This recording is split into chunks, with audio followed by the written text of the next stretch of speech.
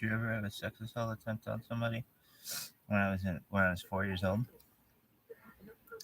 I really feel badly about this, but there was this deaf girl in our class, or I think she had a hearing issue,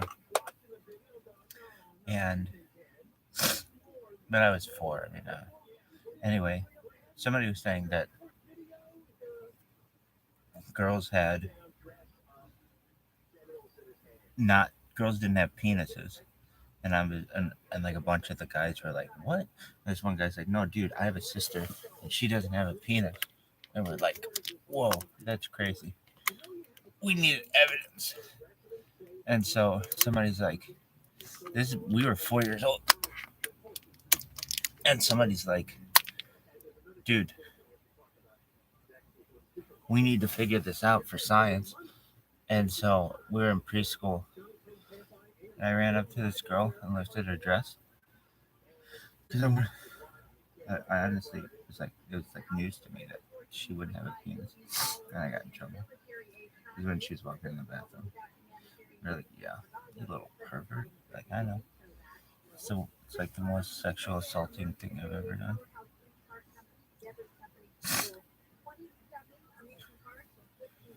Oh my god, that stuff is so powerful. I slept till 3 without even giving a shit.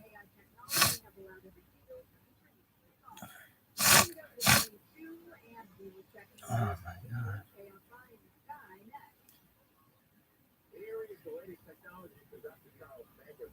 How are your legs? Okay.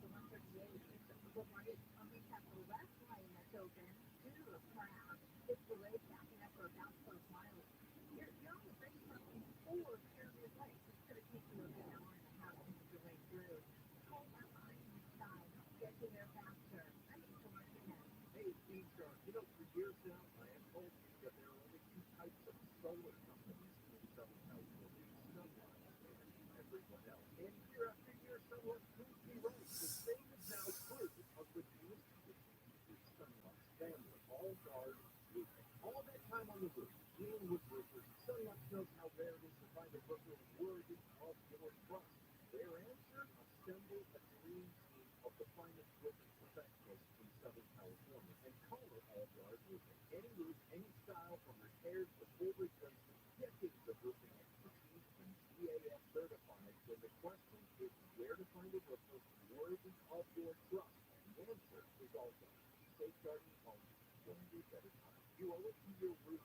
Contact the dream team at All Guard Roofing for a free estimate today. They're just a click away at allguardroofing.com. Allguardroofing.com. CSW 1107661. This is Jacob Evans. If you've been in a truck accident, call April 424 to touch.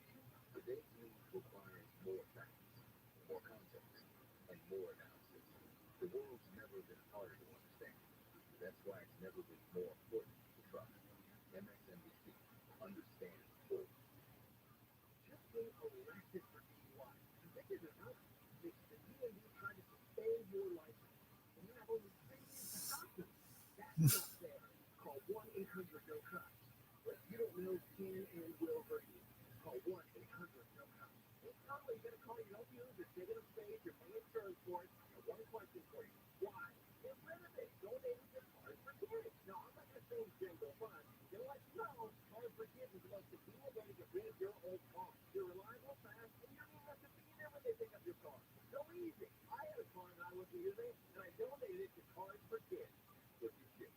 Home is free, you get a tax receipt and a hotel voucher. Just go to carsforkids.org right now to donate. Carsforkids.org. That's Cars for the K. For official rules and more information about contests on this station, go to AFIAM640.com/rules. AFI here. Put it on your screen. Follow it now. Ask AFI AM640. Talk about the Jim Jam AFI AM640 live every day. On the iHeartRadio app, and we're on the radio from 1 until 4, and then after 4 o'clock, it's Johnny Ken On Demand, the podcast.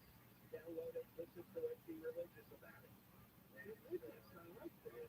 You want a long cult, huh? Same as the radio show that goes for it. It's true, that's what's right. So there's no commercialism, no marketing. They cut out Deborah's parties. Oh, gee. Well, good luck. The news is in front of you. That's right. Later, if you're hearing it tomorrow, that's better if you receive it. Well, it's not here. It's a good timing. So, what? No, this is my news. Back. It's just fine without it. Did you enjoy World Food Day yesterday? I did. Thank you. I did. You called it the chicken cake. Yeah, I What? that's my green coat on World Food Day. Your coat. Wasn't it? Yes, was. Yes. The green coat, yes. Yeah. Yes. Very, very flashy. People either loved it or hated it on social media. I could see both. If the green is a little sudden, so And the big fishy faux fur collar. And then the top. I get it. To be a little much. you look like a poser. Come on. Oh, well, I love it. It brings out the heat in my eyes. I don't think I ever wear any green clothing that is a weird color. It's all right. Well, I'm a football uniform or something, but no, I love green. I don't like to something. That's a short down. Okay. Another warning that the voice line is tomorrow, and we got plenty of room. So leave a message in the iHeartRadio app or call this toll-free number 1-877-466, 1-877-664-7886. I think that is purpose because you can read the voice line number right after Deborah Moore, back and forth. Messages concerning Deborah Moore. All the voice line tomorrow will be about the green. Your existence just enrages people. People either love me, just read the comments on Instagram. I just got an email from a listener who said he's going to spend a bunch of the show to hear us talk about your vegan. I did get There's Eric Infoy, he thinks it's all great. What a sad, lonely person. Well, you'll enjoy this from the world the public education, Oregon has just dropped all their graduation standards. It's all strange. In the name of equity, everybody passes who gets to graduate. Oh yeah, that's equity. In the name of equity, nobody has to know anything. So everyone's the same now. Reading, writing, and math skills are not required for you to graduate high school diploma now in Oregon schools. See, say that again. Basic reading, writing, and math skills not required to graduate high school in Oregon. Well, oh, God. The second floor is responsible. Before that, they had something that read, you have to be able to read and comprehend a variety of texts, write clearly and accurately, and apply mathematics in a variety of settings. Students were required to have safety skills by earning at or above a certain score in the Oregon statewide summative assessment. Now, Dr. Witt, all you have to do is sit there. There is no incentive to learn anything. Just sit there. Like a vegetable. They're going to be graduating human vegetables by the thousands every year now. Because if you tell people that there's no incentive to learn, there's no reward, then they're not going to learn. Why would they? Every year we see the same thing when we get these standard test scores. And California is no different. I don't know if they've done this year yet, they probably will. That they don't like the racial gap, right? When they look at the public school test scores, they always see that the children of color are lagging. So in Oregon, I imagine it wasn't any different because I said, well, let's just scrap all the requirements. Then nobody wants to make so many graduates. So no one has to learn. No one has to know anything. Yeah, okay. That's a rational decision to make. What's the right thing? Yeah, go ahead. 43% of students in 2022 were proficient in English, which means 57% were not. 69% were not proficient in math in 2022. This is before they dropped the standards. Yet, with a graduation rate of 81.3%, Oregon class of 2022 set a record for the second highest four-year graduation rate ever recorded in the state. Graduate. See, that was because of COVID, they suspended some of the test requirements, but now they decided to make them more permanent. So they're going to keep bragging about a graduation rate, but there's no requirement to learn anything to graduate. Well, what are you going to get in the long run here? If for the next 10 years, nobody learns any math or reading or writing, then what is Oregon going to have? As the face of their adult population, of their workforce, what do you have? Illiterates? It would be hard to hire someone, right? What are these people going to do? What are businesses going to do? How's anybody going to make any money? They don't have any skills. I remember years ago in California, we had this problem that they were just passing kids through. And so when they got to the community college, they had to take remedial classes to catch up.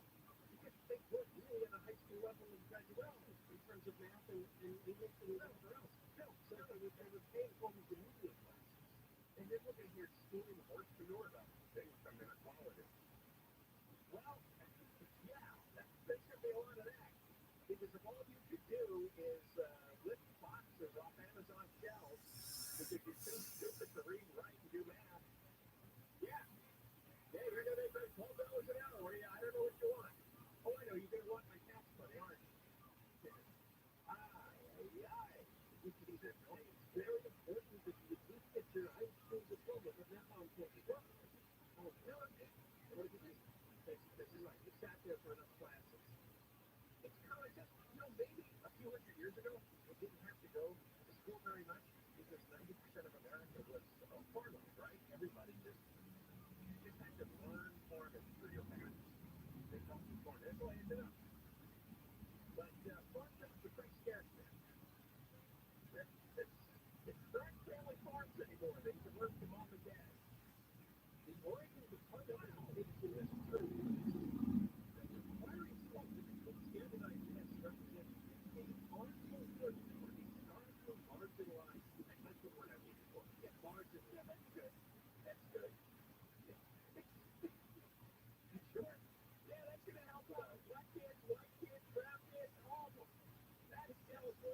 also like the SAT requirements to get into the schools. I think that happened earlier this year or last year. SAT and those other tests that you in other states. You were just off the desk.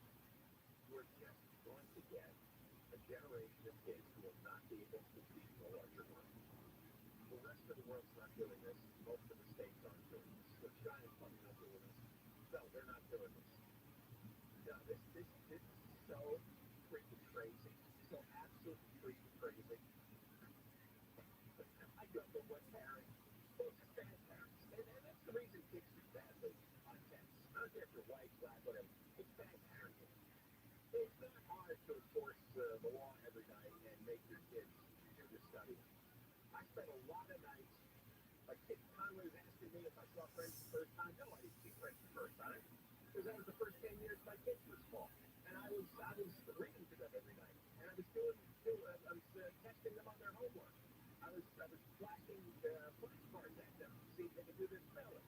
That's what you do as a parent. And I'm not patting myself on the back. There's nothing superhuman. It's just obvious. That's what you do. It seems like it's the minimum, right? Yeah, right. What's the minimum? Right? And if they didn't know stuff and worked on it so they could go to school the next morning and pass the test. That's what you do if you're a mom or dad. That's your job. That's what you do. You don't have to worry about the teachers. The teachers do their job all day, and then you just reinforce it at night. And it's a virtuous circle. And then at the end, it's like they do well enough based on what they're capable of doing, and then they become productive. You're going to get more people on the streets on that. You're fentanyl. You're going to get all that jobs in the world. You're unemployable. If you can't read, write, or do math, you are unemployable. Unbelievable. We'll be right back, Johnny 10 KFI, AM 640, live everywhere. iHeartRadio app. And Deborah Marcus live in the KFI 24-hour newsroom. Mortgage lenders Freddie Mac is the average rate on the benchmark 30-year home loan fell slightly this week, and in the 7-week climb, the average rate dropped to 7.76% from 7.79% last week. The companies that own Magic Mountain and Osprey Farm are merging in an $8 billion deal, and UPS says it plans to hire more than 60,000 seasonal employees for the holidays. We're going to go to the 91, and we will check in with KFI inside next. Saddleback High Center. I went there years ago to that terrible blurry vision. Now, you got bad blurry vision. I know how that feels.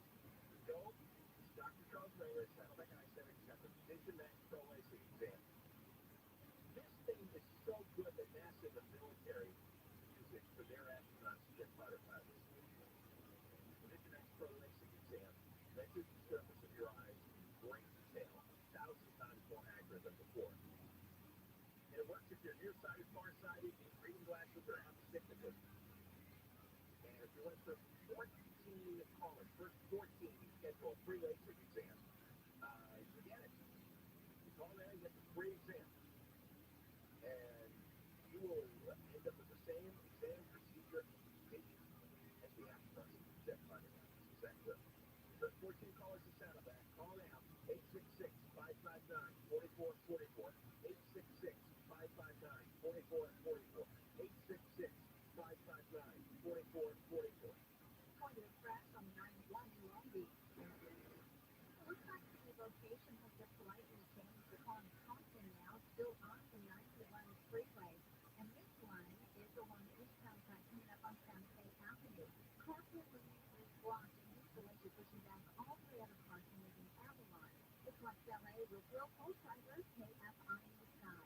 Well, took a fast drive home this afternoon on the 405 northbound, right at Wilshire and past Wilshire. We got a crash in the right lane there. Several vehicles involved, and it is slow as you get away. It's like all the way back from Slauson, Culver City on the northbound side. Now, once you get past that, it's not a bad drive from about 40 up to Mohawk. Then you can hit the brakes again. And it gets slow over to the north end of the valley. Also, we've got 101 southbound at just Cash Valley Circle track. We're actually a small block from there in lanes, and that's not the big delays in Las Virgins. Real Cold Driver, KFI in the sky. Ontario goes on to the 15, slowing down between the 60 and the 10. KFI in the sky. Get you there faster. Thank you for watching that. This is what's trending from iHeart Sports Network. Presented by DraftKings Fantasy Sports. Sam Talbot appears likely to man the crease for the Kings to take out the Trillaionaires on the road. The Chargers signed tight end Nick Gannett to the active roster. There was a vacancy left by tight end Trey McKinney, who was waived yesterday. Big Ten coaches are clamoring for the conference to act on the sign-stealing allegations surrounding Michigan football. The NCAA launched an investigation into the program 2 weeks ago. I'm Jeff Evans. Check out what DraftKings has to offer with code SCORING. Because life's more fun when you're in on the action. DraftKings, the crown is yours. Gambling problem? Call 1-800-GAMBLER. Age and eligibility restrictions apply. Void or prohibited. See DraftKings.com for details. This report is sponsored by Amtrak. No one does full travel like Amtrak. That's because now more kids age 2 to 12 ride for 50% off. So not only will you travel comfortably, you'll save too. Book now at Amtrak.com. Restrictions apply. The word mental health awareness is a serious impact on our youth, increasing the demand for behavioral health services that talk about change. California is creating a certified wellness coach profession for communities, sponsored the California Department of Healthcare Access and Information. This week's marketer, David Nussbaum, Executive Vice President of Worldwide Marketing at Warner Brothers Discovery, weighs in on regional audio marketing and the Everything that we are doing is incredibly data-driven. We are getting signals in every single day about how specific audiences are performing. So although we're marketing at a very broad scale, and that does include specific local markets, that's really the beauty of iHeart Network. You're not serving the same message to a consumer in Nashville necessarily that you may be in New York. We have the ability to be very specific and very personalized, but it is tremendous. Media gives marketers access to all, from national to local, every audience, live conversations, trusted influencers, and insights and data you need to grow. Not just a media company, iHeartMedia is your access company. If you're a marketer, go to iHeartResults.com. The whole team starts like ready to take, heal, and see the difference of excellent water. And the Lifeforce Whole Home Water System lets you taste the difference of filtered water from every tap, and feel the difference of softer skin and hair. The difference between scale data.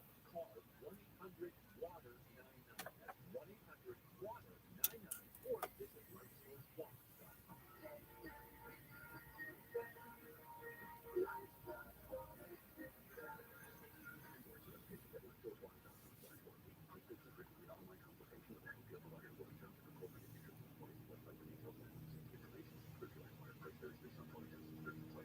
Hey guys, did you know that the generic form of Viagra that works just the same, but it's 95% cheaper, and you can get it online? Go to Hinge.com/radio. You get a nice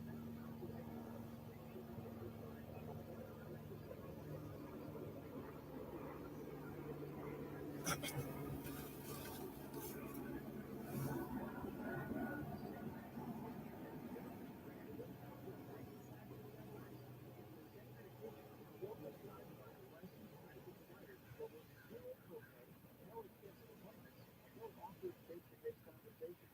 To start your free online visit, you need to go visit exclusive address, Hinge.com/radio. That's Hinge.com/radio for your free online visit. HIMS.com/RADIO. There was a global trend in Malibu, a big, huge overpass for the mountain line over the 101 freeway. Where's the overpass for the Pepperdine thing? The Joe Rogan Experience. Drink my name, Joe Rogan Podcast, my name, all day.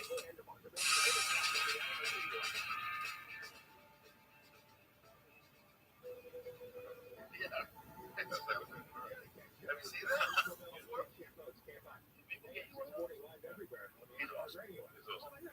He's pretty edgy. It's amazing that he puts out a piece of art per day, 365 days a year. Yeah, I was following him on the X platform, Twitter, but some of it was too jarring. Too jarring, some of the images. Yeah. Well, cheers, sir. Happy Halloween. Thanks for doing this. Appreciate it. Thanks for rolling up in the Cybertruck too. Yeah, I got a chance to look at it in the factory, but that was almost was that like a year and a half ago or so? Was it? It was a while ago. Yeah, a year ago. Yeah, at least a year.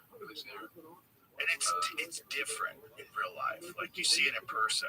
Like images are just, we were talking about it outside, that you just can't contextualize them. Yes. It looks so odd that you have to see it in the flesh. It looks like computer graphics in reality. Yeah, it's the coolest looking fucking production car that's ever been made. It's bulletproof, literally. Literally. Yeah. One of the videos we're going to show is just going whole, like full Al Capone. Just like if Al Capone showed up and emptied the entire magazine of a Tommy gun into the side of the car, you'd be okay. The only thing that's not bulletproof is the glass. The glass is optionally bulletproof. Oh, it is optional? If you want it, you can make anything bulletproof if you want. But the glass has to be very thick for it to be bulletproof. So it can't go up and down. So if you want to fix glass, then how do you order drive-through? yeah, exactly. Yeah, that's a It's problem. awkward. You gotta pull ahead, open the door, and get out. But it's okay, you get stuck. Yeah, you just duck. Where away are you from full, like, delivering them to people? Has anybody got them yet? We plan to do our first deliveries next month. Oh, wow. So now it's just testing and fucking around? The hard part by far is manufacturing, not designing the car. And there's just not really a movie about that, but there should be. In the sort of the movies will always be about the sort of inventor who invented the car, and then the job is done. Right. That's who invented the object. Now the job is done. This is not true. That's the easy part. The hard part is manufacturing by far. Why is it so much harder than making an individual model?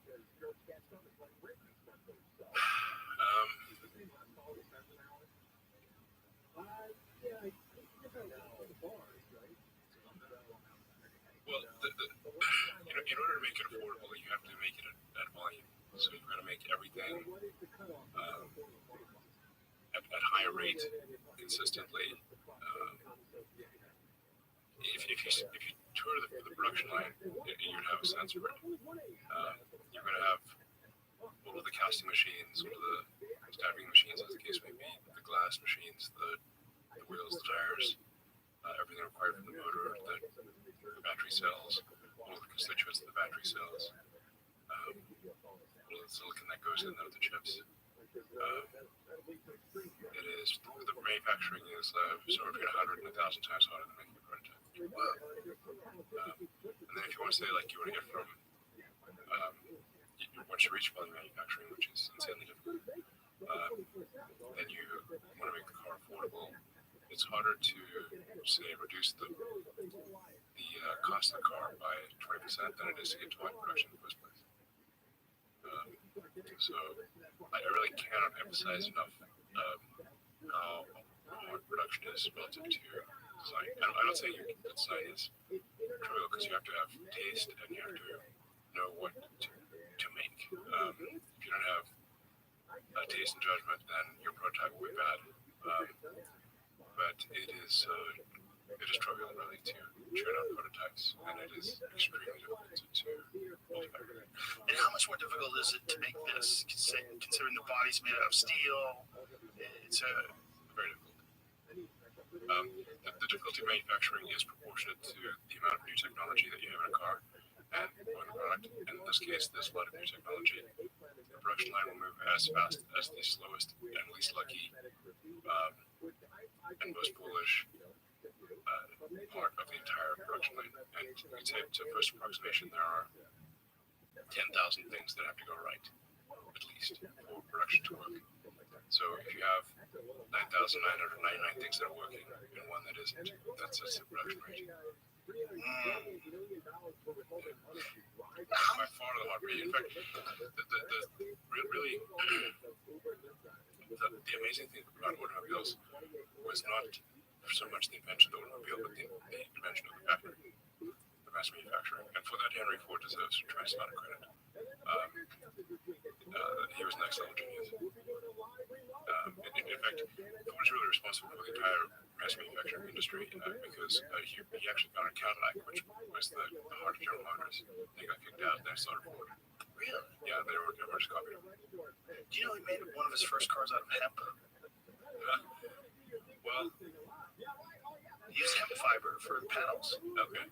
Yeah, it's this fascinating video of him banging on it with a hammer. This hemp is bizarrely durable when it's compressed, and when they take the fibers, and I don't know what kind of epoxy they use or something to put it all together. But what it makes, the actual physical form of it is insanely light, like fiberglass light, but very, very durable. See if you can find that video. It's kind of crazy. Henry Ford is banging on what was the hood of it with a hammer. There it is. So this was like, look at that. Isn't that crazy? That's well. I don't know why they stopped making that. That was from 1941. How much does the Cybertruck weigh? Depends on configuration, but it's about 7,000 pounds. Well, there's different versions, but 7,000 pounds. It's like similar to, like it's a heavy truck. Like a Ford F-250 or something like that. Yeah.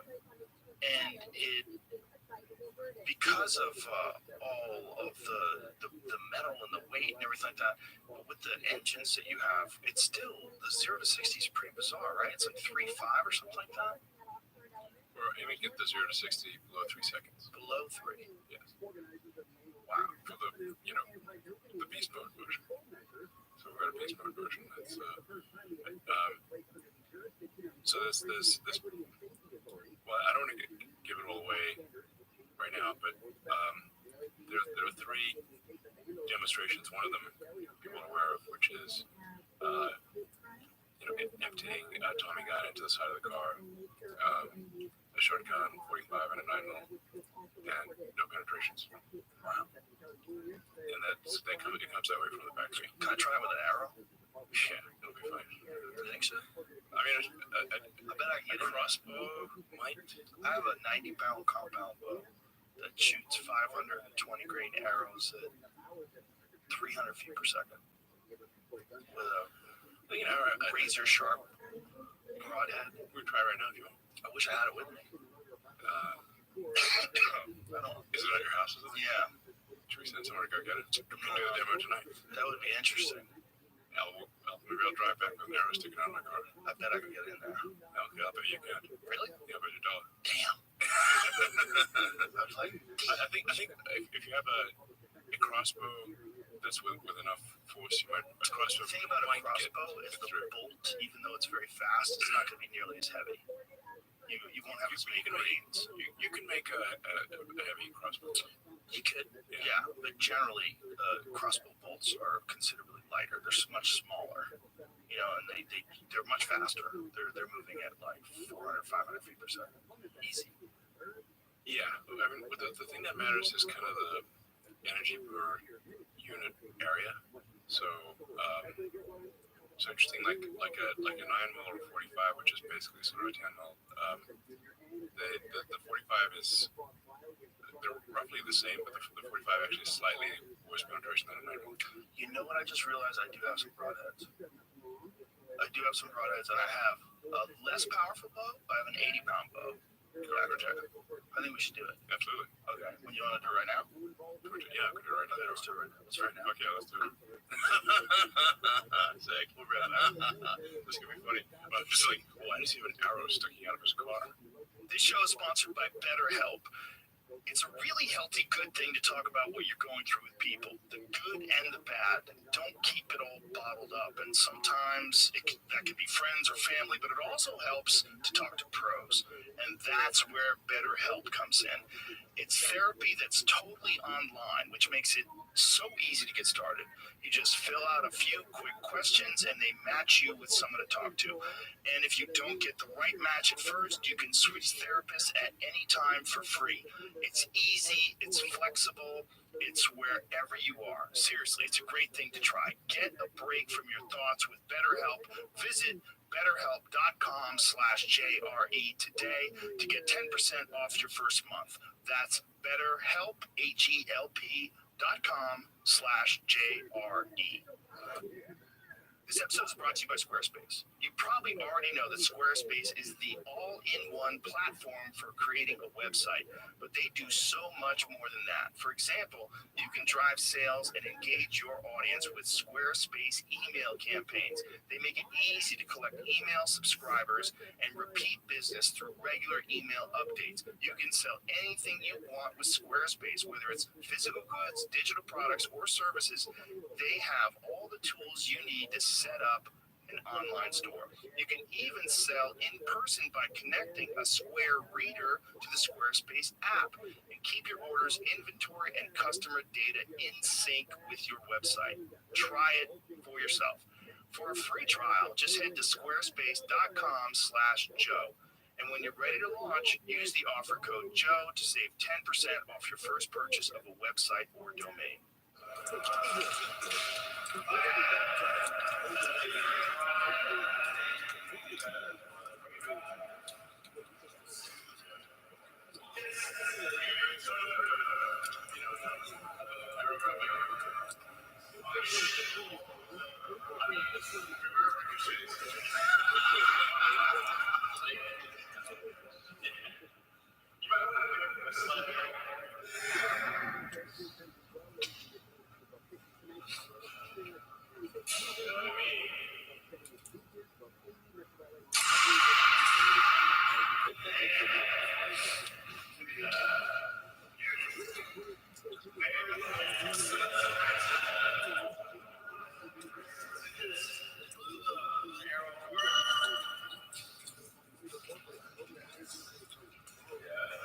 Flatten the tip of the arrow.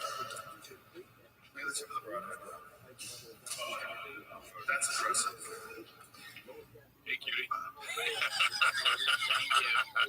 Well, now we know. So we just shot an arrow into it, and it barely scratched it. Yeah. It was probably moving 275 feet a second. That was a 525 grain-ish arrow with, even more than that, because it had the 125 grain head, so that was 545 grains. That's impressive. Yeah. Very impressive. It just destroyed the broadhead. The broadhead flattened at the tip, and then the arrow blew apart. Yeah. Amazing. Yeah. It's like I said, you could. We have a cool video we'll show at the Handover event next month, which is emptying an entire magazine of a Tommy gun, which I think is like on the order of 50 rounds. You're just going full Al Capone, like on the other side of the car, shotgun, 9mm, 45. And you built it like this just for fun? Well, I mean, Because it's cooler? Because you can? Trucks are supposed to be tough, right? Yeah. So, is your truck bulletproof? No, mine's definitely not. Exactly. If I shot mine with my bow, it'd go right through it. 100%. So, if you shoot any normal car, unlike in the movies, where people hide behind car doors, a car door is basically very thin, mild steel. If you shoot a gun at it through like a regular truck, it'll go through both doors. So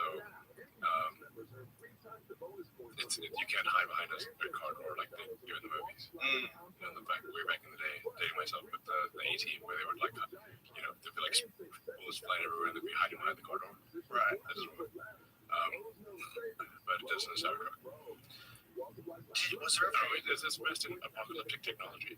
Yeah, well, You don't know. it's an amazing car to have in the apocalypse. Yeah. But does it still do this thing where the ride height raises? Yeah. And there's also no regular drivetrain, so there's no axles that are the impediment to going over rocks and things like that. Yeah, normally in other vehicles, in gasoline diesel vehicles, you've got the differential, which hangs down low between the rear wheels. So you look under a truck, there's almost always a differential there that's hanging down very low. So if you hit the diff on a rock, it'll break it. Yeah. There's no the bottom of the Cybertruck is completely flat. And it has the best clear height of any vehicle. How far away are we, if it's ever going to happen at all, from having a vehicle that can operate entirely on solar? Well, you've got a Swift area thing. So it's about a kilowatt per square meter, normal to the sun, roughly. So you just it really depends on what kind of mileage. You can't. You don't have enough surface area to keep the car going just from the car surface area. But if you had like something that folded out, you could make it self-sustaining. Something that folded out, so like you could park it and then leave it on. Yeah, you'd have to like unfold like the Starlink satellites do, where you unfold the solar panels. You just need more surface area. Is there any potential for an advancement in technology that would make a smaller area much better at conducting sun? Nothing. No, it's a kilowatt per square meter. That's what you're gonna get when the sun. If you're normal to the sun, so 90 degrees to the sun. And there's nothing that can accelerate that, or no. That's just literally the solar That's just energy. it. Yeah, so then you multiply your efficiency by that. So if your conventional panels like maybe 25% efficient, if they're a good one, so you get like 250 watts per square meter. There was one car, what was it, like a Fisker, that was using a solar panel that claimed that it was operating like the electronics, like you could start the radio. Yeah. I mean, you can definitely. You just don't have enough surface area for like.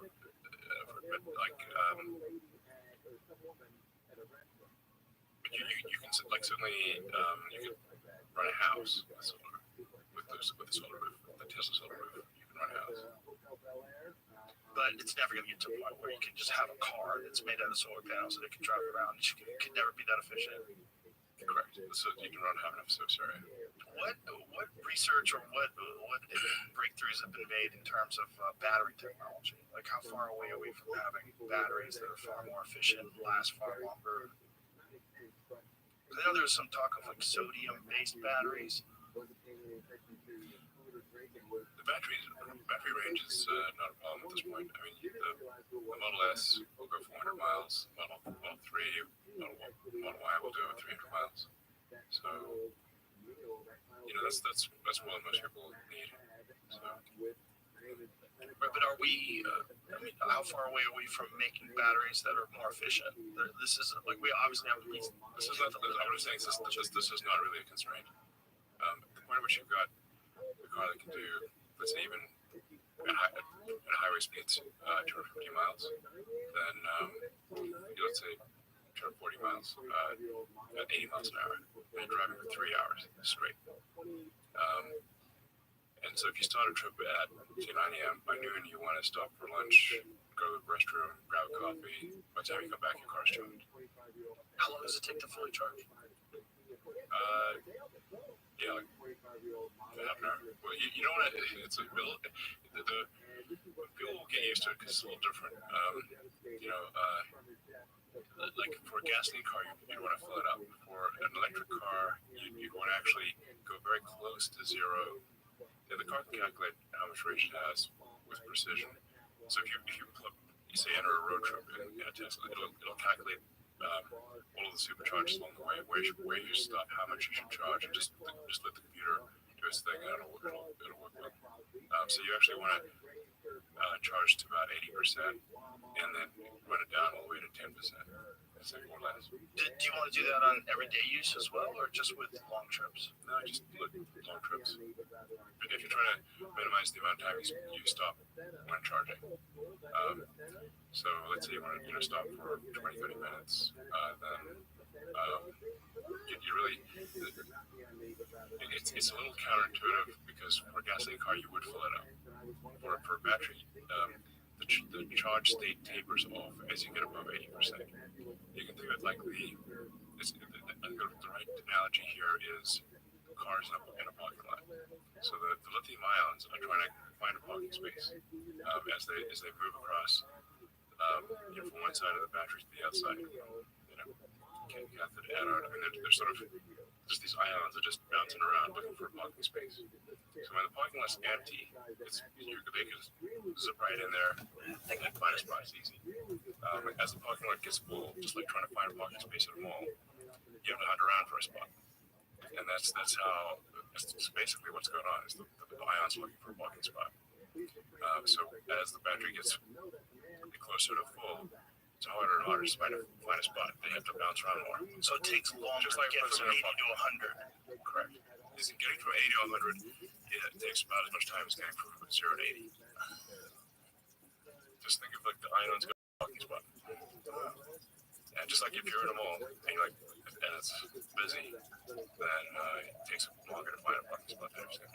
So essentially, you're satisfied with the technologies available right now in terms of like the amount of mileage that you get out of it, and things along those lines. Yeah, range is not an issue. Cost is more of an issue. So just to make a car affordable, the one-range car needs to be affordable. When you fully roll out, how many of those things, how many Cybertrucks can you guys make a month? We're aiming to make about 200,000 a year at volume production. Wow.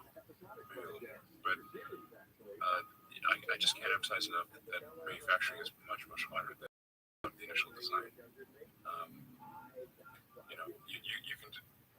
The Cybertruck was easy to design. I'm not trying to trivialize design. It's just what I'm trying to do is to emphasize the difficulty of manufacturing, which is not understood by the public because there's no movie about it. So there's lots of movies about the sort of inventor in the garage, but I'm not aware of any movie about manufacturing. Have you heard of a movie about manufacturing? I can't remember any. Jamie, any movie about manufacturing? Coming in my brain, but I don't think that's what it's even about. So I have no idea. What is that? Michael Keaton was making some cars somewhere, and I was gonna look it up. I mean, it's Tommy Boy. Yes, Silly Boy. That's about a great movie. It's a great movie. Yeah. That might be the only one. That's interesting that it's such an immense part of American culture and also the decline of some Americans.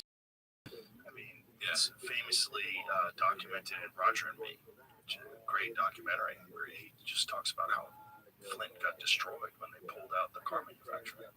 Yeah. I mean, there's a reason why generally politicians are really trying very hard to get a factory in their area is because it's a massive generator of jobs. And for every factory job, there's like roughly five support jobs. So it's like teachers, electricians, plumbers, lawyers, accountants, restaurants. So manufacturing is kind of like a nucleus from which many jobs spring. That's why it's generally, governors and prime ministers and presidents will try so hard to get a factory in their country or region. When you decided to build the Gigafactory, and when you decided, just even when you decided to get involved with Tesla, did you have any idea of how difficult this would be? Did you have a preconceived notion? That's not very difficult. I thought our probability of success was less than 10%. Yeah, I mean, it would be foolish to think anything else other than that. I mean, even at this point, the only car companies that have not gone bankrupt are Ford and Tesla, American car companies. General Motors went bankrupt and Chrysler went bankrupt in 2009. There's some chance they'll go bankrupt again. Ford and Tesla barely made it. It was incredibly difficult to keep Tesla alive when General Motors and Chrysler went bankrupt. So, because manufacturing is the actual hard thing, not by far the hard thing. I just can't emphasize that enough, and I hope somebody makes a movie about that. Maybe they should make a movie about Tesla. Sure. Why not? Yeah. Perfect. Who would you want to play you? How about David Spade? Anyone? No. I don't care if anyone plays me. I mean, I do think that I just went back to Tommy Boy.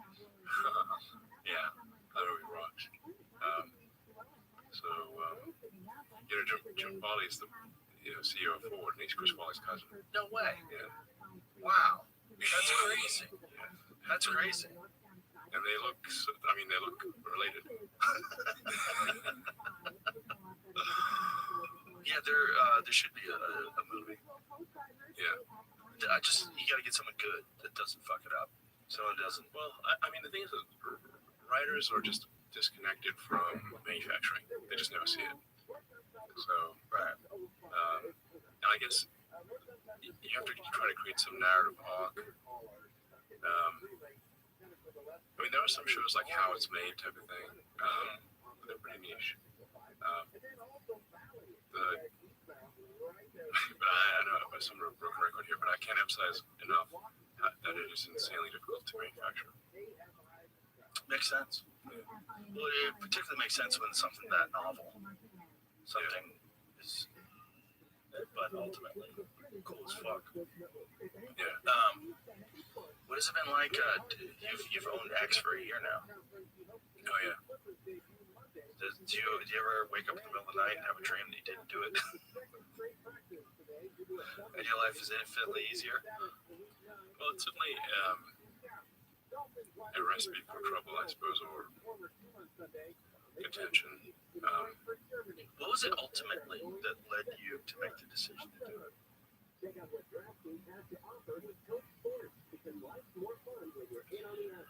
I mean, this is going to sound somewhat melodramatic, but I was worried about that it was having a corrosive effect on civilization. That it was just having a bad impact. I think part of it is that it's where it was located, which is downtown San Francisco. And while I think San Francisco is a beautiful city, and we should really fight hard to kind of right the ship of San Francisco, if you walk around downtown San Francisco, right near the ex-FK Twitter headquarters, it's a zombie apocalypse. I mean, it's rough. Have you been in that area? Not lately. No. I've heard It's crazy. I've heard it's crazy. I've heard you really can't believe it until you actually go there. You can't believe it until you go there. So now you have to say, well, what philosophy led to that outcome? And that philosophy was being piped to Earth. So, philosophy that would be ordinarily quite niche and geographically constrained, so that the fallout area would be limited, was effectively given an information weapon, information technology weapon to propagate what is essentially a mind virus to the rest of Earth. And the outcome of that mind virus is very clear if you walk around the streets of downtown San Francisco.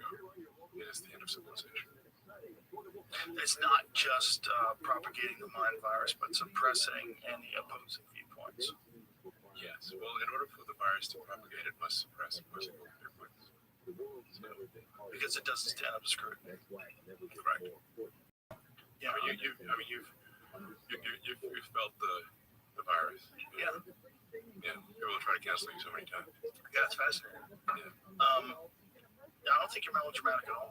I think it's I mean, I don't want to be melodramatic, but it's almost like a death cult. It's a death cult. No, that is exactly right. It's essentially the extinctionists. Like, it's in the limit. It is that they're propagating the extinction of humanity and civilization.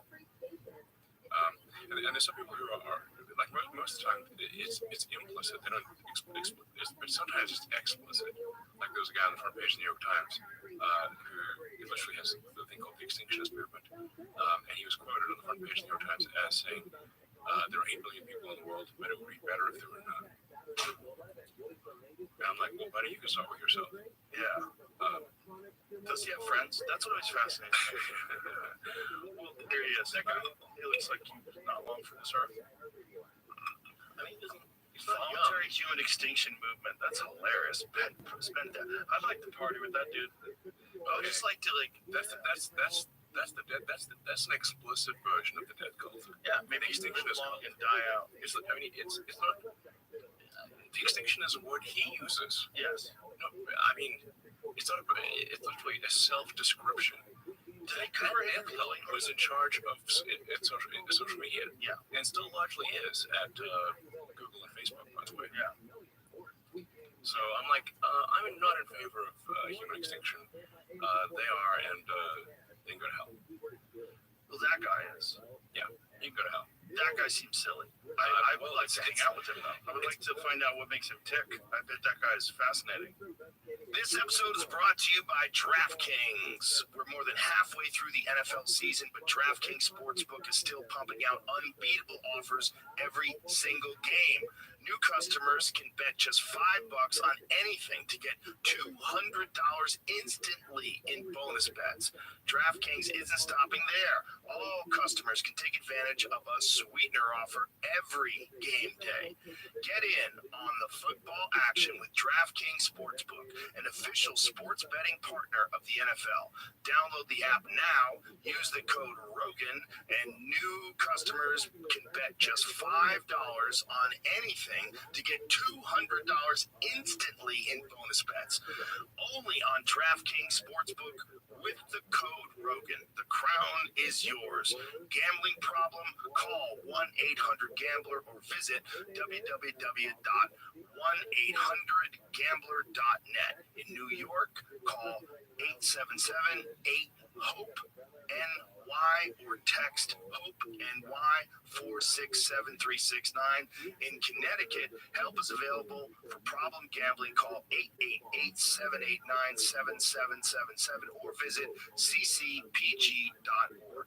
Please play responsibly. On behalf of Boot Hill Casino and Resort, licensee partner Golden Nugget, Lake Charles, Louisiana, 21 plus, age varies by jurisdiction, void in ONT. Bonus bets expire 168 hours after issuance. See sportsbook.draftkings.com/football terms for eligibility and deposit restrictions, terms, and responsible gaming resources. This episode is brought to you by ZipRecruiter. I know there's a whole lot of people changing jobs right now and a whole lot of places hiring, which means if it's your job to hire, you are probably slammed. I see you. But what if I were to tell you that there's something that can make your whole hiring process faster and easier? It's ZipRecruiter. Instead of you doing all this hiring work, ZipRecruiter works for you. You post your job once on ZipRecruiter, and then it sends it to more than 100 job sites, so you reach just a ton of people. Then ZipRecruiter's tech scans thousands of resumes for you to identify the ones whose skills and experience match your job. So you get the first wide net, and then you get it all narrowed down without you having to spend all that time. So hiring heroes, let ZipRecruiter help make your job easier. 4 out of 5 employers who post on ZipRecruiter get a quality candidate within the first day. See for yourself. Go to this exclusive web address to try ZipRecruiter for free. That's ZipRecruiter.com/Rogan. Again, that's ZipRecruiter.com/ROGAN. ZipRecruiter, the smartest way to hire. Well, You get them known for a few days. I'm pro-environment, but the in the limit, if you take environmentalism to an extreme, you start to view humanity as a plague on the surface of the earth, like a mold or something. Right. But this is actually false. The Earth could take probably 10 times the current civilization. The population, you could 10x the population without destroying the rainforest. So the environmental movement, and I'm an environmentalist, has gone too far. They've gone way too far. If you start thinking that humans are bad, then the natural conclusion is humans should die out. Now, I'm headed to an AI safety, international sort of AI safety conference later tonight, leaving in about 3 hours. I meet with the British Prime Minister and a number of other people. So you have to say, like, how could AI go wrong? Well, if AI gets programmed by the extinctionists, its utility function will be the extinction of humanity. Yeah, clearly. Yeah. Yeah, I mean, particularly if they won't even think it's bad, like that guy. Yeah.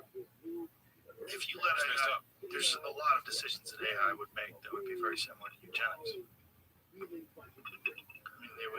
there would be some radical changes in what people are allowed to and not allowed to do that allow them to survive that may be detrimental in terms of like pollution and things like that, but it may be the only solution they have in their area. I mean, maybe AI would come up with some sort of a different structure in terms of how they get power and resources, but There's no shortage of power. Like we talked about solar power for cars, the issue is that cars just have a very low surface area.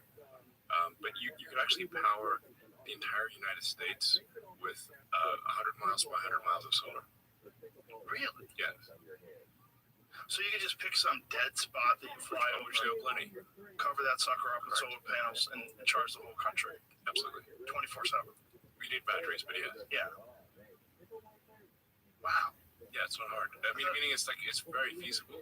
In fact, the sun is converting over 4 million tons of mass to energy every second. And it's no maintenance. That thing just works. We have a giant fusion reactor in the sky.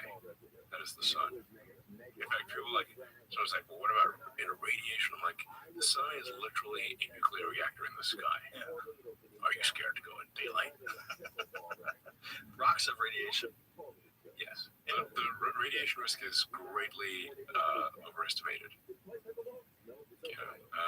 I always wonder why radiation is always bad in real life, but always awesome in books. Yeah, Right? Like, get bitten by a radioactive spider and suddenly you have spider abilities. Get hit with gamma rays, you go to the What hole. if it's radioactive cockroach? If you like the cockroach man. Yeah, you could be one of the X-Men. Yeah.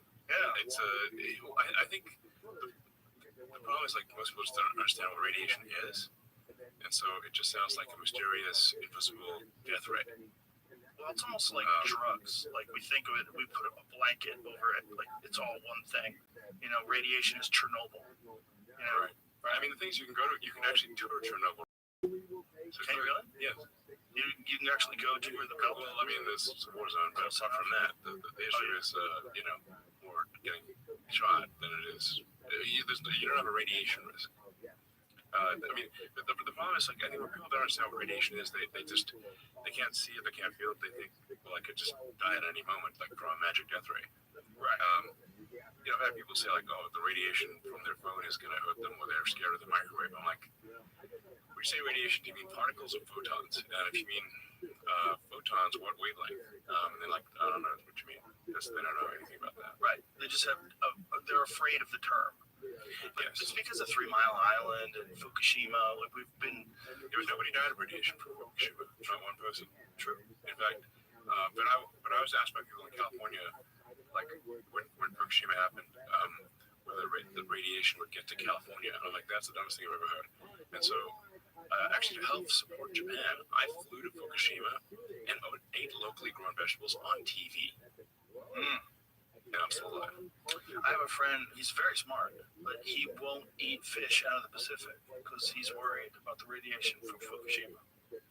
Yeah, that's irrational. There is no physics substance to that. At all. Not even slightly. I'm gonna send him this clip. Yes. Go back to the sushi place, bro. No, you should be. If you eat too much tuna, you can have mercury. Yes, correct.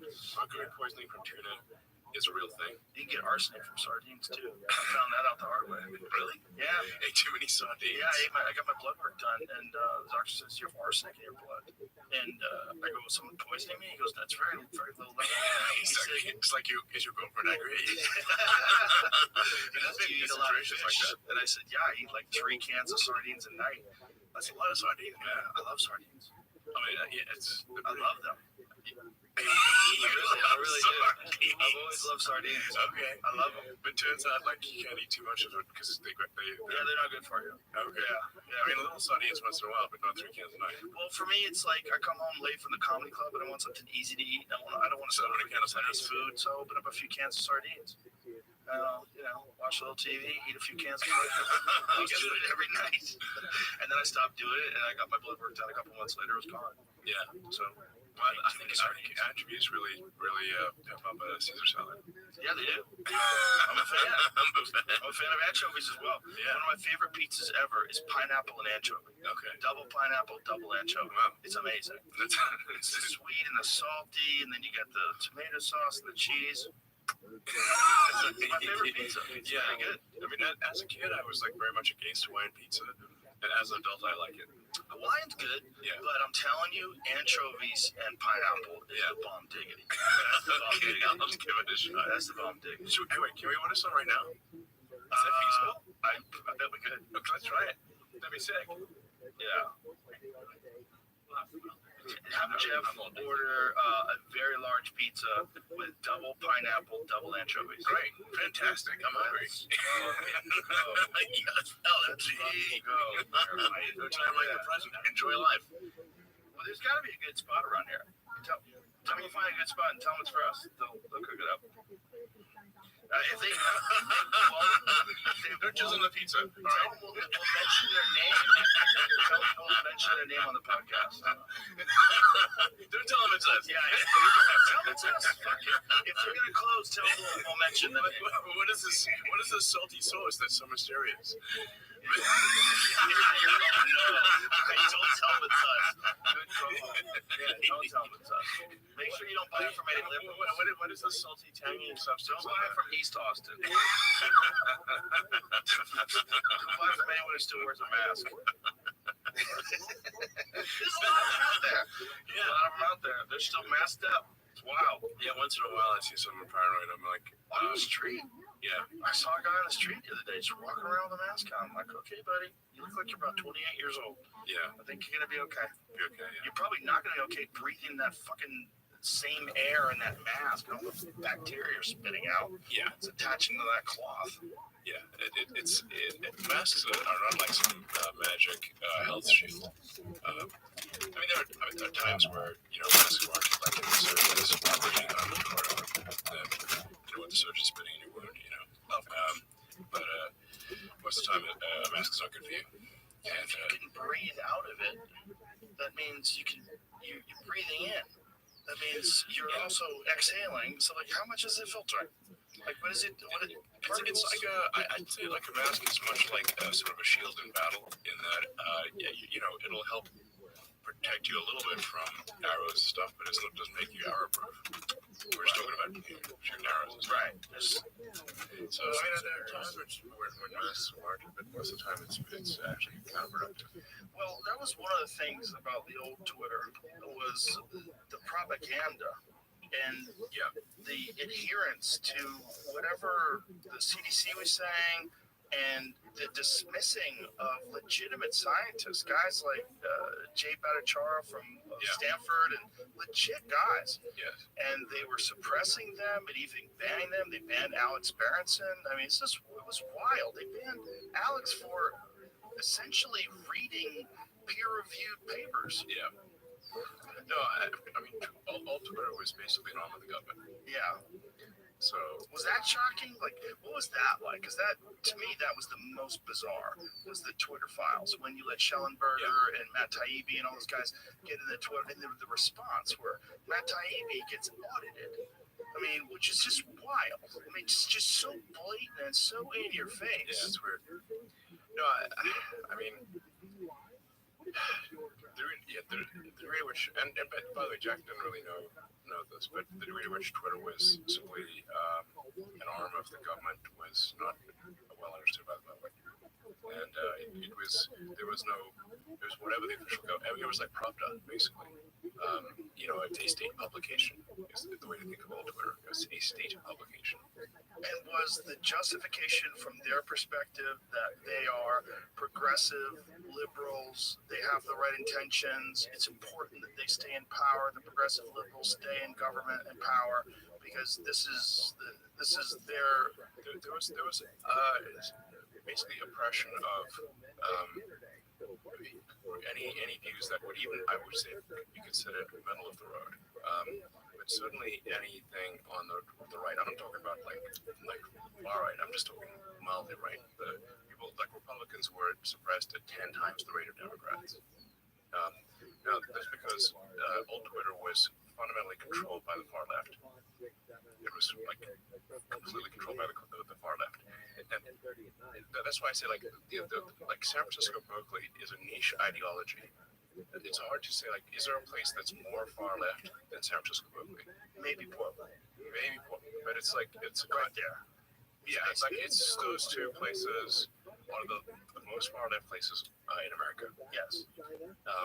So from their standpoint, everything is to the right, including moderates. Right. So, like now, if you internalize a far left position, to you that is not far left. Right. And so they naturally oppressed anything that would agree with their views. That's why I say that it was an accidental far left information weapon. So, because it's like Silicon Valley attracts the smartest engineers, the smartest sort of technologists and programmers from around the world.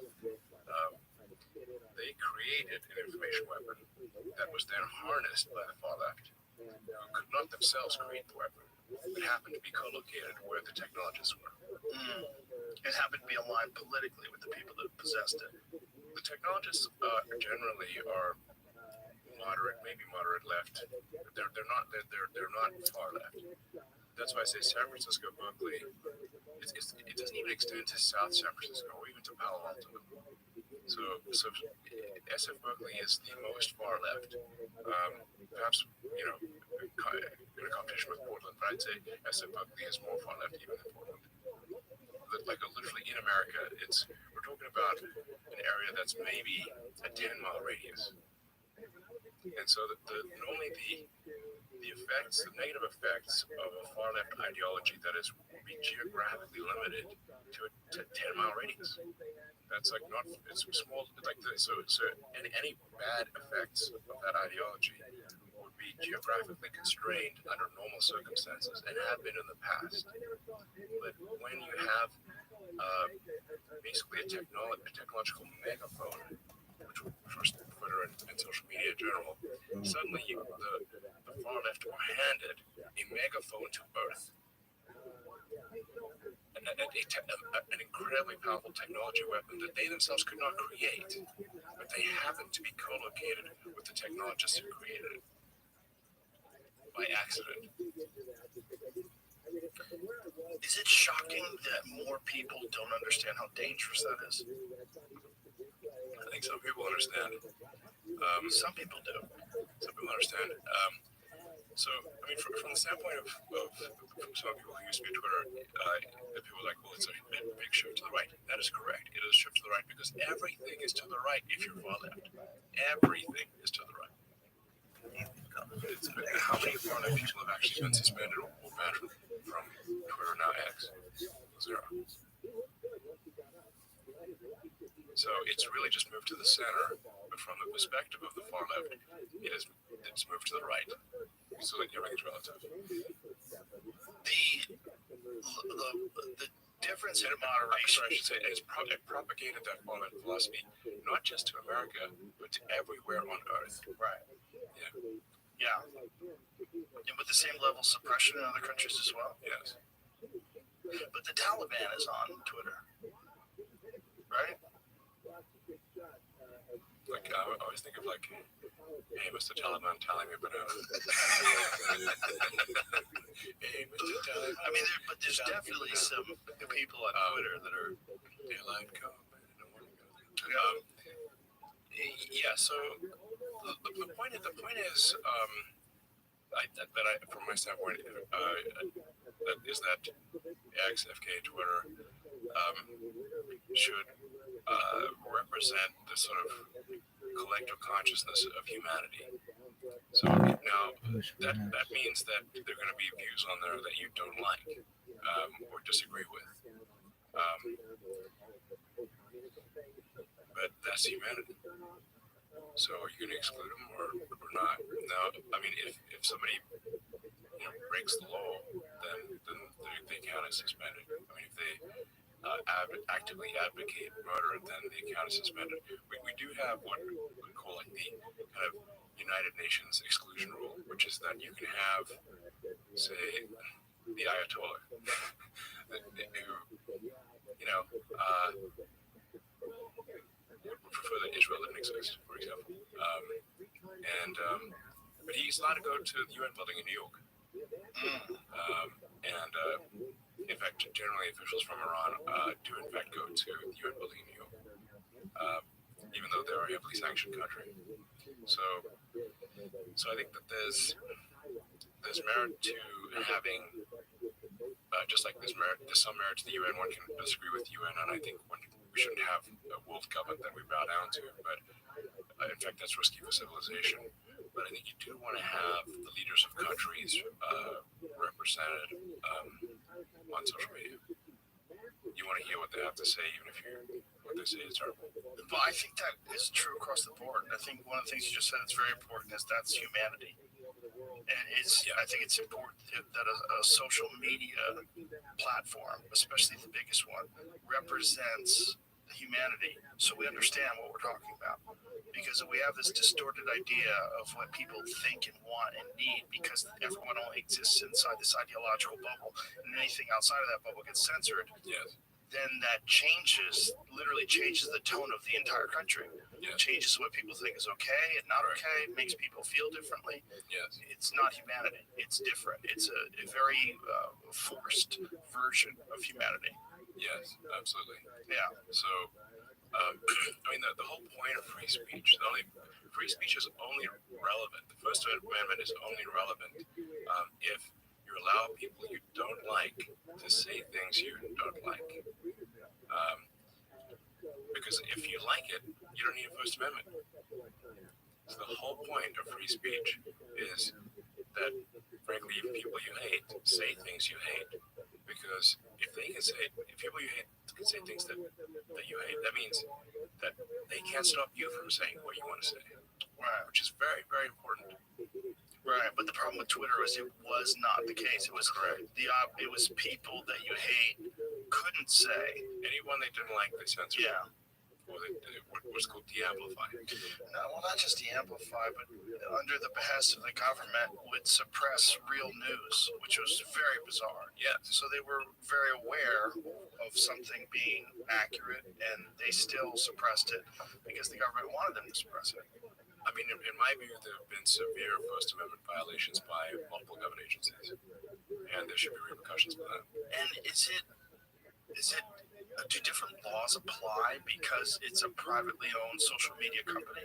I mean, what laws do apply in terms of, like, when you're looking at it? If they go to the arguments that the leftists would use is it's a private company, they can do whatever they want.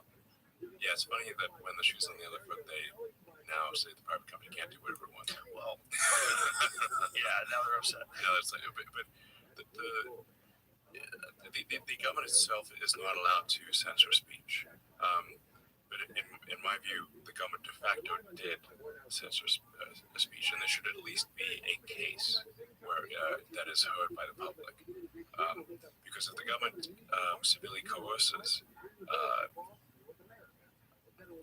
a platform, a sort of coerces the press, then I think that or should be a First Amendment violation.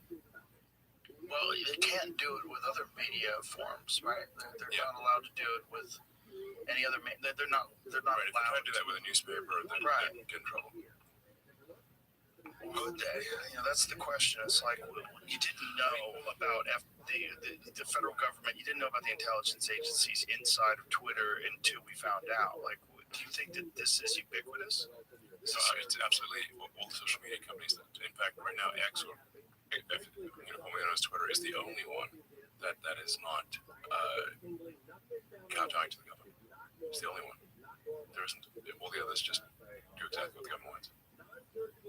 That's wild. Yes. What I was getting at, do you think that that's Yeah. Do you think that that's CNN? Do you think that that's the New York Times? Do you think that that's the Washington Post? If they were going to infiltrate media, Yeah, they're going to infiltrate social media. I mean, it is weird the degree to which the media is in lockstep. Like, why is the media in lockstep? And why doesn't the media question the government? They used to.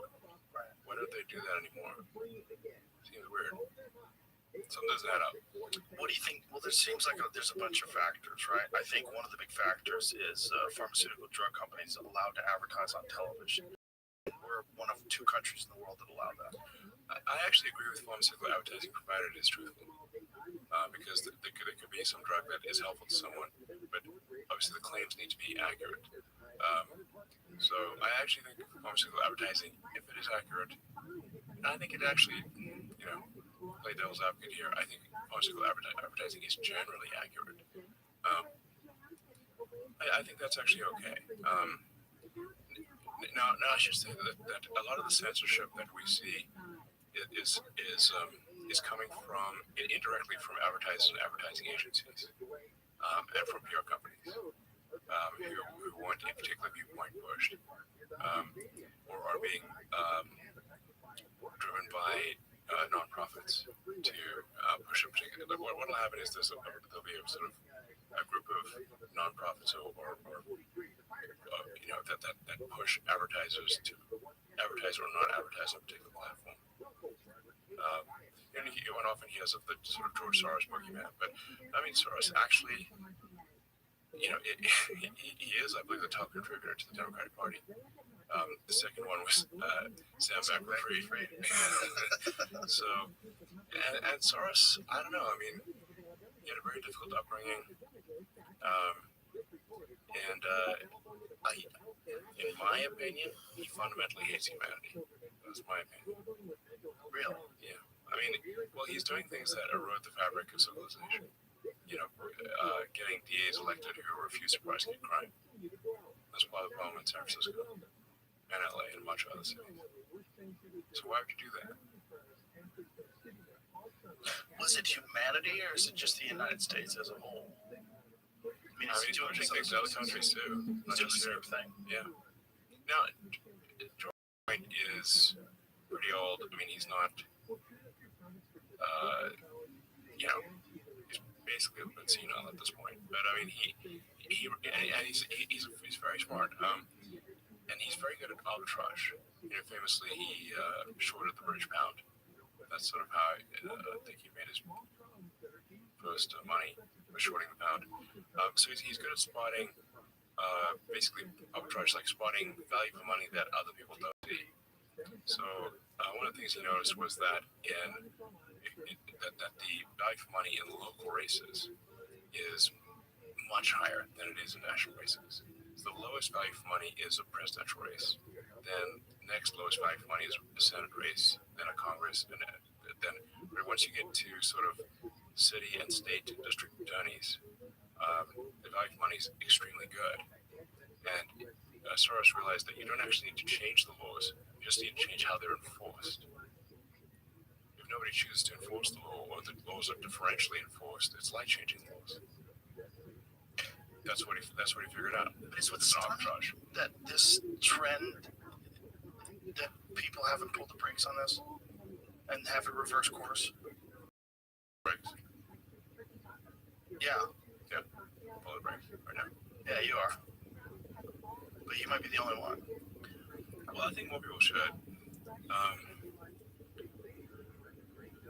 Most people just don't want to rock the boat. Most people are looking for acceptance from society, and they're if there's some negative press article, they're like shattered. I couldn't give a damn. Good, make my day. Well, it's fascinating. If you're a high-profile public figure like yourself, it's impossible to make everybody happy. So there's going to be someone who says something shitty about you. Yeah. Somehow or another, when it's in print, does that mean more?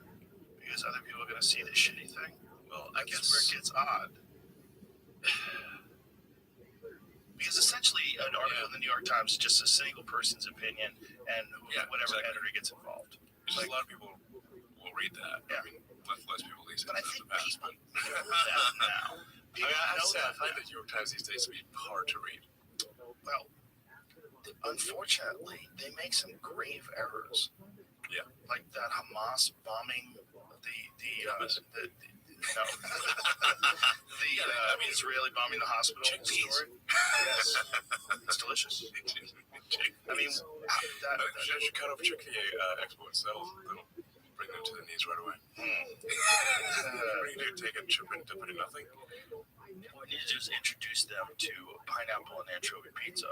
They'll have I hope that's coming. Is that coming? Do we have a pizza name, like a company? I'll get some information. I want to make sure it's a good one, though. Pizza Leo. Oh, that's legit. Pretty close. Okay, there we go. Nice. Did they give us a timeline? I'd imagine it shouldn't take too long. They're not too far away, and it's late, so it's I would have bet 20 minutes, 30 minutes a day. All Max right. 40. Taking care of your health isn't always easy, but it should be simple. And that's why for the last 3 years, I've been drinking AG1 every day. AG1 is a foundational nutrition supplement that supports whole body health. It's simple, effective, and comprehensive. It's just one scoop mixed in water once a day, every day. It couldn't be easier, and it tastes great with hints of pineapple and vanilla. And whether I'm at home or on the road, when I take AG1, I know I'm getting the nutrients that I need to help me feel my best. AG1 is a science-driven formula of vitamins, probiotics, and whole food sourced ingredients that support your brain, gut, and immune system. It's a foundational nutrition supplement designed to raise your baseline health.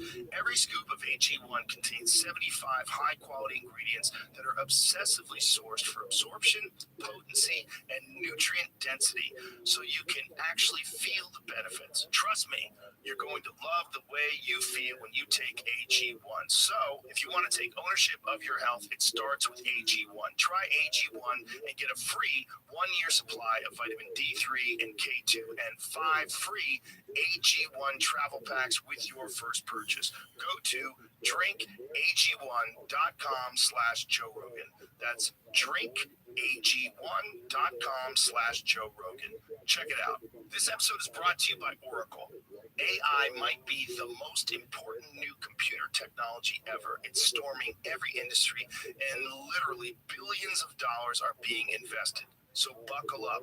The problem is that AI needs a lot of speed and processing power.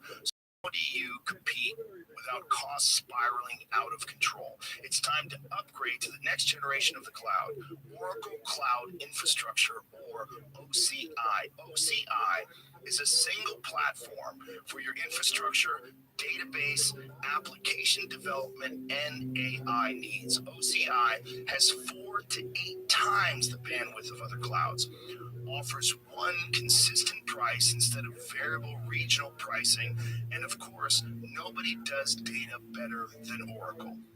So now you can train your AI models at twice the speed and less than half the costs of other clouds. If you want to do more and spend less like Uber and thousands of others, take a free test drive of OCI at oracle.com/Rogan. That's oracle.com/Rogan. Oracle.com/Rogan. You know, that's not like I have to say I've got a lot of respect for. Somebody's like willing to make pizza late at night. Yeah, My hat is, I mean, that is like great. absolutely. You know, Late night food. I appreciate the fun. If you can get a really good late night meal, yeah, hats off. totally, Wigs off. 100%. Yeah, I'm a giant fan of very good late night food, and that's one of the things that like Los Angeles really used to have. Yeah, They had a Pacific dining car where you can get a legit steak 24 hours a day. really? That's Yeah, right. I don't know if it's still open in downtown LA. I believe the one in Santa Monica closed, but a Pacific dining car in downtown LA was a legit steakhouse, and you get we would leave the Comedy Store 2, 3 in the morning, get a legit steak. That's cool. Is that still open? Rarely closed. Fucking COVID got them. And COVID just took out so many restaurants. It's crazy. It's not coming back. Yeah, they're not coming back. Motherfucker. COVID got 70% of the restaurants in LA at one point. Wow. Not COVID, I should say. Policies. Well, Lockdowns. the mind virus. I mean, it's like just crazy. Yeah. Well, that's why I moved here. One of the reasons why I moved here is we came here in May of 2020, and you could go indoors and eat in restaurants. And Yeah, and my kids who were pretty young at the time, 10 and 12, they were like, we want to live here. Yeah, So it's like they're freaked out. Like LA was weird. yeah. I mean, for most of COVID, I was actually in South Texas building this Starship factory, and you know, we're just no mask, no nothing, just building a factory, building rockets, and then, you know, they would have teams from California visit all masked up, and they'd freak out that we don't have masks, and we're like, we're still alive, man. Yeah. So, Did you lose anybody? Did anybody from your factory die of COVID? not that I'm aware of now. So part of it is that, like, that I kind of saw a dress rehearsal, which is that, you know, I kind of started in Wuhan, and so Tesla's got the 20,000 employees in China, And so, the first wave happened in China, and we had nobody died or got seriously ill. I was like, okay, well, this is, can't be that bad. And we're not relying on government statistics. We literally know who showed up for work. Right. Did they badge in or not? And we had no one die, and no one got seriously ill. So I'm like, well, I don't know what the big deal is. Well, there's a problem that people still want to stick to this initial narrative that they believed and that they espoused. They repeated it. And so they'll still fight you on this today. People still fight you today on the merits of the lockdowns, the importance of vaccine mandates, closing schools. There's people that stated an opinion in 2020, and they still are doing mental gymnastics to try to make it seem like that was the right choice. No, it was just a panic. Yeah. And a lot of deaths got ascribed to COVID that had nothing to do with COVID. And in fact, I'd say in the beginning, the cure is worse than the disease. So, because people panic too much, and so that somebody would get diagnosed with COVID, they put them on intubated ventilator for a week, and this was going to basically cook your lungs. So if you're on pure O2 under pressure with a tube stuck down your throat and under anesthetic, this is very bad for you. Like, it's one thing if you do that for a couple hours for an operation, but you do that for a week, it's gonna roast your lungs. Like, with the air that we're breathing right now is 78% nitrogen, 1% argon, about 21% oxygen, and some miscellaneous. So if you ask most people, what are you breathing? They say oxygen. No, you're breathing nitrogen. Only about a fifth of it is oxygen, and there's about 1% argon. I know quite a lot about life support systems because we make spaceships, and you have to keep people alive in a vacuum. So you got to say, okay, what percentage nitrogen, what percentage oxygen you can do, what's the pressure going to be? So like sea level pressure is about 15 pounds per square inch. And the partial pressure of oxygen at 20% is therefore roughly 3 pounds per square inch of oxygen. So in a spacecraft, you want to, especially if you're in a spacesuit, you want to lower the pressure. So you want to keep the oxygen, still give people enough oxygen to function, obviously, but you want to lower the nitrogen content so that you don't have a spacesuit that's at 15 psi, because at 15 psi you just pop out like a balloon. It's like hard to move. So you want to try to lower the pressure, down to around 6-7 psi, maybe even 5 psi. So you lower it to try to keep the oxygen, partial pressure of oxygen roughly the same. So maybe around 3 psi, and then 3 psi of nitrogen. So you got 50-50 mix of nitrogen and oxygen, and then it's getting pretty hot under that way. Wow. I'm sweating. I mean, it's gonna be sweaty and itchy A little bit. Yeah. Can't believe people wear them all day. Yeah. So Anyway, so I know a thing or two about keeping people alive in a vacuum, Right. So, we designed the life support system for keeping humans alive in a vacuum of space, which is very difficult. So we know quite a lot about what it takes to keep people alive. So you don't want to be people, 100% oxygen. It's actually for an extended period of time. This is not good for you. like 80% of the people they put on ventilators died. Yeah. So in fact, I actually posted about that because I called doctors in Wuhan and said, what are the biggest mistakes that you made on the first wave? This was early on. And they said, we put far too many people on intubated ventilators. So then I actually posted on Twitter at the time and said, hey, what I'm hearing from Wuhan is that they made a big mistake in putting people on intubated ventilators for an extended period. And that this is actually what is damaging the lungs, not COVID. It's the treatment. The cure is worse than the disease. And people yelled at me and said, I'm not a doctor. I'm like, yeah, but I do make spaceships with life support systems. What do you do? Like that. I twiddle knobs. I'm like, okay, great. Yeah. Rock on. Well, again, there was this very bizarre narrative that you had to believe everything that the government was telling you. You had to believe everything the CDC was telling you. And that even as time went on and we realized, hey, it looks like this came from a fucking lab. Like, even as time went on, disputing that would get you banned, would get you kicked off of YouTube. Yeah. I think to this day, there's certain things you're not allowed to say in regards to the vaccine on YouTube. As I said, the only media that is not does not have crazy censorship at this point is X. Yeah. That I'm aware of. Everyone else, everything else is censored. Spotify is. That's why this. Yeah. Good for Daniel Ek. Oh, Daniel Ek's the man. Yeah, great. I love that dude. And I think more companies should follow suit. I don't think it has to be this way. Fortunately for us, they're in Sweden, in Stockholm, Sweden. They have a very different Chicago syndrome on all this shit. Yeah. What's wild about nitrogen is that that's most of the nitrogen for fertilizer we suck out of the air. Sorry, what do you mean? Most of the nitrogen for fertilizer we suck out of the air. Yeah. One of the big inventions in chemistry was binding nitrogen. Nitrogen is actually fairly inert, so it's quite hard to actually pull nitrogen out of there and bind it into ammonia. Like basically the process for creating ammonia was actually very The Haber method.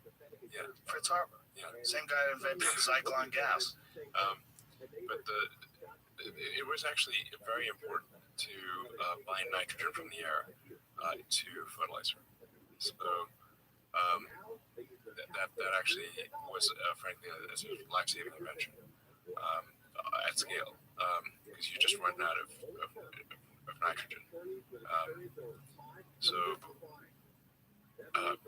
Nitrogen, pure nitrogen is a low energy state. So to try to bind it into fertilizer requires a lot of energy to do that.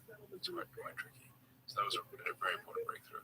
Yeah, I read that 50% of the nitrogen in most people's body comes from that method. 50% of the nitrogen in most people's body that they've consumed from food. Oh yeah, because of that. That might be true. It was a fundamental problem for most of civilization is how you get nitrogen for the plants. The limiting factor, in fact, even in the rainforest, is like the nitrogen is bound nitrogen. When you do eventually colonize Mars, what's the idea in terms of terraforming? Is it contained ecosystems that are under domes? Like, what are you planning on doing to make it habitable? Well, at first, you would have to have a life support system, because Mars has a low density atmosphere, only about 1% the density of Earth, and it's primarily CO2. Now, over time, you can terraform Mars. Terraform means make it like Earth, essentially. And if you warm Mars up, you will there's a bunch of frozen CO2 that will evaporate, densify the atmosphere, and you'd actually want kind of global warming on Mars. Mars is about 50% further away from the sun than the Earth. So it gets about less than half the solar energy that Earth does. And it's believed at one point in time Mars had a much different environment, right? It appears highly likely that Mars had liquid oceans. Well, we had a long time ago. There's a lot of ice. So Mars is covered in ice. And now the ice is then covered in dust for mostly except at the poles. So there's a lot of ice. In fact, I believe if Mars was warmed up, you'd have an ocean about a mile deep on 40% of the planet. So it's quite a lot of water. And do we think that it was like that at one point in time? The evidence suggests that it is most likely that Mars had liquid water. What's the prevailing theory of its demise? Well, just over time, the solar system cooled. So Earth used to be much hotter. In the very early Earth was like molten rock. So really almost nothing could survive in the beginning. We were just a wall of lava. We're still mostly a wall of lava. We're like creme brulee, like there's a thin crust, and it's mushy rock very hot mushy rock underneath. And technically that rock is in a semi-solid state, but as soon as it gets to a low pressure, like pops out of the ocean, you have a volcano, obviously, with lava. Yeah. So it's at surface ambient pressure, we're basically covered in liquid rock. Are you aware of the There's this thin crust on liquid rock. Are you aware of the origin myth of the Dogon tribe? No. There's a tribe in, I believe it's a tribe in, I forget what part of Africa, but they believe that they came from Mars, and that there was a civilization that left Mars, many, many eons ago. And it's a really weird, theory, because they know some things about Mars. Oregon. Yeah, I'm pretty sure. Oh yeah, I'm pretty sure too. But I mean, it's Do they have any spaceships? If they don't have any spaceships, then I'm like, I don't believe it. Well, If they do have a spaceship, I'll believe it. if you parked a spaceship, how many thousands of years you've parked a metal spaceship? Like if you left a Cybertruck in the desert, Yeah. how many thousands of years do you think it would be there for? Before it's gone? If it got buried into it, we'd find it even like 1 million years from now. A million? Yeah. Wow. Really? Well, what you'd find It's stainless is steel. So it'd have to be some sort of an alloy. It's kind of like But iron wouldn't, right? yeah, but you'd have something similar to like fossils, basically. Like the fossils. Okay. They essentially discolor the rock. So eventually, whatever the fossil is, and sometimes the fossil's like an amber or something like that. That is where it still does survive more or less intact. But I mean, there's fossilized like dinosaur fossils or tree fossils. They're essentially remineralized, right? Yeah. Yeah.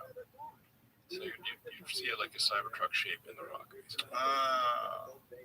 Yeah. But that's it. You wouldn't find an actual Cybertruck.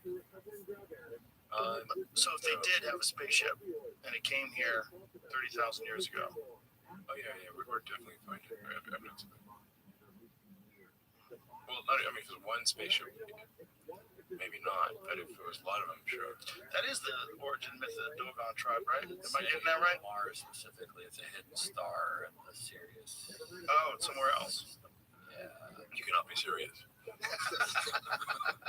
Sirius XM. It's just very strange when people have this bizarre origin myth. Like, I wonder who's the first one to tell them they came from stars. And when we eventually do, I mean, how bizarre. Imagine if you're successful, we eventually do colonize Mars, and you're correct. Earth winds up, through human folly or natural disaster, getting wiped out. And there's only the colony on Mars. And that colony exists for 10, 20,000 years, and they have their origin myth that we all came from Earth. I mean, ultimately, that's going, if this does happen, we do colonize Mars and Earth does get destroyed, and if there, a period of time takes place, like look at the period, like at least the conventional timeline of the Great Pyramid, which is 4,500 years ago. 5,000 years. Yeah. So that's not that much time. Not that much time. No, I mean, if It's nothing on the galactic time scale. right. So if we're talking 20, 38,000 years from now on Mars, people talk about Times Square and what Earth used to be like. I mean, it is. I think like there's some debate. It's like, how do you say when did civilization start? And I'd say like probably from the first writing. And the first writing is only 5,500 years old. Yeah. It's worth reading about the history of writing. But only 5,500 years, and one has to credit basically the ancient Sumerians who aren't around anymore with the first writing.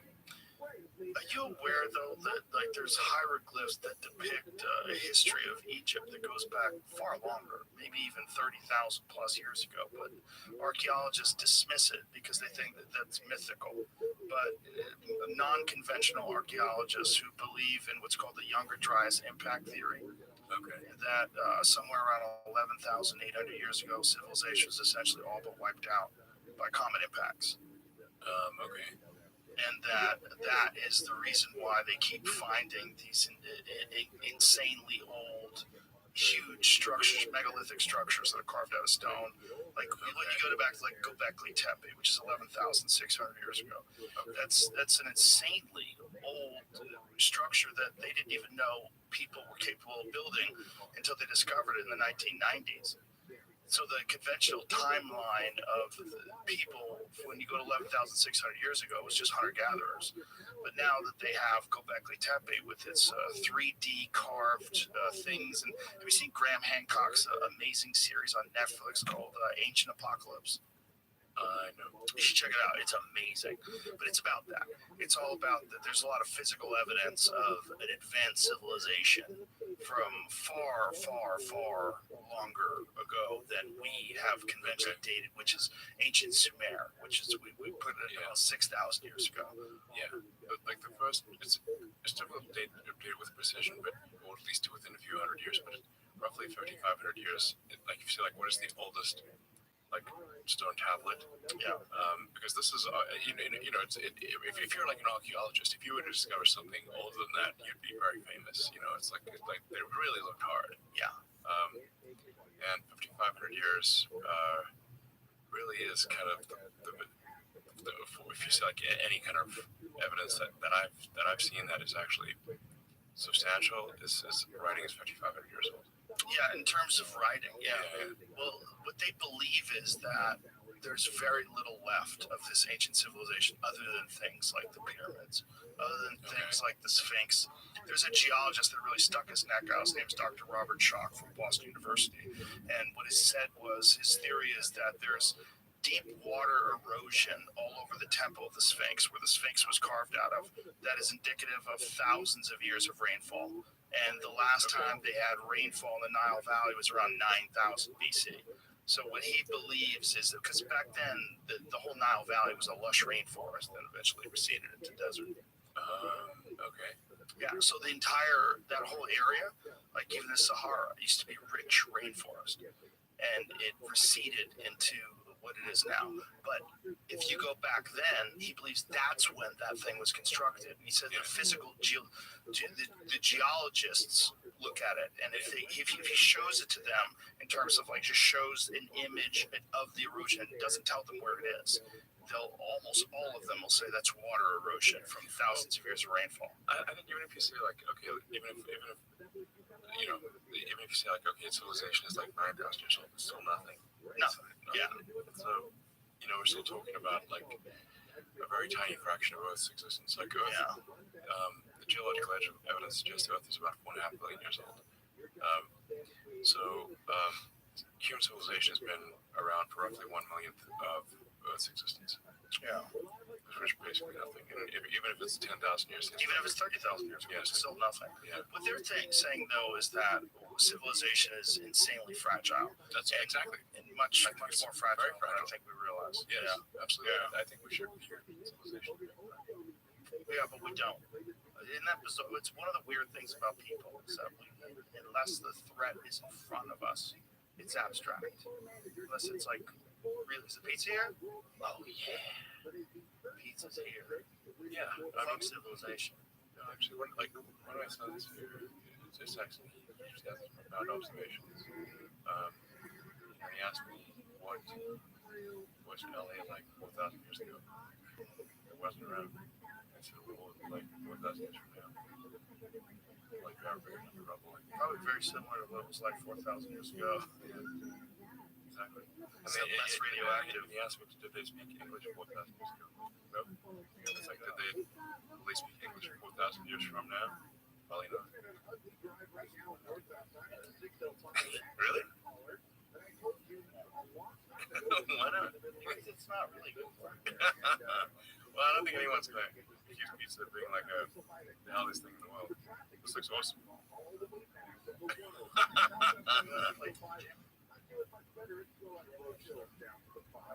All right, so this is awesome. What's the name of this pizza? Living life. Pizza Leon. Shout out to Pizza Leon. Oh yeah. I really hit spot. That's legit. I mean, I'm no David Portnoy. Our pizza analyst. Probably. I'm not gonna rate it. It's excellent. Before I really gets into pizza. Oh yeah.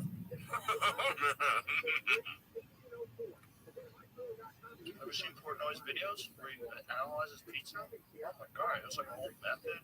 Look at number system. Alright. He's into the crust and the flop and all these different things. Wow. Yeah.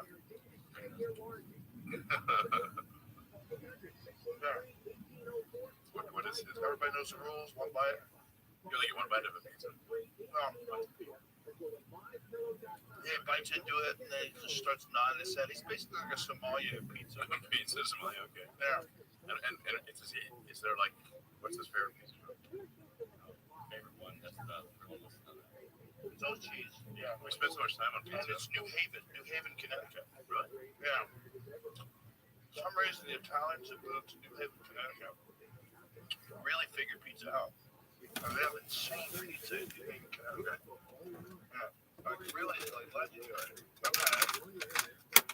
Little comedy club used to work out there for a joke. Back then, it's just, really good pizza. Wow, okay. I don't know why. It seems like something. Yeah, exactly. Yeah, it's not like rocket here. Yeah.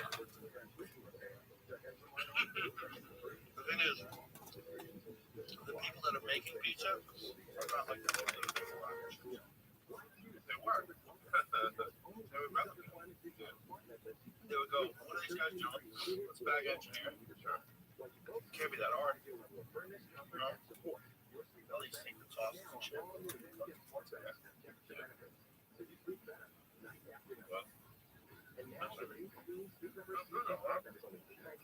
The combination. Pineapple anchovy. Surprisingly good, right? Yeah. But now there's the first pineapple anchovy pizza. Never been there. I don't think I ordered that shit. I still order it, but I would order it for delivery. Are you sure?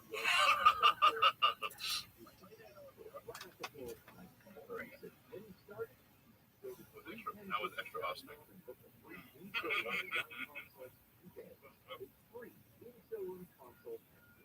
You know why I don't eat this stuff up? I cannot stop. That's the problem. This pizza's too delicious. Oh, so good.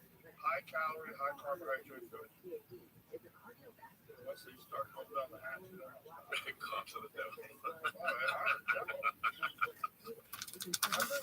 they used to be the base of the chain. Yeah. What would the Egyptians say?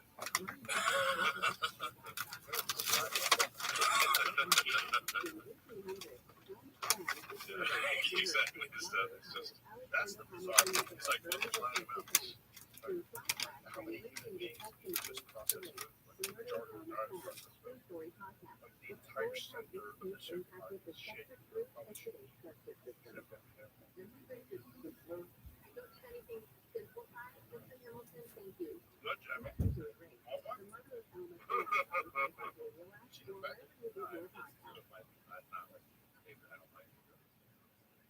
Have you tried it? Dylan, you should try it. I understand. I feel like It shows them about trying it. Shot an arrow at a car.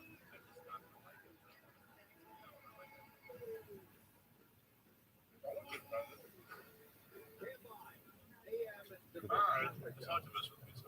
Unlike the creeps who used to run Twitter, I don't care. I just don't like fish. I've tried it many times. You like any fish? You ever fish? Crab, Yeah. but I don't like them. Do you like sushi? I'm gonna have films. I try some. You gotta try it. I don't like fish. I'm like DC. I'm afraid of that whole thing. Whenever I talk to Bill about it, Okay. I don't need to fish that up. It's particularly good when you catch it yourself. Fresh. Fresh fish really is way better. Way better. Way better. So fish goes bad. Yeah. Like meat. Yeah. But meat, you can like let it sit for a while. Marinate. Before you cook, marinate fish. fish, I think. Well, yeah, they do. They actually dry age fish. Okay. Yeah, a lot of places dry age fish. Dry aged fish. Yeah, I didn't know that. I wasn't aware of that, but that's actually a common practice to dry age fish for certain sushi dishes, like gourmet places. Have you ever been to Sushi by Scratch? Is that no? Yeah, it's just outside of town. He used to run sushi bar, and then he sold it. So my friend Philip Frank, he's a Michelin star chef. He used to run sushi bar in town. He sold that, and then he opened up Sushi by Scratch. But because of the contractual obligations, he has to be like outside of the Austin proper, so he's about 30 miles away. It's fun. You like sushi?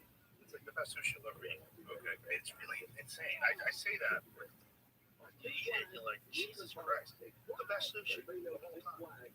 Smoky by Scratch. They have ones in Miami. Where they have it now in Chicago. They had a bunch of them. Yeah, it's not just Austin proper. I think once his contract is out, he had a non-compete in Austin for like 3 years or something. I don't know how long it was, but maybe eventually he'll open up one in Austin, but it's about 30 minutes outside of it. What city is it? It's Cedar. So, yeah, 30 minutes. Okay. Yeah. Sushi by Scratch. Got it. Yeah, it's a shit. Let me know if you want to go. Look it up. Yeah, sure. Yeah, it's awesome. It's really worth it. Like if you like sushi, it's a mind blower. It's a mind blower, and it's omakase. So like you sit down, bring you food. That's it. Oh, that's good. Pretty fun. Been to once you said LA. Yes. Oh, Coast Mother. Yes, that place is outstanding. Yeah. I love good sushi. And it's one of the things that's amazing is how many good restaurants there are in Austin. I mean, for a city that's relatively small, I mean, the Good restaurant per capita is excellent. amazing, and they're so good. It's like so many like bars and restaurants. We just found a new one that Brian Simpson told us about. It's called Bacalar. It's this Mexican restaurant that's in town. Fantastic, really good. Yeah. They just opened up. They're only open for like 6 weeks. So shout out to them. Just ate there the other night. Okay. It's just, there's so many good places. Yeah. Like you can't have a bad restaurant in this town. You will go under credit. The competition is strong. There's just so much competition. It's like, and there's so much variety. Yeah. All A kinds lot of of good restaurants in town. Yeah, that's amazing. You know, I remember we were hanging out at your place like way back in the day when I first moved here, and you said something very prophetic when all this was happening, like Austin's about to go supernova. Yeah. Kind of did. Yeah. It's boomtown. Yeah, it really is. Yeah. Legitimately. And with the Gigafactory, I mean, how many jobs have you brought into Austin in that factory? Well, we're about 10,000 direct-ish, and then 50,000 indirect. That's what? That's pretty fucking awesome. Yeah. And there's only too many people in the Greater Austin area. That's great. In fact, the kind of limiting factor for growth is just finding enough people. Oh, Yeah. this is terrible for sound. Maybe just gonna have It's like the subtitle chewing sounds. This is my last piece. The subtitle chewing sounds. I'm gonna have to deal with it. This is my last piece. Can you take it away? Son of a bitch. Son of a bitch. I still eat my phone. Yeah, take it away. I'll keep going. I'll eat the whole fucking thing. That's the problem with eating carbs. Yeah, carbs are awesome. Yeah, I know. It's like,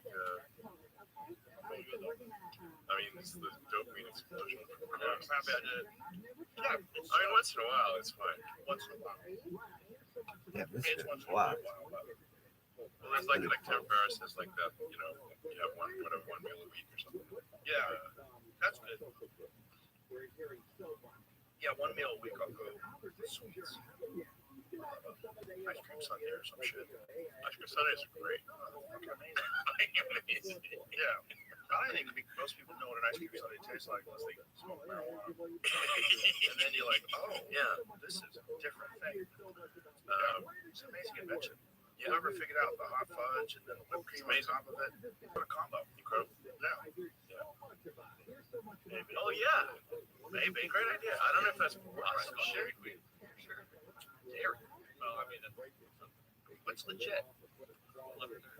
there's like the pizza restaurant that pizza chain that's they got the best ice cream sundae I've ever seen. It's a giant one. Out here? I don't can't remember the name of it is a chain, but it's not like a big chain. People that are upset right now because they're listening like on the treadmill and they're hearing us chewing like these motherfuckers are gonna get out of here. You're seeing a pizza inside chewing Sundays. Well, we try to lose weight. Yeah, Sweat it out. book at Beppo's. Oh yeah. If they've got a gigantic ice cream sundae. Everything they have is gigantic. It's amazing. Yeah. It's actually really good. It's amazing. Oh bro, they have that rigatoni with meat sauce and oh my god. Book at Beppo's is great. It's fantastic. Yeah. It's very reasonably priced for the amount of food you get. Yeah, there's one in You get a Paul's. crazy amount of food. Yeah, it's really good. Yeah. I like all the photographs. There's one of those down the street from our old studio. You know that? Woodland Hills. Remember? Yeah. Yeah. That's legit. Yeah. Yeah. Yeah. I used to take my this one at the Grove in LA.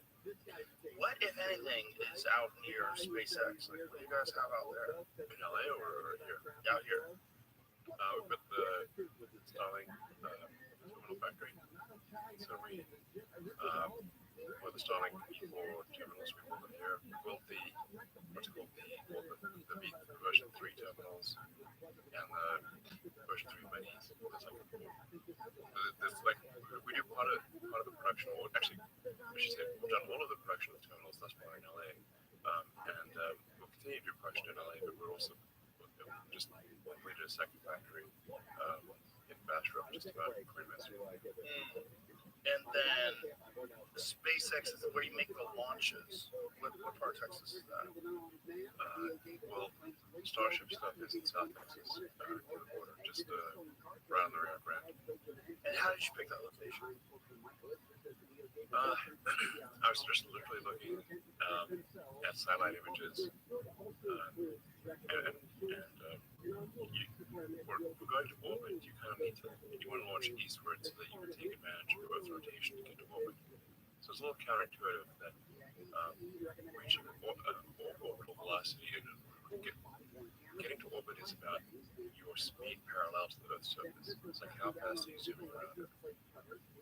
It's not the gravity at the altitude of the space station is almost the same as it is on the ground. The reason the space station is actually up there, so kind of the wrong terminology. It's actually moving around the Earth at 17,000 miles an hour. So the space station goes around the Earth in roughly 90 minutes. And because the Earth is turning, and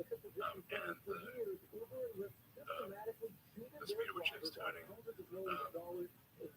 or the way you experience velocity is moving at like roughly 1,000 miles an hour at the equator. So the closer you are to the equator, the more you can take advantage of Earth's rotation to reach orbital velocity. So you want to, and since it's rotating eastward, you want to be on the east coast to get eastward to orbital velocity. So you need a section of coast that's on the east, fairly southward, that is not occupied. So like almost all Florida, except Cape Canaveral, is multiple houses on the beach. There's almost no section of Florida that every section of Florida has houses except Cape Canaveral, which is a government base. So one of the few spots that wasn't occupied was the area just adjacent to the border of Mexico. It just wasn't super well suited to holiday homes. And there was one point a development that was going to take place, but then a hurricane came and destroyed the entire place. And in fact, rearranged the land so some of the plots were underwater. So it's kind of it's a tough spot to hold a home, and that's why it was unoccupied. So we needed a piece of it needed to be U.S. territory because we go outside the U.S. There are export restrictions because rocket technology is an advanced weapons technology, so we can't just arbitrarily go to another country. So it needed to be U.S. land, East Coast, Yeah, man. Fairly south. That's fascinating that It's one of the rockets, few spots that exists like that. that rockets fall into the category of weapons technology. Yeah, intercontinental ballistic missiles. It makes sense. Yeah, we can drop a rocket anywhere. Nobody can stop us. Wow. That is crazy about the space station, too. It's going 17,000 miles an hour. I mean, you've seen the videos of the rocket landing. Yes. It's amazing. Very precise. It's pretty fucking amazing. Big landing, basically. No. Yeah. I mean, you don't have to turn on the thrusters to slow down. What is it like to try to juggle these different things in your mind on a daily basis? Like, what is it like to try to juggle X, Tesla, SpaceX, all these different things at the same time? It's a lot for your brain to have. Yeah, I would imagine. It strains my thinking. I mean, do you need something like that, though? Does your meat computer need more problem solving than the average one? I mean, is this something like, if you only had one thing to work on, do you think you would get bored? Or you would get distracted? Or you would not be satisfied? Like, do you need these things to be so complex and have so many of them simultaneously juggling? Because you didn't pick three easy ones. You picked three of the fucking hardest things you could ever get into. You already detailed how difficult manufacturing is. Rockets, duh. It's one of the craziest things. But not only that, Science. completely innovative rockets that land. Like, that never happened before, so you're doing that. Right. And then you said, you know what, we're going to save humanity. I'm going to spend $44 billion on Twitter. That was expensive. What's it worth? What do you think it was actually worth? Everything. Yeah, not for the market. Right. I mean, like, for humans, yes, I agree with you. I mean, I really genuinely do think this, and I've said this many times publicly. I think you did humanity an immense service. And that if that didn't happen, the narrative of this country would have gone further and further down that road to the point where people would have been scared to speak their mind. And they would have been scared. It changes the way people communicate at their jobs, which changes the way, it just changes the way people, when they leave universities and they go to get jobs, the way they're allowed to communicate. And people don't like to be on the outside. They don't like to be ostracized. They don't like to be kicked out of communities. So people would adhere. Yeah, They would change. absolutely. People, I guess, are afraid of like being ostracized. Is like fear of being ostracized. I think is probably the biggest issue. And they're just being totally shut down. Where you have no outlet, and you just basically disappear into in-person meetings.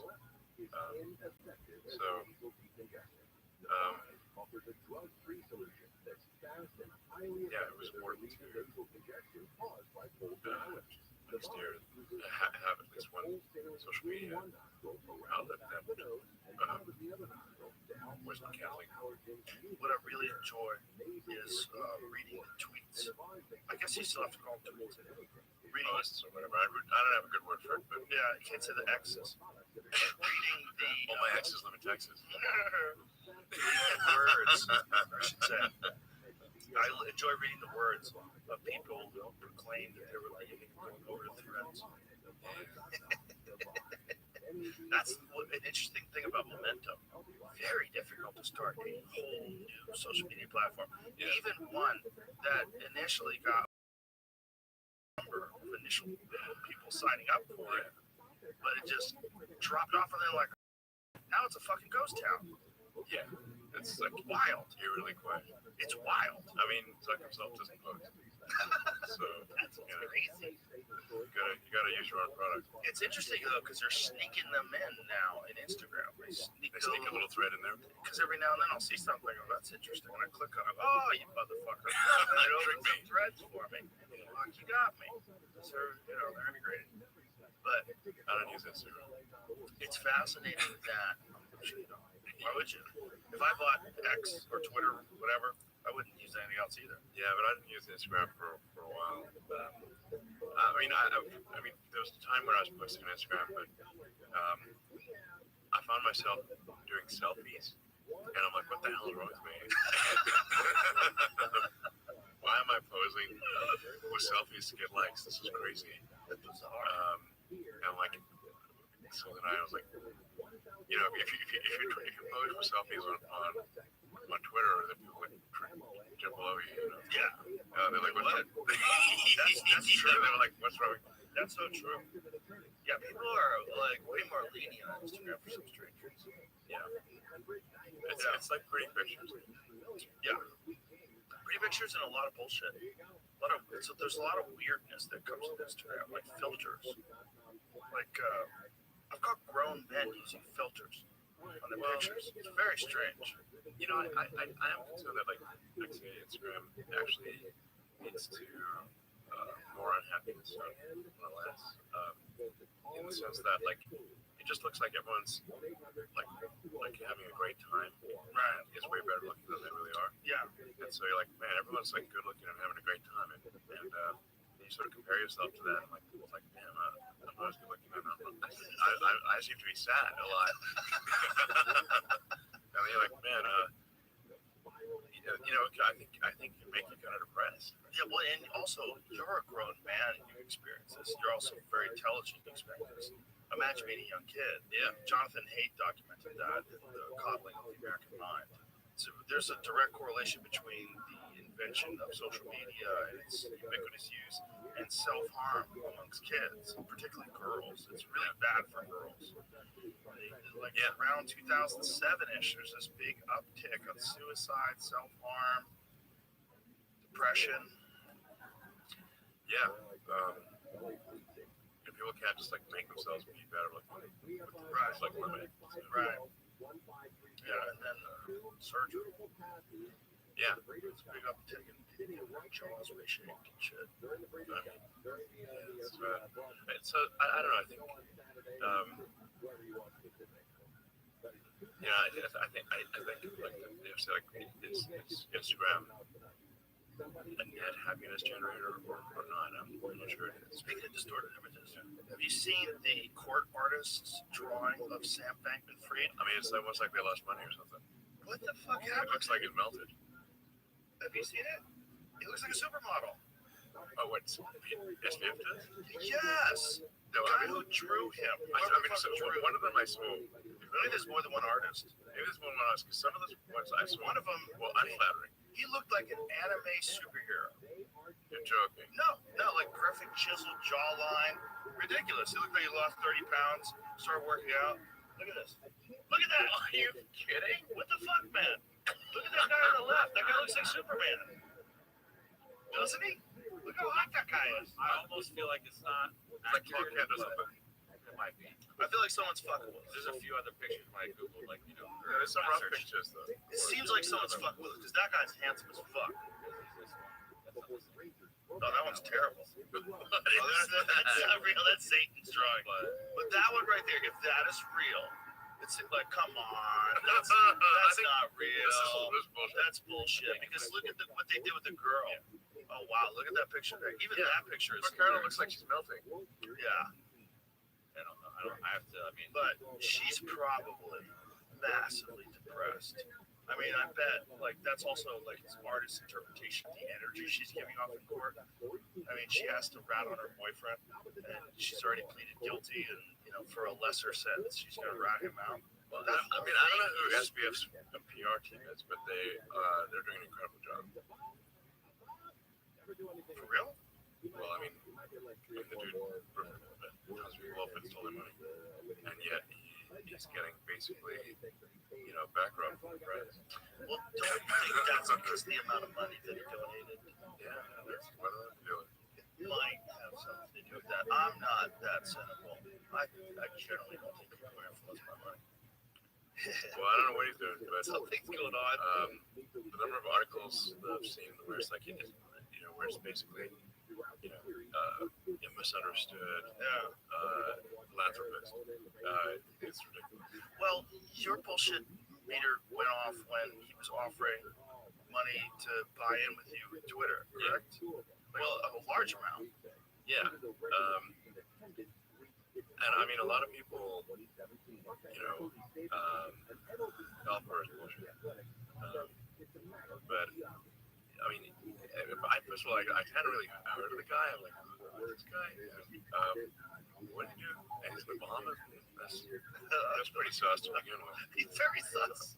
Like, who's like, if you're on a tropical island, like, finance support positions in tropical islands are generally have a bad track record. And he's involved in crypto. And crypto is, Which is there's a lot of the scam probability in crypto is high. It's high. So, yeah, I'm not saying it's all scams, but I would leave that distinction for NFTs. I think that's like 80% scam. Except for people. People's legit. I mean, they usually like digital art. Yeah, people's stuff is very dumb. But I mean, NFTs. The funny thing is that the NFT is not even on the blockchain. It's just a URL to the JPEG. So it's not even like, it's like you should at least encode the JPEG in the blockchain. It's like if the URL, if the company housing the image goes out of business, you don't have the image anymore. I never understood it. I tried so hard. I know I have a friend who made millions and is selling an artist. I'm like, okay, save that money. Eventually, people are going to figure this out. Like, I mean, with art, there is a fair bit of money laundering and tax avoidance that is so some of these things that seem inexplicable. Like Hunter Biden. You talking about Hunter Biden's meetings? Did he actually sell paintings for large sums of money? Immense sums of money. Okay, it's Hundreds of thousands. Probably that seems unlikely to be a legit transaction. Unlikely, right? Unlikely. Yeah. The work's not bad though. I gotta say, like for that kind of bullshit art, it's not that bad. Yeah. I mean, the thing is that it's hard to price art, right? Because in the eye of the beholder. So how can you say whether something like this is this stuff? How much did that go for? $225K. A steal. Not that bad. That's not that bad. Like, I mean, I would buy that. I wouldn't buy it for $225, but I'd buy it for $5. Yeah. It's not bad. Like, look, a lot of crackheads are good artists. Like, you get crazy on drugs and splatter some shit around, and you got a unique. That's not bad. That's not bad. That is not bad at all. How much that one? So he's probably legit. Anymore, we're gonna find out. He had a ghost artist. I mean, I suspect. He's not talented. Right. So, I mean, I actually don't have any issues with his lifestyle or anything. There's this stuff. That stuff's not bad. Like whatever that dog wolf thing is on the wall, that's pretty dope. Yeah. I like that. What does it say underneath it? Can you read it? I can't read it. Either way, not bad. That's not bad. It's not bad. Have you ever heard the theory that the entire modern art movement, like Jackson Pollock and the like, was a CIA psyop?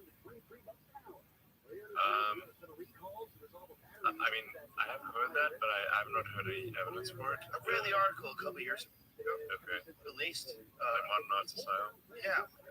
Every day I wake up, it's not another psyop. But it was fascinating. Yeah, every day. There's always something. Can't wait to spoil that. Yeah. When was this? Was modern art really a CIA psyop? But I mean, if you can get someone to spend that kind of money on that kind of shit, like the Jackson Pollock stuff. So here it is. Preeminent culture war, Cold War. What is it? Okay. The relationship between modern art and American diplomacy began during World War II. Museum, MoMA, Battle for Hearts and Minds. It's an interesting article. So I read the article a couple years ago. I can't remember what their argument was. But it's one of those things. Oh.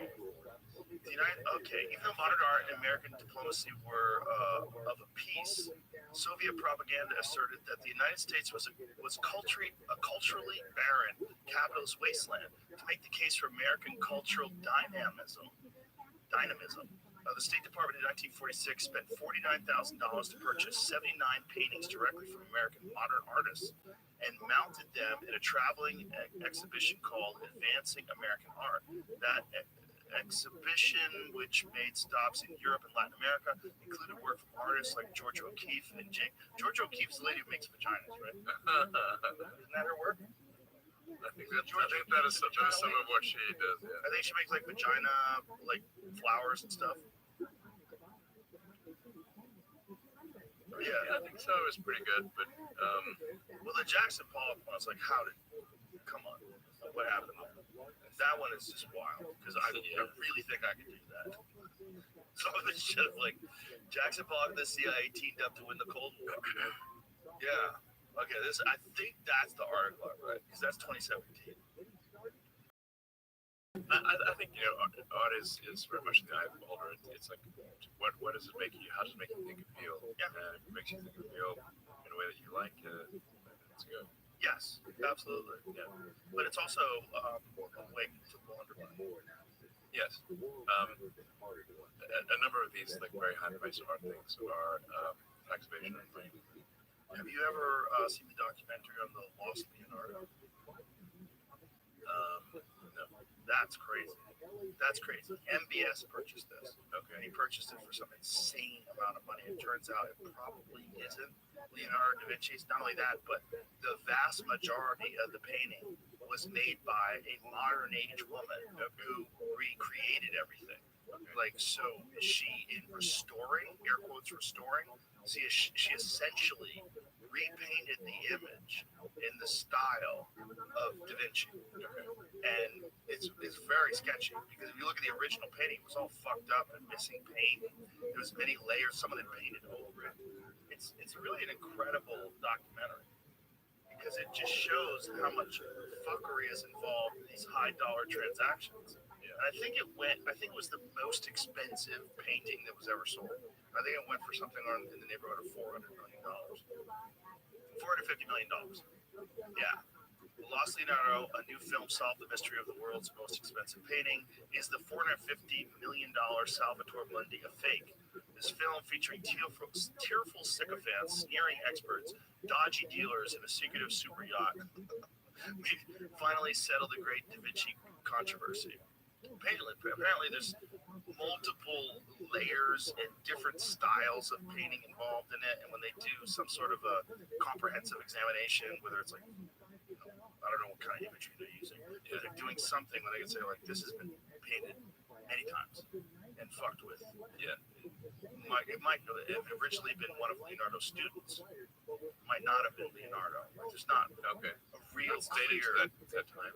Yeah, but whether it was Sotheby's that sold it, yeah, so they were kind of aware that there were some shenanigans with this piece, but they also were aware that this was gonna cha-ching.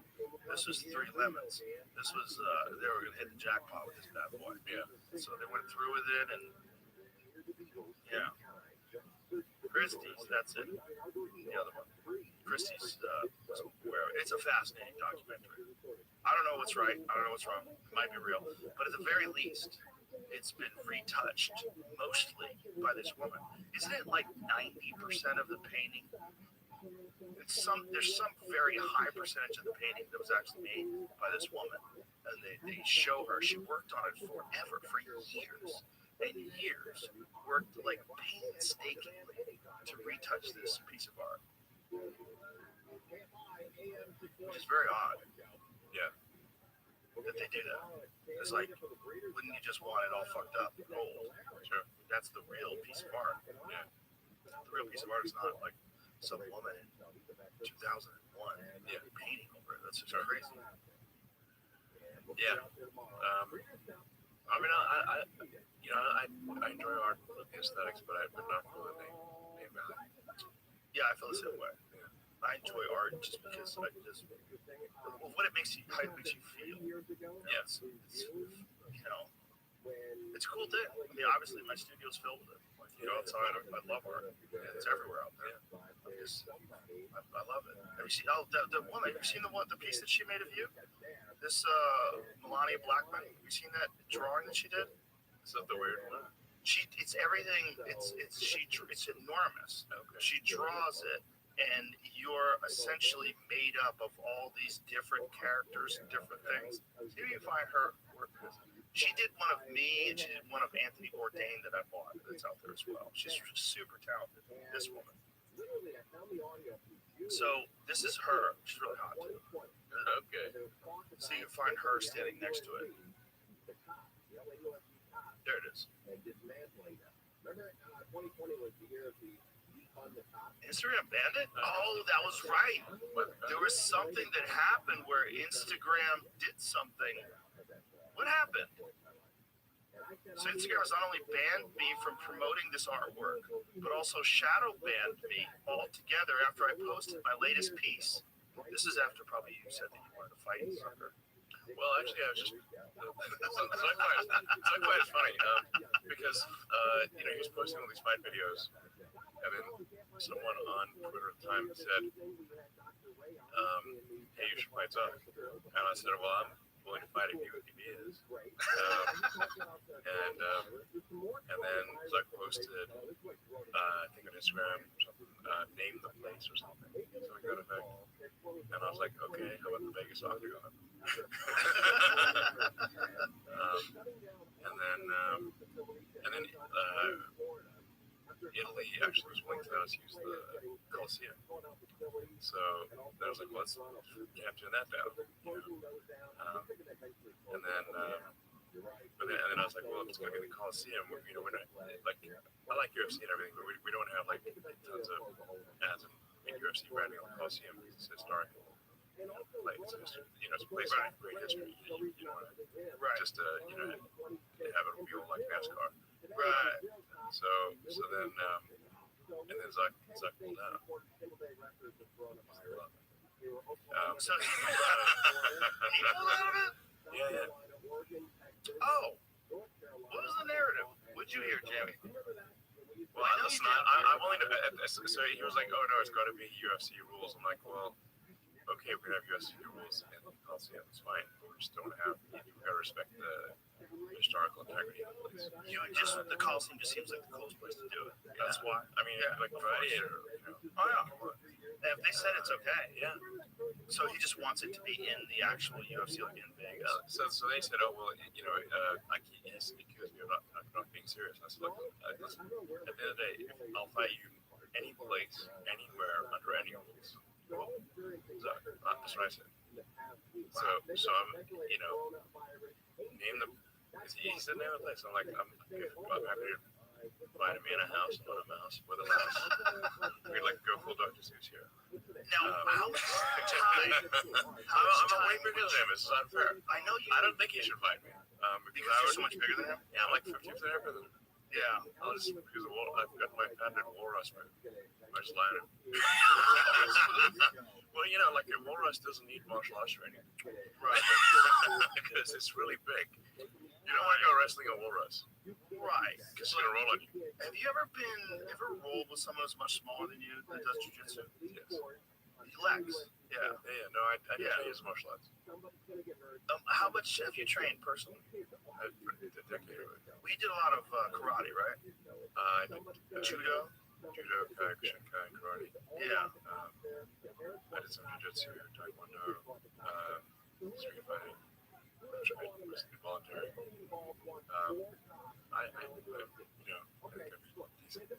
did martial arts competitions when I was a teenager. Really interesting. So look at you, George St. Pierre, Elon, John Donaher, the Great Master, and Lex Friedman. But like Lex is, I think he's got like 20% heavier than Zuck. So, and I'm Yeah. bigger than Lex. Yeah. That's why they have weight categories. Oh yeah. Did you get a chance to talk to Donaher at all? The guy on the left. That guy's fascinating. No. Do you know his history? He was a professor of philosophy at Columbia. Okay. And fell in love with jiu-jitsu. Okay. I mean, fell in love with it to the point where he was sleeping on the mats and teaching all day long. He's an obsessive. He is a real Kaizen disciple, and He's Zen. oh man, he is one of the most unique characters I've ever met in my life. Yeah. One of the most brilliant men I've ever met, and he's completely dedicated to jiu-jitsu. And he has raised through this, particularly this one disciple, Gordon Ryan, who also lives here. He's the greatest jiu-jitsu competitor of all time. There's no question. And he's only 28. He might even be 27. Maybe he's 28 now. But I mean, he is universally regarded as the greatest of all time. And he is John's greatest student. And the two of them together, because Gordon has insane work ethic. They work 365 days a year. They do not take any days off. They train every day. That's Gordon to the right of John. The crazy beard. He doesn't really have that hair, but the two of them together are literally an unstoppable combination. He's pretty ripped. Yeah, he's a combination of gigantic, brilliant, and insanely dedicated with the most incredible instructor that's ever existed. I mean, John Danaher is universally regarded as the greatest jiu-jitsu instructor alive, and his student is universally regarded as the greatest jiu-jitsu competitor alive. Yeah. And it is because John is like a complete, like a guy out of a superhero book. Like you're not going to find another one of those. A guy with a genius level IQ who's one of, I mean, you talk to him, he's fascinating. And he is obsessed with combat sports, warfare, like strategy. Yeah. Brilliant guy. Yeah. Brilliant. But no, you see, I was impressed by that. I mean, the things that, like, if I was fighting someone who I was not much bigger than them, then I would be concerned. How much time do you need to prepare? I don't need any time. No time at all? How's your cardio? No, it's not. That will not get back to I mean, What's the likelihood of this actually happening? I'm willing to do it anytime, anywhere, any place, anywhere. Well, I think just stating it this way might accelerate this process, especially on this platform. I mean, I challenge him to a duel under any circumstances. Sword fight? Sure. Jesus. That's not This is necessary. a duel. That's not necessary. I think physical hand. Nerf guns at noon. Nerf guns at noon. Well, you could slash it out in the metaverse. Yeah. In the real world. Listen, there's just a reason they have weight categories.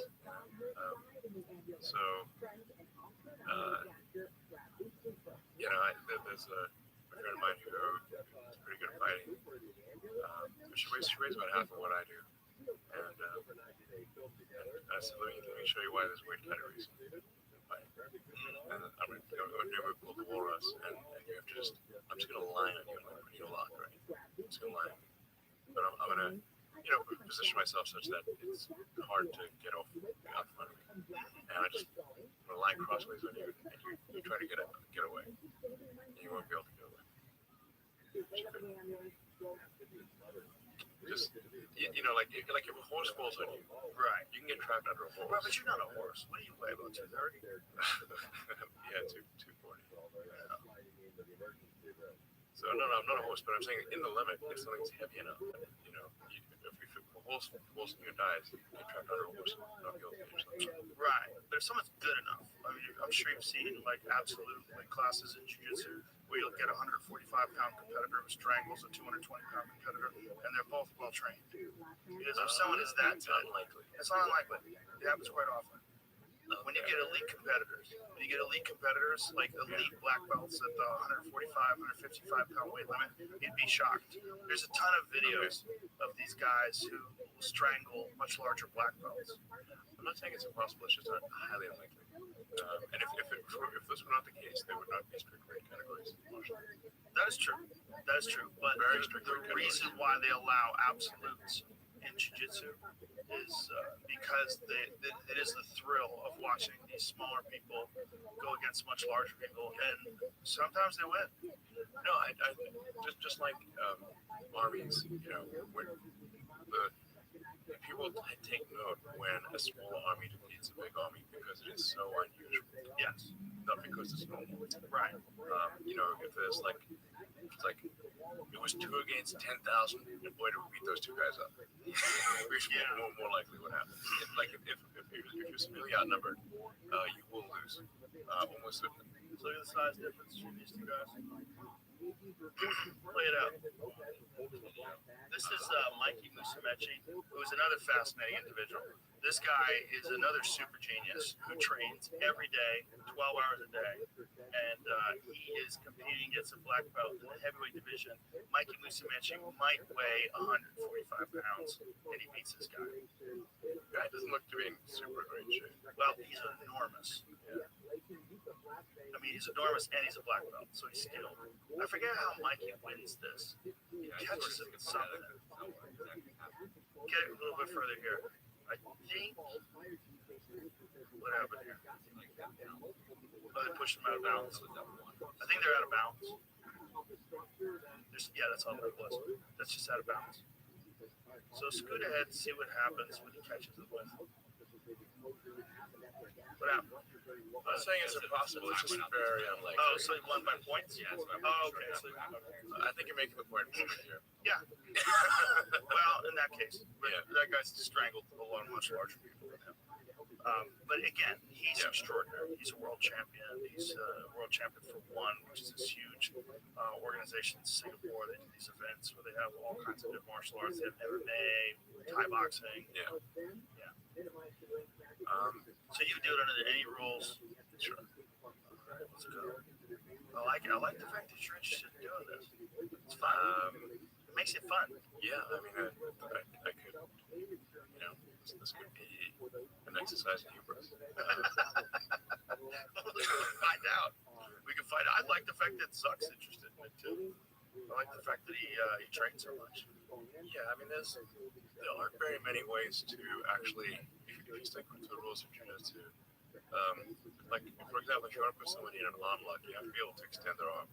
And if somebody is strong enough that you cannot extend their arm, then you're limited to chokes. And you can do an arm lock across the groin with both arms and legs, like Royce Gracie did upside down, and it was like the third UFC fighter. Yeah, he was pretty severely damaged. That was a fucking that enormous guy. Yeah, and he did upside down arm lock across the groin because he could not do an arm lock, a sort of sidebar arm lock. So, but after that, people were like wise to that move. So they're like, we're not going to be allow themselves to get an arm lock across the groin without, that was like a,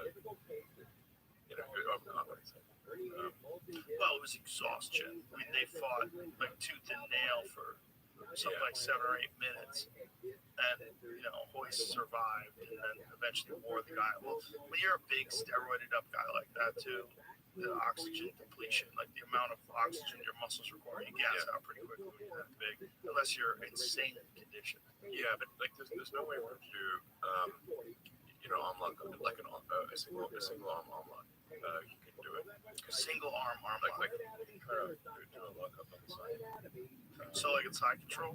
So from some like legs across your face. Is that what you mean? If you try to do an arm bar on the side, one arm across the across the line, like you have to be able to extend the arm.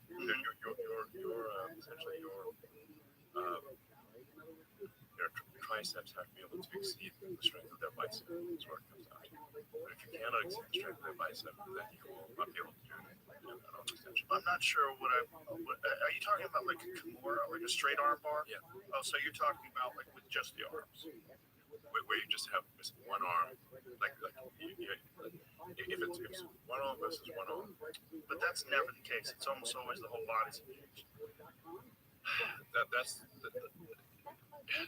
I think it's well, in judo that's a very common, very common. A one arm bar. Yeah, one arm. Yeah. You have your one arm around the neck. Mm-hmm. And you take their arm. Oh, I see what you're saying. Okay, so like from a scarf hold. So a scarf hold, you take the arm and put it over, and you push it down with one arm. Yeah, that's unusual though. Yeah, that's an unusual arm bar. But if one person is much stronger than another, then that one. That's the move. Yeah, but It's a very fast move because you can take someone right from a throne, drop them on the floor, Yes. right into an armbar. Yeah. Okay. That's a very specific armbar. 10 seconds. Right. That's a rare armbar. You never see that in MMA.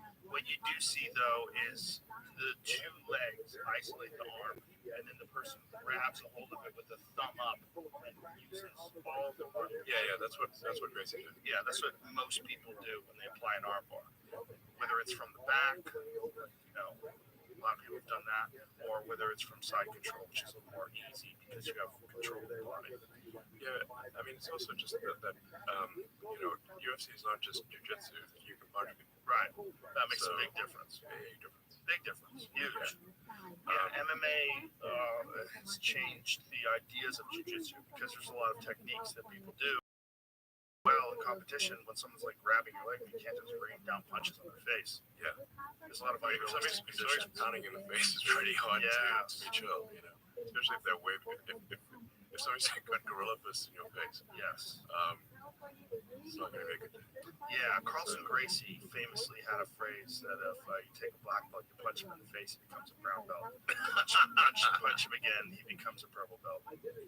Yeah, and so on and so forth. I mean, most people have not been punched in the face. I've been That's punched in the true. face. So, it comes as a surprise. Yeah.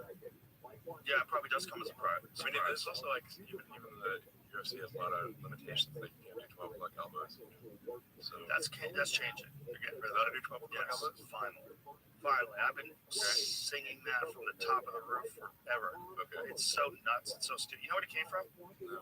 It came from Big John McCarthy, who was the original UFC referee and pioneer of the sport. He was bringing this to athletic commissions, and they were allowing certain techniques, but one of them they wouldn't allow was the 12 to 6 elbow, because they saw those late night karate demonstrations where someone would like smash bricks like that. They thought someone would die if they hit him with this Definitely gonna sting.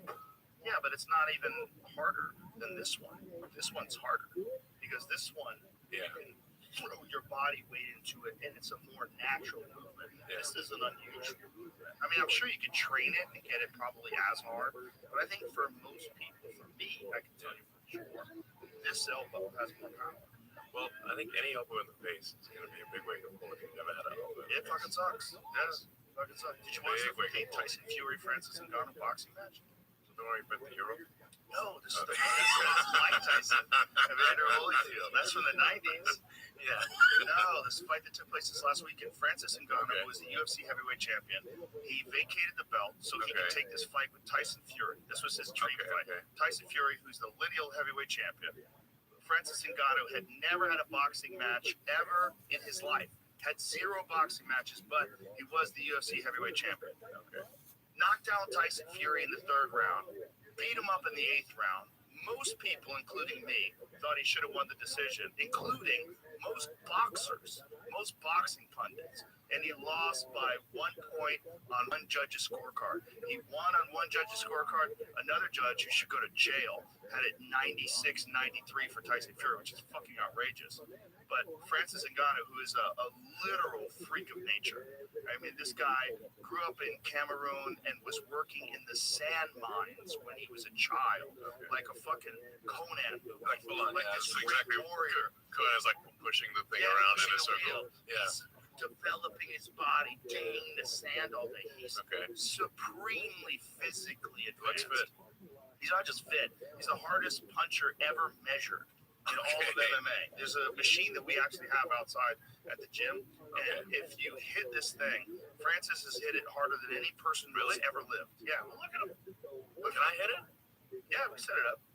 I had the record for the kick for a while. Okay. Yeah. A couple people beat it now. But Francis punched like it's insane. It's like getting hit by a fucking car. Sure. And when he dropped Tyson Fury in the 3rd round, see Tyson's on his back. What the fuck? Then he realized it's like, because I think he thought he was just going a sledgehammer. He thought he was going to run him over because he's the boxing heavyweight champion. He's like, there's no way this guy can box with me. He even said at the beginning of the fight, it's time to go to school. Okay. And then Francis said at the end of the fight, you are a shitty professor. You should watch it. It's a good freak show. I mean, it's on ESPN Plus. You can still, pretty sure you can still get it. Yeah. Anyway, I just it's I'm just excited that you're interested in doing this stuff. Sure. All right. Did you fuck your back up doing like sumo wrestling? Yeah. what happened there? So that's another one actually. I had like 4 operations. Really from that? Well, I had like I had like some childhood injuries. Like I said, I was in some sort of pretty severe fights as a kid, like really like was almost killed at one point. So Really? What happened? I was just in school in South Africa. It's very violent place. That's many involuntary fights. It's just the way it was. But anyway, so I had like and I had some rugby injuries as well. I was supposed to have to like go on the World Cup, just did rugby. So I think that was like not a good starting position. But then the World Champions and wrestlers, World Champions and wrestlers, they did like a demo about my birthday. And since it was my birthday, I guess they just recalled my birthday point and said, hey, sumo wrestling. This is where this is a similar weight differential. It was 50%. So like on a 360, 370 pounds. So I knew to take it easy on me in the first round. So the only way I'm going to knock him over is momentum. So I got to basically run at him. So I did. Ran at him, did a judo throw, knocked him over, and smashed the disc in my neck in the process. It's like it'd be like running into a wall. Yeah, you run out of walls. Did you have to get it fused or anything? Yeah. Oh man. Yeah, so it's like you can knock over someone. You can beat someone because you're willing to smash a disc in your neck. Well, if you know what you're doing and you're willing to smash the disc, those two things. So I wasn't expecting to be a total lunatic on round 1. They defeated me obviously in round 2 and 3 because it was like, oh, guys, that's what to expect. But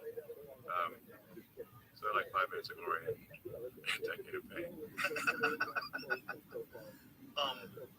How you got your neck fused, that creates problems with the upper and lower discs as well, doesn't it? Over time, if there's too much neck rotation, it can damage them. How long ago was this? You had this operation? I had 3 operations. Where you got it fused? Artificial discs, and I'm actually in favor of artificial discs. They put the wrong ones, wrong disc. Then eventually the third one is like, let's just use it. They put the wrong one in? Twice. So, How so? Because I have friends that have artificial discs. yeah, no, I'm actually in favor of artificial discs. Yeah, the right one. So in my case, this might know a lot about it. The C5, C6 right cassette is impacting the cassettes like outriggers. You have the Cerefor, the spine cassettes, the outriggers, and they're shingling. So they're like one on top of the other. Like there's a little nerve that goes out in between the C5, C6, and if those vertebrae come close together, they grind the nerve. So you get the nerve, they just start shearing the nerve.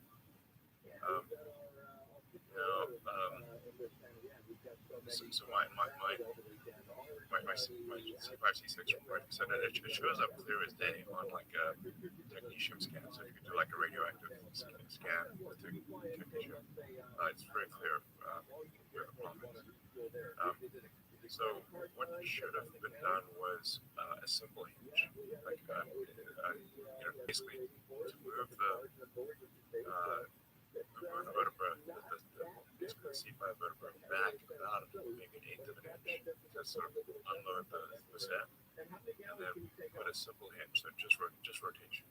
But I was given what is called a Mobi C, which is a mobile.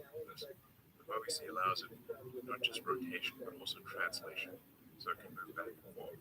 So that then didn't solve the impact of the C5.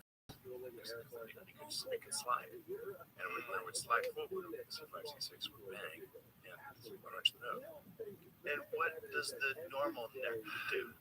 Does the normal neck move forward in that way? The disc is like it's like a gummy bear, basically. So it allows rotation and translation. So it's like sitting on like a Jello pillow. Like one of those motion balls that people sit on. Yeah, like a sometimes they work rubber on a desk. It's like a rubber Yeah, pillow case. yeah, yeah. So the natural disc allows for rotation and translation. So they basically put a disc that had too much mobility and did not solve this 5C6 noving. So then the third time around, I was like, listen, I just don't want to take a chance here. Let's just fuse it. So it just limits your mobility. No, it's okay. But like, No, you don't seem like you're stiff necked at all. There was a guy who fought in the UFC named Yoel Romero, and he's a real freak too, an amazing athlete. And he came from the Cuban wrestling program. So one of the greatest wrestlers it's like ever. He had his entire neck fused, and when he runs, like his neck doesn't move. It's kind of freakish. Like you see him running, and his neck looks like it's a stick. Well, the whole body is like moving around, but the neck is just locked in place. It's very bizarre to look at. He runs like a man whose entire neck is fused. Like watch him. See if we can show the image of him. Here, watch him run. wow, See how his neck he's in good shape. Oh yeah, you think? I mean, you don't get in any better shape than this guy. By the way, he looks like that now, and he's 46, 47 years old, and still competing at the highest level in Bellator. I mean, he's an unbelievable athlete, and one of the most explosive guys that's ever fought in sport. Just insanely powerful and fast. Yeah. Cool. So, compete at the highest level with your neck fused. Yeah. I'm not too worried. Aljamain Sterling, who was the UFC bantamweight champion, he got his neck fused, or not, got a disc replaced rather in his neck, and then went on to defend his title 3 times. Still fighting at the highest level with a fake disc in his neck. Well, I guess so. Yeah, well, medical science is pretty fucking incredible what they can do now. You know, I mean, injuries that would have like you would have been fucked for the rest of your life just a few decades ago. Yeah. Now you're good to go. Yeah. So I'm excited we've kind of rekindled this Zuck versus Elon I fire. mean, he's checking out. I don't think he's checking it out. Yeah, no, he's checking out. You think so? Yeah. Well, maybe he's Suck.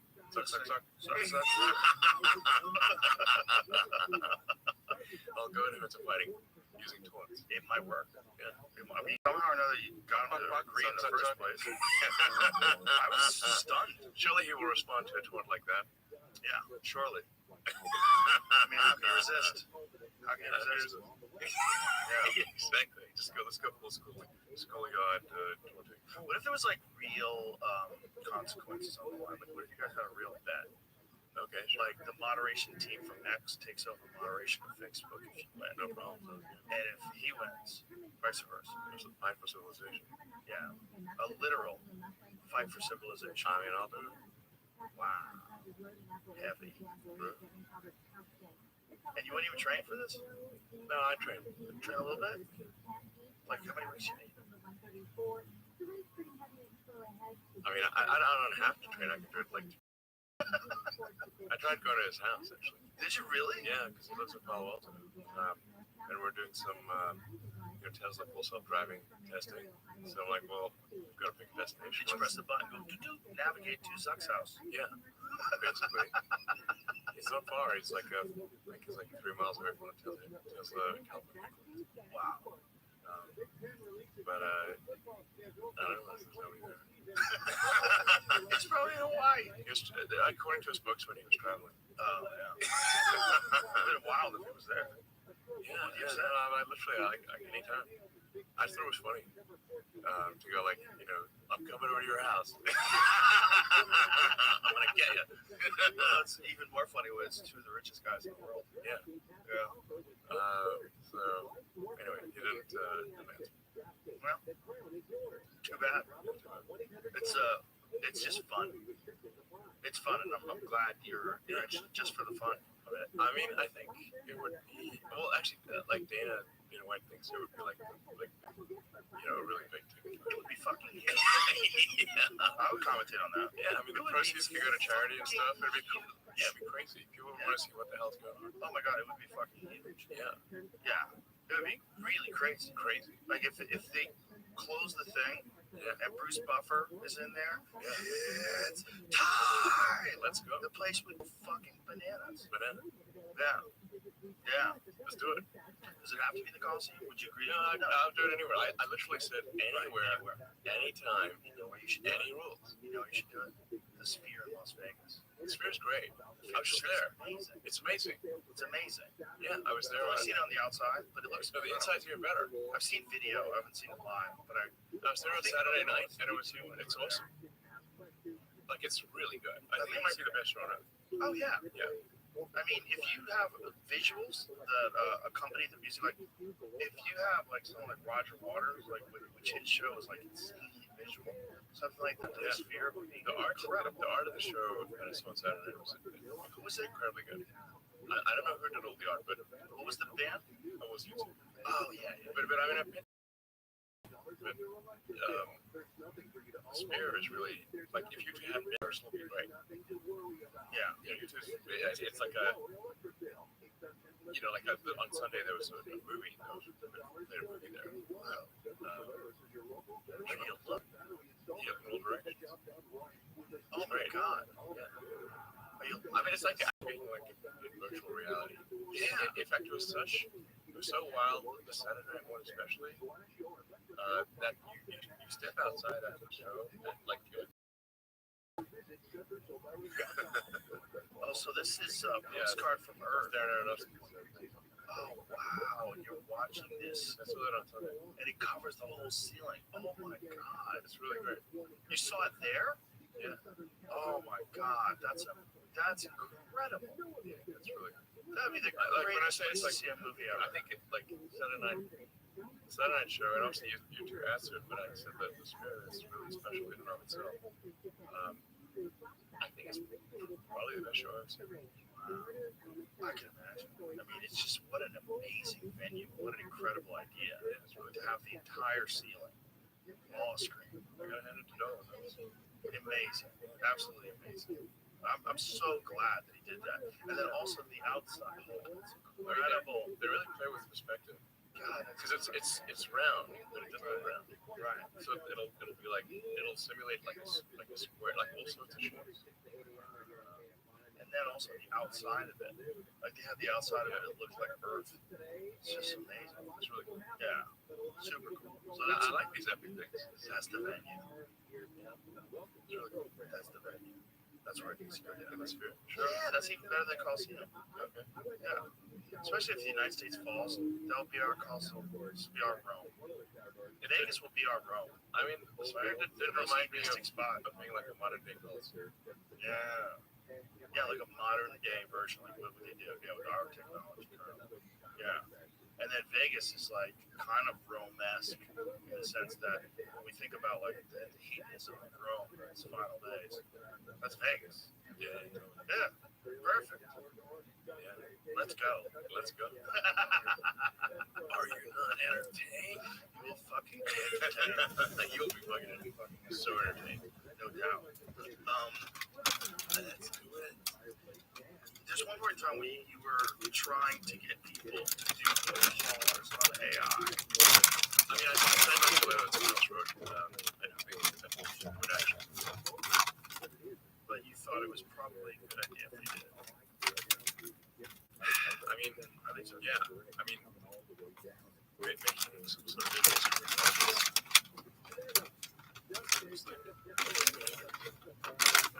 It certainly has potential, and certainly has the potential.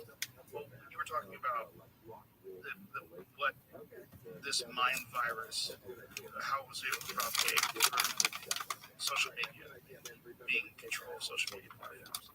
Think about what that means if that same mind virus gets in control of the super intelligence.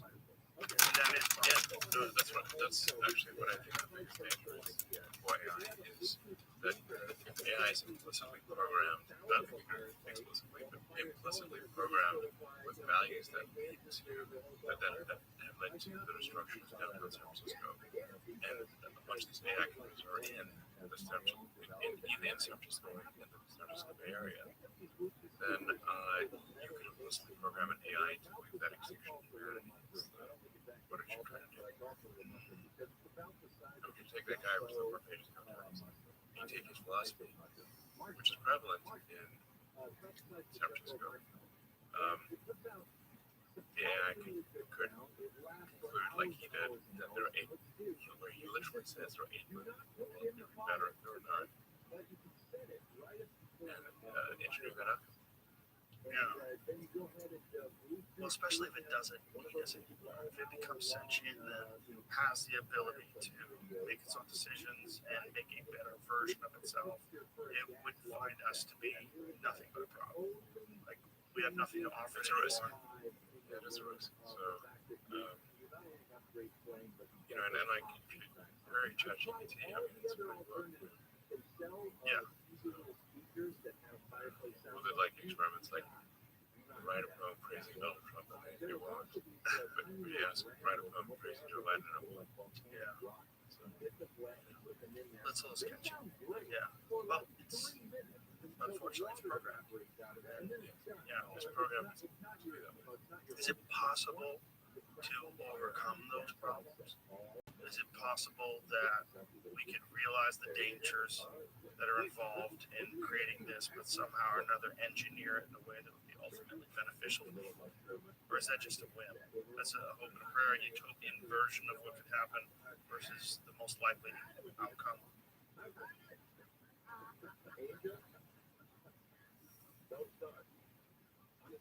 if you say like what's the most likely outcome of AI, the most likely outcome to be specific about it is a good outcome. Most likely a good outcome, but it's not for sure. I agree with you on how to program AI. And make sure that it is not accidentally anti-human.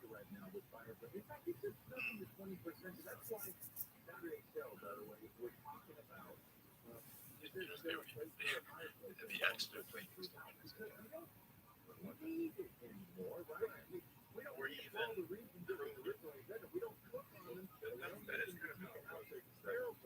these large language models, but it's really just numbers. And how you do those numbers matters.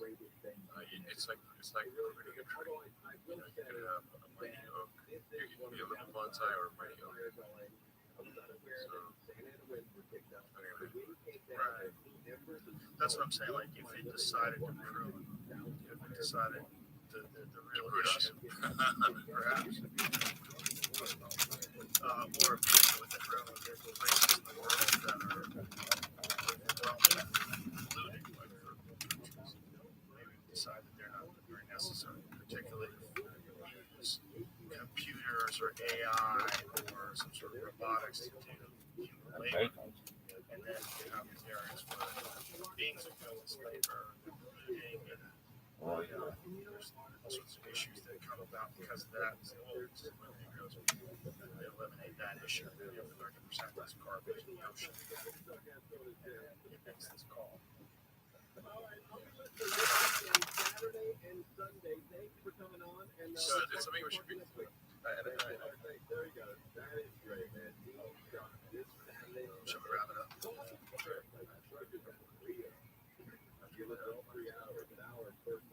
you were explaining that.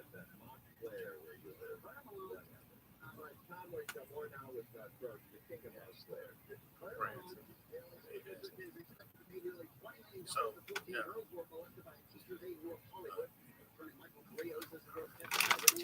To get out of this conference.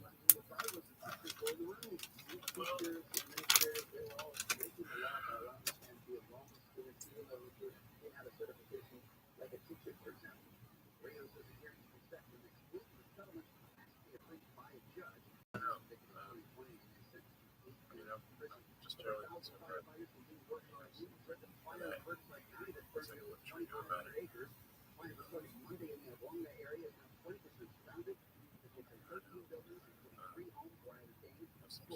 How to regulate on the site.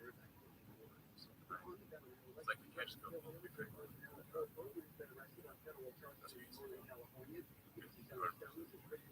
How much of a concern is it?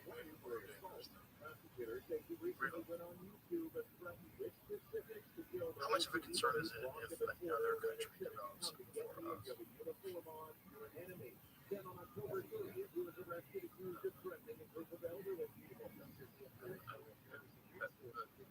We should be concerned about AI being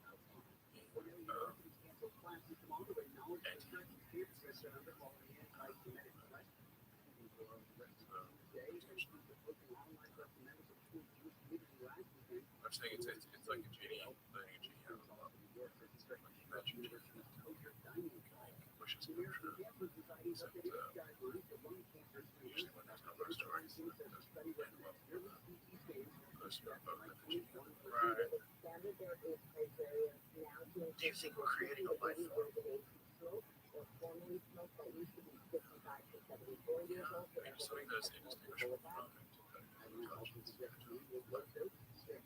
I keep coming up against this idea, I keep banging it in my head that we're some sort of an electronic caterpillar that's creating a cocoon. We don't even realize what we're doing. And we're about to give birth to some technological butterfly.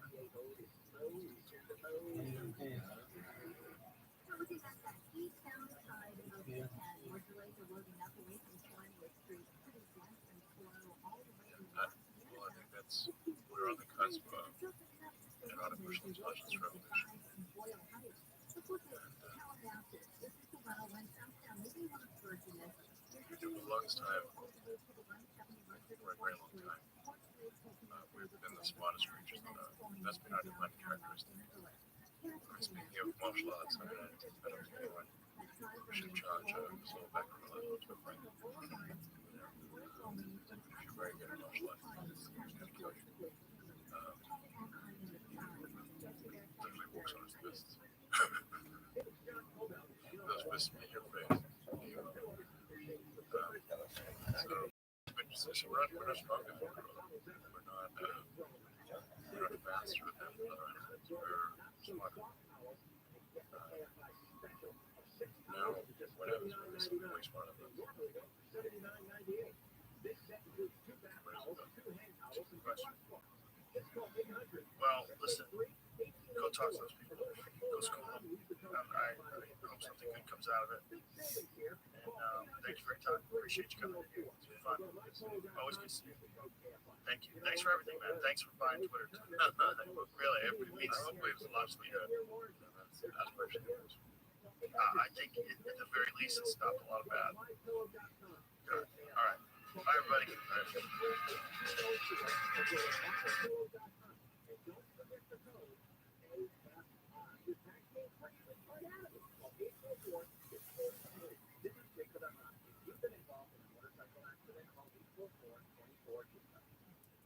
Are you a business owner, CEO, or responsible for marketing? If you are, our media can help you reach your goals and find new customers. We reach more consumers in your target area than anyone else. And we can give you access to those potential customers who want cost effectively across radio, digital, podcasting, and social. We'd love to show you how our media can work for you. On your cell, dial #250 and say keyword great results. That's #250 and say great results. Today's news requires more facts, more context, and more.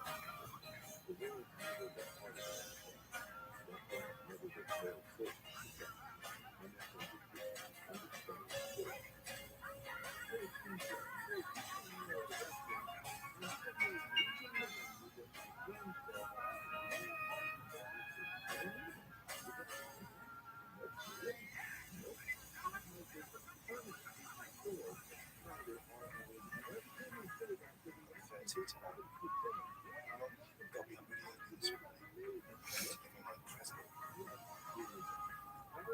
Yes, so I'm into Alan, the work of Alan Delon, and that's something I wanted to finally had taken in. I like the radio too. That's all. It's all. I think it's supposed to be present. Make sure she gets it on time. 7 o'clock on the dot. 6 years in a row winners. So, Vinci, Red, all right. Don't forget tonight. Oh, here it goes. Straight away. Go on. What's black and slides down Nelson's collar? No. Really? Oh, yeah. So that's good. No, it's not. No, it's not. Yeah, I know. I thought the collar was decent. Yeah, and she's black, and she's probably she's married tonight. Yeah, 7, 2.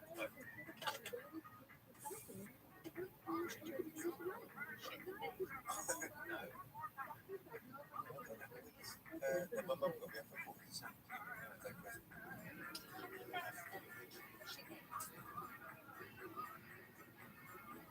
Tell me.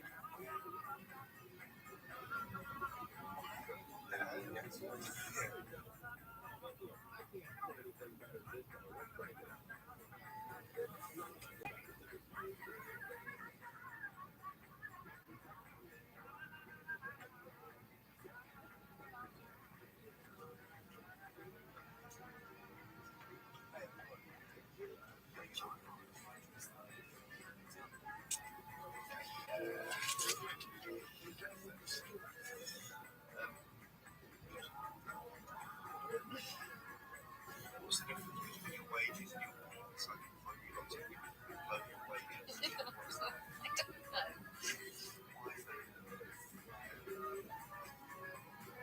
Look at my daughters. I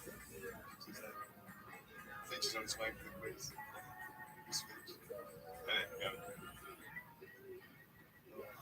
Keep that one, you'll be able to use about 20% of it to get me and him together.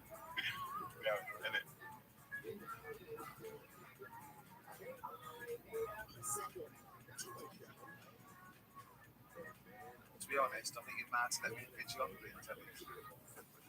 We're like Morgan Wise. It's not Morgan Wise. Because there's no straight mans, there's no dead wood.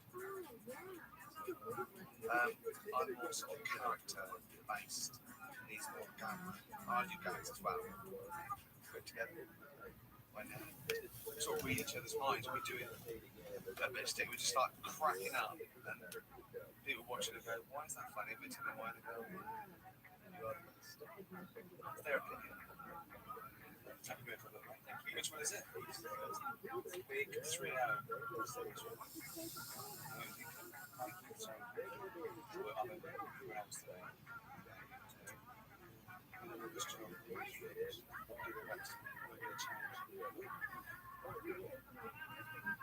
Things do change.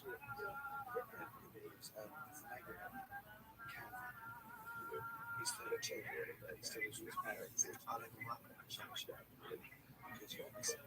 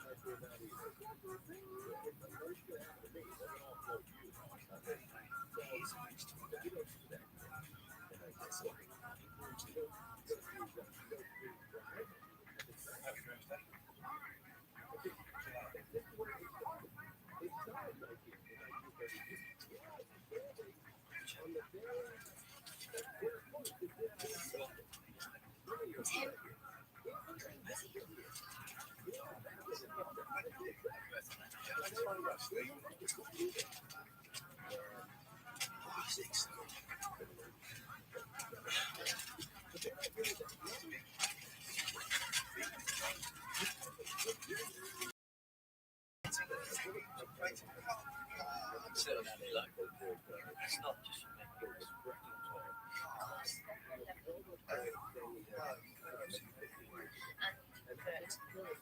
yeah, I'd imagine. Well, I stopped playing with him. Brilliant. Oh, God, look at that. Experiment 8. Casting powers. I'm a naked mini me. Tom's the same.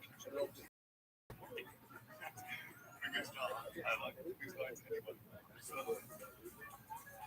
Don't grab it as you go around it. Oh, that is brilliant. Oh, happy birthday. Remember? Very old. What would you feel? I say that's yeah, I just say that. So I might be the best deal with me. But, you know, I used to play this. Same shit, different day. Excuse me. Instead of excuse me. Oh, yeah, no, but so that's all wait. And here's one, right? Witnesses that are stoned. If someone's unlucky, you go, I'm not saying they're lucky. I've been in a barrel full of tits. You can't suck his own thumb. Do you?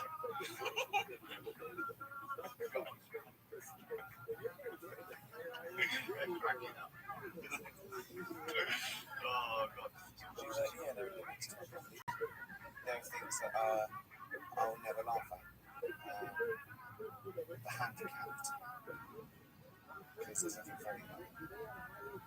Or any deformity. It's like when you see someone look at a little handicapped and go, oh, look at him, he's not able-bodied, I am, I'm prejudiced. Yeah? Well, at least the little handicapped fella is able-minded. Unless he's an artist, he can tell them which are ones. So, just give generously to all of them.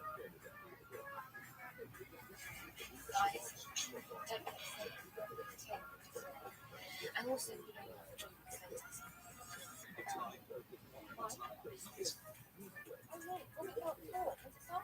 Seven, always.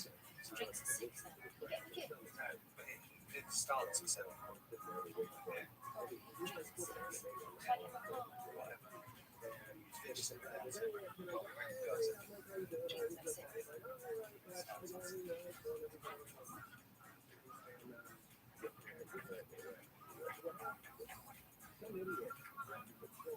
Steady up, please. Team again. Just 3 of you. Excited? First big quiz? First.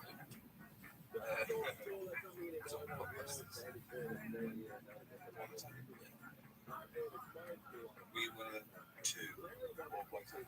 It's 2. It's cheating because one of his family just won. Do you anything like that? Yeah, 2 gold runs. I used to get 5, to be honest. Like gold runs. You know, you have to answer the questions. Give me one what you like. Things like business. Okay. Right. Which Y had a hit single with The Only Way Is Up and sung with the Plastic Population? Yazoo. Yes. Yeah. Yeah, you said Yazoo. I know. What's the colour for it? Yes. Well, yeah, but you said Yazoo first. You would have. I wouldn't say that publicist. I can hear it.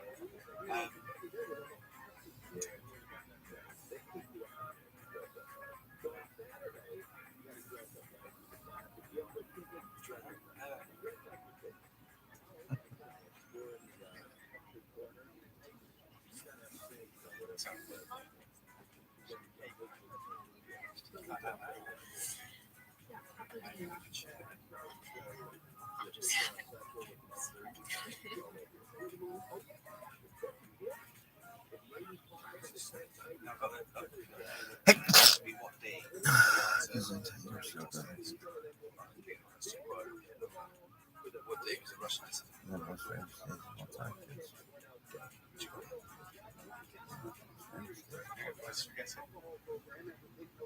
Unlucky. Do that.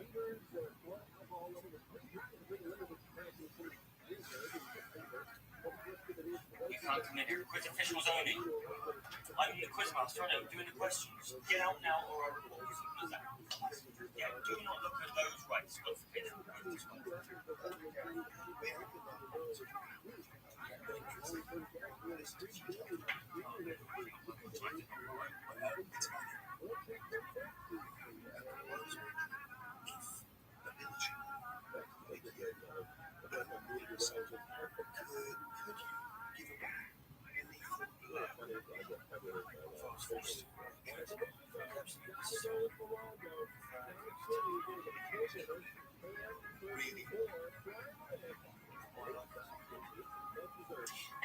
Do you use a blushing token face to face? Do you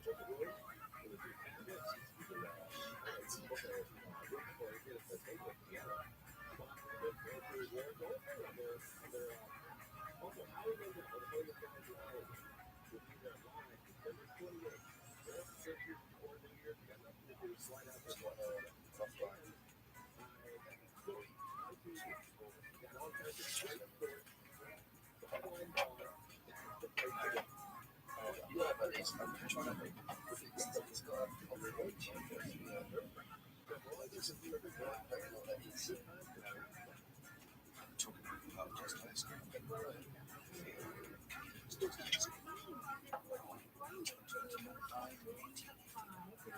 Just interested in stuff like that.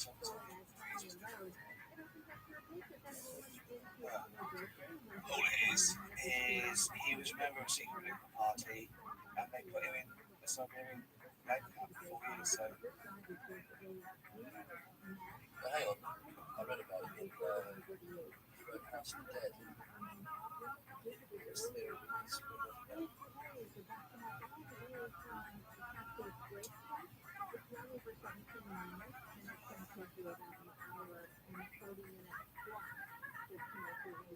So you've done your foxing, then you've pitched your tent, they've discovered your camp, you're lying there, and they've caught you with your trousers down, and they've all entered your hole without you knowing. Ready for you to be lying there waiting. Well, no, what's more likely is that I would be there finding they knew where I was. I'd be hiding, watching, using it as a trap. So you'd be using your hole as a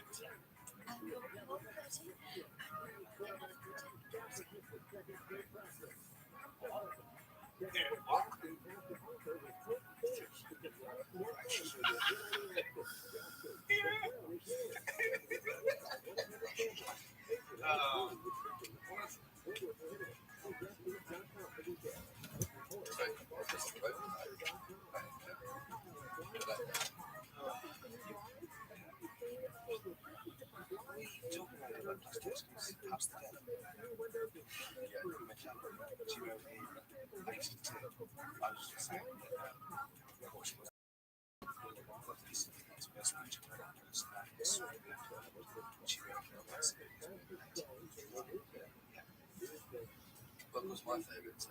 It's basically went off there. He goes on to explain science. Can't really.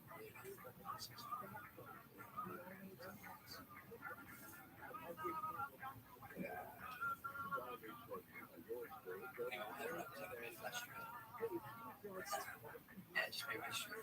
So funny. I think we probably do this. You can live in with your mum for a few months. Yeah.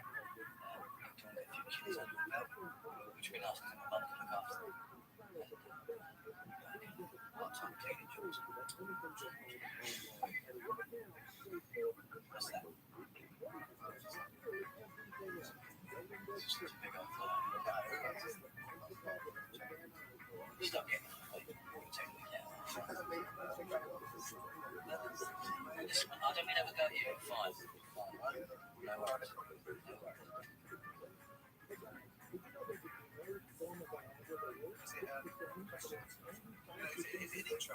Hey, Benji! What did you do? Oh, here we go. I'm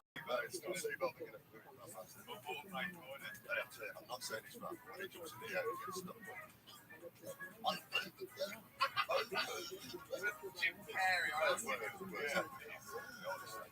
That's a great spell. It's speak for yourself. It's thinking. That means the car will anyway. Anyway, great trip, isn't it? Oh, my God. Oh, God.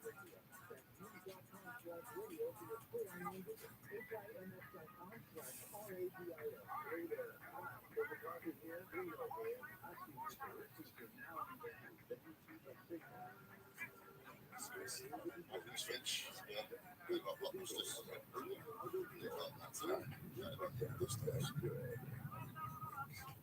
That's right. What are you down there, love? Press the button on. Sorry, exactly which books do you read? Science, literature, trivia. Is it sound like I'm going to go between them? Watch the space. When you're hanging out doing the all day, I'm glad you've got money to do it. Political. And what was your job? Professor in charge of watching countdown every day. Clever and funny. I'm going to go you. That's what I yell. Sit down.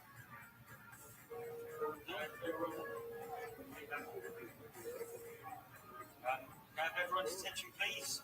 Welcome to the 7th annual World Hog Quiz Night. Current champions are this team here, the Dead Parrots. He sleeps.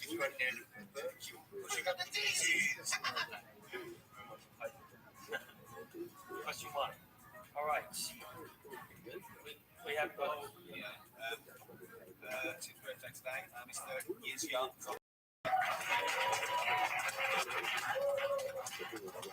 So, what better way to celebrate than a battle of it? So, let's play. Okay, question 1. In the mid-1960s, the US Army replaced all existing infantry guns with the M16 rifle and which fixed-rate repeat-fire machine gun? Just write that down. Next. We've been quiz champions for 6 years. We nearly lost it 2 years ago, unjustly, because Gareth was Quizmaster then. The question was, what type of alien is Mr. Spock? And everyone put Vulcan, which is incorrect.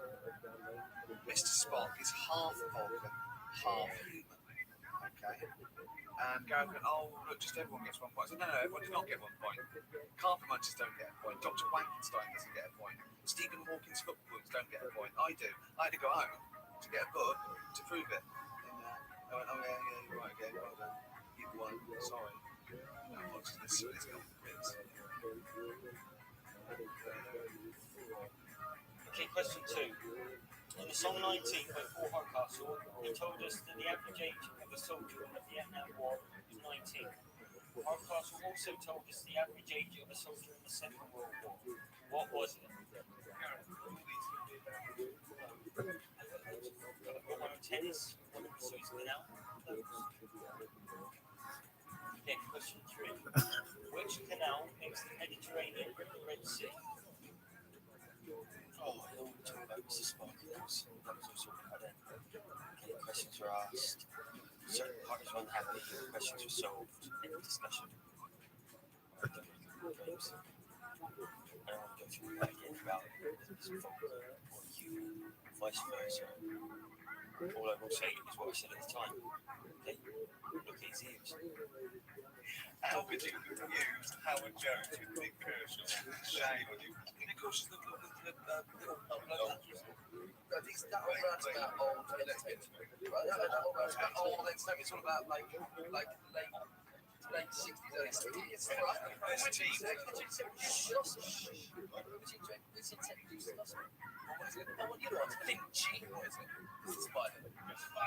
an arachnid nonsense. Yes. 6 legs, all right, legs. Thank you. Yeah, no. All right. Shame on you. 8 legs, 6 legs. 8 legs, 6 legs. Count them. University of Life, eh? Well, Spider is not an insect, officially. Thank you. you go, oh, why is it important? The question about Mr. Smart. I go, all right. And it's like saying, oh, I've got a new pedigree dog breed. It's half Alsatian, half Labrador.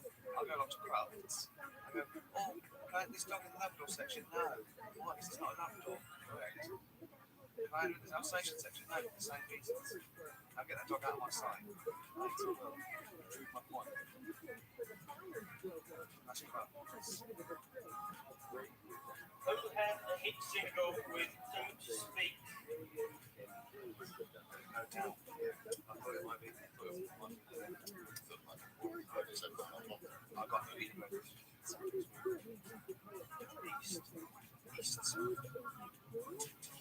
Right.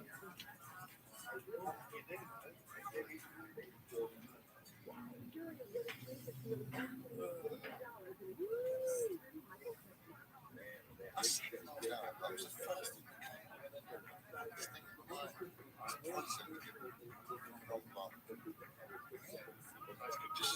Just don't get it. Logic. No logic to music. It's art.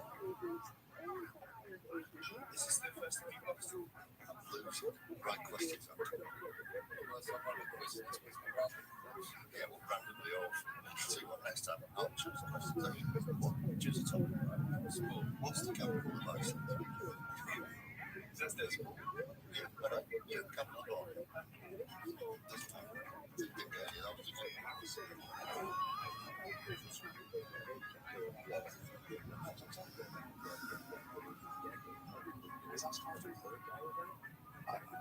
matter. I'm slow. I also like sleep. Yeah. Okay. Thanks for all. You don't know something sometimes. Okay. Yeah. Cheers. Do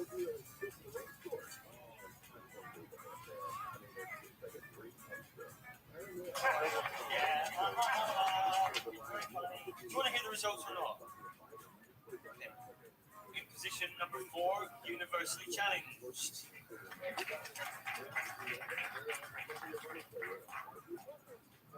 Third place goes to Malcolm and Dennis. Which means that, well, it's a dead heat between the dead parrot and the tits. So, tiebreaker situation. Can you send one member of each of your teams up? Tiebreaker. Alright, stand here. Tiebreaker question. Are you ready? First question, shout out the correct answer wins. Right, so are you ready? Which Shakespeare play features a character called Caliban? No. Between ice three, Hamlet, I'm just the first person to shout out the answer. You didn't say the shout out. Tempest, got it. Winner, let's go. You didn't say you only had one guy. You said the first person to shout out the answer. Yeah? The first person. That's my point. Yeah?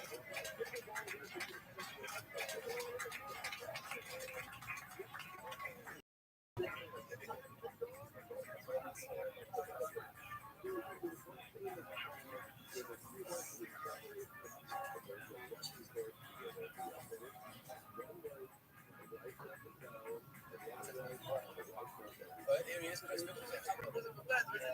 Well, maybe I'll write the question. No, it's not that. All right. So, what read the question? Name the Cuban leader leading powers since the Revolution of 1959. Yeah, you know it now. What did you say then? It's not situation. Tell us a bit. What did you say then? What did you say then? Who's the Cuban? No one of this place is going after that. You're wasted. They beat me. I could give you a list of 50 things I could beat them at. Throw it. Yeah, right. So, landlord, the lap challenges me to throw one of these little complicated things. So, go outside, take up your tight to the angle.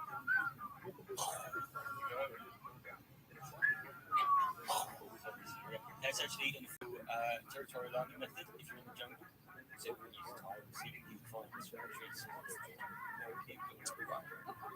I will throw anything that we choose over this book. If I do it, we win the quiz. New challenge. It's a challenge. Yeah. So you choose anything. If you throw it over, we've won the champagne. That's it. And that's the real quiz. That's the real quiz. If I do it, Choose one thing. You really are a couple of sad little men. Sad little men. Trying to get over the Do you want to try or not? so if I do it, we win the quiz. Yeah, exactly. That's the real quiz. That's the real prize. New challenge. Choose Yeah, that's it. Yeah, choose. Yeah, so Gareth, seriously. Listen,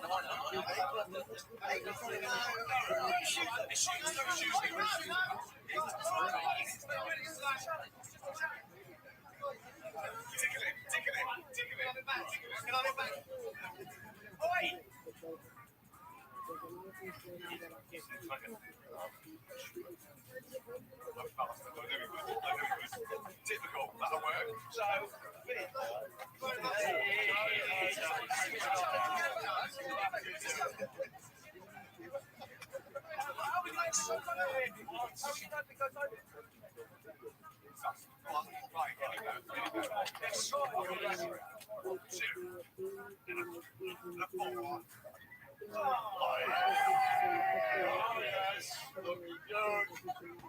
come on now. Did it go over? Did it go over?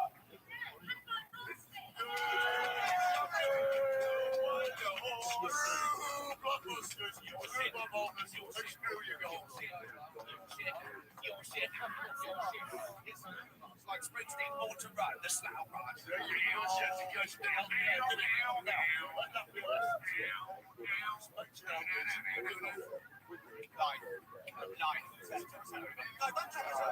Radio as well.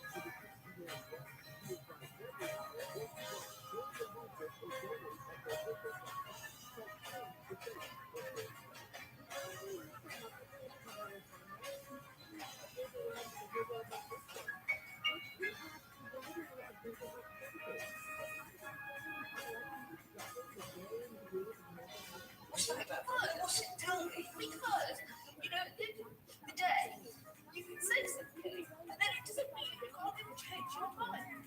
Does it? Not me changing my mind, it's you that's changing your mind. Yeah, I feel sorry for your thing. If they have to call off the wedding, then I'm sure it will be upsetting them. But in the end, it's for the best. Think about how to marriage is inevitably more sense. Constantly have to find a way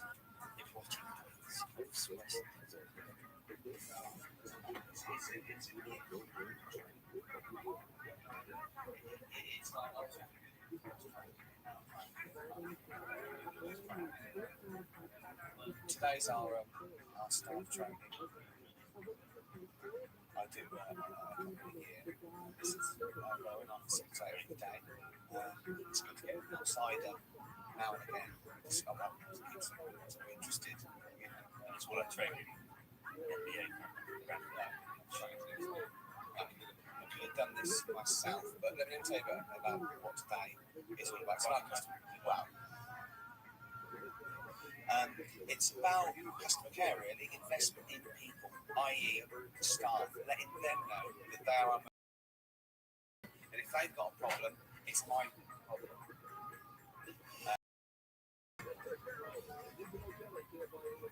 It's like if you're on the floor and you're up against it, then come to me, and I'll help us clean our floor together. So, literally.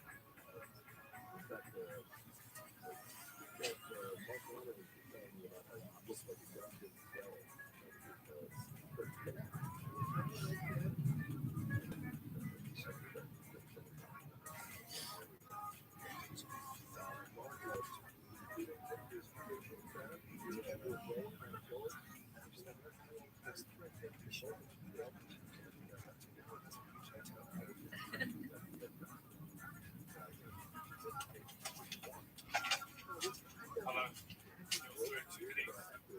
I will be at the training day to day.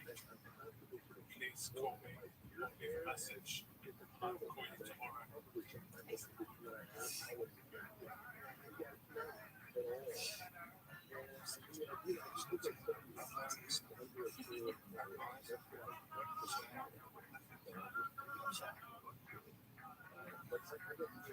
Don't worry, right? Because you know, once you have a damn warehouse, he fancies you even if no one else does. So.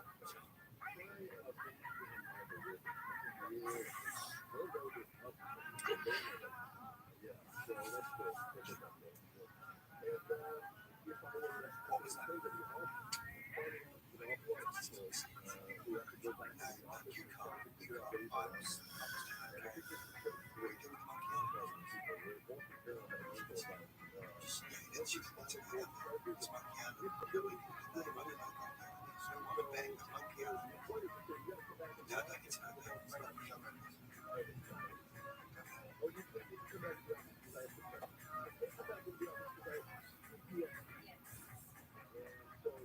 My name's Rowan, and I'm going to be leading us through today's sessions. As well as David says last year, was briefly says that a lot of people think you'll be familiar with, but it's not necessarily a bad idea to recap any page on the view of Israel as well. Let's start by watching the videos on different start.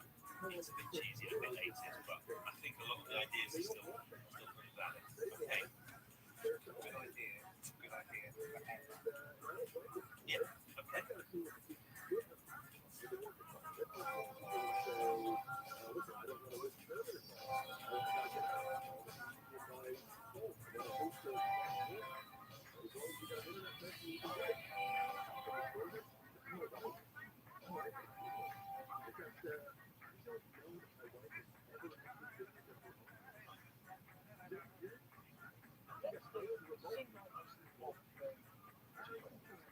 Staff.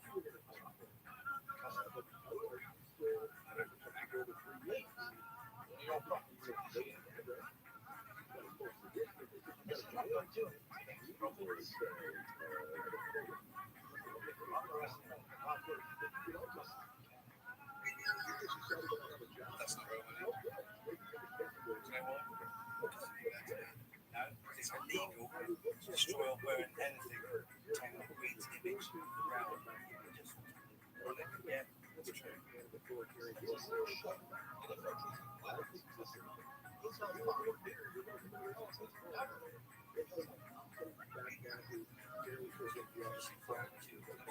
No, in fact, a postage stamp is legal tender. A bus driver would have to accept that. It's currency without it. Well, he does it before it.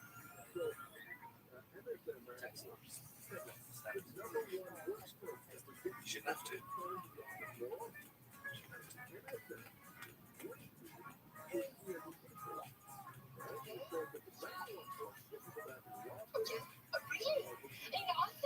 Excuse me, I'm in a hurry. I'm on the phone.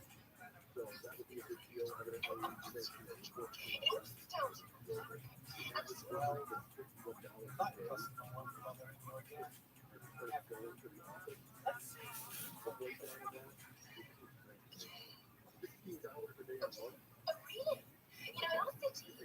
Oh, I'm so sorry. Sorry, Jim. I'll come back to you. I'll call you back in a moment. All she has to do is acknowledge the customer's presence. Then the customer will take it.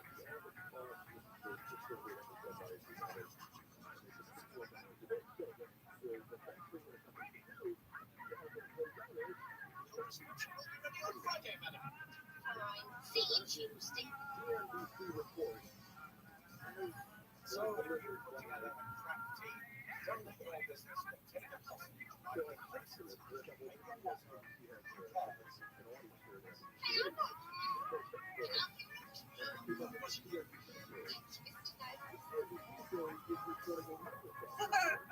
Very good. Very good. Okay then. Right, that's that. What we're going to do? Yeah. They weren't going to repeat it. That's what the rest Yeah. Okay, right. Well, we've all seen the video. We'll pick up with your leader, David Brent. David, one here. Moving on, of course, David. No. Cheating, really. I've done this before. That's regular viewers. Okay, well, nice and simple to start with. I was like, Which is okay. I want us to play out the scenario that highlights customer care. All of you deal with people. It's always possible to improve your level skills. Right, in this scenario, something nice and easy. I'm going to play, and this will be the wrong way to do it. I'm going to play a very bad hotel manager just doesn't care.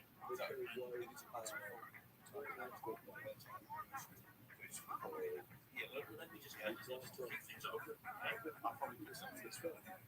Right. Okay, we've got a complaint. Yeah, you complain, and I'll show you the wrong way to do it. The wrong way. Right, so here we go. so what's the point? Is this now fine? In this story, let me tell you. Yeah, I'm with it, yeah. Right. I'd like to make a complaint, please. Don't care. I'm staying in the town. I don't care so much. Well, you're an ambassador. I don't care. I think you'll get it when I tell you what the complaint is. I think there's been a rape up there.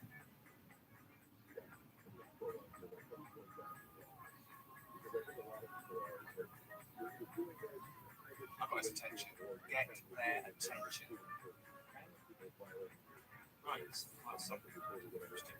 Very interesting. Right, so there is Yeah. make Points to be made. more to really So am I. and the way that we would I phased. Maybe I should, as I thought, I should play the hotel manager because obviously I phased it. But you have to go and see it and phase it. Hello, I wish to make a complaint. Not interested. My room is an absolute disgrace. okay. The bathroom doesn't look particularly clean. What room are you in? 362. There is no 362 in this hotel. Sometimes the complaints will be false.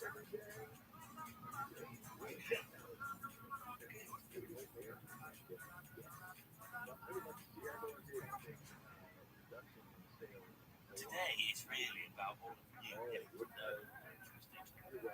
So, for the next exercise, what I want us to do is just spend a few minutes.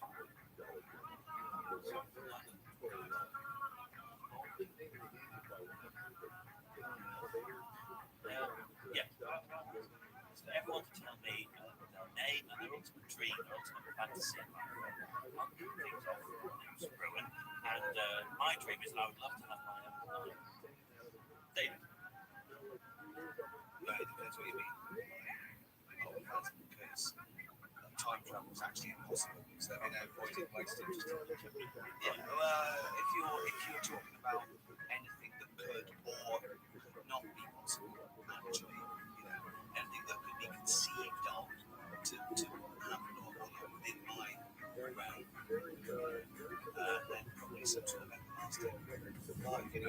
mean, it's sort of just somebody said, but I mean, actually, to experience the future and to live, on and on and on.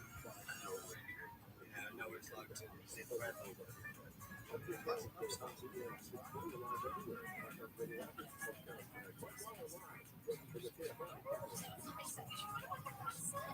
I've been engaged to the God for years. Post on Valentine's Day, but I didn't face to face with him. Valentine's message me today. I think he had to pay for it. Because he just said, we won't go on marriage. It's just which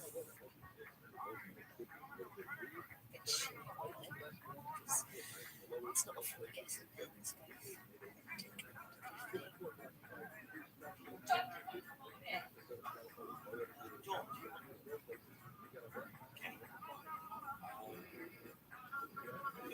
Gareth, quick trust exercise, ultimate fantasy.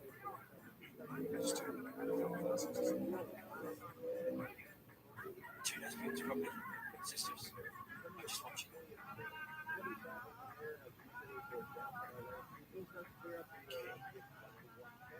Check.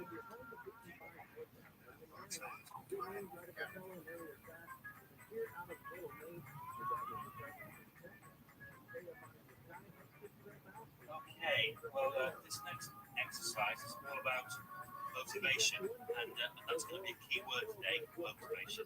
So, Keith, what would you say is your motivation? Party. No, so what I say. Well, I might say This job's just a stopgap, really. The job's not difficult. Don't take more room, home quick. It's pretty brains. You will never make it. And ultimately, I want to play music, write music, play in the band. Good luck. Been there, done that. T-shirt next. You were in a band? What were you called? Foregone conclusion.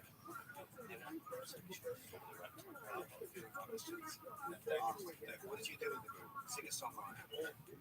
Lyrics now. Right, so are there any more questions for David? No. Good. Well, you chart. Were you successful? Were we successful? I'll let you judge that when I tell you that we were once supported by a little known Scottish outfit from Texas. Yeah, I get all this. David, you're a brilliant singer-songwriter. You're stuck in now. Whereas Texas, they're off making and they're rubbish creating. So I've been there, I've done that, and that's my home. And I respect the thing is, we're both good in our own fields. I'm sure Texas could run and manage a successful paint merchants. I could, do what actually I could do great. And I think they probably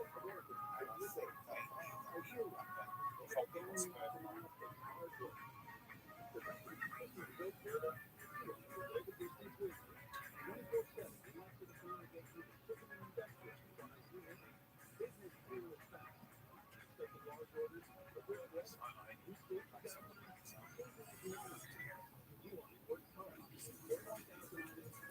It's business.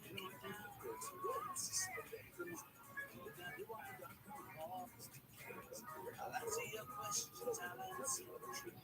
I'll show you the way. Who is wrong and who is right? Yellow, brown, black or white. Space money answer to all on your mind. You're right. She's the serpent who guards the gates of hell.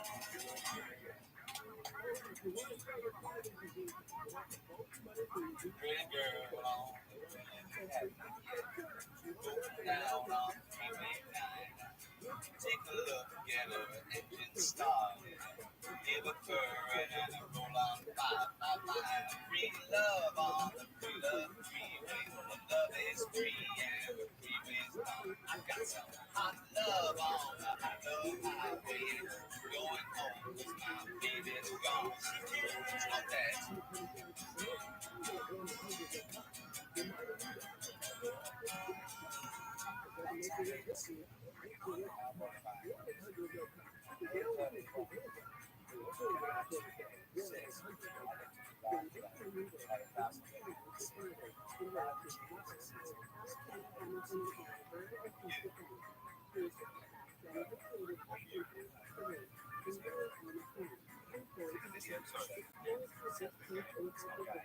Free love on the freeway. Love is free and the freeway's not. I got some hot love on the hot love highway. Going home 'cause my baby's gone, she's gone. Free love on the free love freeway. Love is free and the freeway's not. I got some hot love on the hot love highway. Going home, my baby's gone, she's gone, yeah. My baby's gone, she's gone, yeah. Gone away, she's gone, yeah. She's just gone away.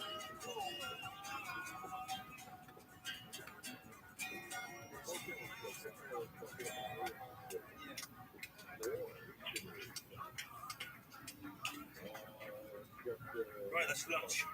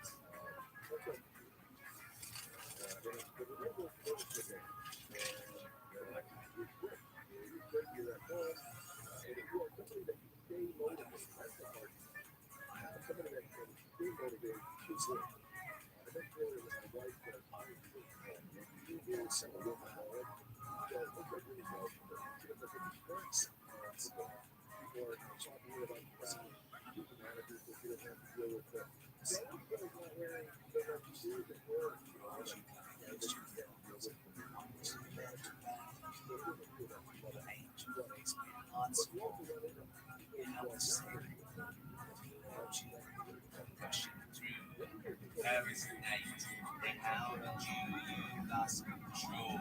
We prayed that you would be alright. Your body.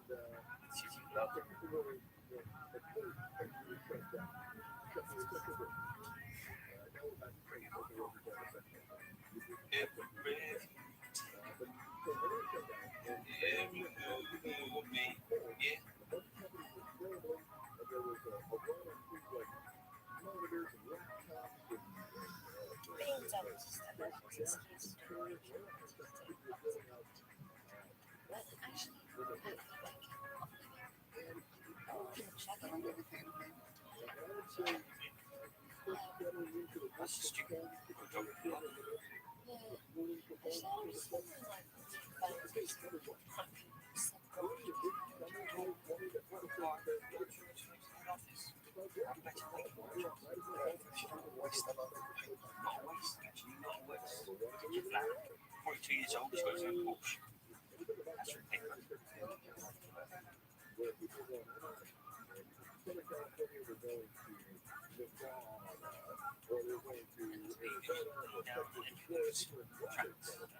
Well, I've got a lot more money. I've got 10 years old, so I can send it out. I love to go on stage and play down some dog shit on a sample shit. If you can take back account, hold on, mate.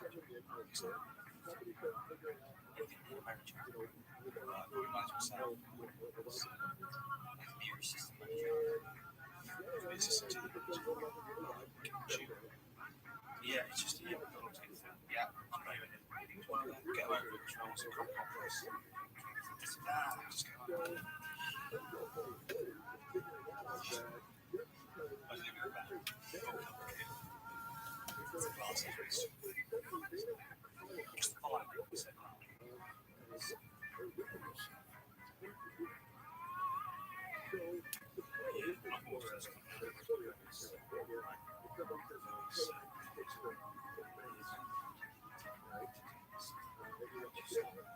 So doing what I do. Lots of much doing it.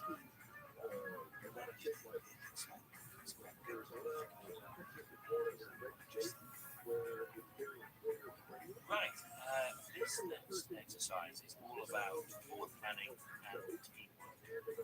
I'm going to need two answer this. So, look, Gareth, Tim.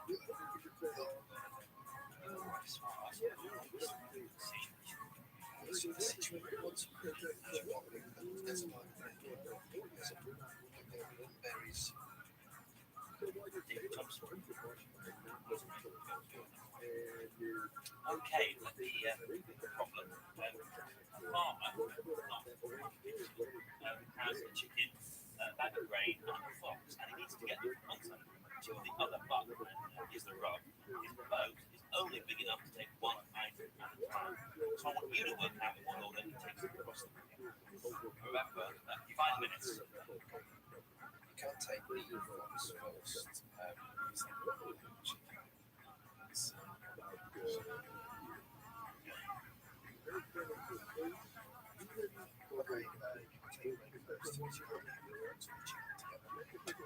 Together. Look, Beth. Hello, I'm the chicken. Thank you, Tim, for leaving favorite food. Yes, of course I can. We can't do it. How big is the chicken? It's the same size as a bag of grain. How big is a chicken? What's a farmer doing with a fox? Fox is farmer's worst enemy. We should just drown the fox in the river. It's impossible. No, it's just not.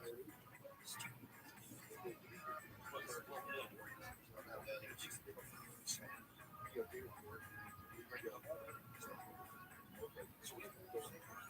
It's nothing. It's just a farm and a river. Guess what? He's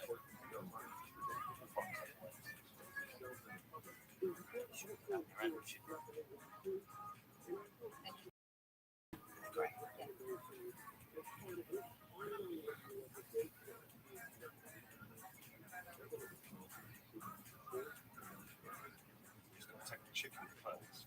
So,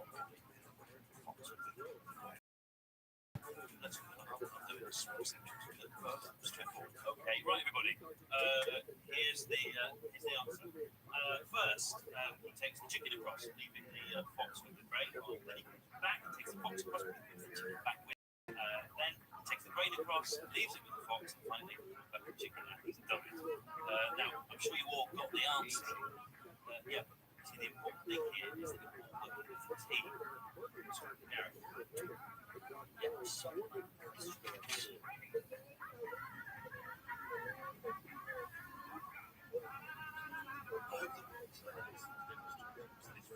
Every member of the team follows knows sort of their place within it.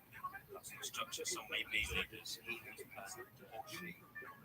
Whoever is in charge makes it was apparently it may be women or men, of course, but there's somebody ultimately maybe scoring goals. But no, of course, absolutely. But it doesn't matter whether you may not be the person that apparently did well. It's important that you know your place and that you're that you are supported by maybe we should just move on at this stage to another exercise. But this one we think might be the lesson here. Dogs.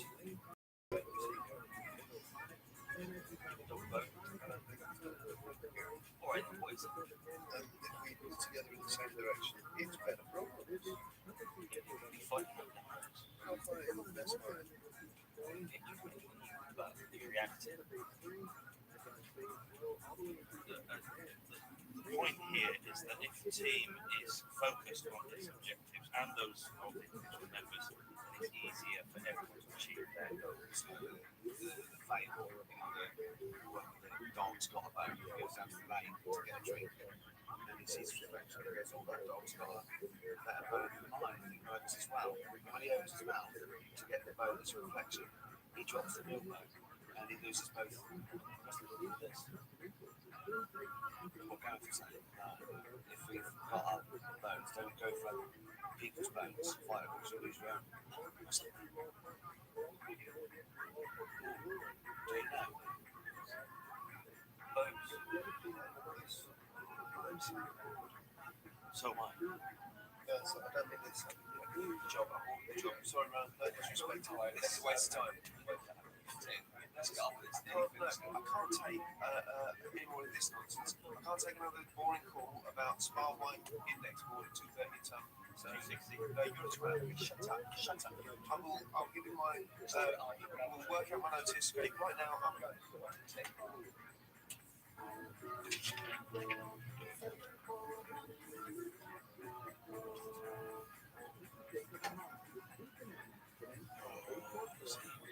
Pressure.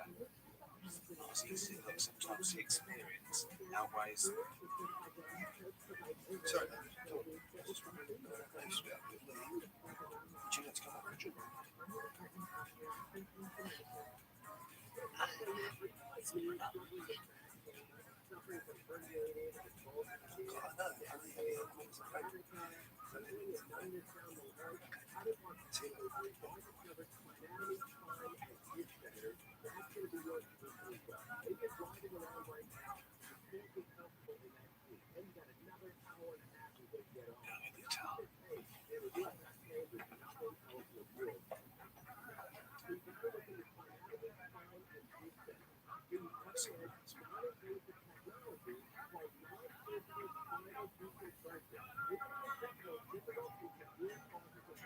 What becomes of you, my love?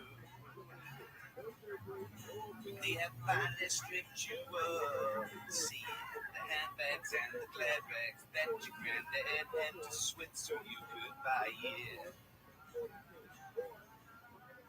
Do something for them. They call it strong.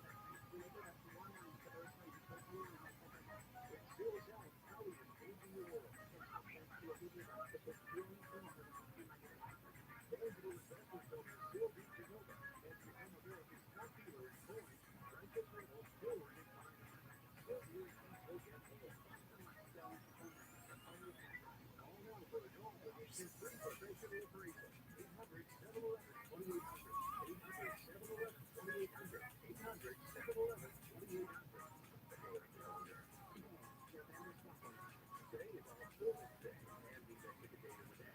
It's a beautiful celebration letting you honor the lives of your ancestors, loved ones who have passed on. It's also broadcast breakfast with Bechdel Steak, and it's either that or chicken burger. And it's National Men's Steak Dinner Day, so barbecue or order pizza taco for your brother or sister November 2nd from AMI AM 640.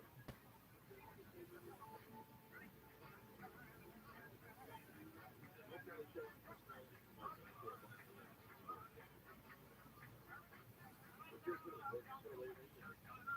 Seems like this year's going to be wild. I thought we'd be selfie. Just missed it.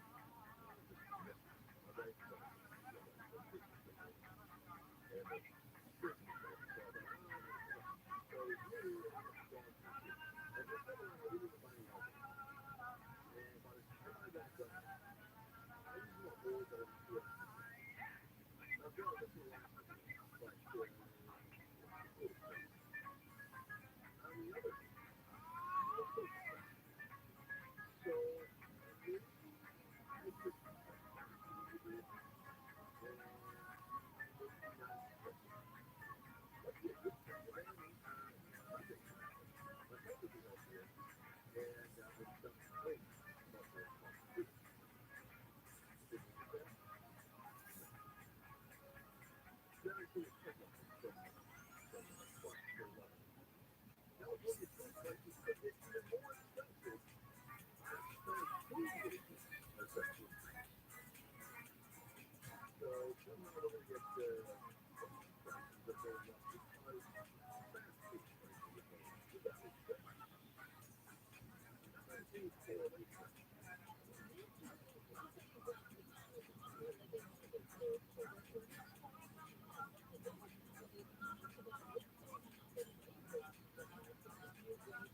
Christmas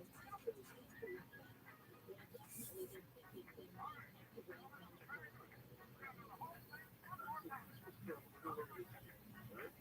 Well, what happened to those heavy prices after the holidays? Stay tuned. Stay fresh and learn. Plus, TRILLIONAIRE. What to expect? Everything that it needs to tackle this but a splash of fun. And it's happened somewhere you can enjoy maybe so much the fast food. You know how powerful it is to possibly avoid paying so much for fast food. Think of how easy it is to make at home.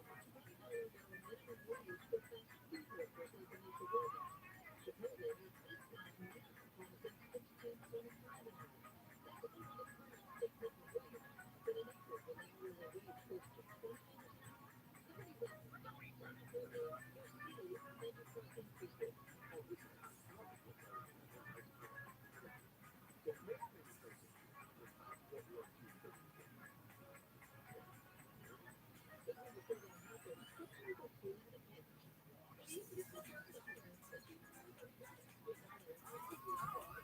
I'll give my 39 back. So, you know what that's called? Inflation. And how that works. It's more everything's more expensive. Hey, you ever turn a diet? Yeah, me too. I remember when a Big Mac meal was straight up. So, here it is. Ask somebody older than me, they'll tell you how much cheaper it is. My mom decided we need to turn 2 kids back when you were a kid. But I got it. Can I just suggest one thing? Sarah, Ted, Justin, you guys have a McDonald's CD only? Or can I help you with this? Get online at onemcdonalds.com. Hey, look at that. That's right. We're not saying you're going to forget. No, I'm actually going to. That's just going to be easier. Now, why is any of that information necessary? Well, anyway, more than free payment, here's the deal. First, they wouldn't have an easy broker to send you everything.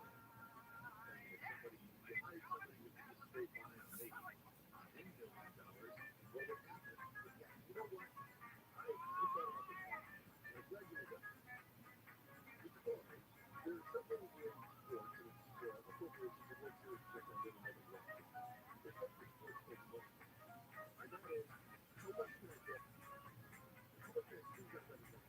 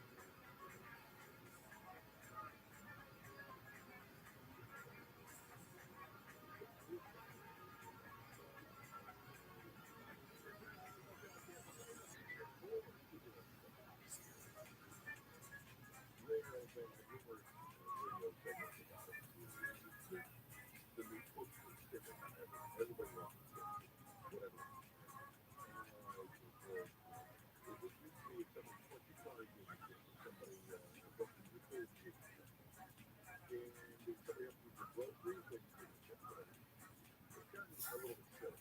So pick out your 3-year-old and just, for what? It's not for it's not it's different. So everybody has to first get as our exterminator in our house, and I got done and left the toilet at the door, right? Maybe the dog might be awake, let it check and see if it's free. I go online, I pay it, and there's a line on the bill that says there's a tip. A tip for the front guy? That's silly. So you got this weird place where everybody wants to tip everything, and it's not that mean it's not really, it doesn't exactly, but you're in the place where I think that tip is great. The whole matter is, the history of tips. Somebody's living in your house, I'm happy to give them a tip. I even went so far as to say that when it comes to food delivery, like the DoorDash or whatever, I would tip the same amount as though I was the person. So my little sister, the delivery driver, 18, 20%. What is what you're thinking now? Even 20? She never hit that limit. Right? My girlfriend always told me this, and I'm like, what are you doing? Are you like wasting college? What are you doing? Yeah, no, you're smart. I like that. I like that. I hold it to her side. I will. Rarely will I take her side because you know I got it. But let me explain it to you. First of all, here's the story that I'm being offered, and it's DoorDash is basically threatening people who don't tip their drivers. DoorDash does the whole calculus, you don't tip, the person works. On top of it, that is, at this rate, it would put you at 0 in the tipping line. And those customers are ordering without a tip or taking either. You go for what they're paying. A lot of those drivers will actually call other drivers more profitable in order. And even service drivers will not do a tip. And that's a good thing to test with for some reason. So, okay.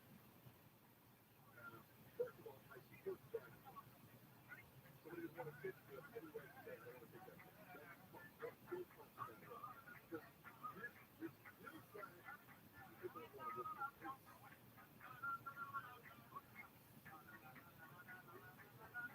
Or your wife and I both ordered food, right? Let's say we both ordered some delicious cookies, right? And we both ordered the same thing, the bill is exactly the same, and I say that I'm going to tip 20%, Mark says I'm going to tip 5% for what I ate. Which one driver am I taking? And there's a car, right? Good for them because they make more money. No problem. I don't have any problem that drivers prioritize. We got it. No problem. There is one small caveat though, and it's this. Set yourself, create a reputation of being a good tipper, and tip it well. And the DoorDash, the DoorDash driver that you often, maybe in a pinnacle of negotiate, when they come to bill you, they want your cash first because that's how they see it. See, if you're tipping too less, then the tax does. If they bring your food, you go, you're all unraveled. Flip them over. That's how it works. They're all about it. Me? Me? Now, here's where you tip off. This is why your girlfriend is right. And again, I got you both in the sense, but let me tell you what, where it maybe shouldn't do it this way, but it's why I do it. Because I want for those drivers to know that they can take tips, right? So I feel like if I'm giving them the right tip, that they're going to get my food to me first, it's going to be kind, and they're not going to steal my fries or squeak my burger. So yes, I agree. Craft them for that. Absolutely. You're going to take care of me. I'm going to take care of you. You're going to take care of me. All right, so that's what we call it special care. And get this, everybody. Cookies are made for special. Well, you got it, huh? I once had a guy, I've done it for years, but we ordered pizza or something, whatever, and we ordered like 50 bucks, right? And I left the tip of $10. And after the overtime, he showed up to my house, and it's an oregano doorbell. I go, I take your food, and here's this, and here's this, and here's this, and he just, what else can I put on it? And here's this, and listen, look, and I got some more. I'm like, no, I just want to work, and I work. And he looks at me and goes, I just wanted to tell you that that was amazing. Thank you. So you know what I'm talking about? Delivery guy stopped me and said,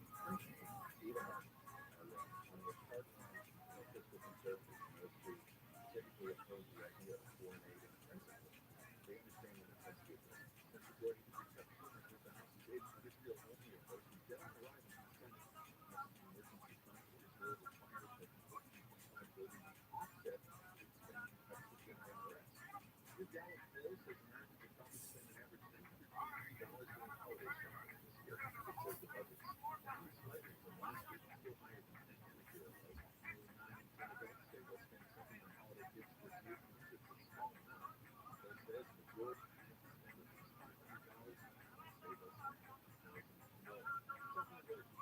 Most of the kids are in the low to mid 50s today, but it's going to be sunny and slightly less warm again tomorrow, with highs in the low 80s most places, with 70s at beaches, mid 80s in the inland empire, and a couple of more trees in the eastern Carolinas. 65 in Newport Beach, 69 in Myers, 71 in Pinellas, 69 in Burbank, and it's a hot one right now in Florida, 68 over the highs. That's today's content. Just over 1 mile and dry. It's getting close, but it's possible rain for a spot. Any traffic is about a loose or more by. Some good news if you're on the 5 southbound in Commerce. Just before Swanson and Clear, looks like they'll spend the cars here in the middle lane as slowly recovering from the 710. And some sunnier traffic in the exit heading eastbound in Chapel Hills, approaching Pennsylvania. That route stays busy here just before Green River Road. Stay high in the sky. Let's get you there faster. Here's the Moreno. A team shot just what everyone is predicting for this coming Thursday. Yes, the weather right here at 7:10. But it does have to do more. It should. Wisely focus your home protection, noise, elements, ultimate defense against everything Mother Nature can throw. Watch the literally wicked exterior colors with eyes to spur the 3 to 5 elements at you. The rest of it is going quality and staying home. Let's see what's stored white out in the country and online at ultimatenews.com. Ongoing mental health epidemic in California continues to overwhelm the behavioral workforce, which impacts the delivery of mental health services. With half our children and adolescents struggling with varying degrees of mental health challenges, getting proper support has become more difficult than ever. But that's about to change. California is leading the way with a certified wellness group profession to support towards ending. It's time to start well, sponsored by the California Department of Healthcare Access and Information. Did you hear that? Apple sugars are everywhere. So what drugs have been around in home to blog and float? An apple that can start anywhere, anytime. Be prepared with quick-acting carnitine medicine. Who of you further have an earlier quickly? It's the #1 FDA-approved apple inhaler available over the counter. Carnitine Meds. Breathe easy with it. Use as directed. Let's go to the impact of learning the language you've always wanted to know. Quran. Take Quran. Dr. Fabulous lessons from just 15 minutes a day. Who's Quran for the one-line? Nope, only they're fun. You don't realize you're learning a language, but you are. For 3 weeks, you're able to start having conversations. And now there's lessons with just around the table. With Babbel, it isn't hard. It's perfect. That's why Babbel's good. Just go to Babbel.com. That's B-A-B-E-L.com. This will allow for all your music, sports, talk, and watching. Never sounded so good. And it's recording.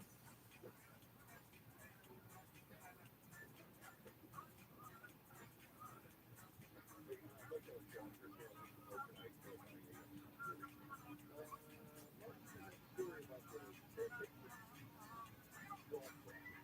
Yes, the fitness assessment on everything. In a very short amount of time, our computers were delivering to us a fitness package in under 4.5 hours. Now, this is really remarkable considering that the temperatures were maybe somewhat confined. We had the Constitution must have done a hell of a job explaining the temperature to them. Or he was super picky, like he wanted to know how important it was. What do you want me to know about how you're spending money to play golf? We're just really good. You saw my link for that. Right. So how long is a drive?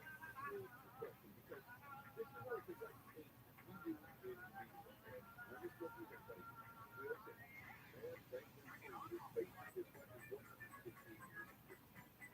You get what I'm saying? He's not going away.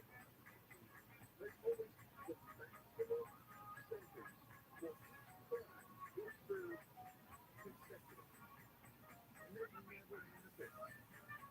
It doesn't happen. The only time that ever happens is if someone's a serial killer. And there was a hug on every dollar except tonight for 68 years in prison. Yes, that's the only time you ever see that. Well, there's me out, dying in prison.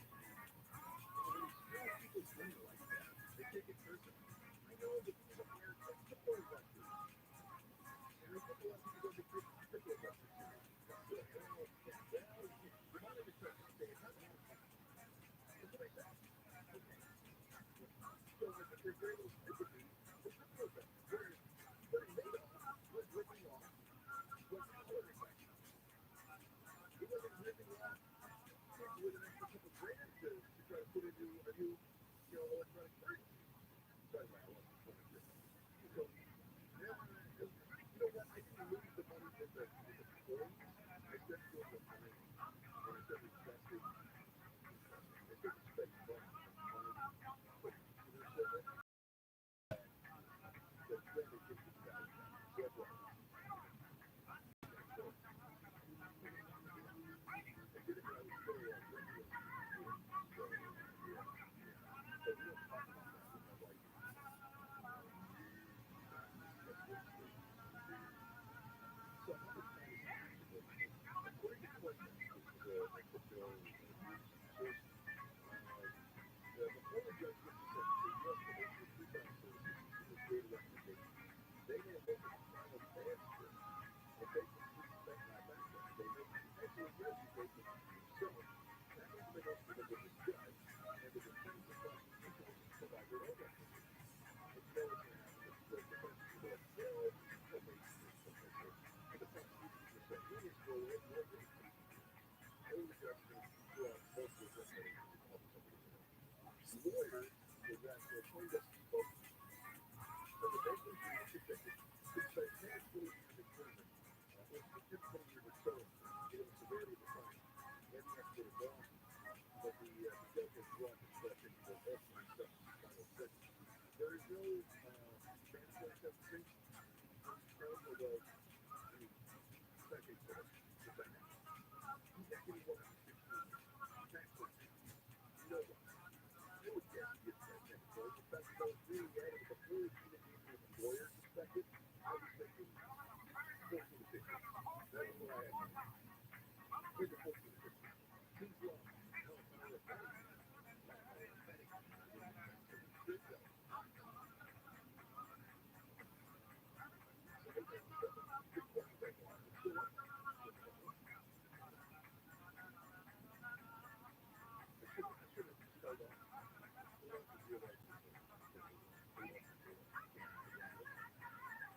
They always get a shot. They always get a shot. Come on. Okay.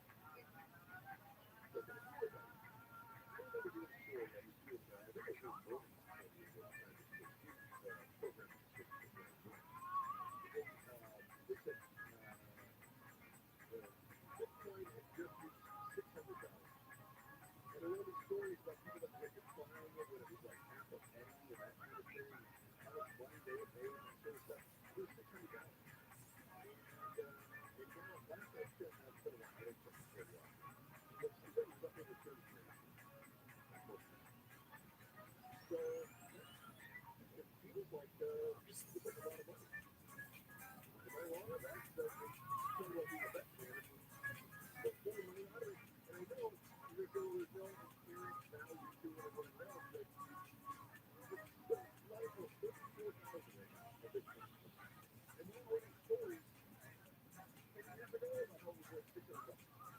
Okay, calm down, Alex. Yes, but those NFTs are going to be worth a lot again soon, too. NFTs aren't going anywhere. They're just dumb to start. Okay? NFTs are done. The real smart money is in X/Twitter, I guess. Golly. Holy cow. What a terrible idea that is.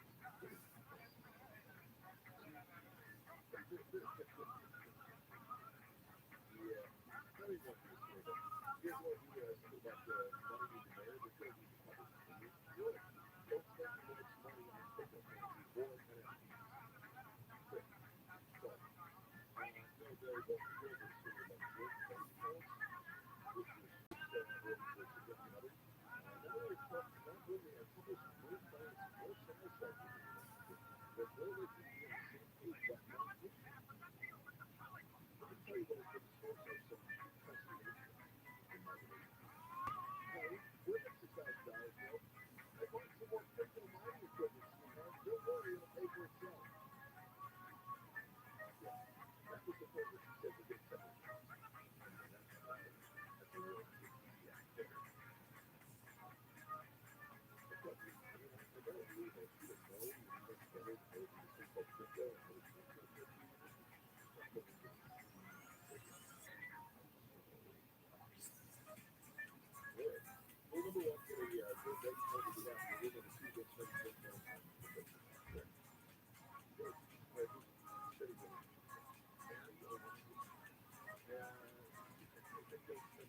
If you're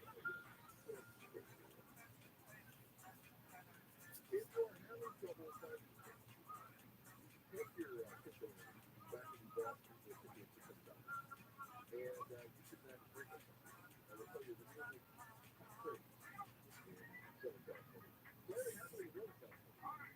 That's what happens. So that's just okay at my age is what we're live everywhere here at the Radio Mission Hotel tonight. One is being live from the KFI 24 hours.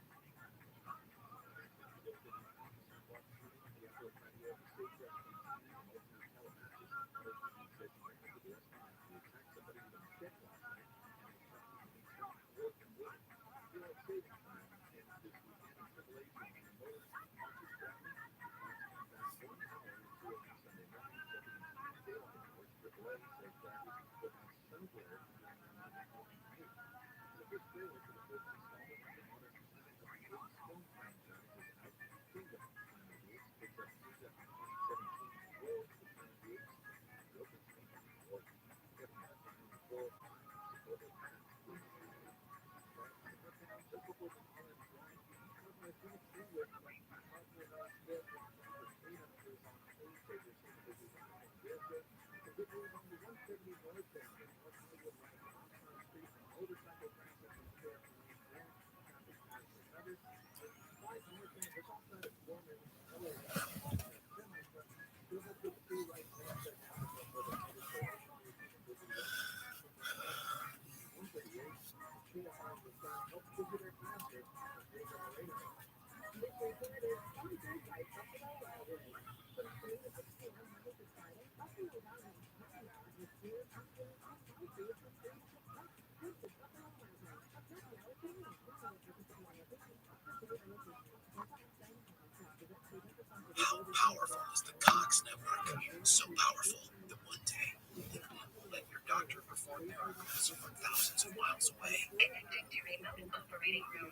Giving a whole new meaning to the term house call. Operation complete. The Cox network with gig speeds everywhere. It's internet built for tomorrow, today. Cox, bringing us closer.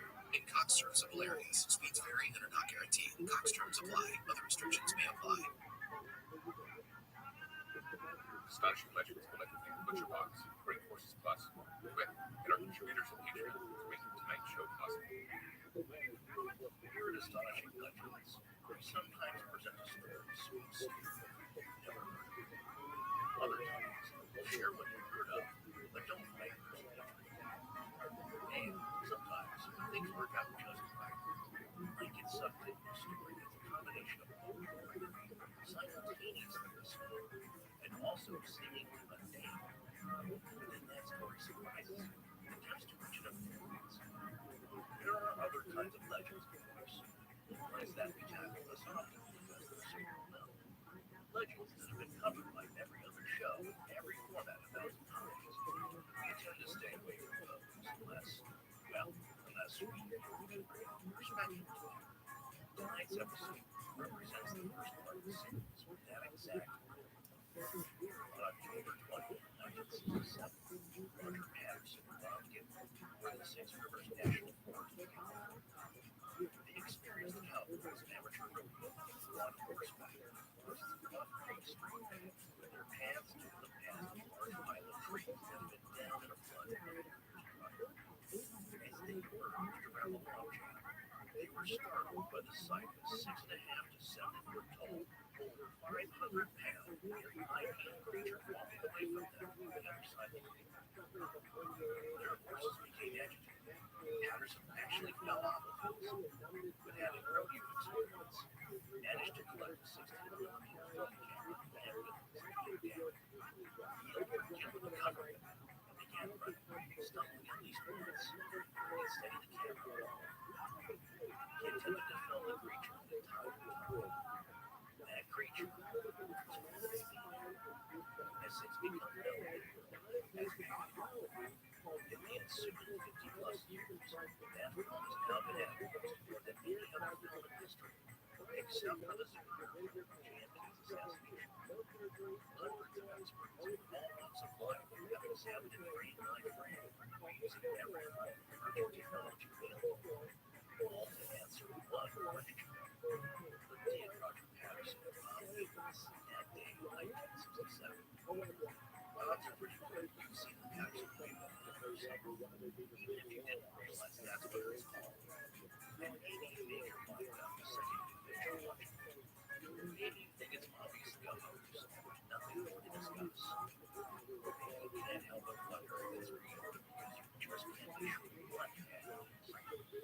As it turns out, there's a lot more to this story than just 9 million people are free to film for him.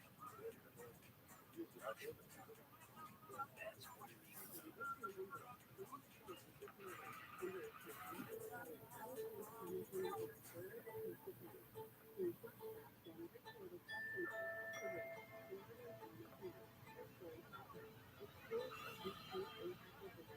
Welcome back to Astonishing Legends. I'm Scott Philbrook, and this is Fortune Burgess. To the young at heart who seldom say impossible, to the adventurer who doesn't stop at the foothills but penetrates deep into the forest, to the individuals who has enough fortitude to stand up when he thinks is right, to all of those who seek the truth no matter what comes. Roger Patterson was book The Abominable Snowbird of America, The Exist, 1966. Join us tonight for part 1 of our series on Patterson Kimball.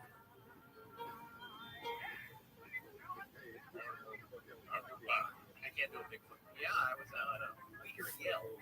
Yeah, don't yell. No, it's very specific. And some have claimed that they have their own language. Yes, of course, I remember the family was talking to each other. Kind of so some Bigfoots appear to have their own language. They just don't know that. I feel like something. Well, the bottom line is we keep coming back. That's why Forrest always says it. Yeah, we're the thing that wouldn't leave. Yeah, the truth is, you guys have all the power. All you have to do is stop listening to us, or you haven't. So thank you for that. No, thank you so much, because without you guys, there is no show. On that note, if you're looking for a better podcast player, we'd like to recommend Himalaya. It's a cross-platform podcast aggregator, and it seriously works better than pretty much everything else out there. Yeah, we've been personally frustrated with limited functionality and counter-intuitive user experiences that you get on pretty much all other players, some of which seem to be constantly getting redesigned to deliver a worse and worse experience. I'm using Himalaya exclusively now because it's just so much easier. It's easier to subscribe to the shows you love, it's easier to share what you like, and it's way better at making suggestions of podcasts you might like and other apps. Yeah, if you don't have it yourself, head on over to your respective app stores and download Himalaya. That's Himalaya. It's free, so there's no reason not to check it out. After you get it set up, find Astonishing Legends, give us a follow so we'll know you're out there. Here's the reason I love it. When I'm checking out our posted versions of the show, I can speed up your long-winded cards. Yes, thank you. Right back at you. All right, folks, so grab Himalaya and give us a follow. And now, back to the show.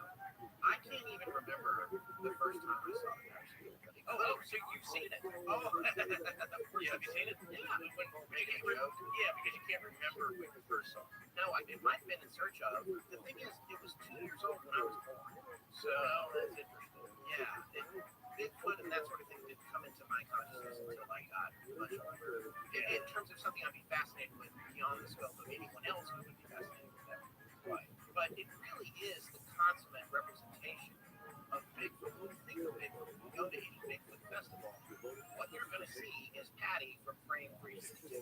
You know what that film? Pretty much everything is funny. Somebody swinging his arms, somebody sent me a Bitmoji. Yeah, that is the joke, is believing yourself. Yeah, you put your Bitmoji face in there, but it is Patty swinging her arms out in that pose.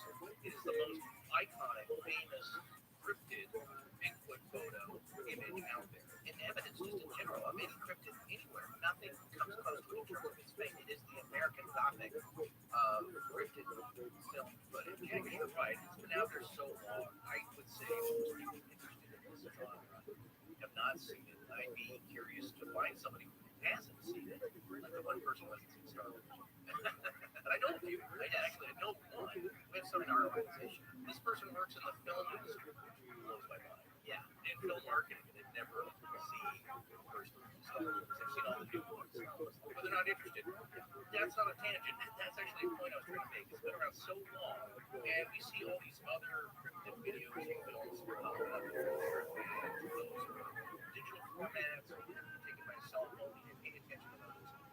And maybe it's news for a week, or somebody makes a claim and it goes away. This thing has never gone away. And I want to make a philosophical point for you guys. If you look at the very end of the series, it's just philosophical for me. The sums it up is that we've all seen it, and most people have seen it, and you go, wow, that's pretty cool. Think about it. Or you just do it for that's a good use. Urgently, if you desire to do this film. Yeah, we barely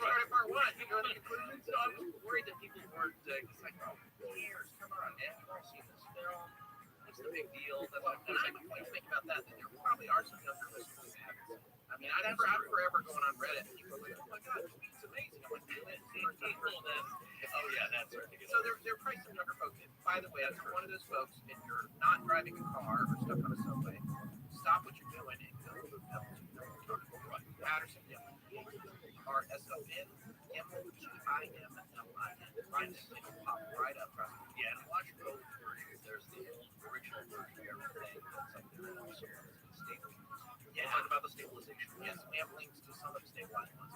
So my philosophical point about this short piece of film, if you have seen it and you kind of forgotten about it, never really thought about it lately, but are curious about it, or if you have seen it and just don't care, think it's a hoax, it's silly, lie, you can discuss it, hang on a minute. To me, again, there are two possible footnotes that I personally think about this film. One, if it is a hoax, it remains to this day one of the best film hoaxes ever, and especially for the paranormal theme.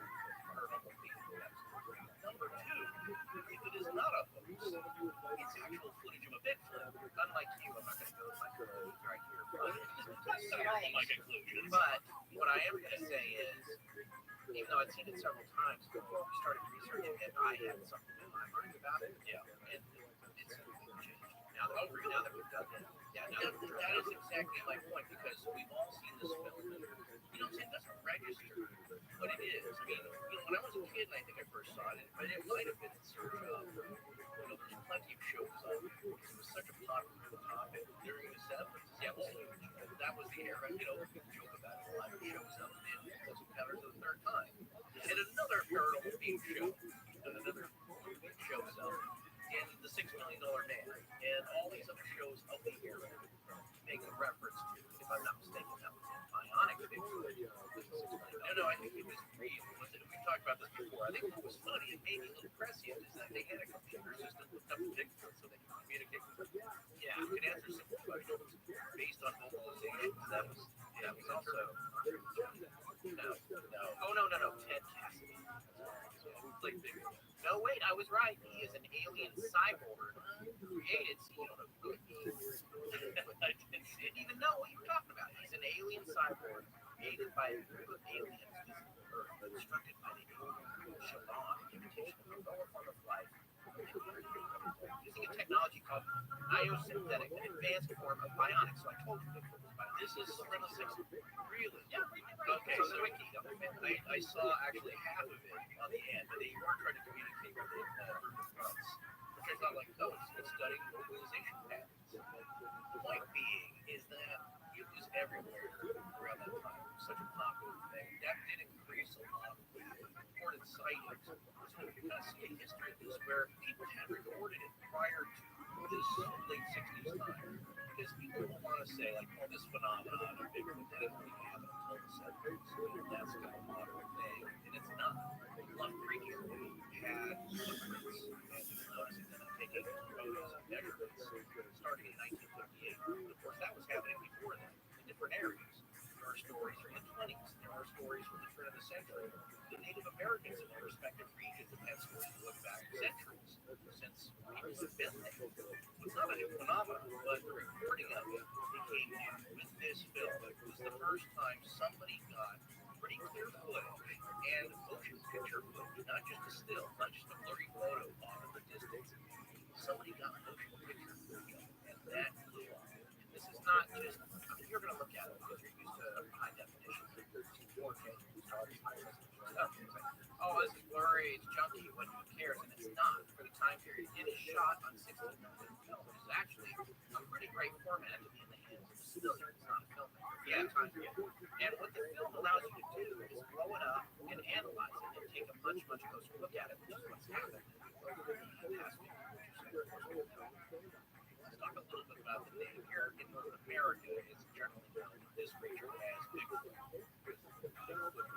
In Western Canada, the term Sasquatch is usually more common. That comes from the Salishan First Nations tribal language of southwestern British Columbia, and its first known wide usage of the term was in 1959. Yeah, no, exactly where that came up. And when we were talking about earlier, Vince, there was no evidence for most of the story when we covered earlier on in Astonishing. That was 1924. So that again was significantly dated. But it did be evidence. Yeah, that's pretty close to the date, if not right on. It was Fred Beck in California and in southwestern Washington State. They were big years. That's my point. Is that it's not just the 70s phenomenon. And again, it did not come from the action people in footage, PGF. It's all connected. Shot on Friday, October 20th, 1967. And it's the first thing that pops up when you go to onthisday.com. Yes, I love to go. Whatever we're doing, I always want to think of that. Yeah, so it was kind of a big deal, as you'll see. Not immediately, but it quickly ramped up into something big. That film was shot by Roger Patterson with his friend Bob Gimlin nearby. All the two were on a horseback ride in Northern California in Del Norte County. I believe it's just probably near the county line on Humboldt County south. Because when you talk about it, like you would say, well, that's coming out of Humboldt County, but if you look at it, technically it is Del Norte, right on the border of California. This was almost exactly 2 months before I saw the bridge collapse. These things seem to kind of go in sine waves. So let's talk a little about the technical aspects of the piece of film itself. The film sequence was shot on 16mm motion picture camera, using a Kodak K100 Cine Special style camera, or 3 lenses on a plate.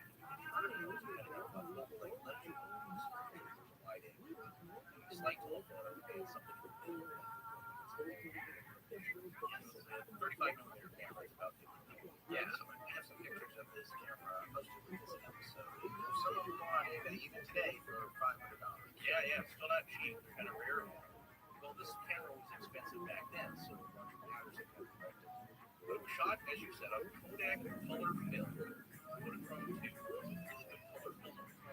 And that's going to be an important aspect because it's used to decode the actual type of film shot. Well, this clip lasts 59.5 seconds. It was shot at 16 frames per second for 53 seconds. It was shot at a 18 frames per second as selfie.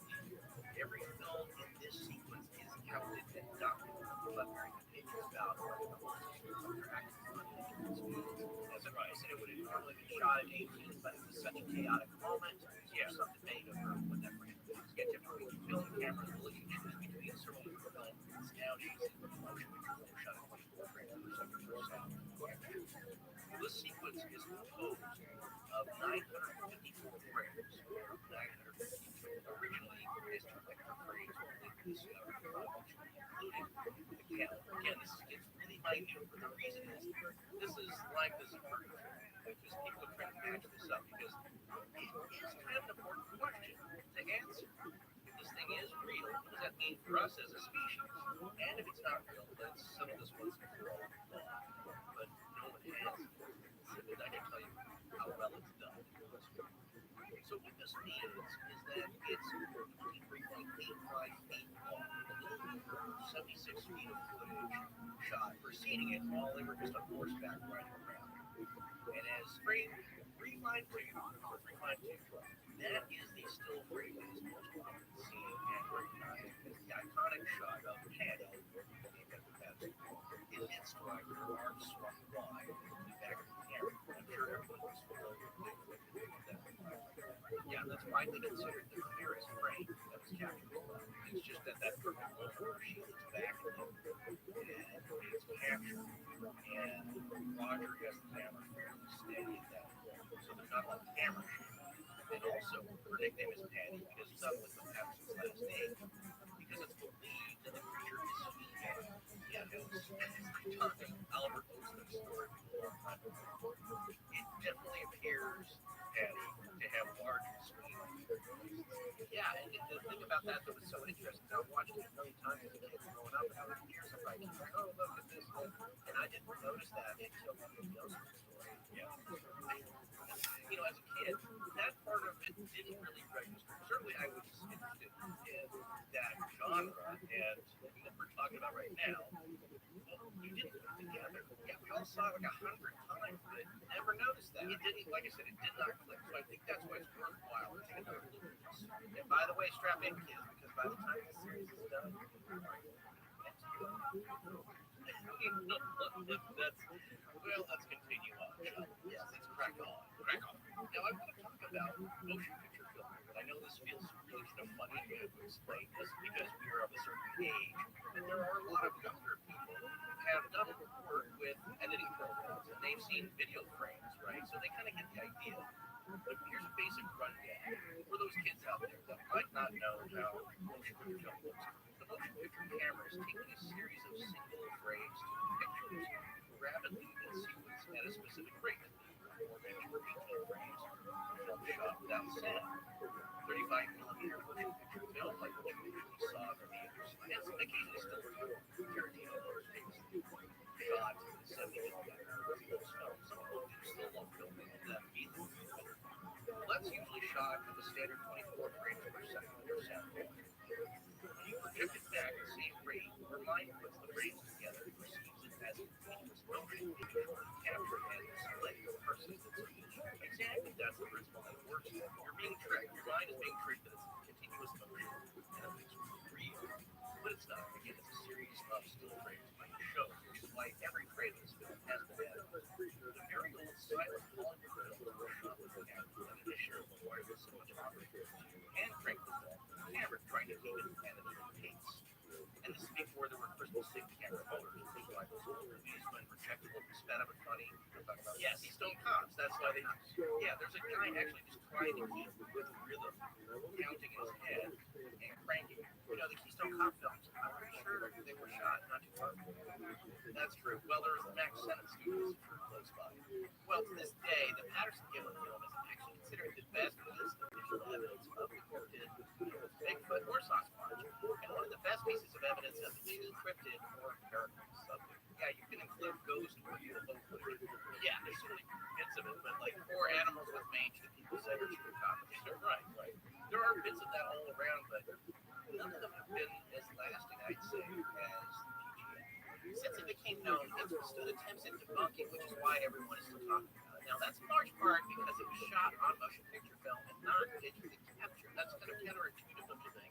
Yeah, well, digital images are easily manipulated nowadays, and with the state of computer programs and movie magic, no one can believe anything they're seeing. But the motion picture film is image-based.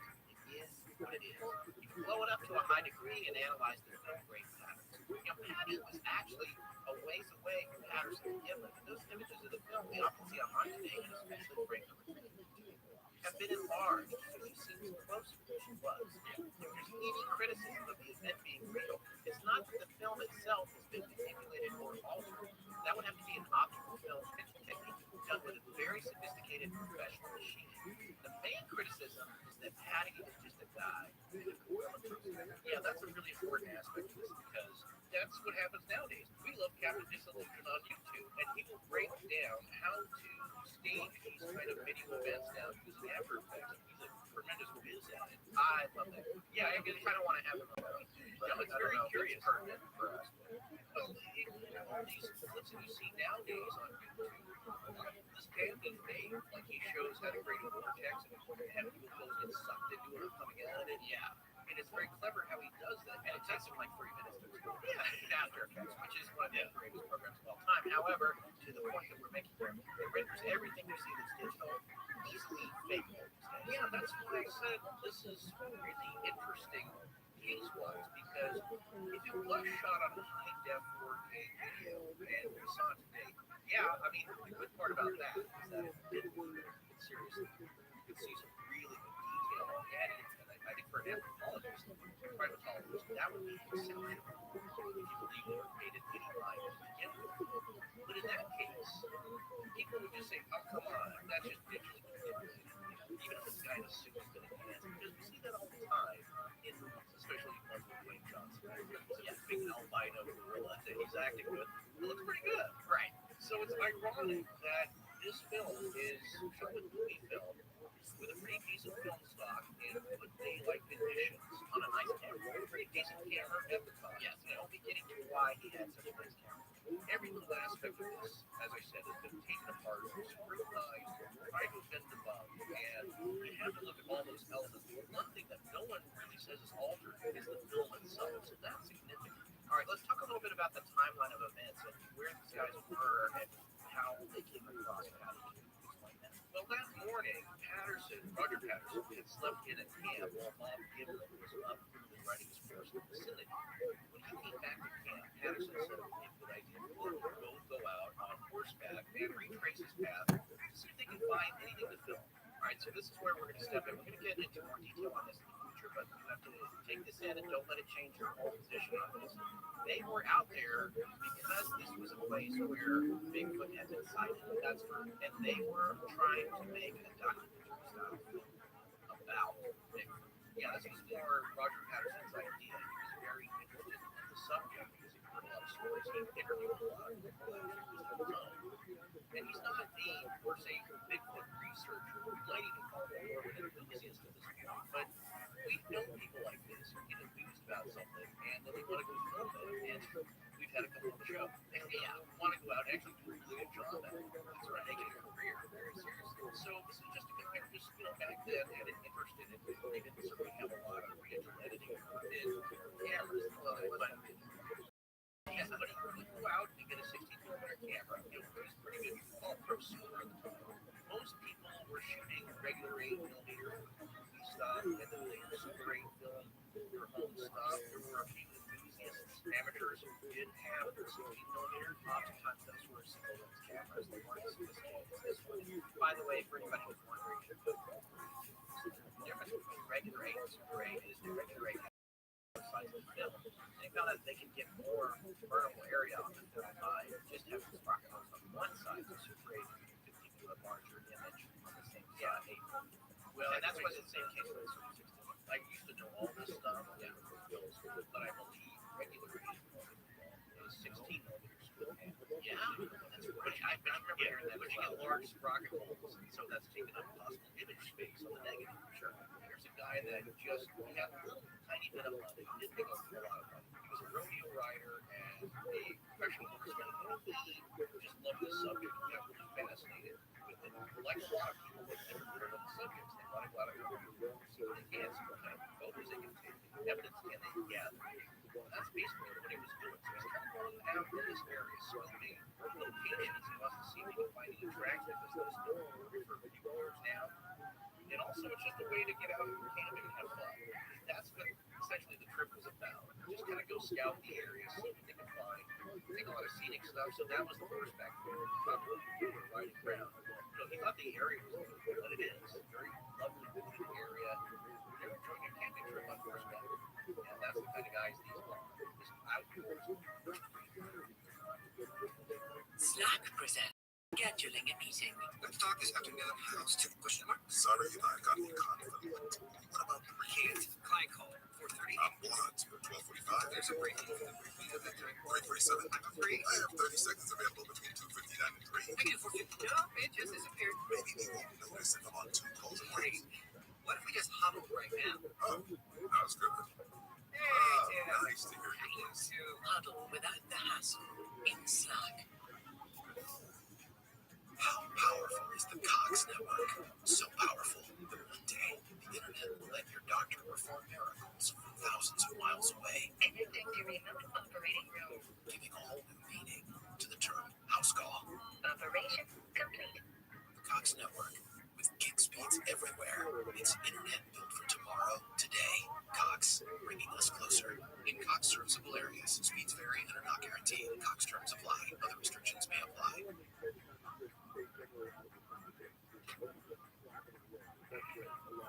Mike from Montreal, and while I'm unraveling the intricacies of the human brain, I'm listening to Scott Forrest on Astonishing Legends. Now, let's get back to the show. There's a great right of identification we're talking about, and we're going to break this down into a lot of minutiae detail. It is important to the story. So at some point, at a clearing on a sandbar at Love Creek, they come to an open source, so it's very dense, rocky terrain. They ride their horses around this large dirt stuff. Because there was a flood in 1960. Yeah, or yeah, you can look it up because I know it affected Rocky Mountain. The flood was in 64, and he was talking about how it affected the city. Look how big the city was. You can see how much you actually can. Yeah, this is way out in the forest. but this is the damage that's left behind after a flood like that. The felled trees, the trees that are pushed downstream, tend to, when the flood recedes, they settle and they just sit there pretty much forever or until the next flood. And that's what was still there, even though it was a few. Right. So this uprooted, overturned tree, the tree trunk system, is on its side, and it's big. It's about 10 feet tall. It's obviously the size of it. So as they ride around to the other side of this large system, pretty much at the same time, they both see this hairy, ape-like creature, massive. Either was crouching or was already kind of in motion. Some reports, they say it stood up as soon as they did, and it starts walking away from them, swinging its arms, and that very characteristic gait. That's all it's got. And I'm going to be careful. There's a lot of people that have been looking at this. It's kind of like Oak Island and these other stories. People have been looking at this stuff for decades, and we're just coming along and covering it now in that way that we do. We're not pretending to be experts on it with decades of experience. So on this step, you can send the email. I'm not going to write you back about it. I just need to admit that I might have this wrong, but it's my understanding that the felled tree, in a way, was obscuring where Patty was. So it was almost like a parallax shift where as they got closer, this object was between them and almost perfectly hit her until they kind of popped around it. You just made me now, right now, think of if you've been driving in your car and there's a pedestrian walking alongside you on the sidewalk, or crossing the street and you're turning for something, and they're blocked by the heat, they're perfectly obscured. And at the speed they're going, and this can happen with other cars, at the speed they're going, with motorcycles going, bicycles going, or whatever it is perfectly blocked, and then you don't see it until the last second. A lot of accidents happen that way. Right, because this pedestrian is being blocked by the pillar, which usually, now they're not that thick, but now that can happen. So you gotta watch out. Back in the day when I took driver's ed, my instructor, I remember saying, what's behind the A-pillar? What? A cement truck. I never forgot that. Yeah, just always assume that there's something behind it. Well, that may have happened with Patty. She might have been moving as they were riding around, so it was a surprise to them and to their horses. Roger's horse rears up, and they both go down on the ground. Roger is momentarily hit. His leg is under his horse, but he manages to get the horse up. Remember, he's an experienced rodeo rider. And he grabs the camera out of his saddlebag, and he immediately starts filming as he's running with the moving camera, because this thing's kind of walking away. And that's why, watch the whole clip, it starts off very jerky, because he basically got knocked off his horse. Yeah, he's running. There's no steady cam back then. There's no built-in image stabilization. It's like, some of you may know this, but if you don't, the more you're zoomed in, depending on where the lens is, if you're zoomed in, the shaking is worse. It's exaggerated exponentially by the distance. So he's basically caught off guard. I mean, I think the most they were hoping to see some tracks, because that was fairly common around that area. That was reported now, as we said, since international societies and friends that no one had seen. And other people have, but that's pretty rare when they have a in-person encounter or have seen. So I don't think this was on a great and certainly not Bob Gilbert. He didn't start believing in this. I think he was more doubtful than, well, I don't know, I really don't know if they exist, but if they do, we agree not to shoot them. We're just going to take footage. So I think he was pretty doubtful. Remember, these guys have had years and years of experience out in the woods. They're very experienced. So Roger's horse rears up, not exactly lucky, he's not taking out, rears up, and they both go down. And he is an experienced rodeo rider, so he knows how to kind of get out of it at a fall with it. But he's trapped right in it. But he gets out of the horse gets up, I believe, and at that moment, he doesn't grab the rifle out of the scabbard. He, of course, grabs the camera. So he was able to grab it to the side, grab the movie camera out of the saddlebag, and immediately start shooting. Yeah, it was in the left saddlebag. Right. So he hits the ground, and he immediately starts filming. That's why the front part of the film is so jerky, and he's running along, trying to get, keep pace with the camera. And then at some point, he drops to his knees and steadies himself against the log that's on the ground. Very famous log now. As you see it in all the photos and the diagrams. These are the three bits of the game. You will see Roger was actually, yes. So that's why at that point, the film steadies out, because he was able to kind of drop down, and she's still walking away from him, I guess you could say diagonally, and she's keeping pace, and at some point she forgets her pace, and doing that weird swinging gait, and flat-footed, falling down.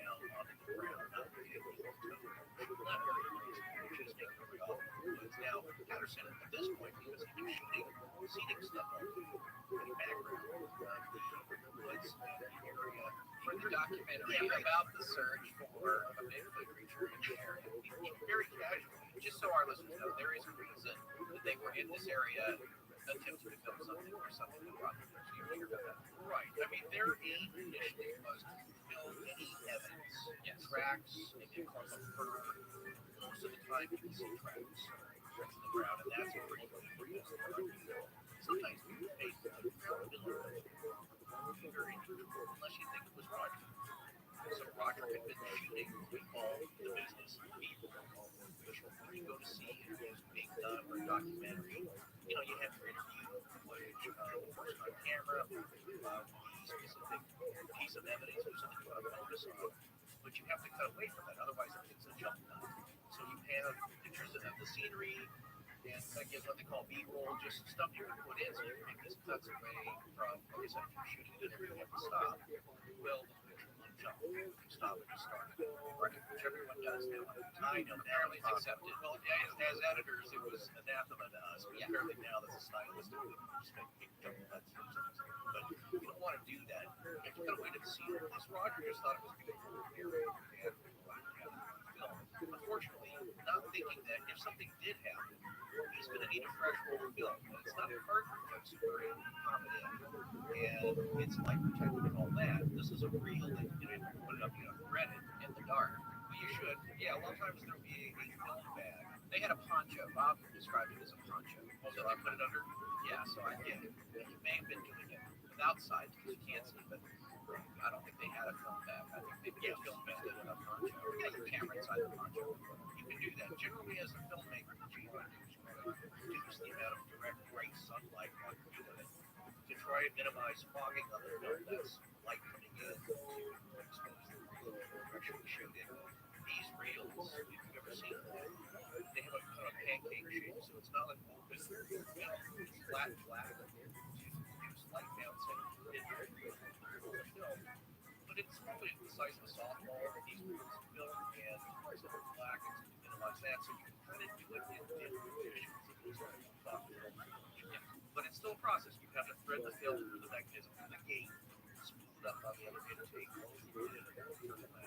Yeah, it takes time. So it's a little bit of a process, and Roger really wasn't planning for if they it's one excuse why he was not that bit of footage because he walked away before he loaded another camera. So it just happened to time out because Patty is disappearing into the woods. That's when Roger runs out of film. That's when he told him, hey, I'm out of film. Stop what you're doing because Bob was going to follow Patty on horseback as much as he could. He just wanted to see him closer. And essentially, that's the end of the encounter. That's it. She walks off into the woods. And it happens to be, I would say, as a fair guess, the second most scrutinized piece of film ever, as far as regular motion picture film, next to 8mm Abraham film, which captured President John F. Kennedy's assassination as his motorcade passed the Dealey Plaza in Dallas, Texas, on November 22nd, 1962.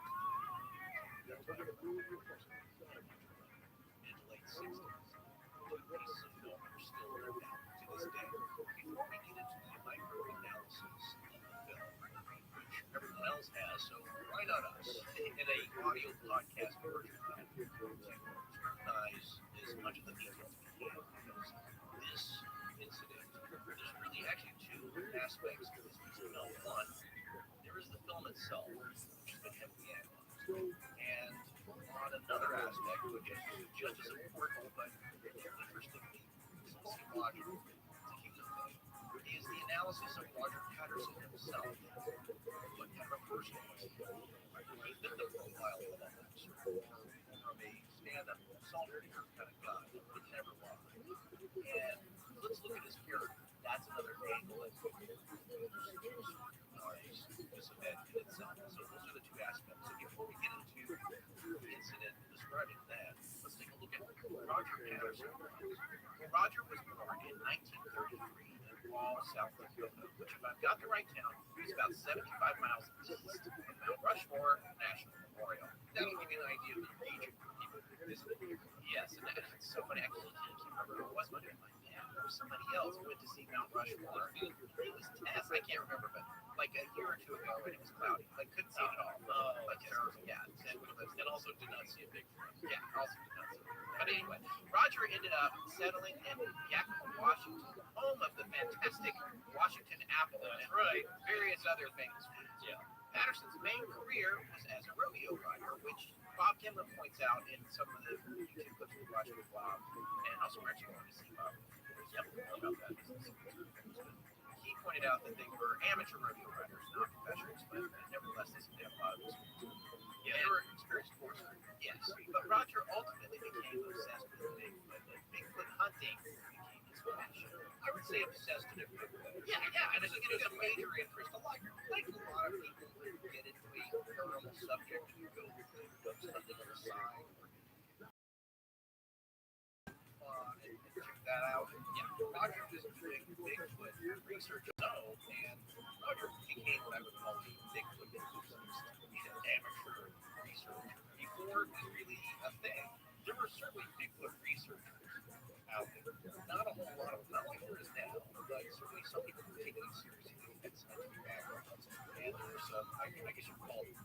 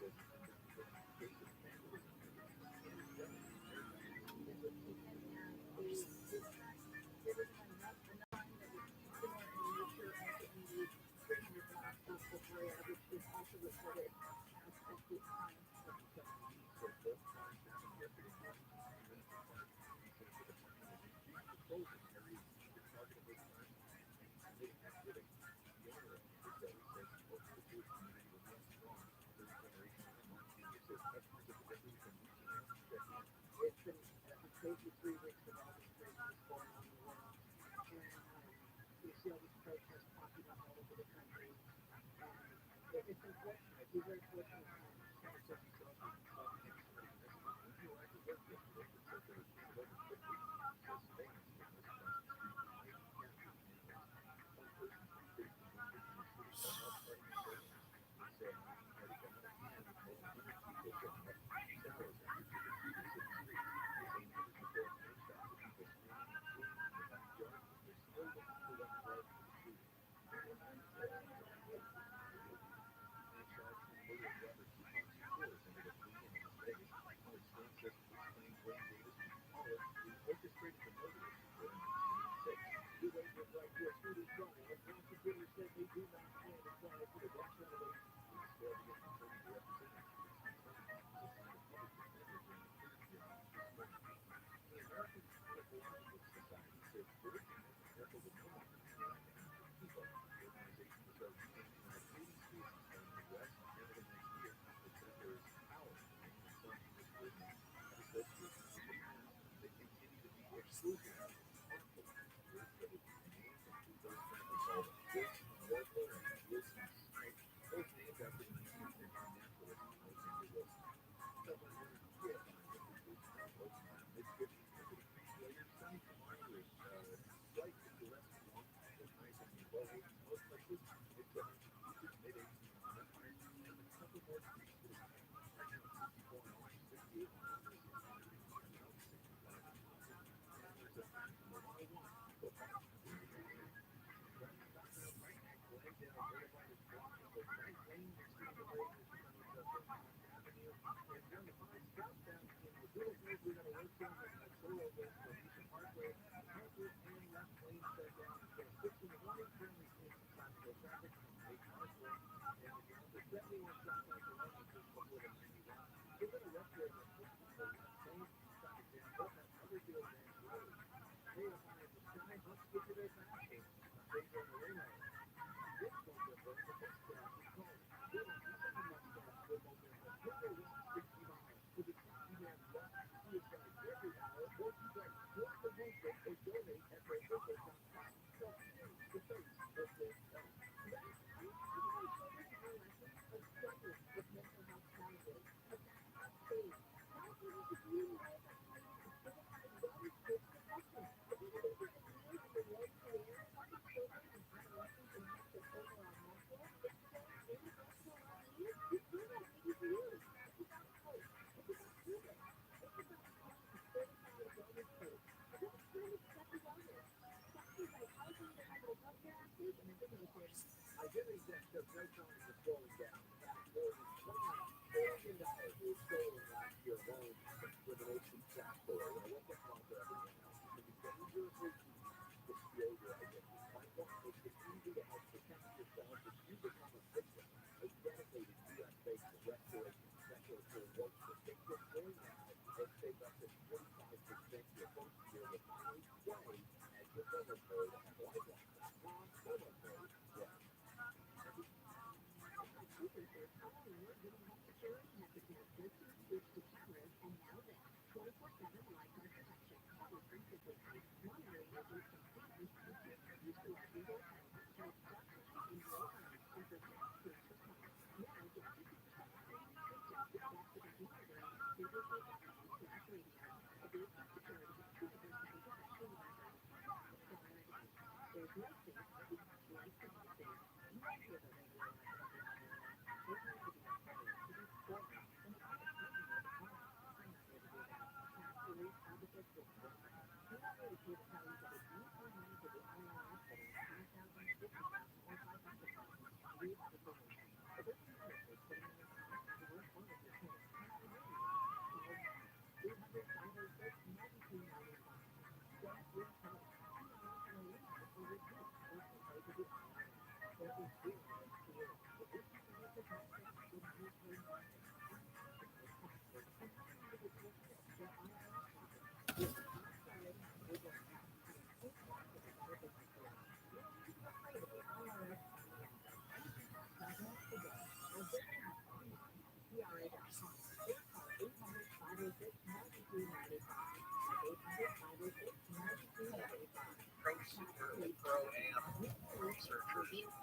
not have the fancy degrees, but they collected a lot of evidence and interviews. Roger was on his path to being fascinated and inspired by the work of famed Scottish-born biologist and cryptozoologist Ivan Terence Sanderson. Sanderson lived from 1911 to 1973. He's written a book published in 1961 called Abominable Snowman, Legend Comes to Life. But Patterson may have first heard about Bigfoot from Sanderson's article about it, which had been published in True magazine in 1959. Now, you guys have heard us talk about Ivan Sanderson before. He's actually a close friend with John King, and a lot of people, cryptozoologists, know him, including Warren Coleman, who's another famous cryptozoologist. You can follow him on Twitter, and he has some I should check it out. But Sanderson's book, Abominable Snowman, had accounts of sightings and evidence of these primate creatures around the world, but specifically accounts of footprints found and sightings in the Bluff Creek area, which particularly interested Patterson because it was a place he could actually get to. You know, these weren't stories from the Himalayas or Indonesia. This was something in his backyard. That's why he was excited about it. Plus, there are a lot of sightings in the Bluff Creek area. Not that long ago. And here's the other fascinating thing about Ivan Sanderson. He's actually the guy that essentially coined the term cryptozoology in the 40s and first in print in this book. Yeah.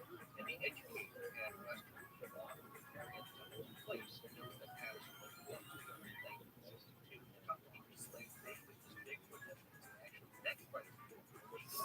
Then in either 1963 or 1964, Patterson went back to the area and met a lumberjack named Pat Graves, who took him to their meadows about 12 miles north of Bluff Creek.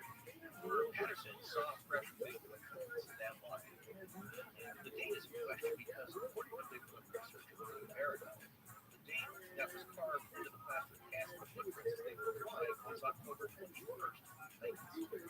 I don't know why I just noticed this. October 21st, 63. This event happened October 20th, 67. Yes, pretty close to the date. Maybe that's why he went back at this time. So the idea here is that he had been living here in New York. He had seen real prints as far as he knew, and that really got him jazzed and locked into this idea. Maybe he could get back to this area where that seemed to like he could actually see something. These get fresh tracks of himself on camera. So you can see these pictures of the cast footprints made by Pat Graves and Rabbi Patterson on his site. Cliff, C-L-I-F-F, American, B-A-R-A-C-K-M-A-N.com. It's pretty cool. You can actually see those. Yeah, so he actually has the castings. It's awesome.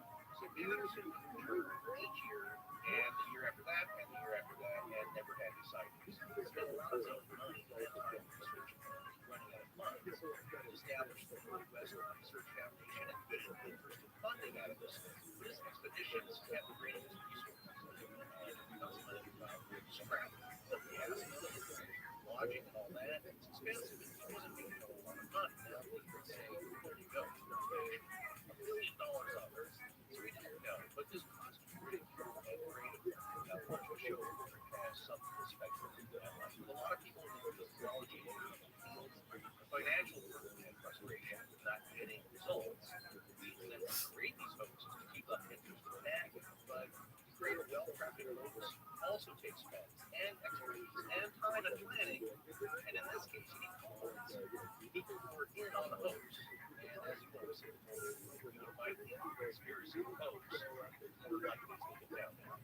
In 1966, a year before Patterson was shot, Roger Patterson had written and self-published his own book titled, and get ready for the non-dive, Do Abominable Snowmen of America Really Exist? Now, the book, which I just got, seems to be mostly a collection of newspaper articles collected by Patterson with his written sensational comments interspersed, but it also includes a lot of original material, including never-before-seen letters and interviews, illustrations of the encounters and maps drawn by Patterson. Yeah, he's a pretty good sketch artist. Yeah, he's really a creative guy. Yeah. And photos and artwork from various sources. The book was reprinted by Chris Murphy in 1996 and then reissued by him under the title The Bigfoot Myth Controversy in 2005. And Chris Murphy added another 81 pages. Yeah, I gotta say, this book we followed very closely, especially his version of the incident itself, the timeline. I don't tend to trust him. He knows these people that were there. Chris Murphy was around, talked to them, all the gigs that were involved. Yeah, he's not an outsider looking in. He was part of that small incident. He knows these people, so I trust that he got the information as best as they can remember what happened when. And he boils it down to a very concise timeline of events, and he used that plus some other sources to match up actually what happened. But aside from that, this book is a lot of fun. Yeah, to say, I wish I discovered it when I was a kid. It's just one of those fun books where some newspaper articles, people block it for that. It's like, well, you didn't write the original material. You're just collecting newspaper articles or sightings. Well, my point is, would you rather trust those than, him making up some prose about it? Go ahead and show me the newspaper articles that you collected about it. He's like one of those guys that's a Charles Ford. He's just collecting all these things that papers stick up there. Pile of them. And a lot of them are true interviews. So some of these are pretty well-known retellings of the stories. So that's a fun earlier portion of the book. And he actually has some hand-drawn maps, which nobody usually does. And like I said, he's not a bad sketch artist, so it's a lot of fun. But ironically, in the original book, he's not including any account of the encounter because it happened before the book was published. I'm sure he would have loved it. Man, if I just waited, I could have included that as a great whole chapter in the book. It probably would have doubled his length, having his own sighting. Not only that, captured it on film, which no one really had done before. But the great thing that Christopher Murphy did, and Christopher is known for some research, is add these 81 pages of good detailed account plus photos you don't usually see, and it was a great addendum to this really fun book. So I recommend picking up that book, checking it out. Really interesting, and it does have the event that this film is real. Here's the thing, though, about it being, I wonder how many people have bought that book and then wondered why he didn't mention film. They didn't pay attention to the timeline. They didn't play it. They just wanted to get a big book up in their life. But this is Roger Patterson. How come they're not mentioning it? And it's because it was before. But on the other hand, to your point about, if he'd only waited or written it a year later, he could have put this section in there. It would have been amazing about the movie. That's true. But you know what I would submit based on what we've seen in hindsight with regard to the reaction to that film. If he was in the process of writing a book, and then he had captured that film, people would put even more doubt into whether or not the film was accurate. Because they would say, you're just trying to sell this book. Absolutely right. That is something to consider. And I don't think you can apply that, but we know how these things play out. Like, timed out perfectly that you then just happened to discover an actual Bigfoot get film of it. You made this all up. Yeah. Well, no matter how good the film is. Right. Yeah, that's the point. So there is the other angle of examining this case, of course, and that is skeptical. We have nothing against. We should look at the skeptical. But there is a way to do that we see in the literature. Like, according to Greg Long's book, The Making of Bigfoot, the inside story, that takes a critical look at Patterson himself. Because after writing his own book, Patterson then wanted to film a documentary starting around May 1967 about a hunt for Bigfoot. And the setup of the story was that some cowboys on horseback were being led by an old miner and an experienced Indian tracker. That's the word of that time. And the Indian tracker would be played by Bob Gibson. Now, I know you might say that silly, but Bob is 1/4 patchy and pretty good at tracking. He was an avid hunter, outstanding at tracking. We'll go into more depth on that. But if you watch any of the videos on YouTube with him talking, it's real clear that he is an expert tracker, inexperienced outdoor and horseman, as you said. The guy you want out there, and has a lot of wisdom about the outdoors. But this film especially, he called a docudrama, not so much a mockumentary, or as you'll see, the tone of some literature that is critical of this, a pseudo-documentary. It's very similar to documentaries have been being made this way since the dawn of documentaries. In fact, even if you go back to what I mentioned on the show before, one of the first documentaries of all time, Nana from the North, by Robert Flaherty. Flaherty faked everything that Nana did. So that new, and then the whole fire burned up, and he went back and shot it again and staged everything. A thing about docudramas and pseudo, if people come along and say, "Oh, Roger's making it," he didn't invent that. That's how a lot of documentaries have been made. Yeah, to be clear, he was not footage, at least on the outside. Say this maybe a Bigfoot encounter and claimed that's part of the documentary.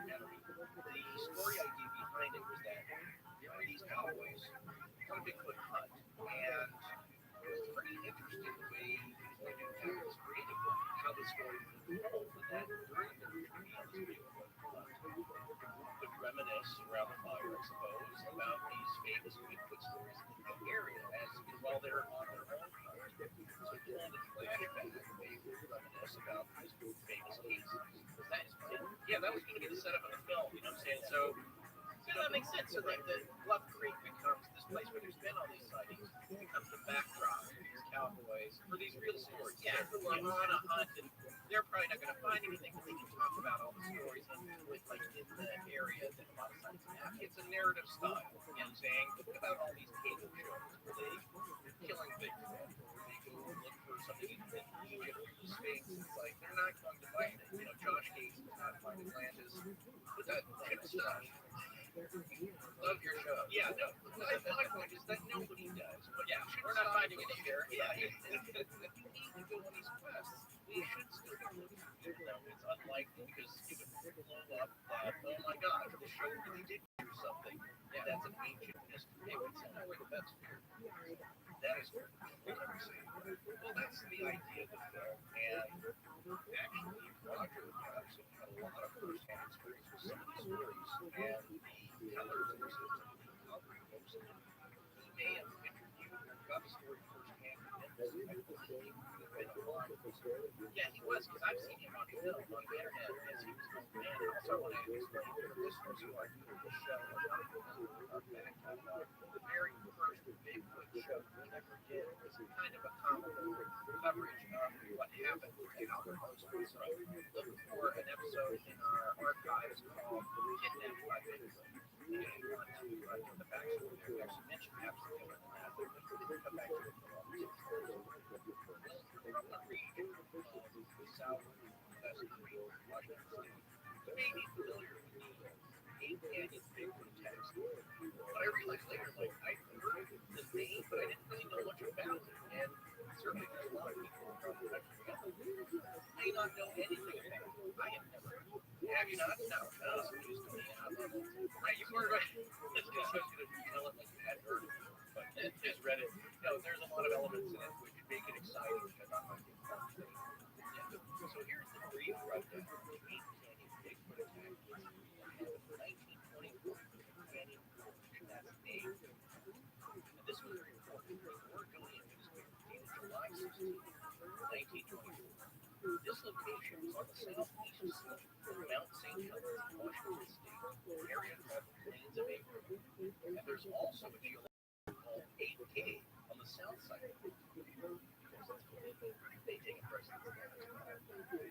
The story is that a group of miners were in the area possibly shot and killed an ape-like creature, which then later prompted an attack by a group of the ape, laying down stones out of their camp and tried to break in. Fred Beck was one of the miners involved in the attack and detailed the event in a local hero legend. Interestingly, in the booklet titled Life on the Ape Hill of Mount St. Helens by Fred Beck, Everett Davenport did the illustrations and Ronald A. Beck. Fred Beck claimed to have had psychic premonitions his whole life, that to the he had a sense these ape creatures from another dimension, which is a current theory about Bigfoots. And that is the reason these people appeared, then disappeared, leaving not much evidence like the scatter on the remains, except for footprints. Also somehow connected to other paranormal phenomena like UFOs, sometimes being seen in the areas of junction with Bigfoot sites. In 1966, Roger Patterson interviewed Fred Beck, and elements of it ended up in his book, The Abominable Snowman of America, Really Exist.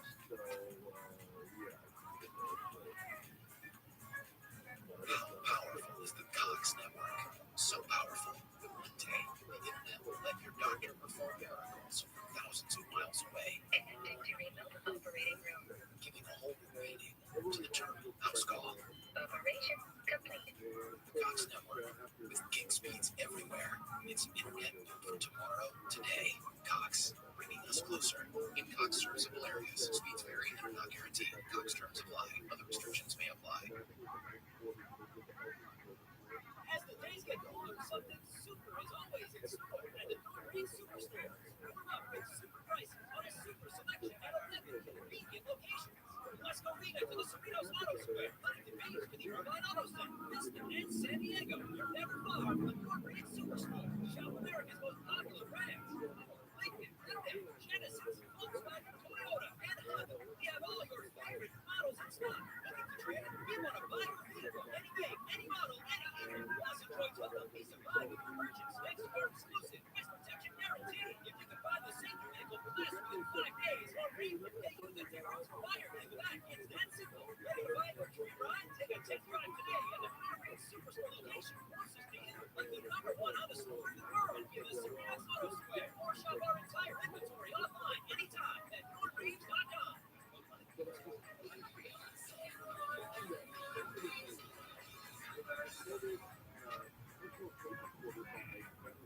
Hi, I'm Danny, and when I'm not obediently following text message commands when they come out of my headphones, I'm listening to a social legend. Let's get back to the show.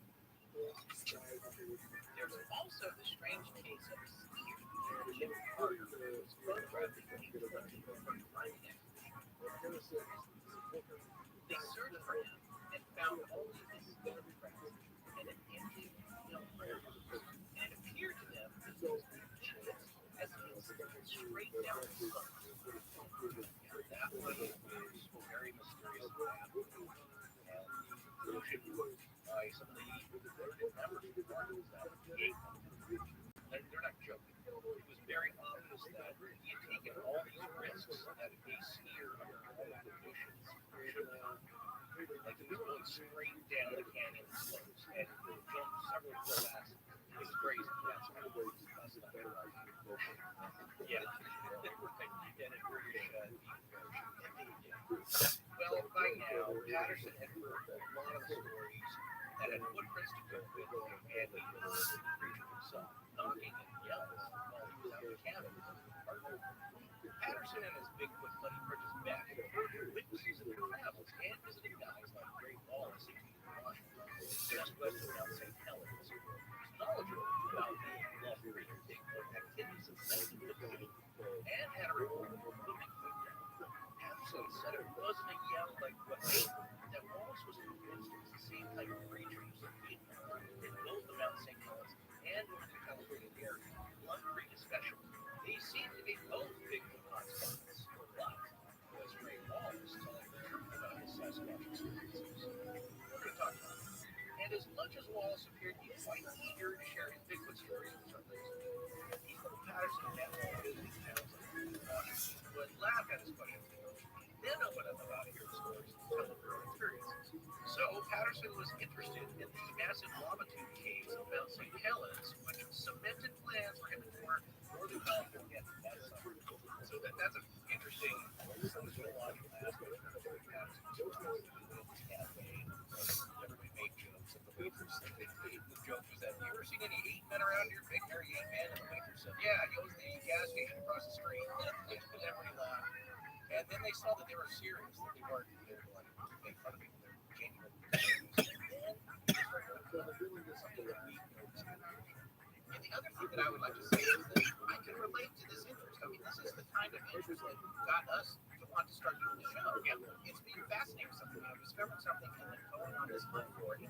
That's what leads a lot of people to a lot of mysteries that we explore on the show. There are always people who have been interested in X, Y, or Z disappearance of a millionaire or the Patterson Gimlin phenomenon. And we can relate to all of them. That's why we're doing the podcast. And I say this in defense of Roger Patterson because I guess my point is his character has been called into question by not very nice folks because they're saying that the nature of what he was looking for makes him untrustworthy. But then he would do that in the first place or have that idea. But if you can't go after the evidence, you go after the person who got the evidence.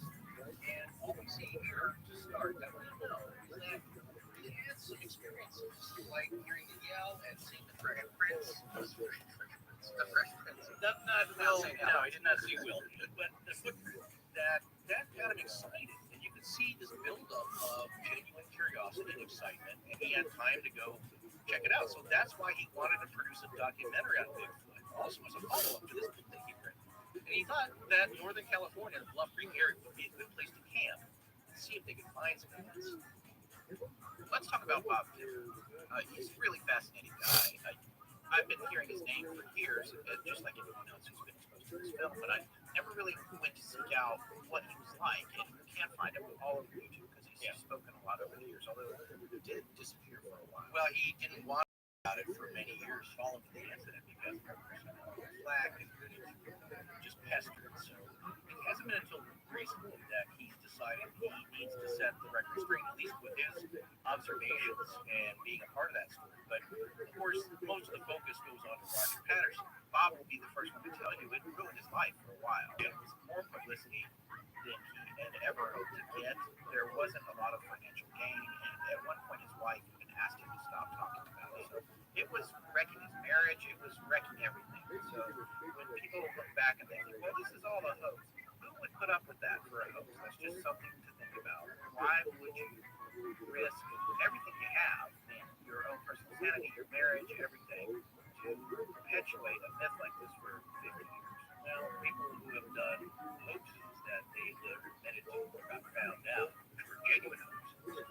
It's the attention, it's the notoriety of putting over something big on something. You had an instance that tried to hoax something, I think, with the Chinese lanterns. Oh, well, that wasn't a hoax. That was just, you just lit one and let it go. And then, no, it wasn't a Chinese lantern. It was a kite. We put a diving light on it. Very bright red LED. Right, but very small, very lightweight. Divers to track each other. Yeah. And we put it on the kite at the beach down in North Carolina. And sure enough, our big guy. Oh, did they? Yeah, well, the way we found this out, two guys came up to me and my buddy on the beach, plainclothes, but armed. Oh, yeah. And they were laughing. It was almost like a scene from a movie where the one gives the other one a $5 bill. They made a bet about what this thing was that they got so many calls on. Carolina Beach, looked like a stationary flashing red light just over the ocean off the coast. It was not going anywhere. Well, that's a bit of fun. Yeah, we were just, we were. The bigger ones you got to wonder about now. People from time to time ask us about John Peter. Yeah, the story. And aren't all of his predictions coming true? And isn't that kind of a prescient in what's going on there? Well, there is a gentleman named Joseph Medini who's involved in ROTHSCHILD and another interactive game, kind of thing. There's a story behind that. He claims to have hoaxed the whole John Peter story, him and three others. And he makes a compelling claim because there are a lot of people you'll notice that will admit to a hoax, but don't prove that's true, which is a weird offshoot kind of a thing with those making incredible claims that have no connection to them. And it's just a strange thing. It's like, no, I did it. It's like, well, can you prove it? Like, well, no, I'm just admitting it. And you'll see a lot of people. Yeah, you'll see a lot of people just go be satisfied with that. Like, well, there you go. That guy said he did it. Well, I think we have to think about that as this story is thinking about all those claims all of this stuff, whether or not they actually were. So it's something to consider. Well, let's come back around to Bob Kim and a little bit of his history. Bob and Roger actually met up in 1966, I think, and Roger realized it would probably be really helpful to take someone along who was skilled in tracking people. That Bob was an experienced hunter and woodpecker and was a supporter of Apache. Now, Bob said he'd be delighted to help try and track Bigfoot. On September 23rd, they left with their horses and gear in a truck and decided to go on one of Patterson's 3 expeditions, which this time was to leave Yakima and head to Ape Canyon, starting at the bottom. Quote, there were several more trips such as this that were reporting and information, but were not too fruitful in sightings or tracks. However, they bring us closer to that one expedition anticipated. Yeah, scouting expedition, you could say. This is not something we were aware of until we started watching these videos with Bob online. And as I said, in a few days, we're actually going to see him. That's something we talked about in our last episode of the show. We're actually going to see him speak in Fresno on April 6th as a guest of the Miracle Central and its host, Jeffrey Gonzalez. But one of the things that I found, or of course I both found as we looked into Bob, is that Bob and Roger were pretty good friends when they were younger. It's just like anybody you know. And they fell in and out with each other communication wise as they lived their lives and grew up in kind of the same region. They were both cowboys, experienced cowboys. They both were involved in rodeoing, as Bob would say. And they had different skill sets. I mean, Bob himself said that Roger was never so great at breaking the horse, but that you could ride him and that he was good. And Bob's skill sets, as we just mentioned, were tracking and understanding how to break horses and all that kind of stuff you need to be real good at if you're a cowboy. So when you think about the two of them setting out on this expedition, even though they were in their early 30s, you think about a couple of guys who grew up together. They were acquaintances, they were friends, they did things together, they knew each other. So this wasn't just a couple of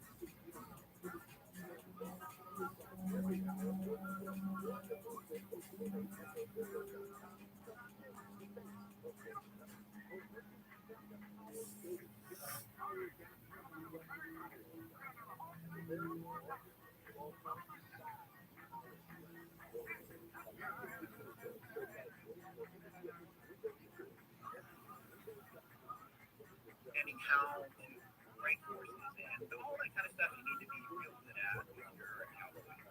So when you think about the two of them setting out on this expedition, even though they were in their early 30s, you think about a couple of guys who grew up together. They were acquaintances, they were friends, they did things together, they knew each other. So this wasn't just a couple of strangers. I think about friends that I would have done this kind of thing with back in the day, people that I talked into doing things, like my friend that I stood on the beach with, I would light on it and lit up the switchboard.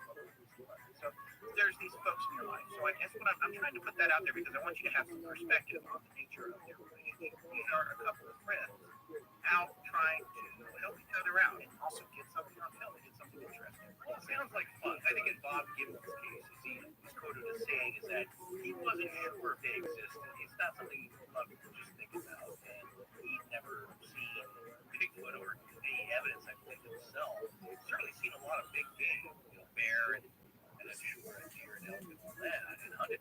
But he thought, I think, it would be a fun adventure, a chance to go out in the woods and camp and kind of have fun, and lend his expertise in tracking to Roger's project and go on a fun little adventure.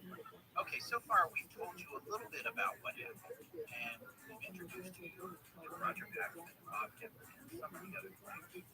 Now we're going to drill down on the events that unfolded that day in October of 1967. A moment-by-moment analysis of the detail. But I want to make a note here about this section before we start. We're going to go and be as specific as we can about the timeline of actions surrounding the encounter, with close attention paid to time of day, what happened when, Closely following the breakdown of the Bigfoot film controversy by the reason for listing all the dates and times, which we realize you may not care about, is important, is that this timeline of events is one of the key factors in the skeptical argument against Patterson claim that mainly they couldn't have done all this stuff that they said they did and traveled all those distances in the time span from first seeing and filming the creature to the first screening of the film, and therefore it's got to be a pre-planned hoax. Now, the opponents of the film and the encounter say it's possible. And just as a reminder, this book's timeline that we're going to follow contains Roger Patterson's complete self-published book, Do Abominable Snowmen of America Exist? But this book has an updated addendum from Murphy, specifically about the PGM of Patterson. Let him read it. Patterson himself doesn't talk about his film in his own book because, of course, the book came out from the account. So why is he up for this? Why is Chris Murphy? That's the reason. All right, now, on to the most famous Bigfoot encounter in history. Do you know a bigger one? Please let us know. Sometime in early 1960s, Roger Patterson decided that he wanted to make a documentary about Bigfoot with a 16mm camera that he rented, and he wanted to film some fresh Bigfoot tracks as one system. Now, when Roger Patterson and Bob Gibbons were away on their Mountain St. Helens pre-expedition in late August of early September 1967. Roger's wife, Patricia Patterson, also yeah, Patty. She's also Patty Patterson. Yeah. She got word of a discovery of a series of large human-like footprints in the Bluff Creek area from a man named Al Hodgson, who ran a $5 store called the Bluff Creek Riders. Patricia Patterson, Patty, told her husband Roger about these tracks once he got home from the Mount St. Helens trip. Yeah, this discovery that his wife told him about occurred around August 28th, and in the days following, Bluff Creek footprints were being investigated by Canadian Sasquatch researchers John Green and noted Bigfoot investigator Renee Dunn. Now, these specific footprints were found on the Blue Creek Mountain Road in the Bluff Creek area. John Green had asked the British Columbia Provincial Museum to send down someone to look at the tracks in person, so they sent archaeologist Don Adams. Now, although the road construction foreman called up the order so that the prints would be investigated, unfortunately, by the time Abbott got there, the prints had been destroyed because the foreman thought that they were done with their investigation. Why does that always happen? Everybody's always destroying. I know. Well, just imagine if we have things to do. Yes. Well, that's the point I was going to make, is that he was trying to provide place for you. We're going to get you on with this road. He's like, okay, hold up.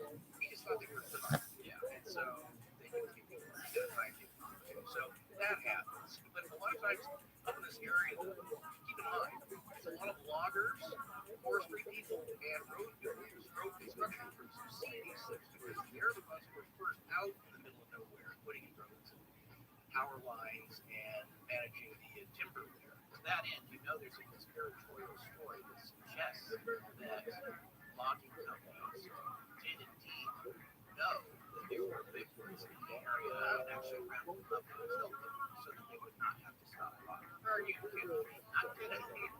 But more on that later. Can you imagine, like, going to the grave with that story? Yeah. Well, we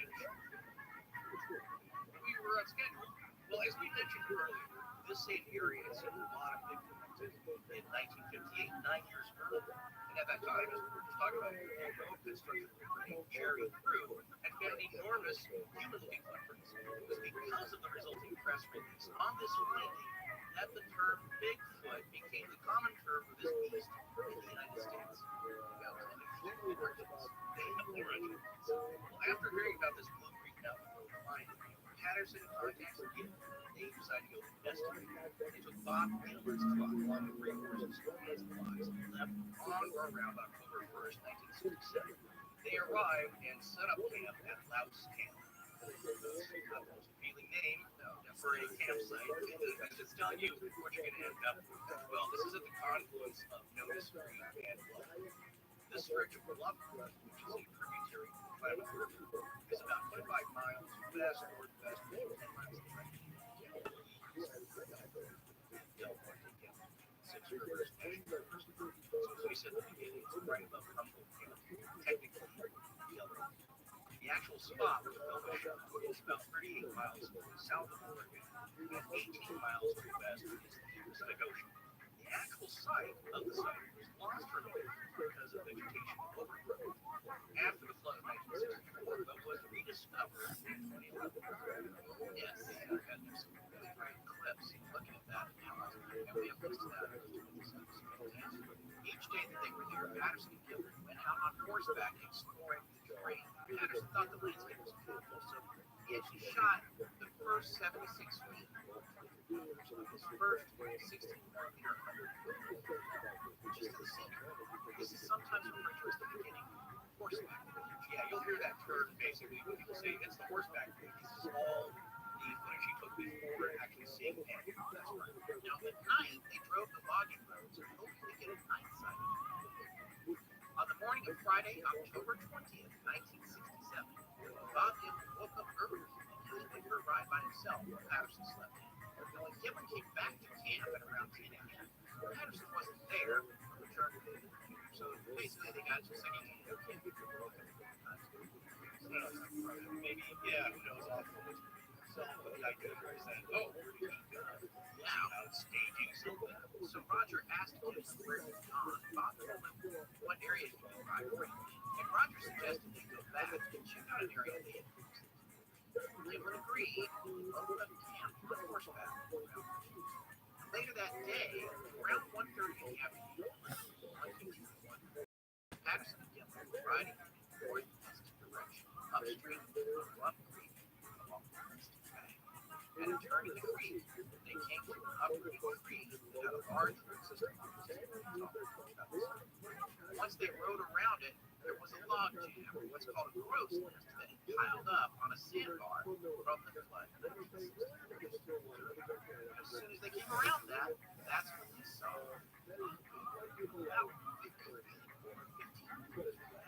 Patterson estimated the creature's height to be between 6 and 7 feet tall,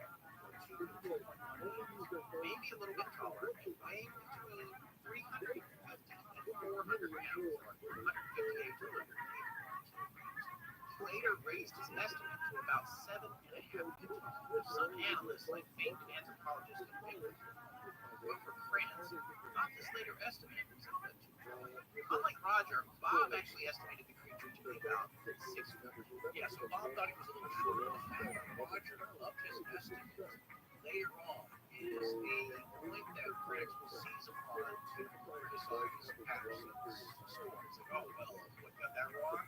Now it's even bigger. It's like the fish. It was this big. It was even bigger, you know. So they're seeing it as a big fish story, or there's no fish at all. Yeah, but to me that's ludicrous. But we can talk about that. Yeah, right. We will talk about it. Oh, you didn't get the height exactly right. You estimated at this shocking moment from 50 yards away how tall this thing was that you never seen before. Well, the whole story's wrong. It's like, no, I know, but that is one of the arguments that I think Frank Long makes. That normally in any other story, it wouldn't be a big deal, but in this extraordinary story, it should be looked at. It's significant, and you know, sure, let's scrutinize the sightings and the details. That's what I'm saying.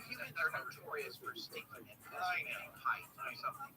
Yeah, for the record. No, and actually, what I would say, we talked about this earlier, both of these guys, I would be pretty trusting of their estimate of weight because they are used to dealing with very large animals. That's true. Versus camels. So they can see the mass.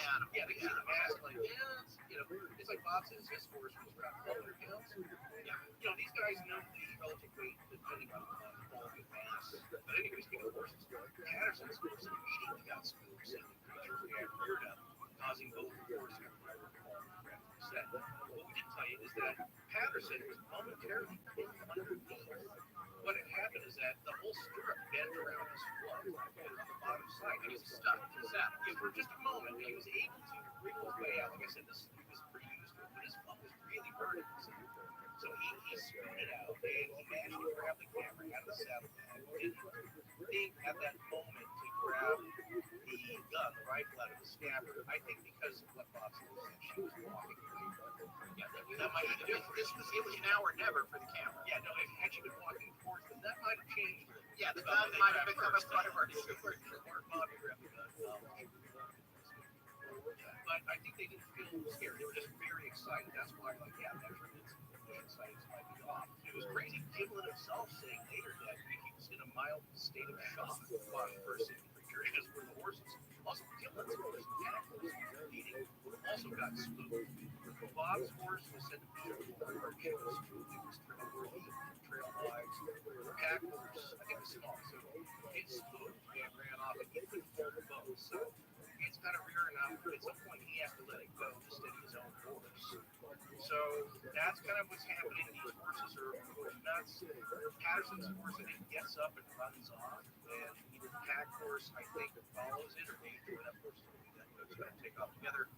Patterson, again, so he was an experienced rodeo rider, so you know that kind of helped, and it was remarkable that he had that composure to right himself, grab the camera, immediately start shooting as he's running. But as you'll see in the film, that's why he gets very shaky to steady himself. So he was shooting film continuously. He ran and he stumbled, I think, getting across the river, getting across the creek there. It was very rocky, but it's sandy, and it didn't really stabilize the film until he got stationary behind the wall.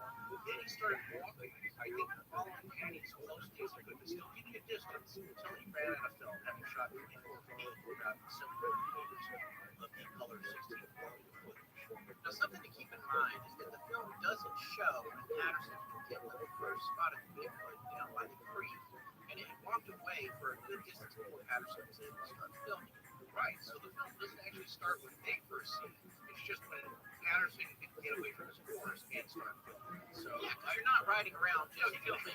Yeah. The camera on as they take around the giant fallen upper tree, the giant stump in the root system, which I think attests to everyone here, horses, Patty, the two cowboys, they're startled. Everyone's surprised. Yeah. The other thing I think you need to keep in mind is that in a generation of a hoax, your thought is probably stage it, set it up, film it. It's probably pretty near the top of your film roll. It's probably pretty close to.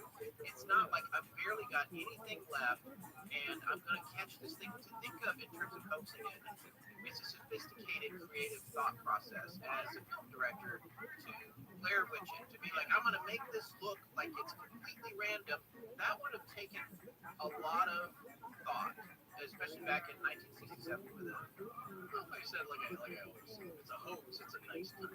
It's a nice touch. It adds a little bit of doubt to it.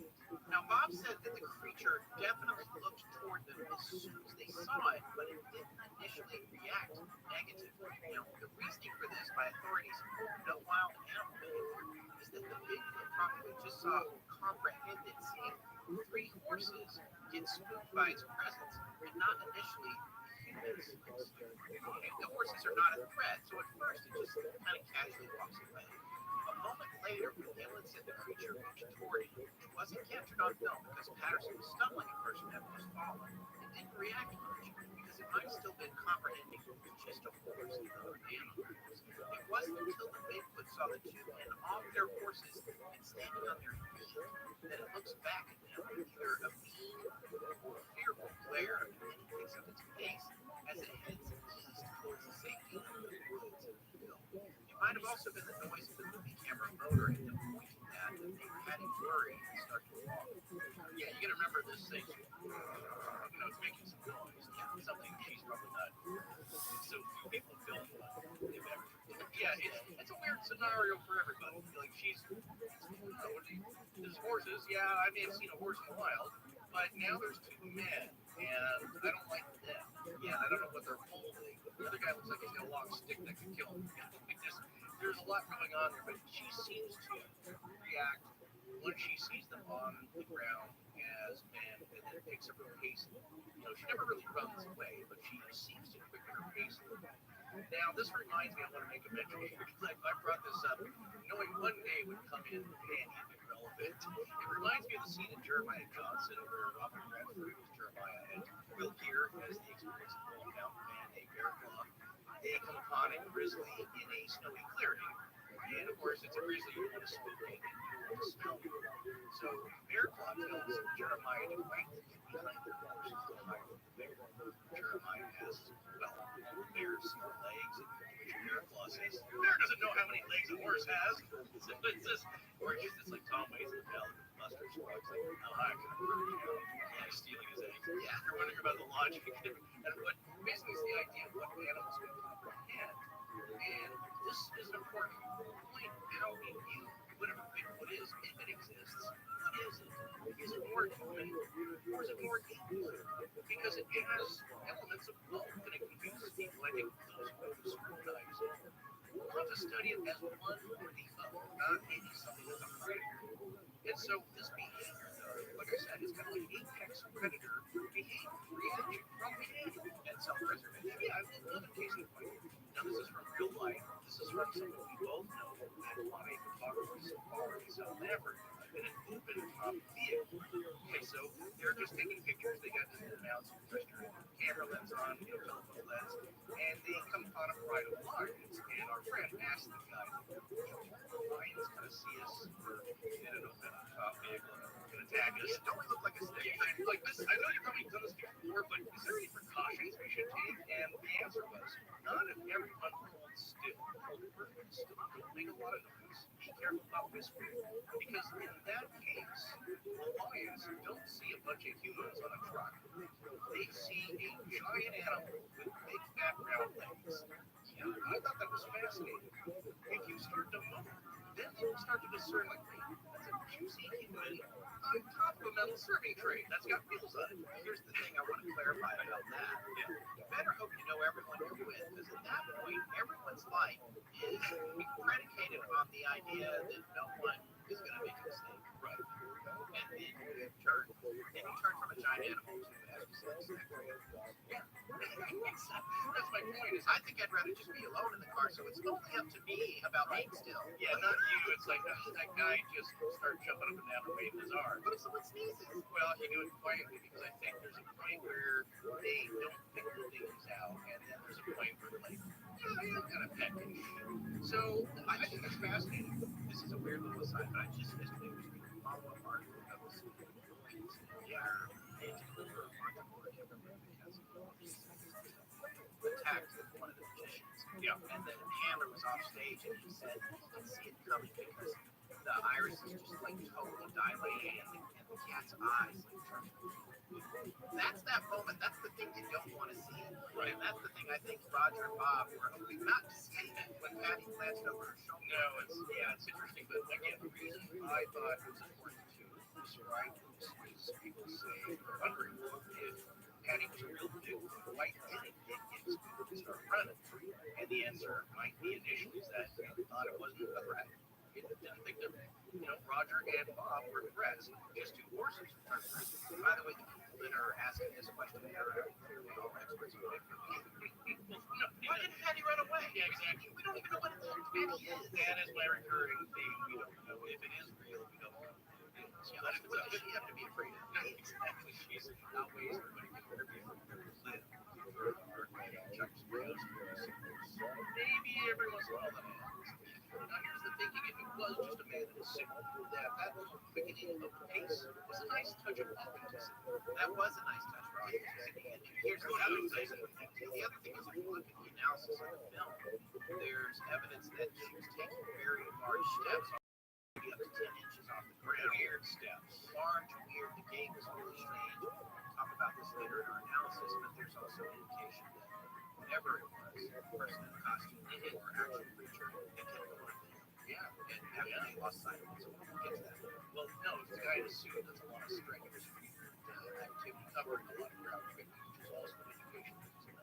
Hey, I was a lot of ground. I bumped into stop signs when I put a costume on at Halloween. Can you imagine going through the woods, up a hill, over detritus or a log jam or down trees or whatever? But you're not going to get the deposit back on the suit. Yeah.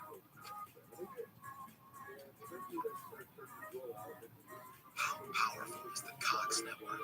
So powerful that one day the internet will let your doctor perform miracles from thousands of miles away, giving a whole new meaning to the term house call. Operation complete. The Cox Network, with gig speeds everywhere. It's internet built for tomorrow, today. Cox, bringing us closer.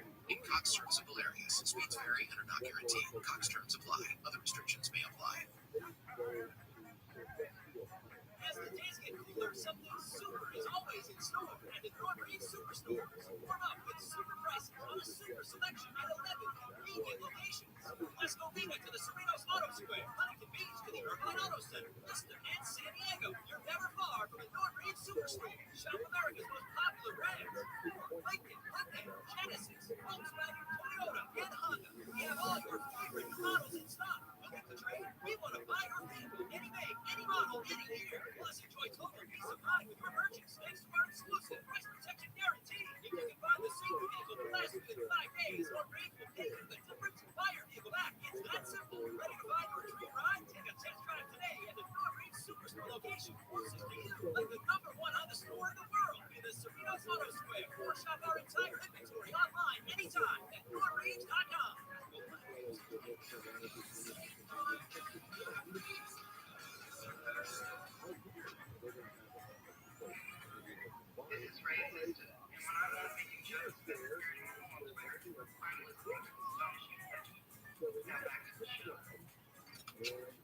While Patterson was filming, Patty was continuing to walk northeast out of the clearing toward the edge of the forest, and then heading upstream, turning directly to his left. Patty would turn to look at the men several times, but at one point, Patty turns her head to the right, and according to Roger's account of the story, she looked directly at him before slightly tweaking her pace, giving that's probably the most famous and iconic image of a Sasquatch, frame number 342. Yeah, everybody knows that. I'm sure you have that picture in your mind. Now, here's what's interesting is that yes, Bob and Roger said it turned to look at them, but definitely it's looking at the camera. Yes, it is looking at the camera. I don't know who's lining up behind. You know what I'm saying? I don't know. Well, they might have both thought she was looking at them, right. But the other thing is that Bob had said specifically in one of the talks that he gave that we saw. He specifically said that time that she turned and looked, that is captured on the film, frame 352, specifically a line that means he stepped off his horse.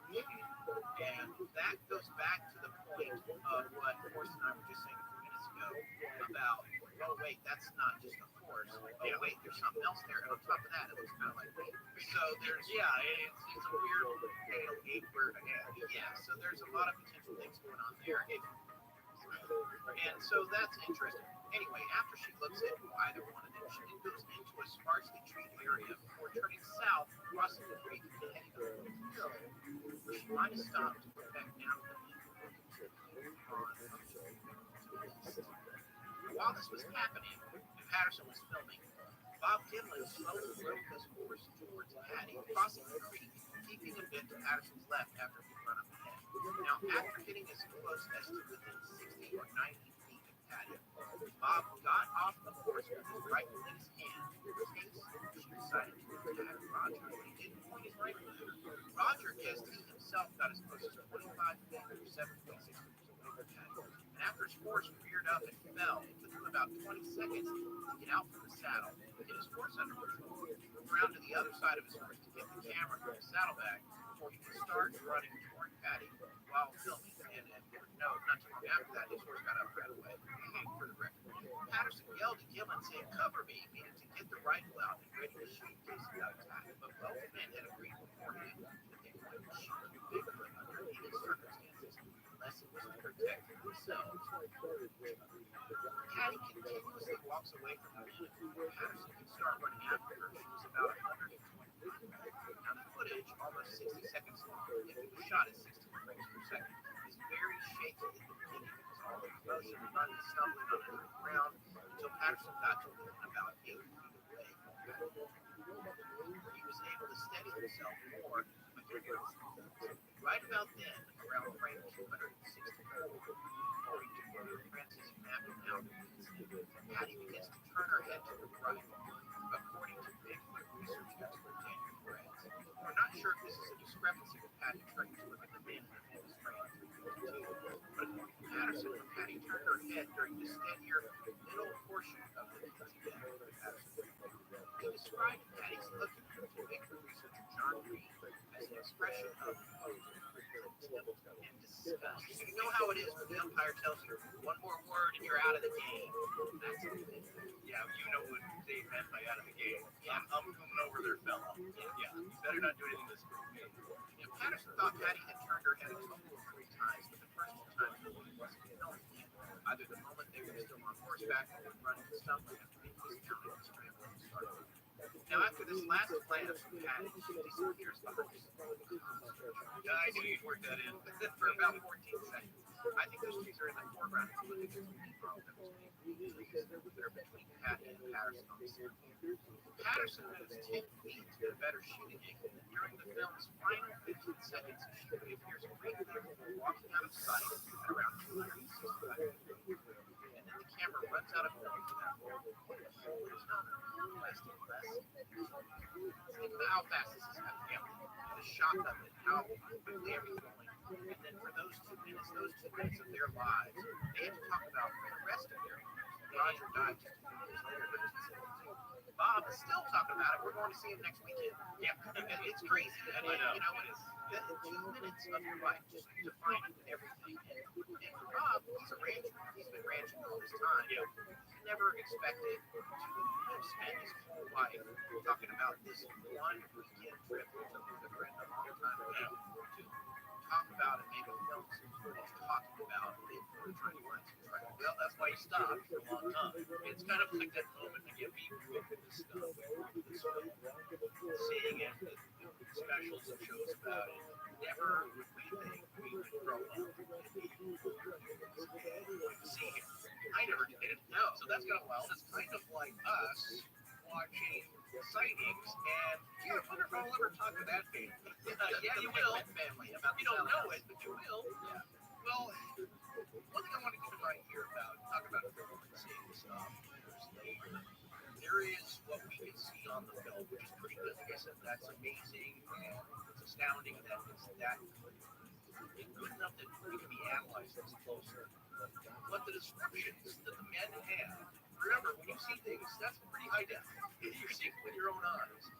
So what they saw is burned into their memories as being crystal clear sharp. They're not recounting the film, they're recounting their own experience, what they saw. But what the men saw with their own eyes, the general description of Bigfoot that Patterson had been hearing about for all his life, like figure, large and thick torso, bipedal, or walking upright on two legs, hairy, but not shaggy, but black, dark, or reddish brown, or silvery brown hair all over most of his body. Oh, you know, when I was watching a cable show, I was house sitting for I saw an episode of Killing Bigfoot. I've never seen that before, and yes, it's a lot of fun. Well, I saw PGF analyst and Bigfoot researcher Anthony Davis on the show Killing Bigfoot. He says that he thinks the authentic hair samples that he's seen, the hair is more super and translucent, unlike other animal hairs like hair of a horse. It made me think of the silverback.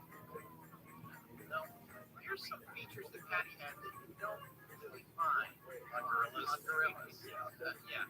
She had large, pendulous, hairy breasts, which is not a typical part of the description of Bigfoots, but they're two hairy females of whatever species this is. And there have been a few reports of people encountering a female orangutan that a hunter refused to shoot. And William Rose encountered in 1955 during a hunting trip, where he also refused to shoot a female Bigfoot, also with large breasts. You know, Roger Patterson, I think, interviewed him for that story he was recounting in one of the two long-playing LP discs I need mine. It's old-fashioned records if you join his club. Yeah, looking for them. Yeah, hey, anybody out there that has them, let us know. You'll just love them recorded. Anyway, after Patty disappeared from sight out into the trees, Dimlin got back on his horse and started to cautiously follow the path of the creature for a ways until Patterson shouted at him to return, which Dimlin did. Patterson was starting to get worried that he'd now be alone on foot without his horse. See, his horse, after he got the camera out, he got up and ran away. And it ran away with Rogers, right? Still in the scabbard of the horse, and Roger had concerns, because I don't know if you remember us talking about this, but part of the reason that they went there in the first place was because there were three tracks in the area. Different size tracks, and the tracks were three different sizes. So the first thing that Roger thought after his horse was gone and his gun was gone and Patty was also out of sight was that she might not be alone. Yeah. And he didn't particularly want to be sitting there by himself in the creek bed with an injured foot and nothing more than a camera to protect himself while Bob wandered off after Patty. Right. Well, if he's reloaded, it might be great footage of one running towards. Yes. And then that's all you see. Yeah. So they went and found the two horses that had run off. They'd gone downstream into the encounter with guys. And Roger opened the camera with a second log down. And as they followed Patty's tracks, they began to film. Yes. They tracked her from between 1 to 3 miles and found scuff marks in the gravel bed, which they thought may be an indication that Patty started running once she was out of the mud. Some distance away, they discovered a rock that had a footprint on it. And from that rock, the creature's path led up into the mountains, where they lost her trail. Again, there's ways to break this down. If Bob is not Patterson is hoaxing him, and he just wants a credible witness to his hoax. The guy in the suit took off into the brush where they couldn't even follow, and also ran way down the river and left a lead footprint. Yeah, like there was like a half. He's really committed to this role. Yeah, yeah, you can probably forget the suit. It's expensive. It was expensive back then. So that's a little bit of it. Then if you believe that, then you have to believe that Bob England was also there because he's then now lying about this part too. So both the guys, Patterson and England, then went back 3 miles south to their campsite, grabbed their plaster casting supplies, and they returned to Patty's Path on the sandbar. Now, something we heard in the interview with Bob is that they knew at this time of year it gets dark real quick. As soon as that sun sets down behind the hills and the trees, it gets very dark, and they didn't have a lot of time to work with. So they're rushing. Imagine this: we got to do something with that film now.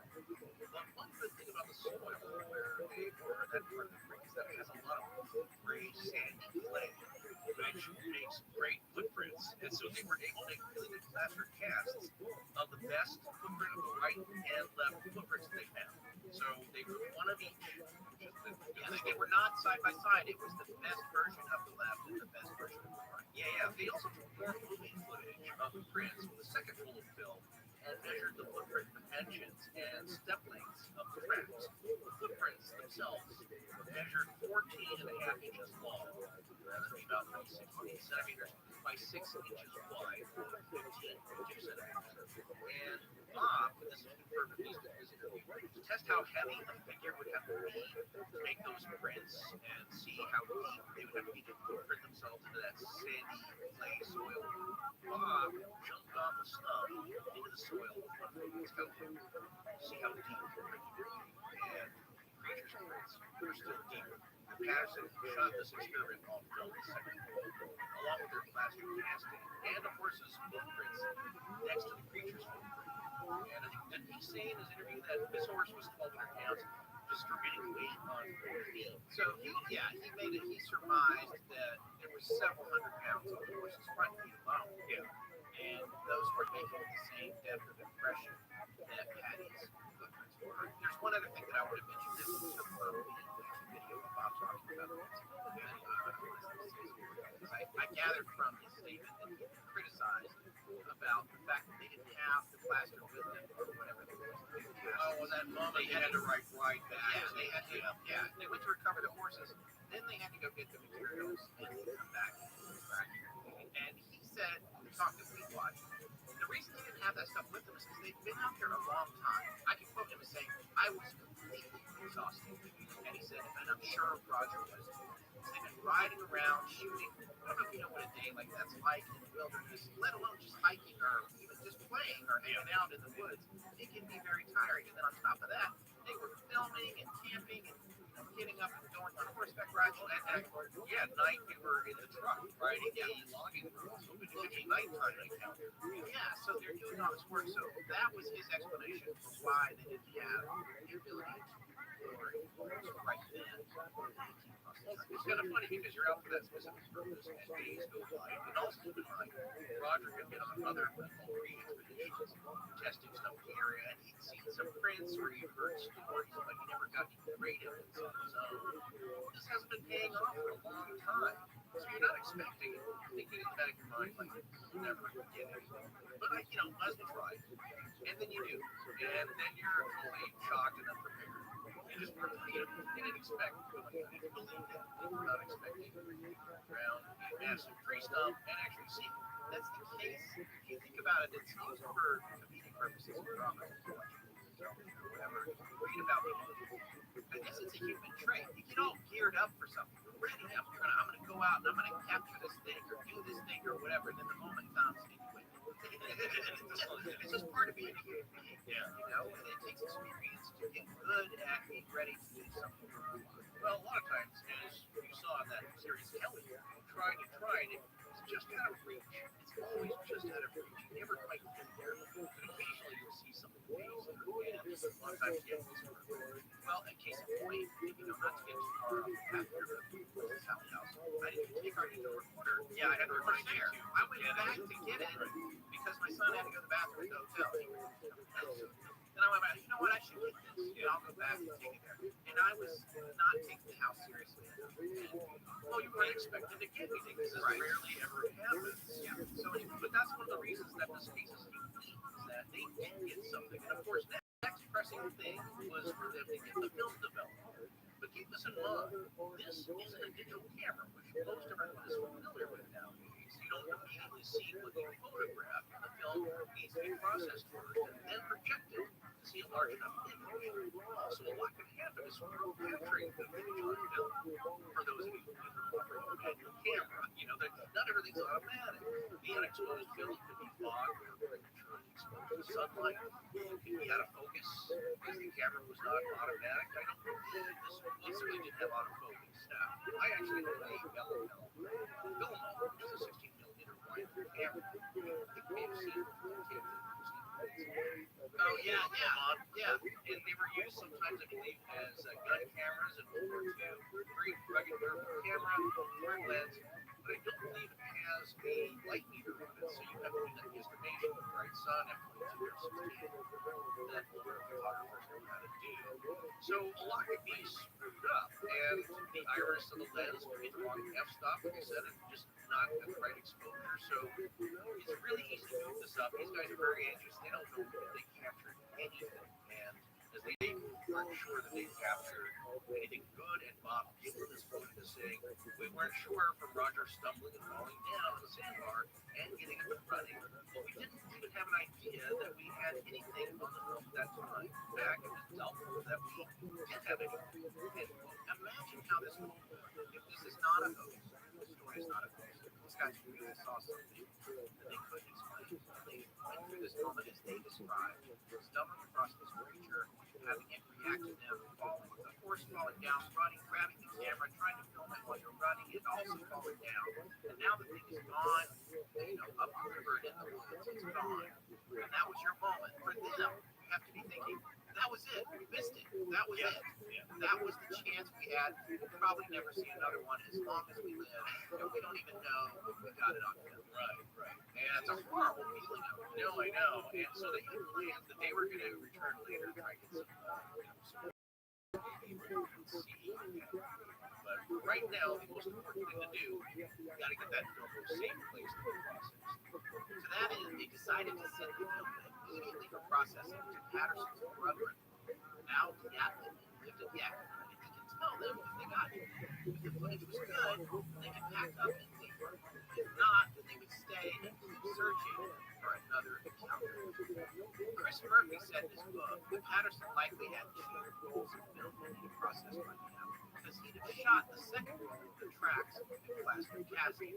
The closest film lab that could process Kodachrome 2, the 16mm film Roger, was in Seattle, Washington.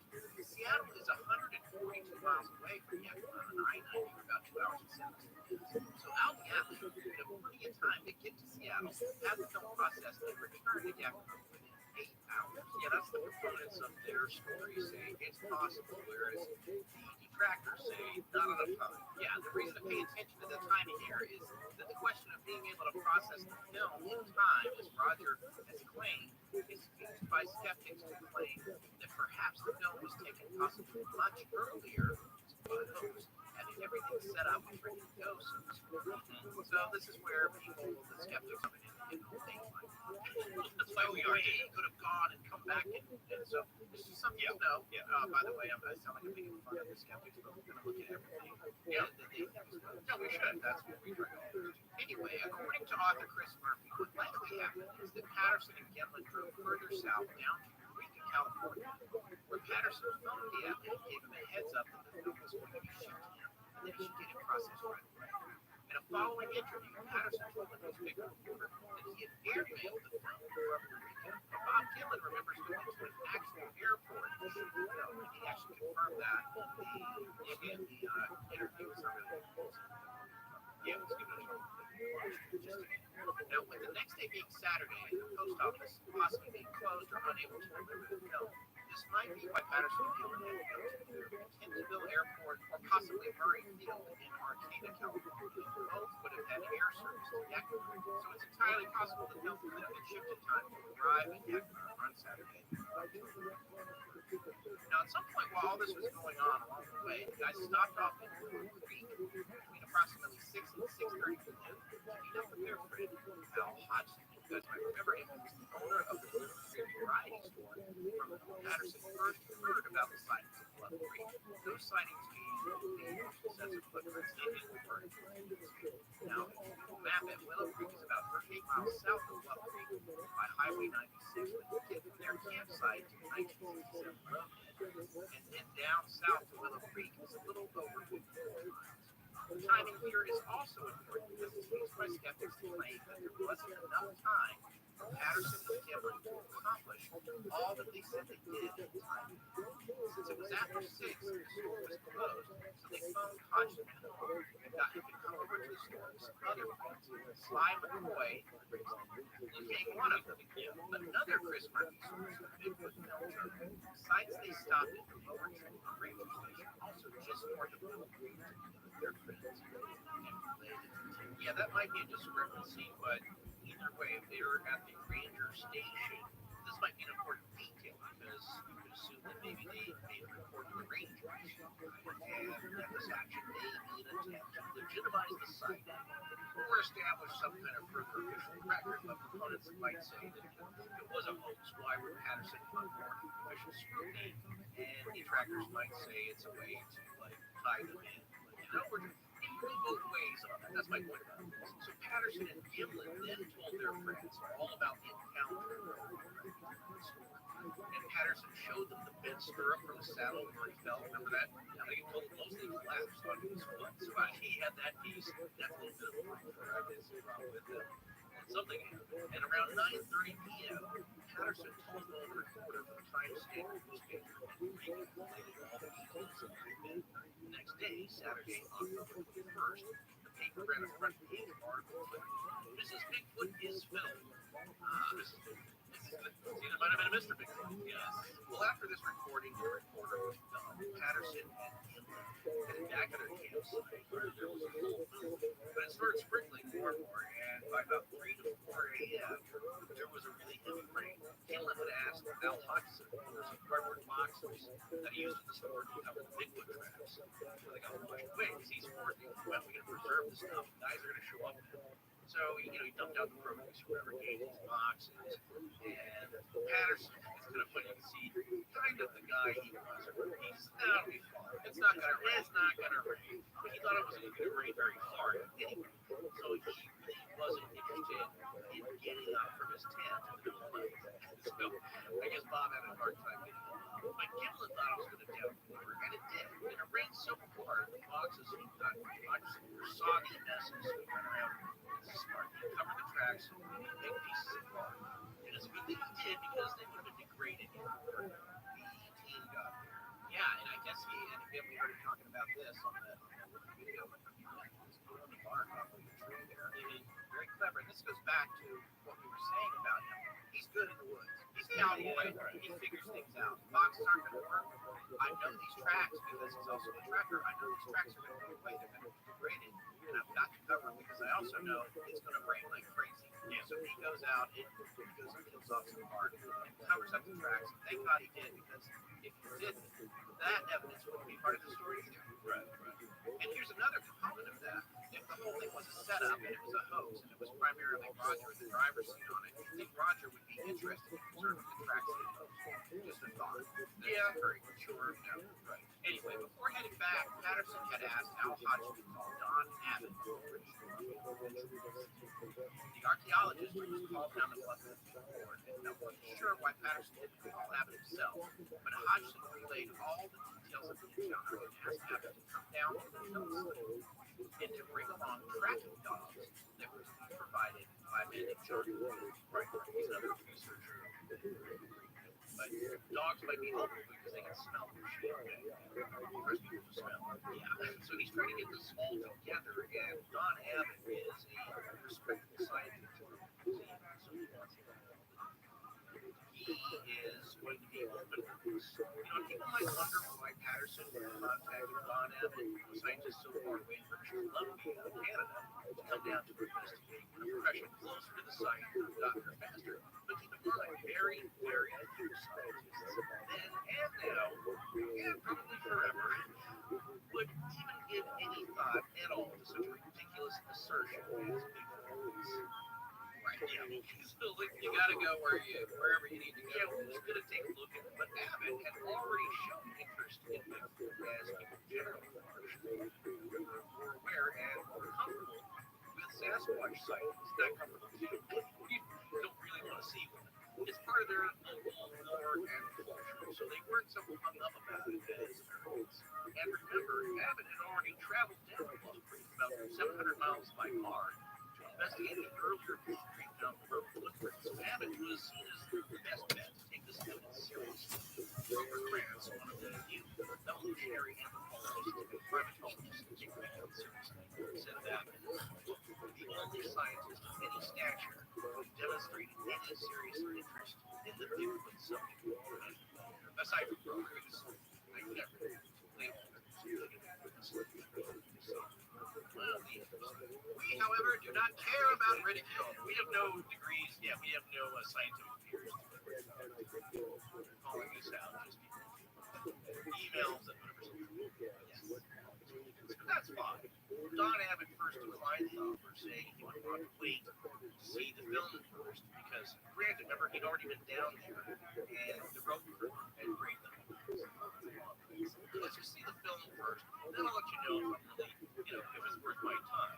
And he did end up calling John Green, asking for help with the tracking dogs, but Green was unable.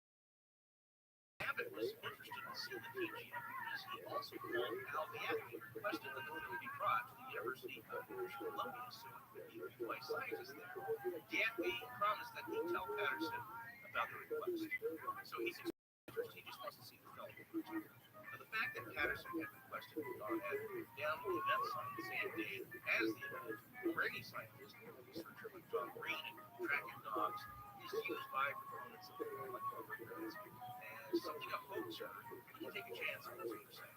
It might risk having them discover it's a hoax fairly easily. Yeah, the experts. Dogs are great and pretty smart and all, but I don't think you can get them to participate in it. Well, they're not going to find anything. And yet, skeptics would say, it's like, well, that's just part of his grand plan. Make it look up. Contacted scientists at the University of British Columbia, and it always was involved because I was serious about this, but it's still part of it. Again, take a little bit of a risk for them to really find out the truth. If anyone's going to sniff this out, it's going to be that right. By about 4 a.m., the rain had gotten so heavy they were afraid of a mudslide or landslide onto Bluff Creek Road. They packed up and left for Yakima at that time. Even though they wanted to stay and explore more evidence, and they were right, as there was a mudslide onto the lower Bluff Creek Road, so they had to take a steep mountain. This road is no longer accessible. Oh, really? Yeah. Their truck slipped off the road, and they had to recover it with a front end loader. Everything hot wired. Yeah. I don't even think you have. I think you just hit a start button. Altogether, it was around a 580-mile drive, with a very difficult and narrow, twisted drive through high and narrow, mud and bad road, and towing 3 horses. With all that, the estimate is that it would have taken 13 to 14 hours to get home. Now, John Green left an urgent message with well-known Sasquatch researcher Renee in San Francisco to contact Al Hodgson. And they got the lowdown from Hodgson and immediately traveled to Willow Creek, which is again about 38 miles south of Bluff Creek. Hinton got there quickly, arriving about noon on Saturday, October 21st, 1967. He went to Hodgson's Willow Creek variety store, where he met up with fellow people. Wouldn't it have been fun to visit that store just shopping for knickknacks when Hinton arrived, and those two were talking shop about it. No, I guess, like, you imagine us, like, we're just, maybe we're on a road trip, or we're getting some snacks, or whatever. So these guys are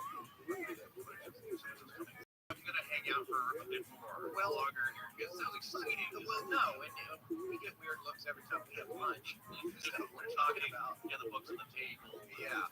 But imagine, though, that's an exciting moment at the store where these guys are excited to talk about this revolutionary footage. They haven't seen it yet, but it sounds, certainly, everyone talking about it is very exciting. So I just imagine us just being there at that moment, something this groundbreaking was happening. Or, you're at the crux of a very famous hoax. Yeah. So you at least say you've been there. Well, it's a weird thing to draw parallels to. And as part of going back to the Sally House, we decided not to air it until October. It happened in July. That was a weird thing for me. Oh, sitting on it? Yeah, sitting on it, and then, like, what is it? It's just hard to describe in that position. I gathered some evidence that you think is convincing. And And then you get a letter or a comment from somebody that's like, why did you guys hype that for 6 hours? It was nothing. Yeah, I get that. Yeah, but look, this film, what that recording was a very small part of the entire experience. Right. They do the story about the Sally house. It's the history of the house. People that went there. This recording is not a build-up. We never meant it to be a huge build-up. Like this film's like, Bigfoot next, stay tuned for the next 6 hours. Hype it up. And then you see it. It's like, it's a guy in a suit. Come on. The recording, it's like, that was just an element of that whole story. I'm sorry you got the impression that was the big showdown. No apologies. We don't apologize.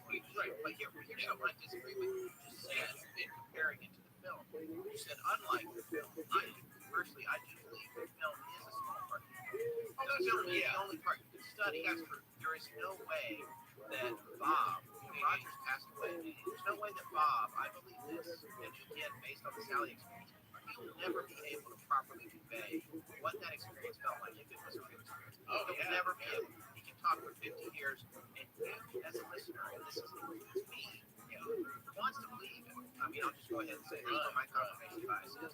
I find Bob to be a very honest person based on what I've already seen him talking. I mean, like to be actually him, but by the time the show comes out, that will be prior.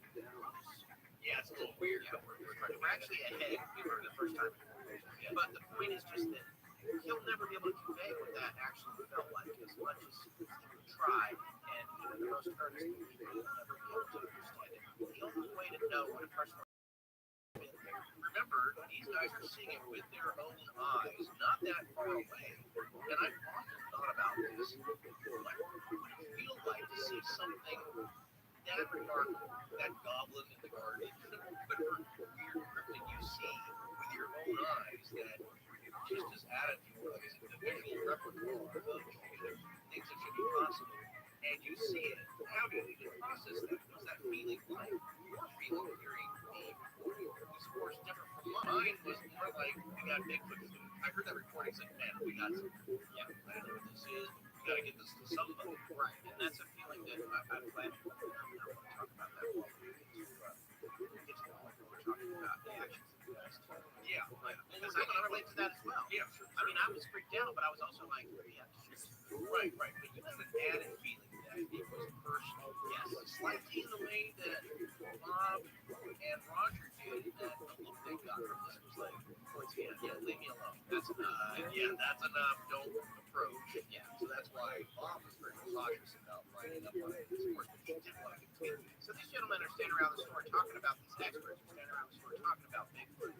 Patterson is about 26 miles north of where they're at in the creek, and he calls them from the town of Orleans, California. And he told the Indian about the encounter and how they had to leave the incident site because they had rains. Now, after the phone call, Hinton and McLaren left for Yakima because they wanted to go and see the film at Alfie's house where Patterson had sent it. John Green was also on his way there. So this next sequence is a little bit controversial because this is also something that is heavily scrutinized as being impossible to solve and impossible by others. Diatley had received the film that morning, Saturday, October 21st, overnight, and had managed to get it processed that same day. Now, Patterson and Hinton arrived back home in Yakima by late that Saturday night, early Sunday morning. Well, for some reason, Patterson wasn't able to tell Diatley that now there was no rush in getting the film process. Because remember, the film was good. They captured something. They could go home. Yeah, if Diatley had it processed and the film was screwed up, they would stay there, continuing to look for evidence of Patty, right, get another sighting. So that was their plan. Like, look, if it's good, this is pretty good. It's not going to get any better than this. So let's just pack up and go home and deal with the film. If it got ruined or you just didn't capture it, then we know she's here. So it's a good chance that maybe we'll see her again. Yeah. Push it to make friends. So now they're on their way home anyway because of the rain. And that's the point. Exactly. Like, it's not as big a rush. Well, we need to look at it, but it's not a 4-alarm fire because we're on our way back. Yeah, they wouldn't be here of meeting there and head back anyway. But as we'll see coming up, it might have been better for the story and for Patterson to get it. They have waited to process the film.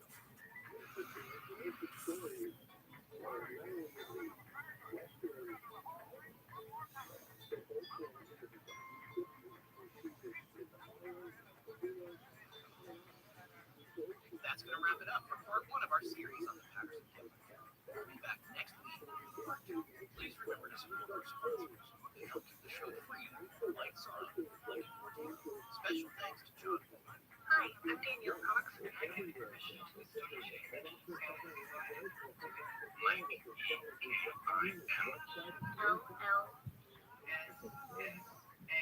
Our show is edited by Sarah Fortens and co-produced by Tess Frank.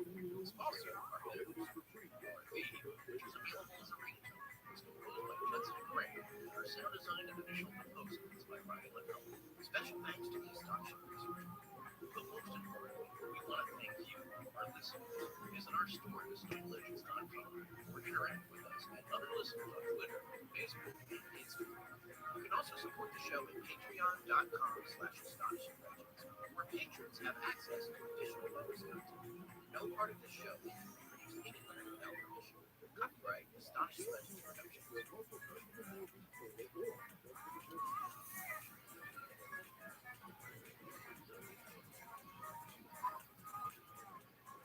How powerful is the Cox Network? So powerful that one day the internet will let your doctor perform miracles over thousands of miles away, connected to remote operating room. giving a whole new meaning to the term house call. Operation complete. The Cox Network, with gig speeds everywhere. It's internet built for tomorrow, today. Cox, bringing us closer. In Cox serviceable areas, speeds vary and are not guaranteed. Cox terms apply. Other restrictions may apply.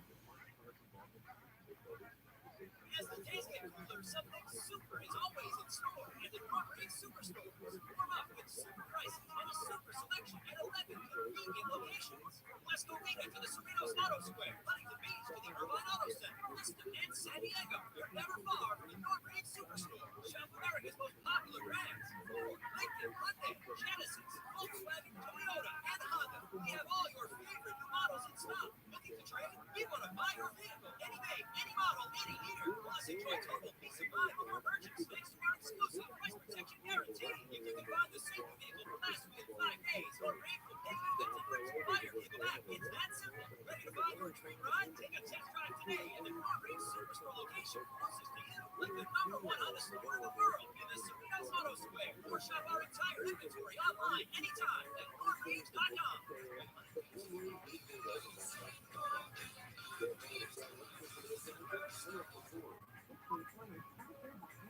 How powerful is the Cox Network? So powerful that one day the internet will let your doctor perform miracles over thousands of miles away, Connected to remote operating room. giving a whole new meaning to the term house call.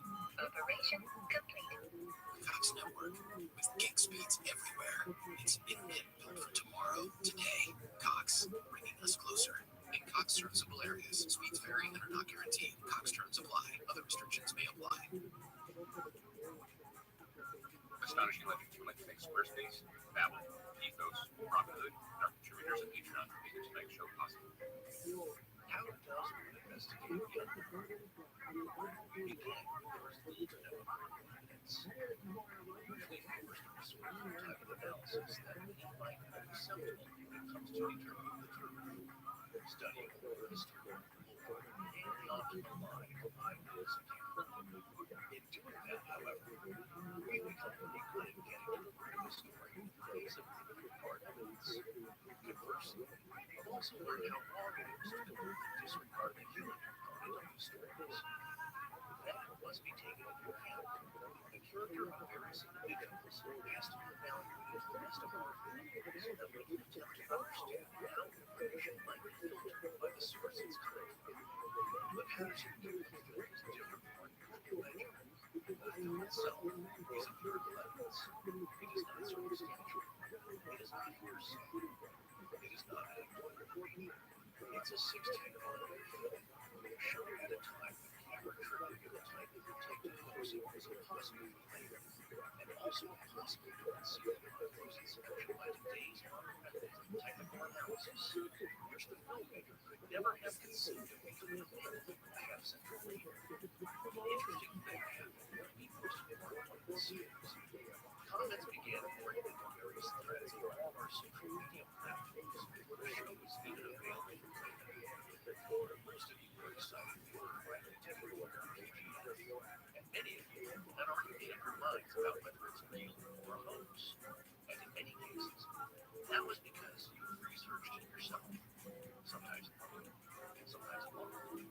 We're glad to have you folks here with us now, because by the time we're done with this series, you will have heard from an actor and friend of our show, or a monkey costume feature film, an expert costume maker, and film analyst who took years of analysis on the PGF, digitizing nearly 30,000 frames from every available copy of it at up to 5K of resolution.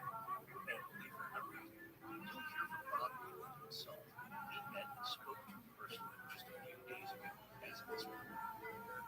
So if you've already drawn a conclusion about the film based on the very unique intersection of the evidence surrounding it, we're excited to have you here with us now. It's you that we want to hear what we found during our investigation of this landmark piece of movie history. And it's you who will ensure that there is so much more to this story than we thought.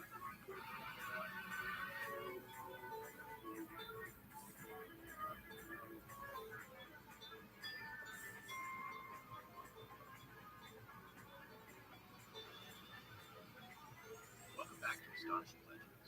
I'm Scott Milgram, and this is Force Purchase.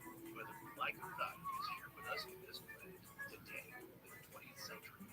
A creature of enormous historical significance, a ghost from a long day that should let the imagination of nothing hard, adventurer, brutal individualist, Roger Patterson. Join us tonight for part 2 of our series on Patterson Gimmick.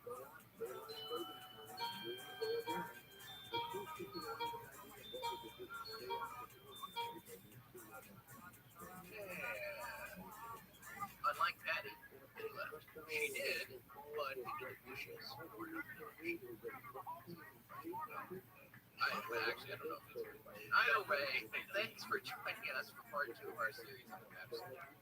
When we decided to cover this, we realized the story would become so gripping for us. It's the best kind of legend for us to explore because we get wrapped up in it. There's always so much more to these stories than the first thing. This one's a great example.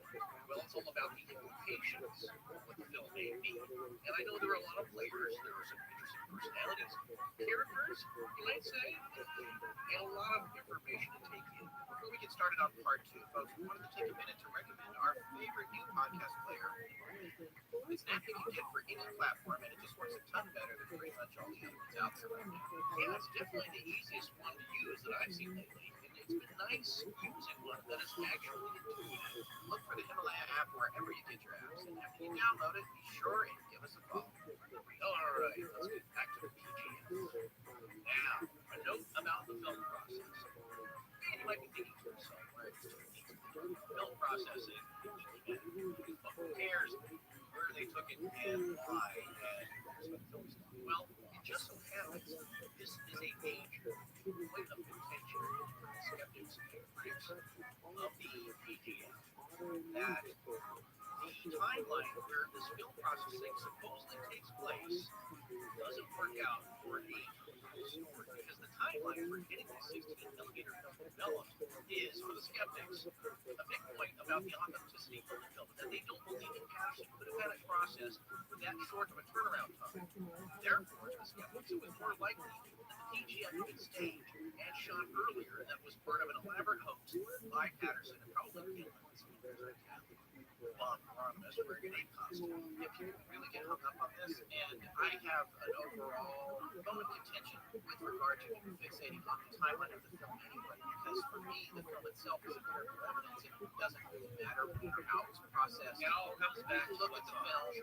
Yeah, you look at what's on it. If it's a hoax, you determine that by looking at the film. Will the film Patterson use, as we've stated, the 16mm approach, which is a color reversal, meaning it has no negative processed film. Is it positive, so you can actually look at it like slide film? Well, it's considered a slow speed film with an ASA rating of 25. An ASA being an arithmetic measurement of film speed, or its sensitivity to light developed by the American Standards Association. That's what the ASA. If you're not a film buff, but nowadays, film speed is measured by an ISO. So the slower or lower the film speed number, the longer exposure or lower f-stop, the wider aperture necessary to produce a properly exposed image, so it's better in bright daylight conditions. Now, this will be important later, because Roger, what he was Well, what's it is to an amateur, they've got a hold of a nicer camera because 16 millimeter camera is a nicer camera to shoot in these circumstances. But yeah, and so what you're talking about here technically is really about the sensitivity of the chemicals on the film. How sensitive, how much light does it take to expose it and get the look that you want out of it? Yeah, exactly. Because with a slower film, you get a sharper edge, and it's a major reason why PGF was able to be blown up for close scrutiny of the details. Now, Kodachrome was the world's first successfully commercial color film, which I've been saying about, and which was also used by Abraham's career to locate assassination its first most scrutinized piece of footage. Unfortunately, due to the digital photography age, Kodak announced on June 22nd, 2009 that Kodachrome was going to be discontinued. Because it was a much more very sharp, very good quality of what you got. That's why that 8 millimeter, 16 millimeter color film can be projected and blown up, and the slide film is excellent. So that disappointed a lot of film reviewers. But the problem the skeptics see is that Kodachrome must be developed using the Kodak paintful process, which at that time was only available at licensed laboratories in certain major cities. Interestingly, film is only black and white when first exposed. 3 complex development steps are required to mix the 3 primary colors that form the spectrum of color kind of seen on film. This is unlike any other color film which has its first built-in layers. When Roger Patterson was asked about the film's processing, he replied, "I had them done in a private place. It would jeopardize the man's job." We can assume Roger didn't process the film himself, and that his brother-in-law, Alvin Yatley, took the film to someone for processing. Sadly, he loses some days. Yatley claimed that he didn't remember, and still claims to this day, he doesn't or didn't remember where he took the film for processing. Not if he heard an interview, he read interviews with him. He cannot recall a single detail, at least that's what he says, about how the film was processed. So even where he picked it up, yeah, not or anything about it, he doesn't know anything. So that's where I get the questions. But there was a lab in Seattle that could have processed the film, the Kodak Technicolor Laboratory, but it was closed on Saturday, October 21st, 1967, which is the day the film should have been processed by the timeline. Now, author Chris Murphy, whose timeline of events we've been following here, speculates that the athlete may have arranged for an employee of the Seattle Film Lab to process the film on his own, off the record, while the lab was closed. Murphy further speculates that even if the lab was open, Yatley could have still arranged for special film, like for an employee to run it through off the books. Murphy also says that he was informed by professionals that the film could have been privately processed in a home laboratory, although the machinery needed might cost upwards of $60,000. So this would be especially true if the employee of the home lab worked at a Kodak facility or had access to some components. Yeah, I also think it's possible that this off-the-books processing could have been done at a pirate facility of sorts, one that specializes in private processing, shall we say, questionable content, and that might be why Patterson and Yatley didn't feel confident. Keep in mind that whoever is processing the film can also see what's on it, and much more easily with color reversal film. And this is fascinating too because Yatley, as we said, was a wealthy owner of a construction business. He could easily increase homes and get things done. This is the kind of guy that, and you're going to find out as we talk more about him and his involvement in the aftermath of what happened with the film and how it was marketed to be shown to the public later, that there's no question that he is a somewhat optimistic individual, and he may have been excited about the business prospects associated with this film. And so it would have been easy for him to say, "Hey, look, $200, a couple $100, I need this process today," and the boss didn't have to know about it. Oh, but we're talking about this skydiving, editing, video, film transfer. But the idea is that, where I worked, I had keys to the edit bay, and I often went in on weekends to get work done that I finished for the week or just to get myself ahead. And then there's other employees that would say, "Hey, can you edit my wedding video, or just, put some pieces together of it, or make some copies. I have some VHSs here, some copies, So it didn't cost the company anything. It was already there for some time. But, it wasn't a sanctioned session. It was just other employees who were in favor of, like, "Hey, this videotape copy. Here's the original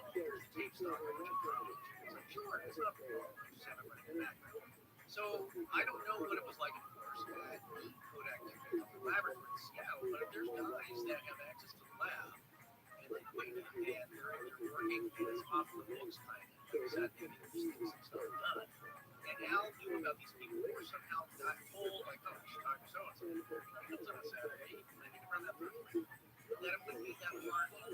My other theory of this is that, like I said, with the private pirate labs, is that there are films, of course, that aren't in mainstream, that have made the rounds, let's say, in certain genres, and those get processed somewhere, and it's not in Technicolor. Because, as I said before, you can see what's on the film. It doesn't mean that someone saw a meat creature out in the woods on Patterson's film. They may not have been paying attention, but you can easily see what's on it. You know, when I was in film school, there was a class at USC called the cinema. I'm studying the cinema. What do you want to call them? USC talkies? I don't know. Film. I think film would be a less snobby word for what I'm studying at USC. It's the proper. They all call it the school of cinema.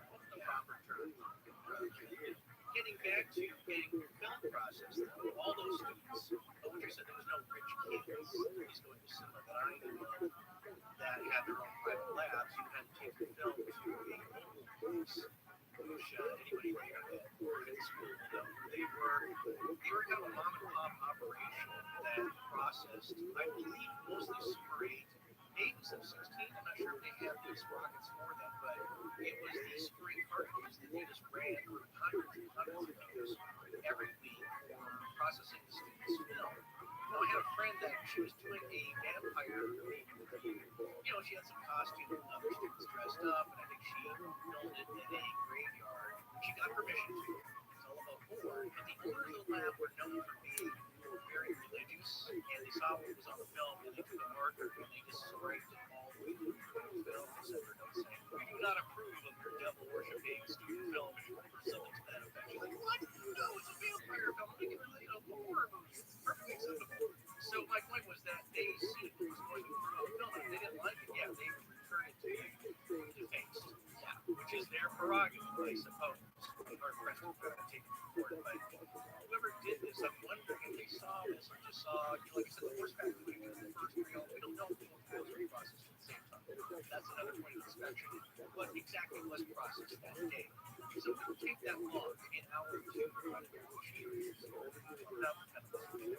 Another thing that we conjectured on with regard to the unsavory content was that there were places that obviously were processing, like you said, processing everything. And it could be that Outlet found out how to get something processed at one of those places. So they decided to look into that a little bit about the possibility of stag films, which were in their waning days in the late 60s, but they were still around, being maybe shot or processed in the Seattle area, and it turns out they were. We spoke with an expert, Dr. David Church, PhD. He's a lecturer and program coordinator of cinema studies at the Department of Comparative Cultural Studies at Northern Arizona University.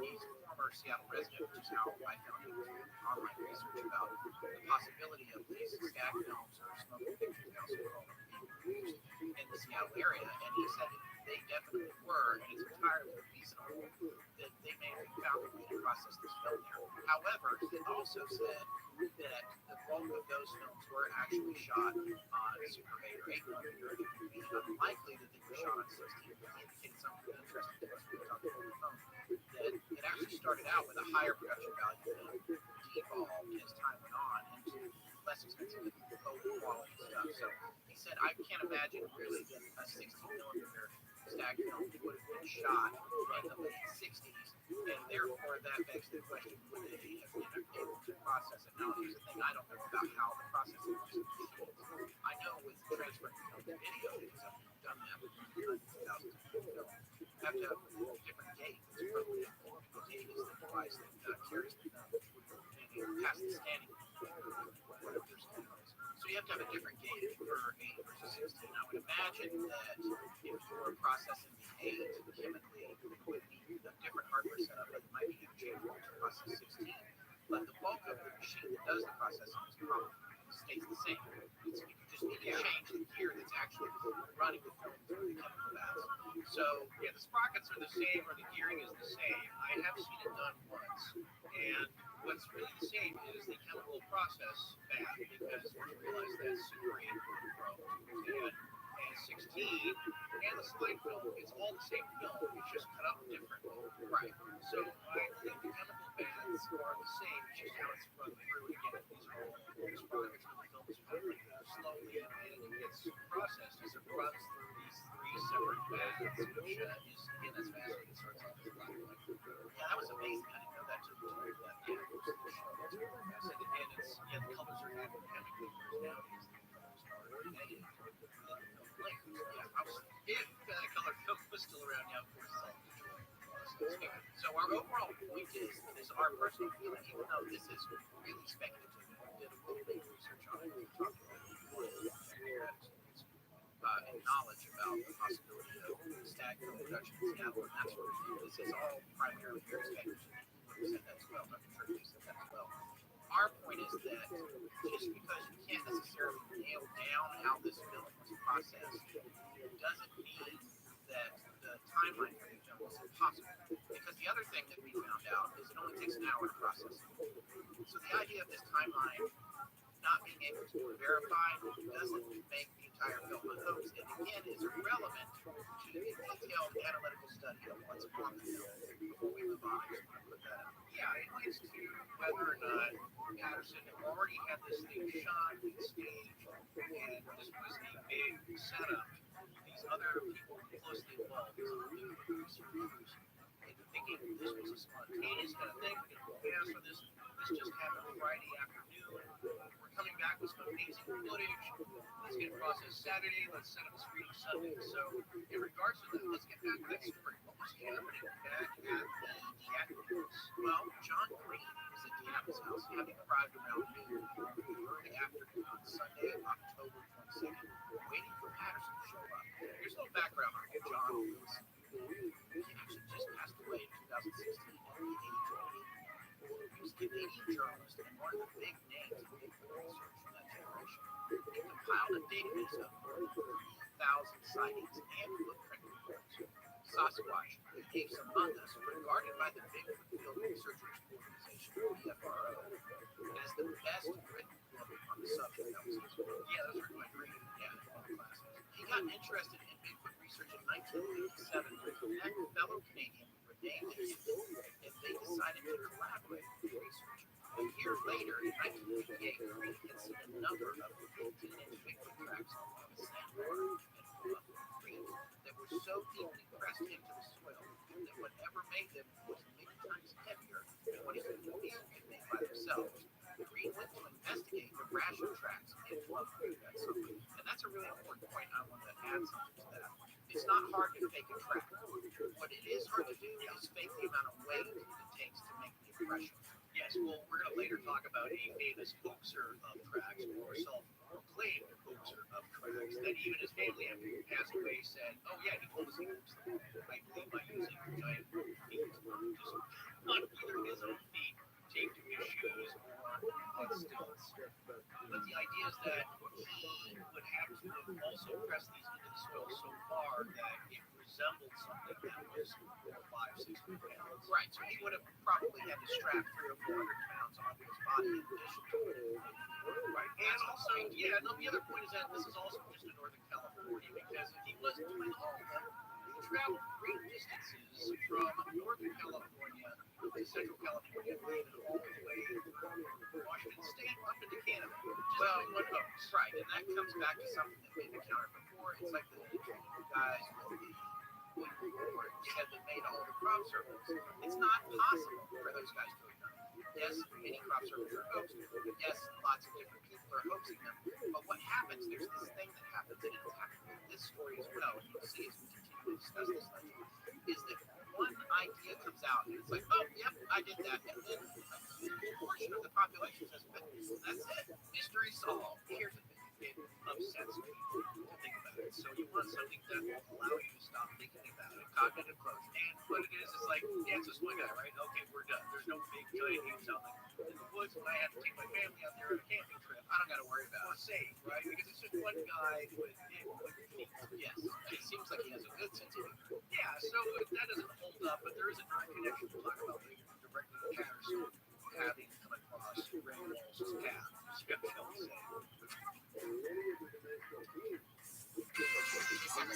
to you by Bitly. From brick-and-mortar shops and online retailers to healthcare providers and software companies, every business can make meaningful customer connections with Bitly. Create online and offline experiences that turn customers into superfans. Customize your short links, create QR codes, curate your link in bio, and track performance all in one place with the Bitly Connections platform. The possibilities for connection are endless. Get inspired at bit.ly/Spotify.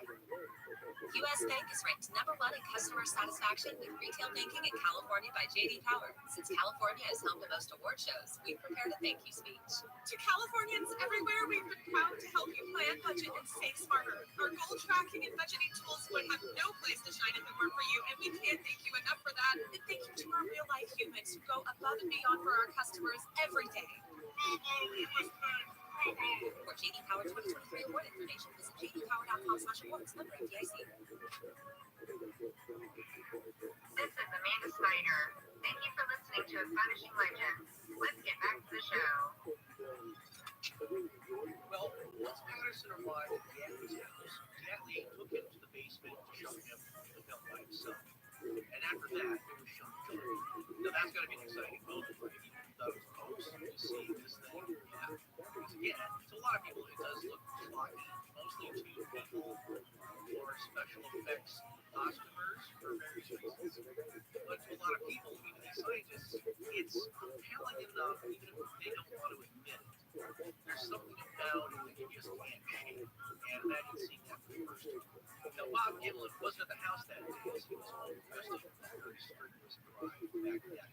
To refresh your memory about how cool this drive was, the road was washed out, the truck got stuck with horses in the back of it. They had to hotwire a front-end loader or some kind of heavy equipment to rescue the truck. It was crazy. And you've seen Bob speak about this, and he talks about, I wouldn't wish that day on my worst enemy. He said something to that effect. And I would like to make a continual point here that if you're hosting something, why would you go to a location that is that difficult to get in and out of?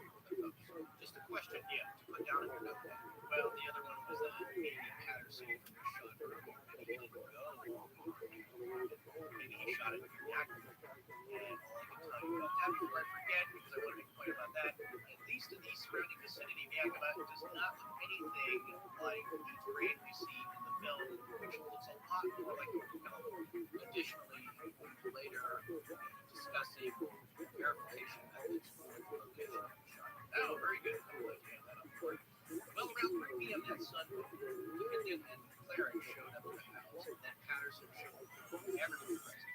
But just the portion with Patty, not the first 76 feet of horseback, the second one film tracks being cast.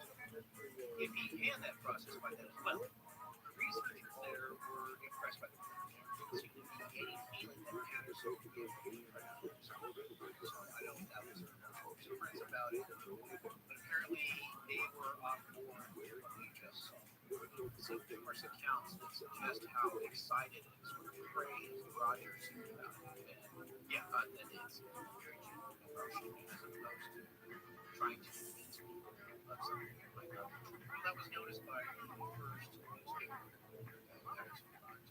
The day before, on Saturday, while Patterson and Gimlin were driving back home from Hungary, the first news story about the encounter appears in an area newspaper, the Times Standard, as a front page story titled, Mrs. Bigfoot is filmed. The Times Standard, billed itself at the time as the newspaper for Northwestern California and Southern California. Remember that Patterson had telephone reported with the Times Standard around 9:30 p.m. on Friday night after the incident. So he ran with it while he tried to get the next day. Here are some highlights from that newspaper.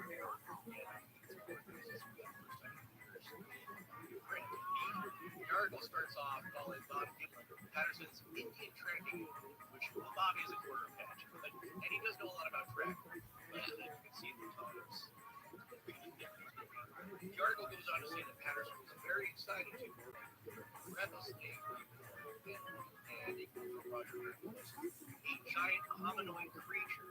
Is what he saw. The article says Patterson has 8 years at that time researching Bigfoot, and he was 34 at that time. Young man there. He'd been all over the northwestern U.S. and Canada working on his documentary project, and he had over 50 tapes of interviews with persons who reported findings and interviews with 2 or 3 persons who reported seeing them in person. And it sounds like you get some of those if you join this abominable Snowman Club America, where if you join for the reasonable price of $5.95 next time, you get 2 years membership, an 8x10-inch membership certificate signed by the author, and also 2 great 12-inch long-play record albums with over 1 hour of actual recorded story.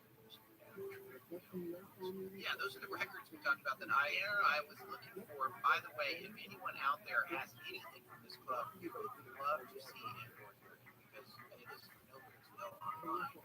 They got to be out there. It's in someone's milk crate in a garage somewhere, and some just said, it's got to be out there. Just a priceless classic nowadays. Yeah, and some of the stuff that they had on the records, they had Jenkins' encounter with California's Bigfoot, Fred Beck's attack in a canyon, which we talked about a little bit, William Rowe's hunting accident with the quote, "human looking female Sasquatch." Oh, you know what? That's also another point that skeptics say. That female Sasquatch, that's where Patterson got the idea to make breasts at a patty. Yeah. So, also, Albert Boastman's personal story of how he was kidnapped by the Sasquatch original in 6 days on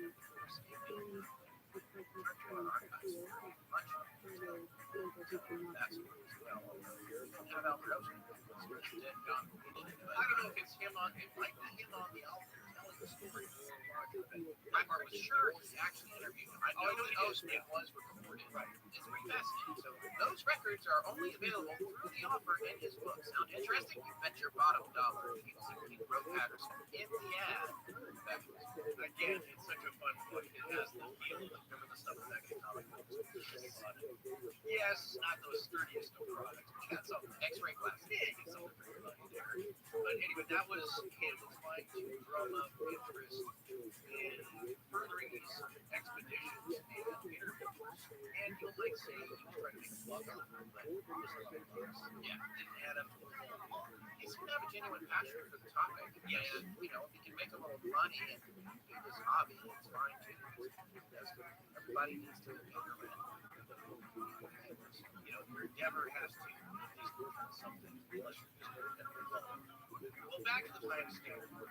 It says that Bob is 36 and close to the age, and as we said, and it says that he associated with Patterson for a year, at least at the time of this event. No, it said Patterson had visited the area. Yeah, I've been there before. It'd be better to say, like, I've never been there before in my life. I couldn't have staged it. Yeah. So I'm not trying to paint one way or the other. It's trying to, yeah, maybe that, I mean, we definitely have confirmation bias at this point, but I just want to quickly interject here about that. When we went into this, I thought the film was a hoax. And I no longer think that. I'm just going to say it now. I'm going to get more specific on the conclusions, but I want people to understand that we did not start, or at least I didn't start this particular series with the idea that this film was just one. Okay, you know, my goal for this is really not to persuade you, it's for you, the listener, to consider everything without throwing it out for you and making great judgments about it. We certainly have opinions, but I just want everybody to just consider everything, consider all the possibilities, and hear this case out and all the details, then make your mind up at the end, and set aside any preconceived notions. Even if you heard about this as a kid or just now, about what this film is, just approach this topic with an open mind and open eyes, and see what happens later, see where you go. So Patterson, I just wanted to point out, though, was being fairly open about what experience he had, at least with the area at the time, because that's another point of criticism that he had gone there and staged it. He knew the area well, so it was familiar and an easy place to stage something. But really, if you believe him, Patterson, it was last month that he received word of the latest findings there. And that's why he wanted to the area, because he thought it was a good chance of finding some fresh tracks. At least those reports he'd been hearing. And it says that Bluff Creek is 65 to 70 miles north of Willow, joins Notice Creek, so that lines up with and 2 miles into a canyon where it begins to flare out. And that's the flat spot where the creek is, where the sighting happened. the article said that Patterson was still an excited man some 8 hours after his experience. Quote, his words came cascading out between gasps. He still couldn't believe what he had seen, but he was convinced he has now seen a Bigfoot himself, and he's the only man he's heard of who has taken pictures of the creature. The article goes on to say what Patterson reported. It was about 1:30 with good daylight, riding over a sandbar where they'd been 2 days before. Patterson says, quote, I guess we both saw it at the same time. Patterson yelled, Bob, look at it. And at least in this article, Patterson says this, quote, giant humanoid creature stood up and was about 80 to 90 feet from him. Now, if that creek was underwater, nowadays they could have possibly gotten a DNA sample from it, as I saw Dr. Mark Evans and his team do. Yeah, did you see that? I think I was over here when I watched it. It's amazing what they can do now. They were doing an expedition with Dr. Mark Evans up in Himalayas. They had a French biologist with the team, and she said that, if you just get water for this thing, every creature has to drink eventually. And if it's been drinking or bathing or just walking around in the water, they can take a sample of that water for a strainer and they can filter out DNA from it. And there are some very interesting conclusions that they reach. Yes, and unexpected. And that makes the additional point that it's another reason that it makes sense for this creature to be in the creek. It's by the water. All these animals eat water. That's where you find everything. Everyone knows that. That's where you got to go. Grab by a crock, but everybody's got to go there. Yeah, and that's even to the point where you might be in danger, but you have to have the water. So it's another reason that you might see this creature in a creek bed. That's where every animal's got to get to. So Patterson's horse actually reared up and fell over, and it fell down so hard it actually flattened out the stirrup that he had his right foot in. The horse's weight came down, and he actually kept the stirrup. His foot hurt pretty bad, but he didn't think about it because he had to jump up, get his leg out from under there, and grab the reins of the horse to try and control it. He couldn't, so he grabbed the movie camera out of the left saddlebag, and then he let go of the horse, at which point the horse ran off quickly with his rifle. His gimlet was seated on an older horse, which probably shouldn't have spooked, but it did, and he let it go. That's another point of contention, too. People were saying his horse never spooked. I think the person that loaned the horse, Bob Rodimus said, no, that horse shouldn't have spooked. It's old and straight. But he wasn't there. He wasn't there, and how do you know what a horse is going to do? If you see a giant leg is, in front of a 800-pound, super tall, very or an 800-pound man in a okay. And again, I think this article is significant to note because it's really an accounting of Patterson's first recollections. And it's an important note to consider because this is the freshest recollection of what he saw with his eyes. And consider that vision would be much clearer and sharper than what we can now perceive from watching the film. Here's my point. I'm looking at you across the table. You are in really high def. Yeah, this is with my eyes.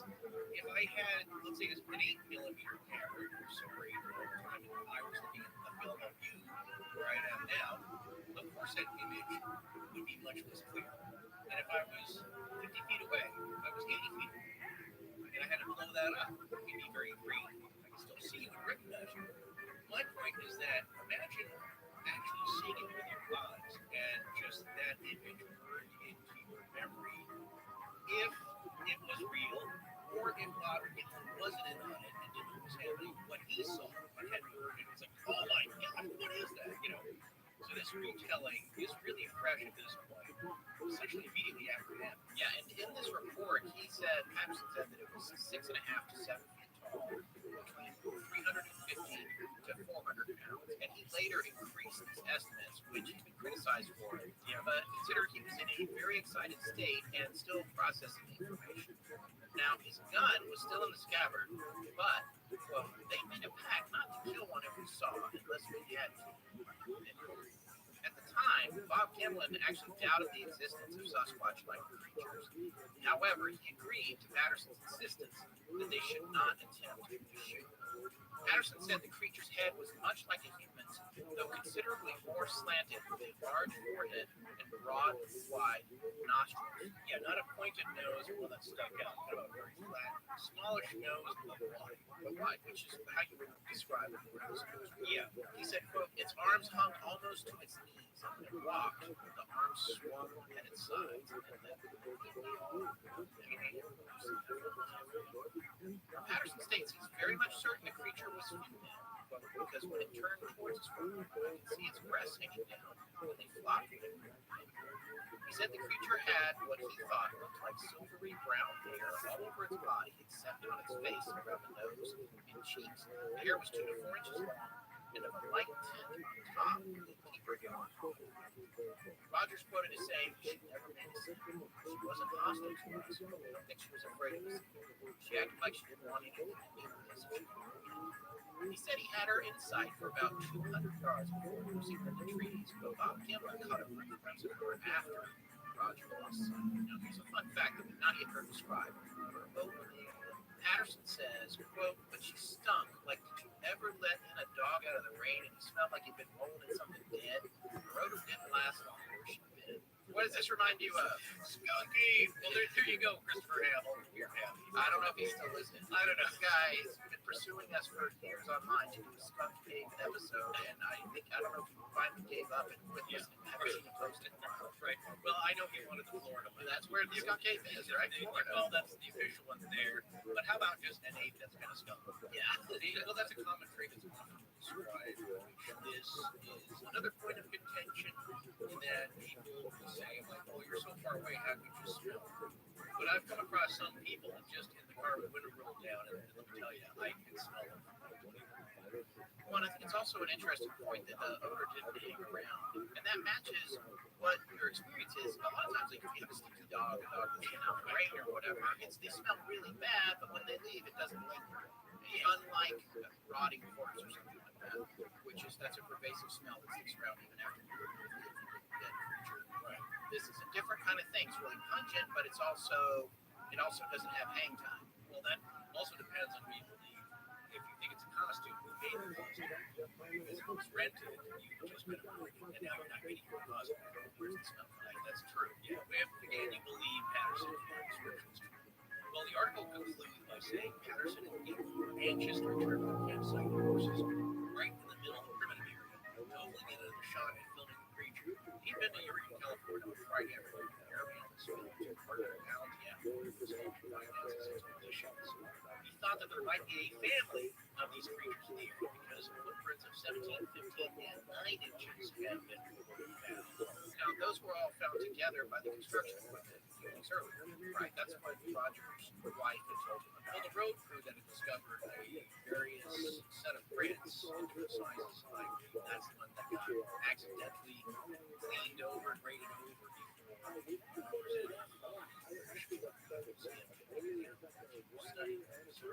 prints have been found. So someone, if they were hoaxing it, had been laying down tracks, not in 1958, but recently then. Yeah, and the size. And when you think about this, if this is a real experience for Roger and Bob, to put yourself there, what's the first thing you're thinking when you see the big one? Is where are the other two? Yeah, and also it's a mom. What do moms do when they get near their kids? Well, especially Mother Grizzly, sure. Yeah, you see two cubs back out. Well, that's funny because the newspaper joked to him that it sounded like 3 bears, to which Patterson replied, this was no bear. We've seen a lot of bears on our travels. We've seen some bears on this trip. This was definitely no bear. And then the end of the article has Patterson saying that he was also anxious to contact a museum administrator who would maybe bring down dogs. So that sounds like he's talking about archaeologists looking at. All right, again, Roger Patterson wanting to bring dogs down to chase the scent of this creature. If this creature is a person in a costume, does that seem like something you would request? Well, the supporters of Patterson and proponents of there being a bear would say he is doing whatever he can to get professionals and people who know what they're talking about when it comes to this down there in the area, on the ground, looking at the evidence that possibly he hoaxed. And why would you do that, or why would you be anxious to do that if you had hoaxed it, and these people would readily tell that you've been hoaxing? These aren't just newspaper reporters who take pictures and report on it to get yourself famous. These are people who know what animal prints, especially primates, should look like. And here's the thing about the dogs: you bring tracking dogs in, they pick up on the scent. So lost, they're going to track it where they filmed it, then they're going to track it coming back down to the creek, coming right back around to where they all were, getting on a horse, and riding back to wherever the car or the campsite was. That's what they're going to track. So just that, for me, that's one of those deal breaker ideas about a hoax.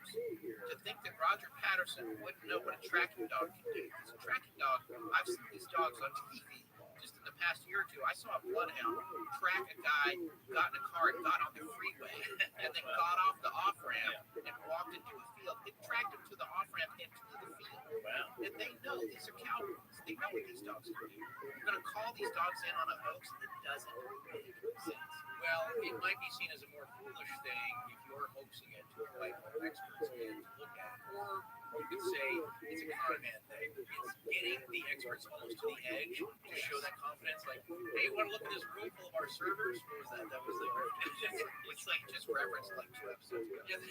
Yeah, that's a good point. But he was an expert grifter. Of course, he's a fictional character. But that's like, you're a high-level con person if you're going that far. Because if he says, let's get dogs in here, and he legit requested that gentleman bring the dogs down, that request went through. He wasn't just telling the reporter about it. And the guy didn't get it, but he did request someone to bring dogs. So that's going pretty far for a con. You're a pretty high-level flim-flammer there. You've got so much confidence that you're inviting tracking dogs into the scene. Either he's a good actor, Roger Patterson, or he's genuinely excited. So take your pick. So tell us all about what happened after the article came out on Saturday. Well, it was read by Lyle Laverty and his team. Laverty was the timber management assistant for the U.S. Forest Service at the time.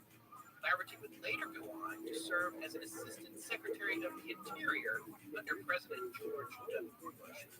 Lyle Laverty recalls that he and his team of 3 guys had passed by the sighting area in a Jeep either on the 19th of October, the Thursday before the sighting, or sometime on the 20th, the actual day of the sighting, and they hadn't noticed any footprints. After reading the article over the weekend, on Monday the 23rd, he and his team returned to the site and were able to take 6 photos of the footprints, according to the Wikipedia. The 3 photos of the tracks that appear in Chris Murphy's addendum to Roger Patterson's book have a caption reading, "Those 3 photos shown were taken the day after the sighting on October 21st. In any case, the prints in the sandy clay soil are pretty good and crisp, and in one photo, Laverty had laid a U.S. quarter next to the big toe for a size context. And the big toe, in comparison, looks about as big as a Snapple bit. Yeah, it's a big racquetball size. Yeah, it's a large toe. Now, even though the creature is always described as ape-like, the feet are nothing like ape at all. They're pretty much human-looking footprints. So, the gorilla foot, I was actually looking at these first, I will tell you this a couple days ago. When you look up a gorilla's foot, it has that looks thumb. Yes, you always very different. Yeah, you see the digit that sticks way out. Yeah. So this makes you wonder if these are all fake. Was it the first hoaxer's decision to go with human footprints rather than that of a gorilla's feet? Would it be a better hoax of trying to be accurate to be the human ape? I always thought about that. It's like if you're trying to show that there's some giant hairy ape creature out there, it's easy to go find out what ape's feet look like. I just don't you wonder, like, I do, I have a different position. No, I've always wondered about that. Who's the first person that made footprints if they're all fake? And what was their choice to go with? You know, saying like, I'm going to go with really big human feet because that's just such a crazy idea. It's going to stir up a lot of talk. Or to me, it sounds like the footprints and the hoaxing came after people were reporting, Native Americans reported, and some really early pioneers had thought that these prints, in certain instances, were of a giant, as they said, renegade Indian. A wild man living out in the woods was not ape-like, but just a giant man. There's one account that we can read.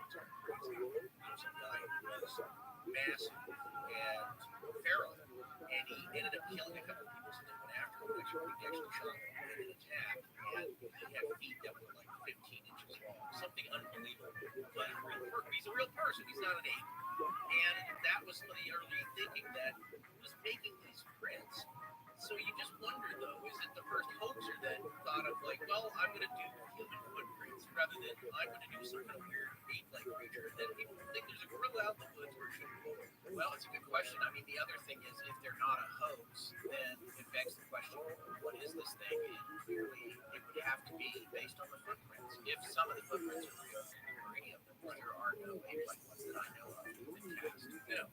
If they are real, and then Bigfoot is real, then this creature, whatever it is more human than ape. Well, that is the interesting thing to think about if you consider Bigfoot being a real thing, real cryptid. Is it more human than ape, or more ape than human? Obviously, it's an animal, but the comparison is, I think, what is tripping people. Them thinking that it's more human than ape-like, because if everything about it was gorilla-like, it was just out in the woods, it's like, well, I guess there's a species of ape that has survived. Actually, there is a collection of guys who do believe that it is just a type of ape. That's all it is. It just managed to survive in North America, and it's very good at hiding, and that's all it is. We shouldn't fear it or think it's some weird cryptid. It's just an animal. It's an ape. But this case here, what freaks people out is that it does seem more human. That some people report it has speech, that it has some human characteristics, especially with family and organization, and the way it communicates is different. And that's what's well, when it comes to these tracks, this is where we get the taxidermist Robert Titmus comes into the scene. He's an avid outdoorsman and a Bigfoot researcher, and his sister and brother-in-law, along with him, went to go check out the event site 9 days later, at which point he made plaster casts of at least 10 more footprints and mapped out the movements of Patterson and Patty. Now, John Green, in 1978, in his book, pages 119 to 23, writes, quoting Titmus, Aline was a skeptic and Harry a hard-headed non-believer. Both of them left there. Harry has hunted big game all of his life. Yeah, Aileen was his sister, and Harry was his brother. Yeah, so when he was hunting big game, he obviously has experience with tracks and understanding what he's looking at. Right, well, Robert Titmus has inserted himself into the story now, and he becomes players. Chris Murphy, the author, been referencing as having released Roger Patterson's book, the additional 8 pages of updated information, wrote that the Patterson Gimlin Bigfoot sightings were quite unique for 3 main reasons. One, there were 2 witnesses to the event, so their stories could be cross-checked. 2, Patterson took movie footage of the creature so that the film could be analyzed. And 3, Patterson and Gimlin had made plaster casts of the creature's footprints to add as evidence and confirm the sighting. Additionally, many of these footprints at the site remained intact afterwards, so that researchers who came later were able to see, photograph, and compare own plaster casts. There you have it. And this is something that I would say about footprints, making fake footprints. But generally, wherever they start, you probably would have to start on a harder surface or something, because you've got to be costume models people with you. And at some point, you've got to vanish or walk somewhere where you can no longer tracks, remove the costume, and return to the comfort of your tent. There's a staging area. Yeah, the staging area. So it's just something to consider with all these other researchers going out there and looking for the tracks. Oh, yes, they should be tracking. They probably would have stumbled across evidence prior to the start of the footprints or after they used the woods that would indicate that there was more than one person there or somebody was there with a different kind of. Yeah, I see what you're saying here. Is think of how many steps you take in your bedroom, putting your socks on and your pants. Yeah, stepping around, stepping all over the place. If you were just a Bigfoot, if you have these Bigfoot feet, you have a stage that would start somewhere and end somewhere and disappear somewhere.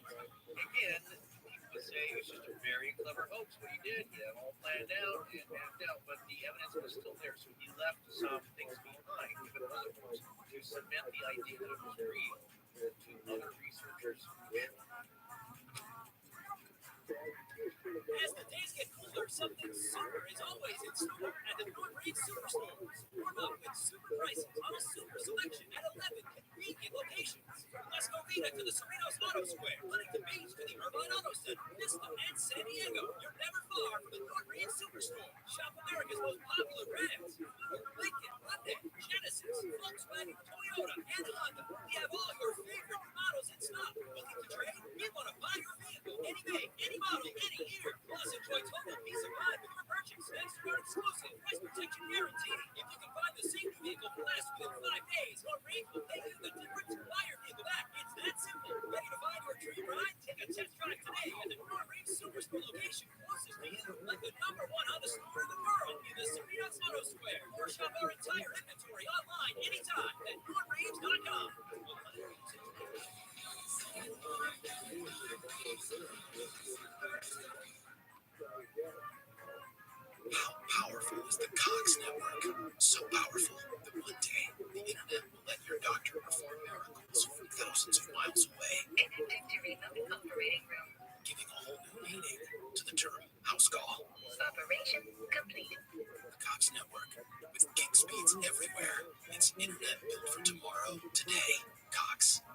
us closer.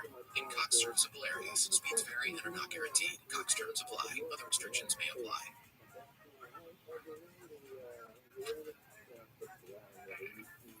Morris and Scott, thank you for supporting their sponsors. I'm Marilyn. Now back to the show. So now that the film has been seen by this small group of supporters, should say, Bigfoot researchers and and remember, this is film. You don't look at it right away on the camera. It has to be processed first and screened and projected, which, by the way, means that after they shot it that day, they had no idea that they had captured it if they even got it. Yeah, that's another thing to point to. When the film was developed and it was a hoax, how do you know what you got? You stick around, and that's what they're waiting for right now. So it did look like they got something pretty good. Well, how does that piece of film then get presented to the authorities, the scientific community, which is now what we're going to talk about? Well, in that regard, Renee DeHinden and John Green thought that generally people in British Columbia Canada are much more familiar and comfortable with the idea of Sasquatch, as it's known there, and they thought that Patterson's film would be better received by the scientific community up there, so they convinced him that that's where he should have a screening. And Don Abbott also talked to Patterson over the phone and told him the screening there would be a non-scientific representation. Just quickly, I think we should remind our listeners yes, to say that Al Abbott is Roger Patterson's brother-in-law. He's married to Roger's sister, youngest sister, whose name is Iva, and he's the one that had the construction company and a good deal of money and supposedly threw some cash to Roger needed to help get his expeditions done. Roger being portrayed as a bit of a schemer, trying to get out there and make his films and do these things. He's hustling. He's as the kids would say nowadays, which is very much in line. Yes, not so much back then, but nowadays. Yeah, he's trying to get something going here, get something going because he knows, he thinks that he has something special. Yes, and Renee DeHinden and John Green are both prominent researchers. And Don Abbott is the archaeologist, right? Yes, from the University of British Columbia. He get asked to bring the dogs down. Yeah, that's who these people are. I know how you get to characters and names. I know, but we're talking about 20 names here. Everybody's like, yeah, there's no Henry Loftus. Don't trust me. They don't come up. That family tree does not come up. I know there's a few names here, but really this group gets pared down into several key players, of which there are probably under yes, it gets pared down to these main actors now from here on out. Don Abbott had reached out to newspapers in Vancouver and Victoria, British Columbia, and told them about the film on Monday, October 23rd. Once Patterson and Giblin arrived in Vancouver, they were interviewed on Jack Webster's radio show. Now, it may have been with Giblin alone, but a portion of that interview was recorded by John Green and producer Jordan Coleman speaking Bigfoot. Laura, we love him, friend of the show. Yeah, check out his books too. Of course, he's written fairly extensively. Yeah, he's actually, I think he's actually, he's a major contributor to the field of football, but I believe he'd be the generation after these. Yeah, certainly very when they were still alive, as we just seen John Green passed away not too long ago. Well, a screening was planned for the scientific community there on October 26th. We're mentioning all these dates so you can get a sense that this was all moving very quickly. Yes, we said that before. It's just a few days after the incident. Yeah, exactly. And again, the year is 1967. Right, so that's why I thought it was important for us to keep track of these days here, because if you think this film is real, it's all moving very fast to get that information out there as quick as possible. If you think it's a hoax, then it's all been orchestrated to happen very quickly, or just the momentum is picking up very quickly. Well, whatever's happening between Friday afternoon and now Sunday and Monday and Tuesday, it's starting to build up awareness that this film is out there, this is what's been captured. Let's get some real scientists to look at it. So a screening of both rolls of film took place at the University of British Columbia with Dr. Ian McTaggart Keller directing the event. In attendance were representatives from the Provincial Museum, a few scientists, Patterson and Giblin, Renee DeHinden, John Green, David Hancock, and Bob Torres. Another screening for the press was held later that day at the Georgia Hotel. And Bob, again, was the gentleman who took the plaster casts. Yeah, as we said, Bob Giblin did a clever thing by covering up some of the tracks with bars. Yes, that in our papers. How that was handled.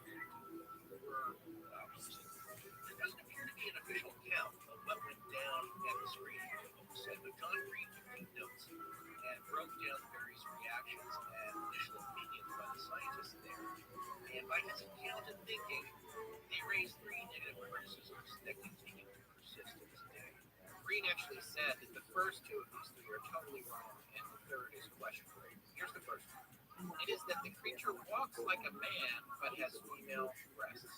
But Green states that since human infants have very large heads compared to other apes, human females have wider pelvises to accommodate their birth. Therefore, they are the only higher primate that has a walk different from a male. If the creature had walked more like a gorilla or ape, but not like a man, it would be more of a sign of his pose. Yeah, I believe that Grover Kratz is the one who recorded these findings much later on, which Green is then adapting to. The second criticism is that the creature appears to have a sagittal crest, which is only seen in male gorillas. Now, a sagittal crest is a ridge of bone that runs from the top of the forehead along the midline sagittal suture to the back of the skull, and is a sign that there are powerful temporalis jaw muscles attached to that ridge of bone necessary for powerful biting and chewing. They appear in mammalian skulls like lions, dogs, cats, bone-billed gorillas, and orangutans, and also in reptile skulls and some dinosaur species like tyrannosaurs. The earliest known robust hominid ancestor in our human lineage, known as Black Skull. Oh, that's a great another pirate name, isn't it? Yeah, Black Skull. Or Paranthropus aethiopicus had the largest sagittal crest ever discovered. Now, looking at Black Skulls reminds me of a conquistador helmet. Yeah, and then it's got that ridge, just to see a picture, it's got, the old Spanish conquistadors, they had that ridge at the top of their helmet put in there for structural soundness and strength. Yes. Now, Green contends that a sagittal crest is related to size, not sex, and this creature, Patty, is larger than a male gorilla. If it didn't have a sagittal crest, it would be more an indication of those. Yeah, to point out, I think where John Green is getting this are from the observations of Grover Kratz for his venture in Sasquatch as being a possibility. He's the noted primatologist and anthropologist. So he knows what he's talking about. He's slouch, like he did a lot of black considering stuff. He also had Irish wolfhounds that he loved, and he was a very young man, and he gave his body to science along with the wolfhounds, and you can see a picture if you look online. I'm not sure where exactly it's located, but you can see his skeleton with the Irish wolfhound up on his back legs, its skeleton. Yeah, it's a cute guy. That's a cool guy. It is. He loves his dogs. It's cute. The third criticism is no higher primate has breasts that are covered in hair. But even though they live only in hotter climates, female apes do have some hair on their breasts. It's reasonable to assume that a creature climatized to colder weather could have much more. Green goes on to note that none of the scientists present, primatologists or physical anthropologists, and that their comments were made after only a brief screening with no time to do any further research or opinion. So keep in mind, they're looking at it once on a projector, absorbing everything that represents it, and making a bunch of calls right there. Yeah, so it's an initial reaction by people who would be naturally skeptical and but that was just off the top of the dome. These three objections that popped up. So to be fair, what John Rourke is saying is that you can't bag on too much for that one show. Just once. These two frames, and they didn't ask for a repeat showing.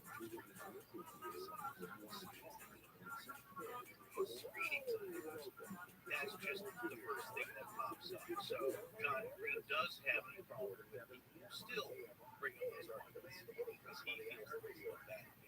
By the end of 1967, they had a total of 7 scientific screenings, with one later in So that was how Patty became known to scientific community. At least very few, very, very, very few would even bother with it, sadly. Well, I'm not going to bother with that. I'm not going to dignify that with you. It's kind of like, hey, we found a coelacanth. Like, really? That's been extinct for millions of years. I'm not even looking at that. Yeah. Or it's that guy who said the old sperm rolls on the way out. Anyway, that was Ivan T. Sanderson's position too, that you shouldn't be too quick to judge because we say this a lot, and then they claim several instances of animals, and lineage is not lost, but popped up later on. Well, speaking of nature and nature films, back in the 70s, there were a lot of nature films that were distributed by grassroots sometimes one personal distribution method called forward. This is where the filmmaker, whoever it was who was exhibiting the film, would take it town to town for local screenings. Do you remember Warren Miller's Steam films? Oh yeah, of course. That's what he did. He got very, very successful off doing just that, where he would just book a theater and take it, and it would get announced to local skiing communities. And people were excited about that, but that's what he was doing. And remember the surfing film, Endless Summer? Oh, yes. I believe that was also foodporn. That's how that became kind of a hit. Yeah, so that was a technique that people were doing when you could rely on major distribution from the studios and distribution companies. Now, remember the fun family movies, Sun Classic films in the 70s? Maybe younger than that. I just recall people don't know the name, but I do because they had a lot of kind of fringy films at the time called indie now, and that's what they did. They had a lot of paranormal things actually that I remember seeing and getting excited about as a kid, but you had to go to the theater. I don't think drive-in, but you had to go to a theater, especially in the mid-70s. They rolled a documentary called Mysterious Monsters about Bigfoot, and this included clips from the PGF, and it was also about a Loch Ness Monster. And this film had aired on CBS, was produced by the Smithsonian Institution. It was quite popular at the time. Now, what the filmmaker did themselves, they had a whole small, basically, just a small company with indie distribution for their own company there. And what they would do is take out ads in the local newspaper. They would run ads on TV stations, and then they would rent a theater for a few days, and then show the movie themselves with their own print and keep the box office sales. Well, that's what Roger Patterson did with the documentary that had his Patty footage. Patterson had agreed to let the BBC use his footage in the documentary that was produced if they agreed to let him include his own footage of his own documentary, including some other footage shot by him and Deanna, and then take that film and compilation on a theater tour in the Pacific Northwest and the Midwest. Now, Al Diatley, again, that's Roger's brother-in-law, Jane's Roger's sister, had estimated that his half of the gross profits from the screenings grossed around $75,000. But some people with inside knowledge, like a gentleman named Glenn Kelly, stated that Diatley made a whole lot more than that off the screenings, and was told by Patterson and others that he didn't get his fair share of it. Yeah, Glenn Kelly, he was an insider of the Wolf's movie, big researcher and author on the subject, and talked to people that were close to Roger and Roger himself around standing by. There was some money being made, but Roger wasn't seeing all that he should. Author Michael McLeod claimed that Diatley admitted to making several $100,000 from the film when it was left over for Roger. Wasn't there enough? Here's the thing about Diatley, and this comes from Greg Warren's book, which I just want to make sure I cite properly. Yeah, that previous fact was also a Greg Warren. Yes. This book is called The Making of Bigfoot, The Inside Stories by Greg Warren, and you can live it anywhere online. So it was published in 2004 by one of his books. Considered kind of the holy grail, I think, for the skeptics. Yeah, the skeptical side of the film being a hoax. We want to make clear, not only so much scientific end of it, but the character end of it. Yeah, the social aspect of the whole film. That's right. It's not very analytical of the film itself. The actual film report, although it is in spots, there's not really a strong scientific approach on that part of it. But what there are is an extensive series of interviews. Now, I have a personal opinion about the nature of the interviews. I think some of them are a little bit, the questioning and the approach is a little bit less than impartial in my opinion, but there's some really great stuff in here that's not documented anywhere else, and there is a whole chapter on Al Diatley. There's a chapter on pretty much all the players. So there's one thing Greg did with the help of his wife. It's kind of amazing some of these papers, collecting all these interviews and hunting down these people and getting answers about, kind of a guy Roger was, what was happening around the So, yeah, and in the name page, just to make things more confusing, again, Greg Warren's wife's name is Patricia or Pat. So we got Pat Long, we got Patricia Patterson, Roger's wife, then we got the Bigfoot creature that we're calling Patty. So there's Patty, Pat, there's a lot of Patty. But anyway, in this book, there's a chapter about Diatley and their interview with him, which they recorded. Quotes from that interview are really fascinating, and it does show a lot of insight into how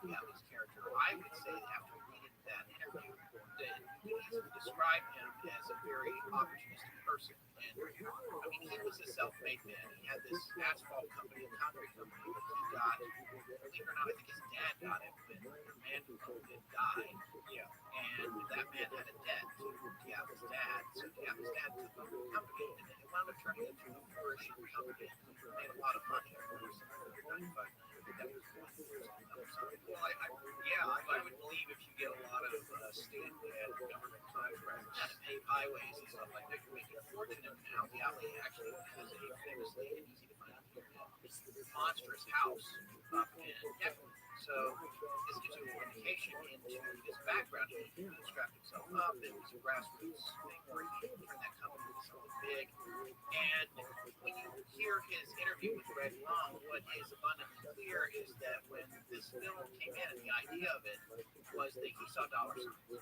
And he saw those dollar signs irrespective of the idea of whether or not he believed in Bigfoot, whether it was real, whether it wasn't. All he knew was there was money to be made. Whatever that suit was packed full of, it was money. If it was a suit. That's the thing, he didn't even care. I don't think he really, I don't think he really cared. I think he was minimally interested in it one way or the other, but really it was an item that popped into his life that he could exploit, I mean, for commercial use. Yes, and towards the end of Long's interview with him, one thing that he said was that he still hadn't really reconciled the whole thing because he was in that camp. He was like, well, you know, I think maybe it might be real. He believes in the film in the end. Now, this is what he said to Rick Long.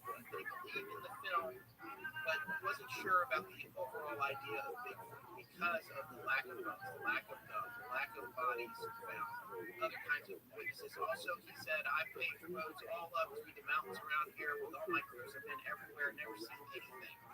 But he didn't stop short of saying that he thought the film was fake, out and out fake. So I think that's really interesting. But the point that I wanted to make here is that when we're thinking about Diablo, it seems a whole lot like Diablo kind of swooped in and said, okay, step aside, I'm going to take care of this. We're going to take this thing all over the country. And it did, and it was incredibly successful. And most of that money did not find its way to Roger.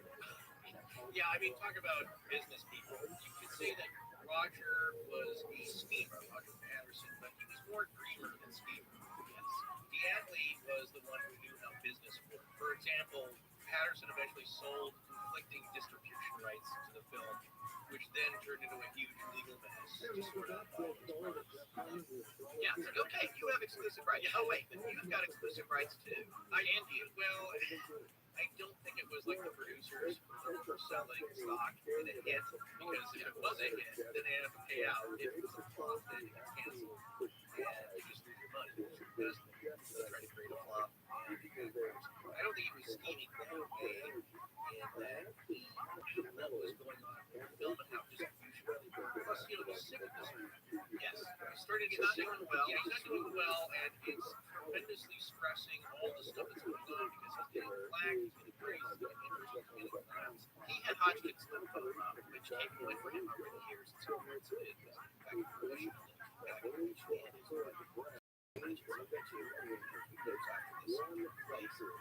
you would think about him being concerned about his family, his wife, and that sort of thing. And this is another thing that I want to say. When you look at the history of Roger Patterson, the situation, the idea of trying to make money off of it, and also the idea of sort of possibly being taken advantage of by members of his own extended family, that all seems plausible. And also, there's nothing wrong to me with him thinking after he got this, he saw this film, thinking, okay, Roger, you mean Roger? Of course, yeah. This is going to be. Look at this movie. I have evidence, the best evidence ever of a Bigfoot. If it's not a hoax, that's what he's thinking. And just because he's thinking that doesn't mean that it necessarily perpetrated a hoax. And also because he's trying to make money off of it, doesn't make him a bad person or an untrustworthy person. Although there's lots of people that we'll talk about his character. We're going to character assassination, which people have gone to great trouble to do with him. I do feel in a lot of ways like Greg Long's book works pretty hard at making Roger look entirely untrustworthy, almost to a point of aggressive. Well, as I say, we can't attack what's in the film. Right, and again, I want to remind everyone, you can talk all you want about all the people that were involved in this project that is anecdotal hearsay, and sure you can interview them, and it's fascinating, and we love interviews, and hey, we've relied on eyewitness testimony ourselves and stories that we've covered, and we know that it has flaws in it, but in this story, what we usually don't get when we talk about a legend on our show or some folklore, we usually don't get hard empirical evidence that you can look at and use your senses to evaluate. And that's what the movie is. So in a lot of ways, you talk to all these people, it's irrelevant to what the film itself is, except I believe that Daniel Perez, it was a good exchanger. I think he was directing Daniel Perez, one of the greats of research. I studied it. One of the first ever people to compile all of these facts up to dates and yeah, lives in Riverside, I believe. And he was one of the first to compile this comprehensive timeline with other authors that are looked to as being corrected. So he was saying like, well, I mean, just look at it. It's like if this was a super, then our scientists today should be able to easily duplicate white heaven. Which just well, this film is thinking of evidence. It ain't that. Sorry, it's just not evidence. Well, I would say you may not like the evidence, but it's better than anecdotal evidence or circumstantial evidence, and that it is something on film you can look to. How is it? That quote is crazy. How is something that's recorded on a hard format not evidence? By definition, evidence. Well, it's the ultimate evidence. What he's saying is that it's not evidence enough for him personally. And not like that, it's an analog format. You can't doctor it with any ease without noticing that it's doctored. Nowadays, digital evidence easy to mess with. Right. Analog evidence not easy at all. In fact, bordering on impossible. Again, I think about it. Don't believe that there is possible at all.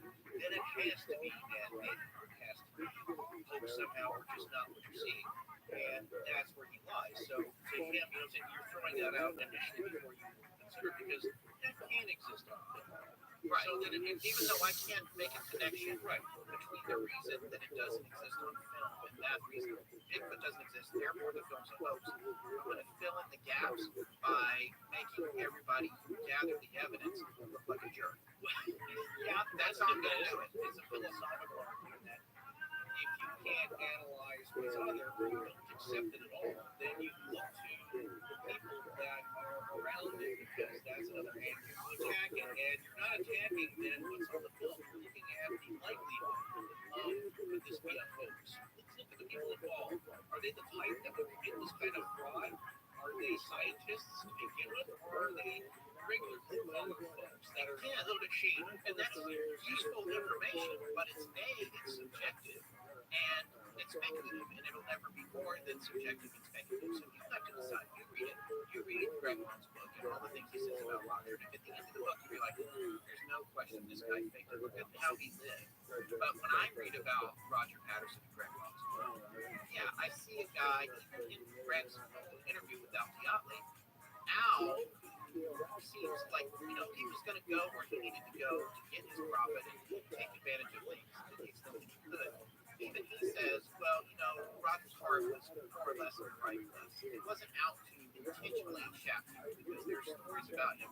Al was saying he always actually, I believe he always actually intended to pay. He just wasn't so good at managing things. And it wasn't that I'm trying to steal this from you. It seems the implication to me seemed to be, and again, we're speculating, but all these interviews are speculative. And also, 25 years after I believe he's Greg Long started in 1995 to get into this. He was interested in Pacific Northwest stories and collecting stuff. He just kind of got into this. A lot of people think that started interviewing others and meeting detective for this, but it's been quite a while after the actual incident happened. So you're asking people to recall something that's right. Getting back to my point, I guess the implication for me was from Al Diatley, they talk a lot about the Patterson family and the kids and the nature of. There's a lot of casting spoilers, I guess. Well, I think control family dynamics, and then it's a deadbeat brother. Not so much a deadbeat, but it's like he's always got these crazy schemes. And I've always asked him to chip in with some money to help him out here and there. And he's kind of amusing, but he's also sometimes kind of annoying, so I give him some money either his way. You know, just that kind of dynamic. And I'm not sure what Roger thought of reality, but just like, well, I got to go to this guy and, you know, try and get him out more. And so I'm loaning to him because I don't have much money of my own. The typical family dynamics. Well, that was a really great thing that you said. I don't know if you made it up or something. You said it was more of a yeah. Did you come up with it?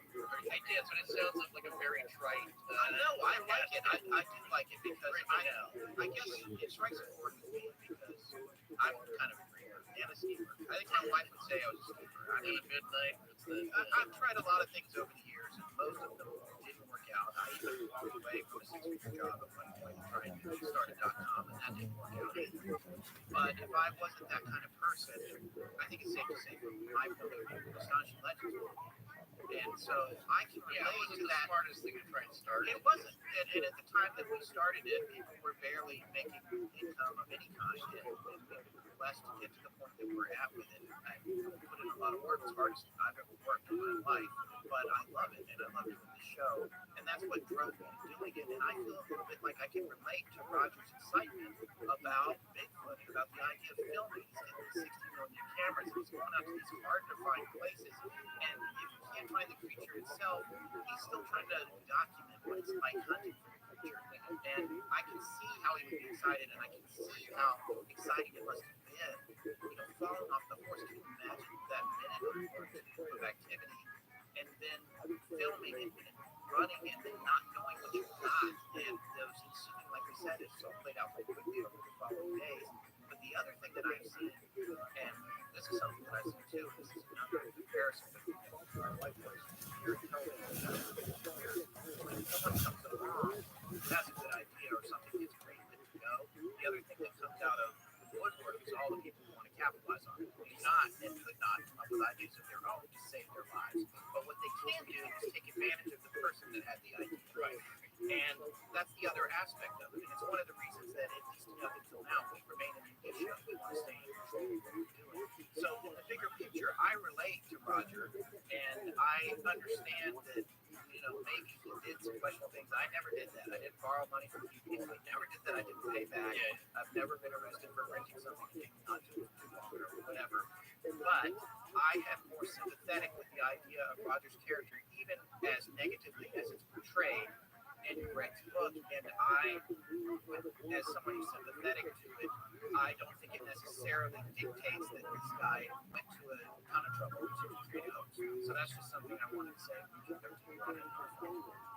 to your point of what his attitude was, it's been said often by Roger that it wasn't the type for a desk job. It wasn't a 9-to-5 kind of guy. He didn't want to be traffic police. That's why he was a cowboy, a rodeo rider, worked outdoors, had, I think at one point he was trying to get pet goats for kids to ride. Have a Angora goats, yeah, little goats, and he made little tiny wagons, and they financed that. They made tiny little wagons, and because he went to a farmer's market type situation, or he went somewhere to a fair repetitive, and he saw people and they were charging the kids to ride the goats, and so he came up with that idea. It reminds me of Kurt Russell's character in Overboard, the original Overboard, when he was trying to do the putt-putt place, and it's kind of a ne'er-do well, but he's like, here's this idea, and who knows, maybe he would have made business with the Angora goat.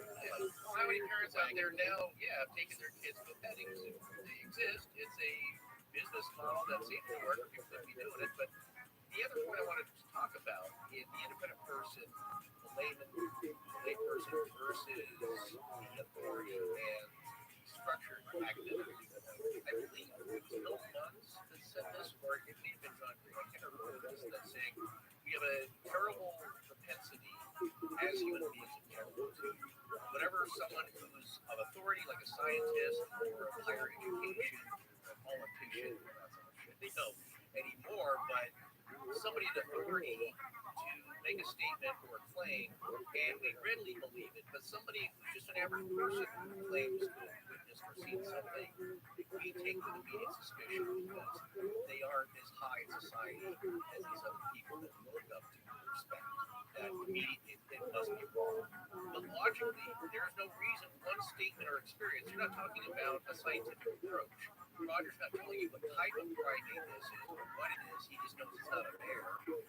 So you don't have to believe his scientific approach. He's just telling you, I got this on film. I'm being honest. There it is. It could have been captured by a team at the Smithsonian. Yeah, I believe that probably more because, they're scientists, like they're coming out saying that. But if one person is a scientist and they say that they believe it, you would like them to believe it. Unless it's something like this, because Dr. Robert France is a scientist in this very field, exactly lot of people shunned him from then on and disbelieved him. So how many scientists would it take? What kind of evidence would you need? Well, you need a lot, and that's what Roger said afterwards.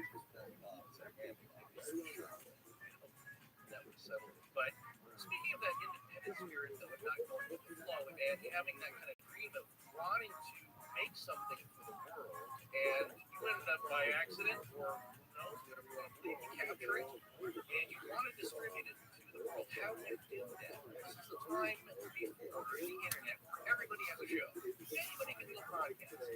Case in point, you and I. Yes. That's one of the problems. Yeah, any moron can get some mics and put themselves out there. Or two morons. Yeah, exactly. It takes two of us to probably one person. But no, anybody can do a show. You can stream it from your phone. Back then, like, well, how do you get a movie show? Well, as we said before, that footballing technique is how you did it. And you didn't make a huge amount of money. Some films, of course, were very popular and made a decent living, let's say, for the people that were distributing a very small company that was, and maybe it was $1 million or $2 million over the course of history, but not like the movie studios now. Certainly it wasn't Netflix or Amazon Studios or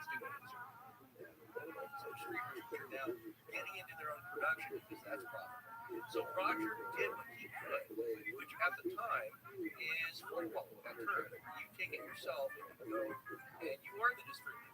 And Patterson was doing his best to promote the film by giving broadcast interviews in towns where the film was being shown, and then telephone appearances and show clips on some major TV talk shows of the day. Tonight Show with Johnny Carson. Remember, of course I remember that. But a lot of young folks don't even know that. He passed away before he was amazing show. Yeah, and the Merv Griffin show, that was a huge one when I was a kid. This one was a little bit before my time. I have some Joey Bishop's talk shows. Late 50s or 60s. Older, I remember that one. Well, along with these appearances and the print articles about Patterson feeling whatever that gained a decent amount of buzz in the U.S. and eventually. As the days get cooler, something super is always in store at the Nord-Reed Superstores. Warm up with super prices on a super selection at 11 convenient locations. From West Covina to the Cerritos Auto Square, Huntington Beach to the Irvine Auto Center, Vista, and San Diego. You're never far from the Nord-Reed Superstore. Shop America's most popular brands: Ford, Lincoln, Hyundai, Genesis, Volkswagen, Toyota, and Honda. We have all your favorite models in stock. Looking to trade? We want to buy your vehicle. Any make, any model, any year. Plus, enjoy total peace of mind with your purchase. Thanks to our exclusive price protection guarantee. If you can find the same new vehicle for less within 5 days, Nord-Reed will pay you the difference to buy your vehicle back. It's that simple. Ready to find your dream ride? Take a test drive today at the Nord-Reed Superstore location closest to you. Like the #1 Honda store in the world in the Cerritos Auto Square. Or shop our entire inventory online anytime at Nordreed.com.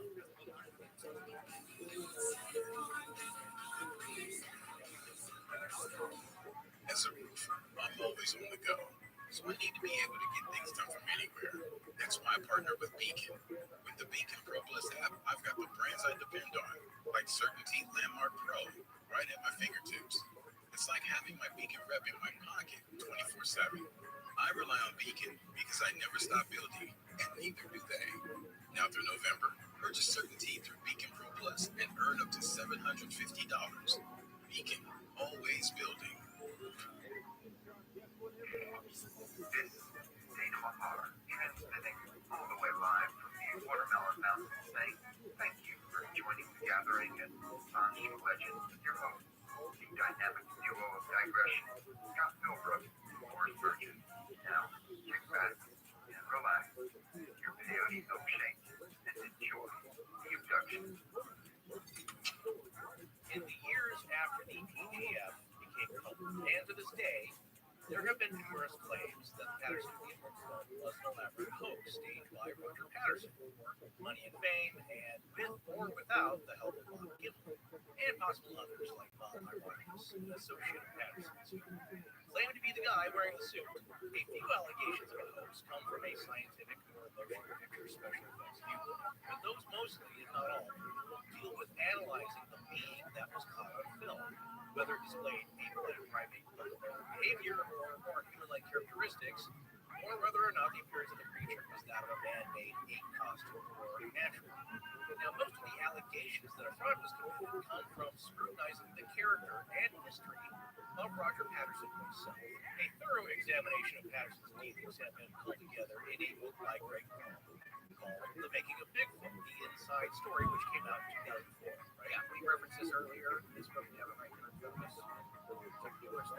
So it's very comprehensive. Well, in terms of interviews, it's a lot of interviews with a lot of people associated with the story. And that way, it's a Bible. I personally don't remember the interviews are as impartial as they should be, but it is very good. Well, he did do that. It's been heavily criticized by those who are proponents of the film's being created. But those who are skeptical of the film will look to that again as overwhelming evidence that Roger Patterson himself is a fraud. And also, the other part that's overwhelming about it is the confirmation bias. But when you look at it, it's definitely a huge slant. There's a lot of, I mean, it's not a trial or a criminal investigation, but I would go so far as to say there's a fair amount of witness. Oh, yeah. So but still, it's good to have them. It's good to get a real sense of people's personalities, especially the chapter on Al Gatley, who was Roger's brother-in-law, who figures very prominently in the overall story of what happened after the film was shot. So, yeah, exactly. And that guy's an interesting character, no matter how much right. Well, you can tell, I think, from the book, and I'm not sure my notes is that he starts to look for a definite thinking and agenda as far as how that he does not believe the film is real, and then the questions thereafter kind of all kind of steer. But if that's your thing, so be it. It's a good resource anyway. You should look at every subject. Well, Greg Long, at least at the time, was a technical writer for a tech firm, and he started collecting years of interviews of Patterson's associates and circumstantial evidence starting in 1995, which generally led him to the conclusion that Patterson was a con man, a charlatan, a shady schemer who was out to hoax the staging of a Bigfoot sighting and then get rich off the film. Right. Well, that can kind of happen when you do stiff people either accidentally or by circumstance or intentionally, and you get enough of those folks together, it doesn't paint the picture. Unfortunately, you end up stiffing a few people by accident or on purpose, whatever the cause is, just by circumstance. People are going to get upset and they're going to have a different picture. Unfortunately, that's what happened to Roger. And also, unfortunately, Roger Patterson died from cancer on January 15, 1917, at the young age of 34, specifically Hodgkin's lymphoma. As we mentioned before, he claimed right to the end that the creature on the film was real and not a hoax. The interesting thing about this is that in our research, we since have covered that Bob visited Roger on his deathbed. And when Roger was near the end, all he was talking to Bob about was getting tranquilizers and going back out there and getting Patty and tranquilizing her and bringing her out so the whole world can see. And again, if he's perpetrating a hoax, he's taking that right up to his dying breath. I just want to make that clear. You can always see both sides of it because Bob, with him, he's sole witness, other witness to this incident. And what I was going to say is that the critics will still say, well, there you go, he just wanted to do it again, make more money, he knows he's dying, he just needs more money for his family. Well, he's on his deathbed, he's not getting up from it, I think he knows that, but that hope never dies, and it's a very powerful motivator in that it also paints a picture for the proponents of the film, saying that he genuinely loved this subject, he was genuine in his pursuits. This event just happened to fall into his lap, so let's be careful what you wish for. And it shows that Roger, in his final days, never gave up that hope, that he was still passionate about it, or even if it was not realistic. Maybe that's the kind of guy who was passionate, maybe a little bit of the Well, Bob Dylan, for his part, has always maintained that he was never part of the hoax. But there is a quote from him that is out there that he was thinking about years later that maybe it was possible that Roger may have fooled him. And that ended up in a 1999 television interview for the show The X Creatures, which is a BBC show. And I believe the producer, Chris Packham, asked Gilman about what he believed about Roger's involvement or his own involvement. And what Bob said was, I was totally convinced that no one could fool me. And of course, I'm an older man now, and I think there could have been the possibility of a hoax. But it would have had to have been really well planned by Roger. So that's the quote you'll see out there on the website. The literature However, we spoke to Bob just recently and asked him about that, and he clarified. He said, well, that was a long time ago. It was just kind of a thought I put out there. So it's not exactly out of context, but it's just a thought. He said, I don't feel that way now. That Bob totally believed what he saw that day and does not believe that Roger hoaxed him. But back then, in 1999, he was an older man, of course, than when the sighting occurred. And he'd given it a lot of years to think about it. And he wondered, like, all right, well, I know what I saw, but maybe it was some kind of elaborate hoax. I don't know. And in the years since then, he's settled on his beliefs firmly. And that's why he's coming out now to the public, giving his opinion after all these years. The other thing that I think that points to is that if he was considering that in 1999, what he was saying, even if he's changed his mind about it, was that as far as he's concerned, it was real. And if it had been a hoax, it certainly didn't involve him because it would have had to involve Roger tricking him. Right. I want that to be clear. If there was a hoax going on, the only way in Bob Hamlin's mind that it even entertained the idea of it was that Roger did it and he didn't know it. And I think that makes it pretty clear that Bob is not part of a hoax, no matter what. Whether Roger hoaxed it or not, and of course we'll talk about that. That's just something to remember when you're looking at the bigger picture of Bob Hamlin's position. Yeah, that's his testimony, so you have to believe him. But I believe if you ever get the chance to speak with him. But getting back to Roger, because of the fact that Roger was dying of cancer, some of the more cynical skeptics argue that he hoaxed it all because he knew he was dying of cancer and he wanted to leave some money to his family to help him out with his expenses after he was gone. Since his years-long quest for Bigfoot and trying to showcase the film had exhausted most of the savings. Now, neither Patterson or Bob Gimlin made much of any money off the sighting and the film, and in a sense, it only caused major problems for his Patterson's supporters would argue that unlike some other get-rich-quick scheme of his, and they weren't huge or nefarious schemes, they were just money-making little schemes, things that he could do to generate some income. Apart from his itinerant work, in that he was not an office worker, but apart from all that, he was genuinely interested always in Bigfoot and proving it existed in the world. And after the film, we continued to look for more evidence in the years after. That's when that deathbed statement becomes clear. Never going to give up this quest. After head around the idea of for something posted prior. Yeah, either you're just insane or you're just obsessed. Well, it seemed more of a money pit passion than a scheme after you start digging into the research. But in the years after all their trouble with the film, both Patterson and Gimlin said they wished they'd shot the richer. Financial gain and also the silence of all the critics. Now, another thing Bob said that he was not motivated. But I'm sure back then, as Roger was dying, and that was 2 years after that sighting, it's like, man, we should have just brought out Bob. Because no scientist is ever going to believe any piece of captured audio or film footage or still photos or maybe even hair samples. You're going to have to bring them the whole thing. And that's what they want. And that's the same for a lot of these skeptics who aren't going to be trusted in anything other than Bigfoot in a cage that we study. But it's like anything else, people will not be satisfied, especially if you don't believe in it or are not willing to believe in it in the first place. Well, and I think they got to a point where Bob was so frustrated by the lack of believers and he was to solve Bob just got to a point where he was like, I wish we had just shot the damn guy. Well, yeah, here it is. Yeah, that's what I'm saying. I'm going back to training horses, right? It's the ghost in the jar proposition. So, dancing dots on the screen from an SLS connected camera. None of that matters. You either have to know personal experience or here's the ghost, he's in a jar asking questions. But you know what? Maybe they wouldn't have been able to shoot a Bigfoot. Think about that? Because like a lot of the people who had a chance to shoot a Bigfoot type creature, one, they didn't end up shooting it because it looked too cute. You're that occasion. I was kind of scared, and yeah, the thought runs through your head. These big guys should capture, shoot this thing, but there's something about it that's too cute, and it freaks people out. And I think that's why some people don't believe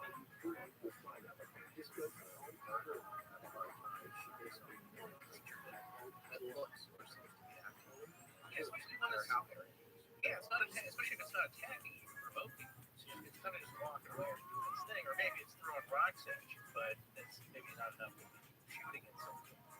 Or it could be like Fred Beck and his coworkers. Speaking of shooting at something, they claimed that they did shoot one or two, and it didn't seem to faze the creatures. So maybe shooting it would have done any good. Anyway, the circumstantial evidence and testimony against Roger Patterson's character behavior is intended not so much to disprove what you actually see on the film, but rather point out the likelihood that he was the kind of guy who would and could perpetrate such an elaborate hoax. Keep in mind, there were and are very few mainstream scientists that would even entertain analyzing the PGF itself, and therefore, there are very few detailed and thorough, serious analyses of the creature. Yeah, we said this before, it's much easier to attack the person than the film, and there's very few people knowledgeable and skilled technical expertise in this area about biomechanics and primatology that would give you a serious critique of what's on the film. So that was frustrating for Roger, but it's also frustrating to people who take this matter seriously, in that they don't debate what you see on the film, or they dismiss a few things with some pat answers without really studying it, like a lot of the scientists did back in 1967 and 68. Well, they have this position, well, Bigfoot can't be real, therefore the film isn't real, so all we do is talk about the people who shot the film. However, the counterpoint to that, and Bill Muntz has this view, and I have this view as well, I'm going to agree with Bill about this. The counterpoint to that is the film is the only thing that matters. That is the hard and careful evidence of what happened. It doesn't really matter how it got shot, who shot it, beyond using that information to determine whether or not it's a hoax. The only thing you should be analyzing is the film itself, and because that is the careful evidence. That is not an anecdote or hearsay or character assassination of the guy who went out and shot it. Then, what you end up with is critiques of the film is that you go after Patterson himself because he's low hanging fruit as far as character assassination attempts, and looking at his past dealings and being dissatisfied with it. And that's basically what Greg did.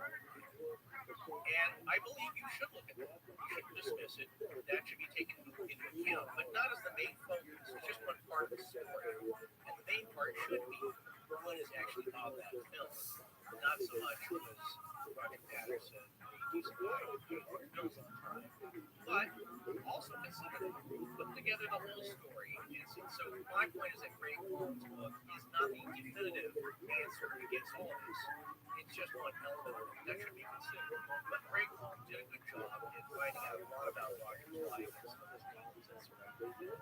They put it all down as a record of what was happening with Roger and his associates during the time and afterwards, and their recollections.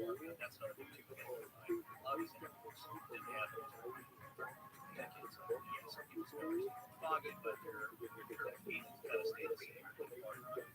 Well, what happened to Patterson right after the film? He was arrested for a few weeks after his return from Korea, when a warrant was issued against him on October 17th because he'd rented the Kodak K116 movie camera back in May and had kept it longer than the return date of the rental agreement. The charges were dropped after he returned the camera. The camera was not cheap. That time cost $369. So back then, that's probably $11,000. Compare it to a decent video camera nowadays. A decent high-def camera, I mean, you get much cheaper than that. But at the time, it's pretty much the equivalent of what you get for motion picture moving images. So that is not a cheap item, and I'm sure that they said about it. $369, 1967, just over 28. So it's a good chunk. But he didn't return it, and he did not go to jail. Again, the picture that you're going to see being put together here is that he is driven and a little loose on the details, and to kind of point to that, pretty long Patterson had been sued by a collection agency, like 21 local creditors. So he owed a few people were out of town. Nothing huge, and it wasn't like you see on the news where somebody embezzles $8 million and takes off to eat. It was not good, let's say. Bill reminders Renee DeHende provided somebody to help out people suit Al Diab and Roger Nutrition in 1974 for his third share of the Felton Markets. Giblin won his case 2 years later. So some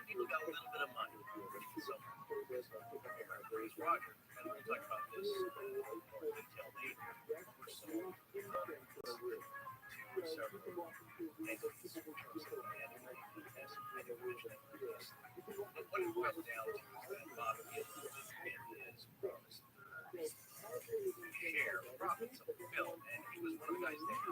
It's called Patterson. Right. So he rightfully sued him. And there are others who become involved with Patterson's endeavors and have lost money, like Ray Coley, who we mentioned previously. Jerry Lee Merritt, a rockabilly musician and toy inventor from Yakima, Patterson had visited Los Angeles in the mid-1960s and lost money in Patterson. Merritt had moved back to Yakima and became Patterson's neighbor when they decided to work together on funding for rock documentary Bigfoot, America's Abominable Selfie. They both traveled down to LA to try and raise funds, trying to ask cowboy film star Roy Rogers for help and trying to sell Patterson's pony ride to some people, but none of it came with much success. Greg Long suggests that Patterson did manage to shoot some of his footage for the documentary and did get an investment of $700 for helping to complete the film from Wilma Bradford and her husband, and had even trademarked the term Bigfoot. Or I guess the copyright on that name, but it doesn't seem like they pursued copyright infringement. However, it seems most of the bigger investors in Rogers film were not interested. Wilma Radford said Patterson paid out a promissory note to pay her $850, and in addition, a 5% stake in any profits from the documentary. That's $700 investment, but she says she never saw any money. These are small amounts, but if you did loan him $700 back then, it's a decent sum of money to put back. And so he was indeed late, but Patterson himself got home. According to Grover Grants, some years after the incident, Patterson got a letter from the U.S. Air Force Service claiming that a Buddhist monastery in Thailand, where he was stationed, had a Bigfoot-type creature locked up. Patterson had contacted Ron Olson, remember the guy who took over Rogers Bigfoot Research Association. He contacted him in order to sell the theatrical rights for the film distribution company, American National Enterprises, for what Olson claimed was a great sum of money. And this was in order to get funds to travel to Thailand to retrieve the beast. Now, I'm not sure how he was going to do that, but that was the plan. It's like, I guess he writes how do you cage on a boat? How do you... I guess so. Well, again, this is the big dreamer part of the podcast. We got one.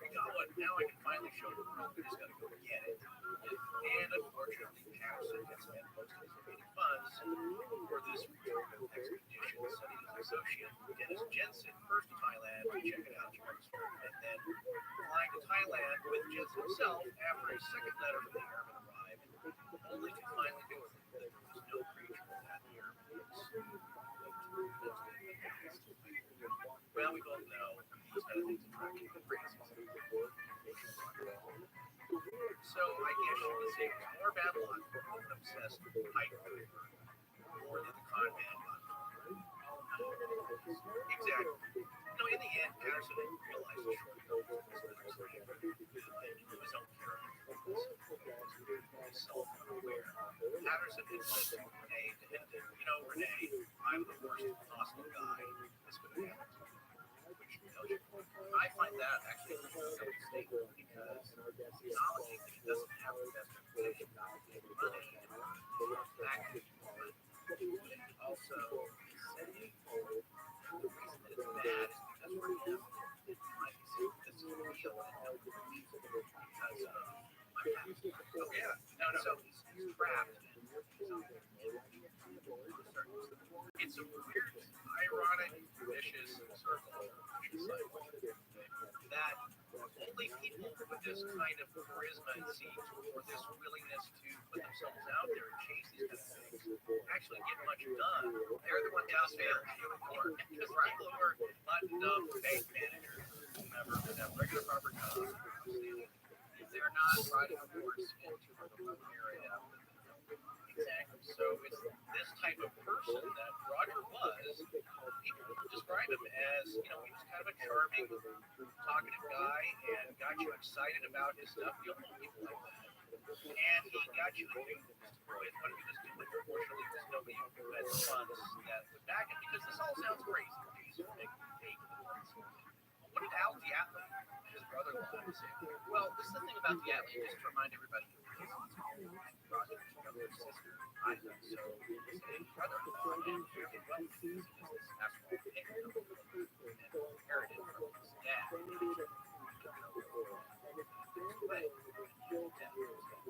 And turned that into a highly profitable venture. But the athlete, if you go to Greg Long's book, you can see Greg Long is pushing the athlete to declare whether or not he thinks the film is a hoax. And one of the things that you learn about the athlete's character is that he appears to be extremely opportunistic, and he seems like he would do anything to make a buck. And in the case of the Patrick Ewing film, he saw some dollars on it, and one of the things he did to make a buck was push Bob Dylan out of the picture and stay on the road.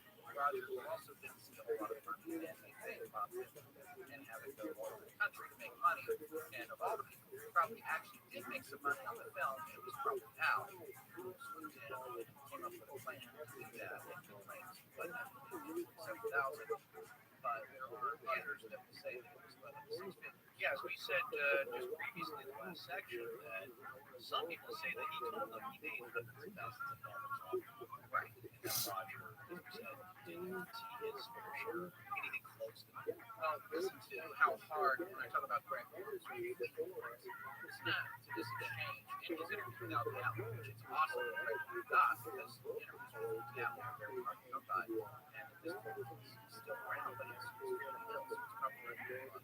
Here's the reasoning behind Al thinking that the Patterson Gimlin film is a hoax. I'm reading from page 269 of the Bigfoot Inside Story by Greg Lawrence. I believe it was a hoax, of course, because my brain kicks in and says, where's the bones? Where's the carcass? There's got to be. It just can't. It just doesn't sound scientific. In the Western United States, where I've built all these roads for all these years, that this could possibly be.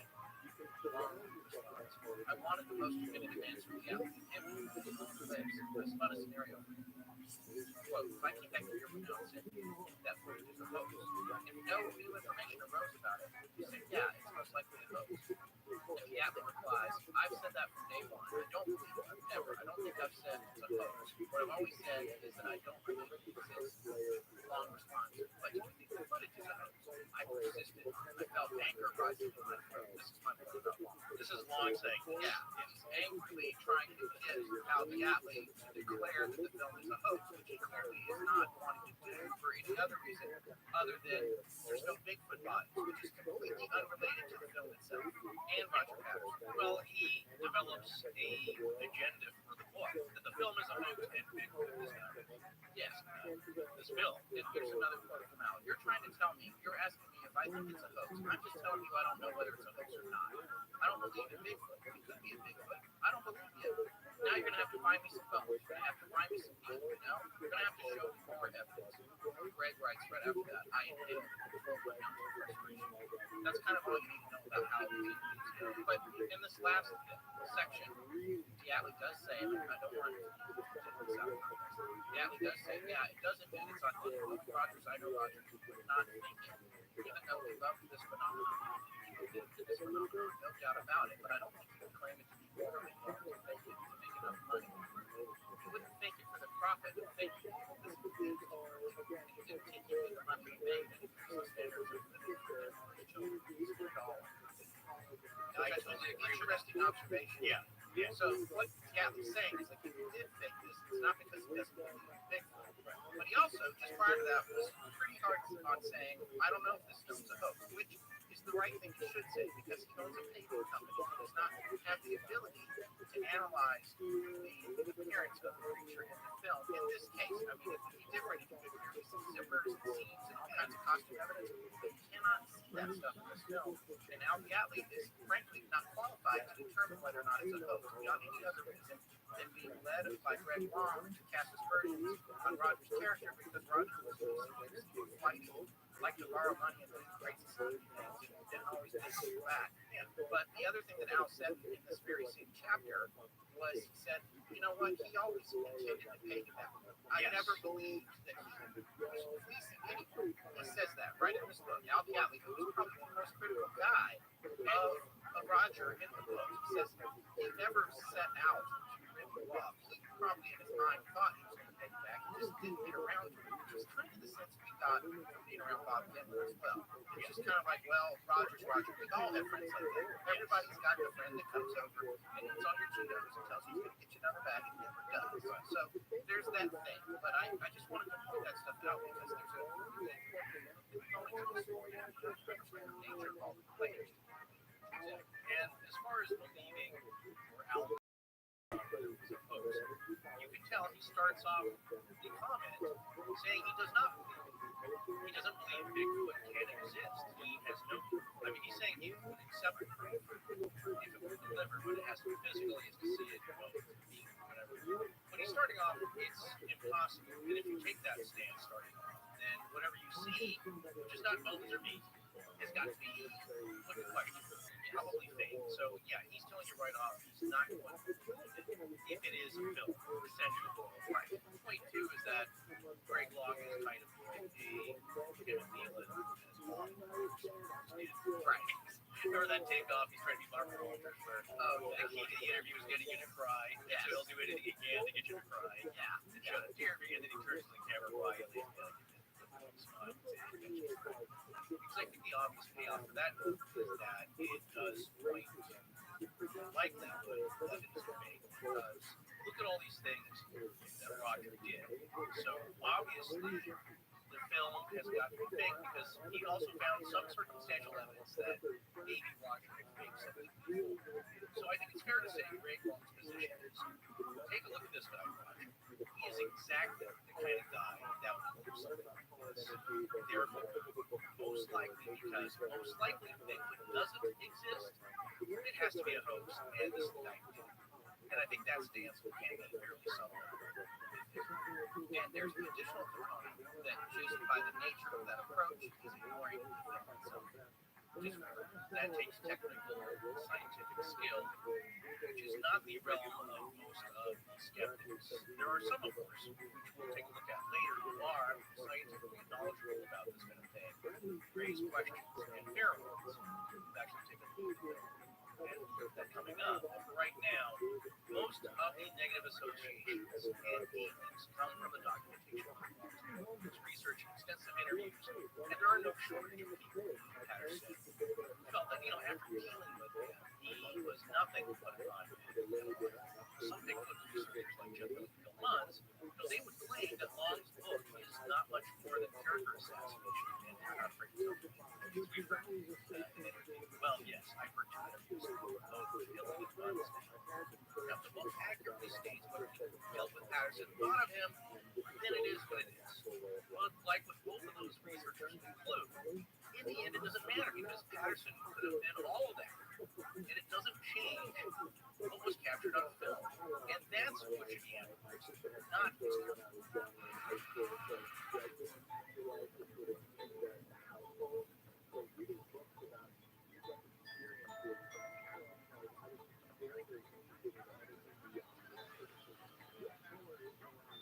That's going to wrap up part 2 of our series on the Patterson Hill. We'll be back next week with part 3. Please remember to subscribe to the show free.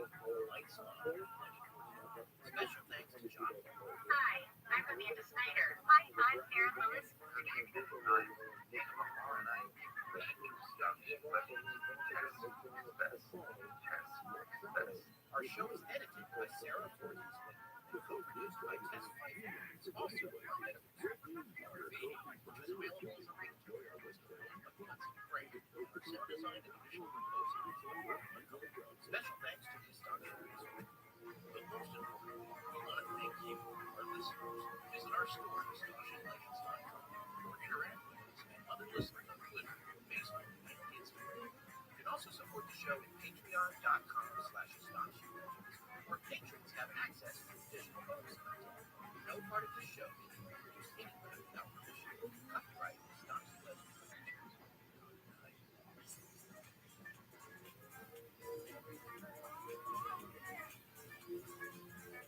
As the days get cooler, something super is always in store at the North Superstore. Warm up with super prices on a super selection at 11 convenient locations. From West Covina to the Cerritos Auto Square, Huntington Beach to the Irvine Auto Center, Vista, and San Diego. You're never far from North Superstore. Shop America's most popular brands. Lincoln, Hyundai, Genesis, Volkswagen, Toyota, and Honda. We have all your favorite models in stock. Looking to trade? We want to buy your vehicle. Any make, any model, any year. Plus enjoy total peace of mind with your purchase. Thanks to our exclusive price protection guarantee. If you can find the same vehicle fast within 5 days, our bank will pay you the difference. Buy your vehicle back. It's that simple. Ready to find your dream ride? Take a test drive today at the ViralRabbi Superstore location closest to you. Like the #1 Honda store in the world in the Cerritos Auto Square. Or shop our entire inventory online anytime at ViralRabbi.com.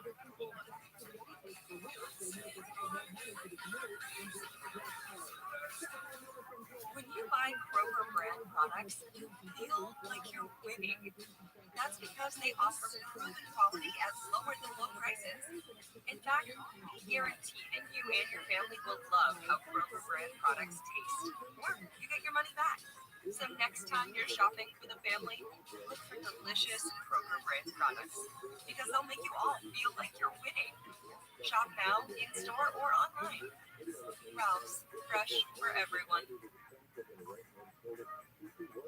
How powerful is the Cox network? So powerful that one day the internet will let your doctor perform miracles from thousands of miles away. Connecting to remote operating room.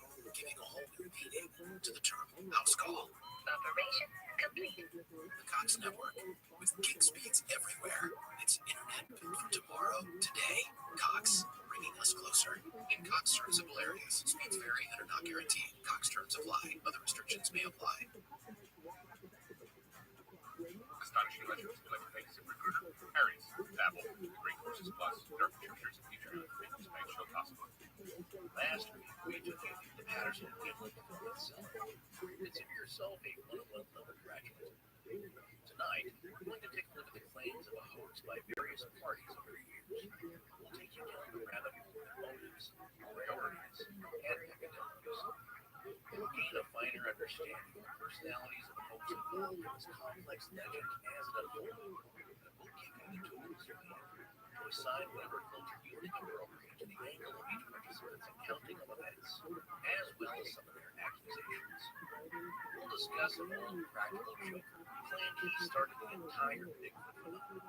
We'll talk about the infamous ape suit man who claimed to We'll cover the folks who said they made that suit and sold it to Roger Patterson, who he called the Philip Morris costume shop in Charlotte, North Carolina, back in 1967.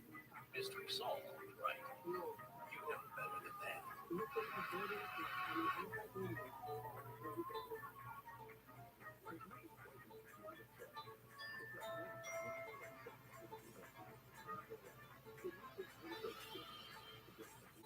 Welcome back to Astonishing Legends. I'm Scott Philbrook, and this is Food Creatures True Believers still cling to the film as the most credible indication that something is out there. Since at this writing, 36 years have passed, and video proof of a hoax has not surfaced.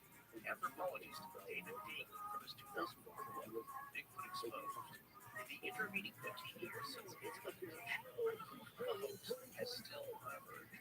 Join us tonight for part 3 of our in-depth series on Patterson Theory. And we're back. Be sure you listen to tonight's outro to hear about a very special show.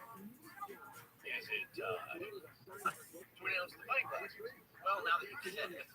Oh, yes. Well, folks, we have fight classes. So yeah, you guys asked for them like 3 years ago. We finally did. There are logo versions of them in the store now. And here's the other thing. This is just the beginning. There are more pint glasses coming, but you must wait.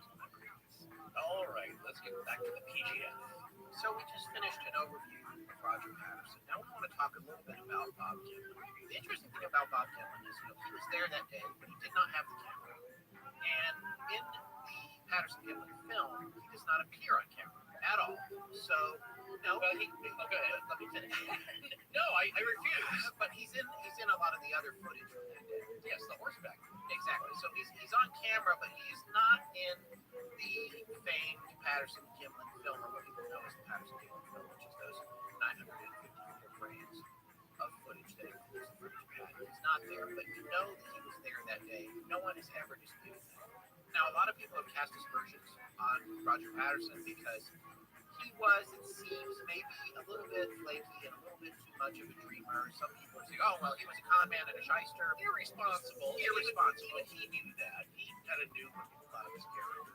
And he let his, I think, ambitions and youthful optimism and exuberance get away from him in some cases. And he wasn't all that buttoned up financially. Well, even in Greg Long's book, which sets it out pretty hard to make Roger look like he should not be believed, even when Greg interviews Al-Diatley, who is definitely an opportunist, and it's clear from his own interview, and I think he can say that to your face if you asked him.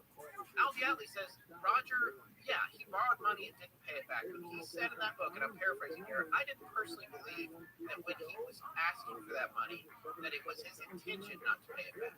It's just the way he was. And we've since done a lot more research and even talked to Bob Gimlin, and our impression of Roger Patterson is that, yeah, he was that guy, but he was still a friend. He was a friend of Bob, and he was not a person that necessarily categorically should not be trusted. Right. He didn't take that money or whatever money he got, say if he borrowed the money from some potential investors, then go out and buy a jet ski. Right. He took that money to further his research into Bigfoot. That you can say obsessed and to a fault, and it's a good use of that particular expression. But getting on to Bob Gimlin, this is from this point forward here tonight anyway, this gets to be a little bit the tale of the two Bobs. We've got Bob Gimlin and Bob Hieronymus. Now, Bob Gimlin is a lot more famous than Bob Hieronymus. Bob Gimlin is the Bob Gimlin of the Patterson Gimlin film. Yes. Bob Hieronymus found some fame associated with this a little bit later on. Bob Gimlin, though, and I think you can say this pretty much across the board, no matter how much research you do, nobody has ever accused Bob of having any of the personality traits that they've accused Roger of having. They have questioned some of his story kind of changing a little bit, or some details being fuzzy here and there. But the more you look at it, the more you realize that when somebody's telling the same story over and over for decades, yeah, things get a little askew, because that's just how memory works. But the variances in what he says are not wide. They're pretty narrow. Yeah, because his initial estimates visually of the creature, he would say he revised later, but that was a time of great excitement and just mind-blowing. What am I looking at here? I mean, that's how he describes it in films. It's just, he believed to this day, since the beginning, that it was an organic, natural creature. It was not an imposter of something. It was not a guy in a suit. It was not a bear. It was something totally different that he'd never seen before, even on movies and TV, and he didn't know what it was. So in that kind of momentary state of shock, and then when you first get questioned about it, right afterwards, your initial estimates about what you see are not always clear until you give it some time, sit and think about it, and really go back through your memory and adjust it, because you were in a great state of excitement, and when people are asking you right after it happened, yeah, you're not always thinking clearly. So that's what Bob would say. It's like, yeah, I just didn't grasp this right away. We thought the same thing happened with Roger, is that Roger increased his, I think, the height by a foot and the weight, but like I said before, these gentlemen were very familiar with large animals, horses and cattle especially, so I would trust them a lot more than the average person to judge the weight of a large creature. I think the other thing to keep in mind is that even though Bob was out there, he didn't necessarily believe in Bigfoot until he came around that tree and Patty was standing there. Yeah, he didn't know what to think. He just thought, like I said, if there's any similarities with Roger, you find her friends that they're both avid outdoorsmen, very skilled. They both had that cowboy spirit, which is just get out there, have fun, ride horses. I mean, they were both exhausted, but why not go on an adventure? These were not couch potato kind of guys. They got out there and did stuff. And as Scott said, really, a lot of his argument, when it comes down to the circumstantial evidence, this testimony by different people who said they didn't wear, it really boils down to Bob Hieronymus, Bob Gimlin, because Bob Hieronymus says, yeah, Bob Gimlin was in on it. He was in on the hoax the whole time. And Bob Gimlin has always flatly denied this. No, I was not in any way. So the next thing we're going to do here is take a look at a lot of the questions that people have been asking over the years, researchers and those who believe Bob Gimlin and those who don't believe Bob Gimlin. We're going to take a look at all the circumstances surrounding his part of this story. Right, so there are a few suspicions about Bob Gimlin because he was there, and it's one of those scenarios that you're darned if you do, darned if you don't. No matter what you do, somebody's going to think that's suspicious. And in Bob's case, well, he helped out a little tiny bit to help promote the film for a short while at the beginning, but for the most part, he didn't participate in the appearances, mostly because he couldn't be away from his job. He still had a full-time job to do, and he had to provide for his family, put biscuits on the table, as he said in his Fresno appearance. Also, his wife was getting pretty upset with being harassed at her job as a bank teller. She moved to a position where she didn't have to deal with the public as much and their constant ridicule. So imagine being a bank teller. Every third customer is like, "Oh, your husband's the Bigfoot guy," So that constant ridicule and attention greatly upset and disappointed her. And Bob felt really bad about it, so he curtailed a lot of his connection to the film. But this scrutiny started at the very beginning for Bob because he was absent during the first film screening that Sunday after the encounter.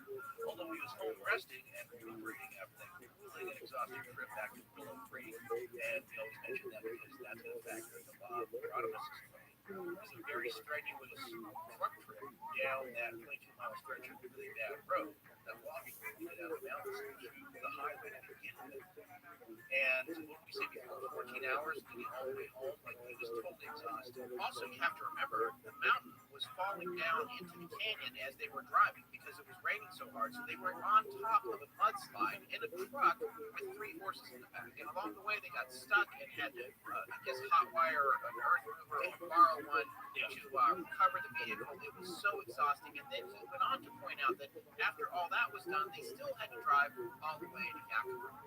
And at that point, all he could do was sleep. He was exhausted. So the next day, when they were showing the film, he couldn't care less. He was so tired he wanted to rest. And I think that makes sense. Yeah, I imagine he thought, well, I'll see it at some point. Yeah, I'm sure he was excited. Where's he going? He just saw it in person. Yeah, I'm sure if Roger told him, hey, we got something on film. You're not going to believe this. We captured it. He'd be great. Can't wait to see it. But first, I'm going to rest up. Like I said, he was there. So he had the best high definition viewing you can imagine. But forever on from that point, he was under scrutiny because of his seeming lack of involvement in the promotion of the film afterwards, and his unwillingness to talk about the encounter in the years after it or to give interviews. Basically, people suspected Bob was in cahoots with Roger, had some involvement with the hoax, or that he had been unknowingly hoaxed by Roger. Bob is now 87 years old as of this recording, and he is determined to set the record straight about the event and talk about his involvement with it and what he personally believes to be the truth. One of the things he explained when we saw him in Fresno just a few days ago was that Roger Patterson didn't have a regular full-time job. And Al Diatley, Roger got a lot of money from, owned his own successful company, so they could afford in their own ways to travel around promoting this film. And I think we indicated earlier, Diatley clearly saw dollar signs, probably not even caring if the creature in the film was real or not. What he saw was something that they could take around and make a lot of money on. So it seems to me like he took over. He pushed Roger aside. He got in the captain's seat. He said, we're going to take this film all over the country. We're going to make money. And Roger may have even said, what about Bob? And Al Diatley went, who's Bob? It was that kind of situation. Well, then it turns out, while this film was touring around the country, a friend of Bob's, who I think had been a lumberjack, who had gotten injured, I remember Bob saying he got injured and got messed up some kind of way, had heard that the film was in town, and he wanted to go see Bob. This was some other part of the country. I can't remember where it was, but a good ways away. Yeah. So the guy goes to the event where it's supposed to be a screening of the Patterson-Gimlin film with Roger Patterson and Bob Gimlin. The guy goes in, Bob is not there. It's some other guy dressed looks like Bob. And Bob's friend stood up and said, that's not Bob. And the guy was escorted, thrown out of the building by the security. They had a Gimlin imposter. But this little anecdote to tell you what kind of means they were willing to go to just promote the film. And the way that we heard it is that this wasn't so much Roger's idea to sideline Bob. Seemingly, it was more Al's because he was that Machiavellian businessman type where he says, well, what are we going to do?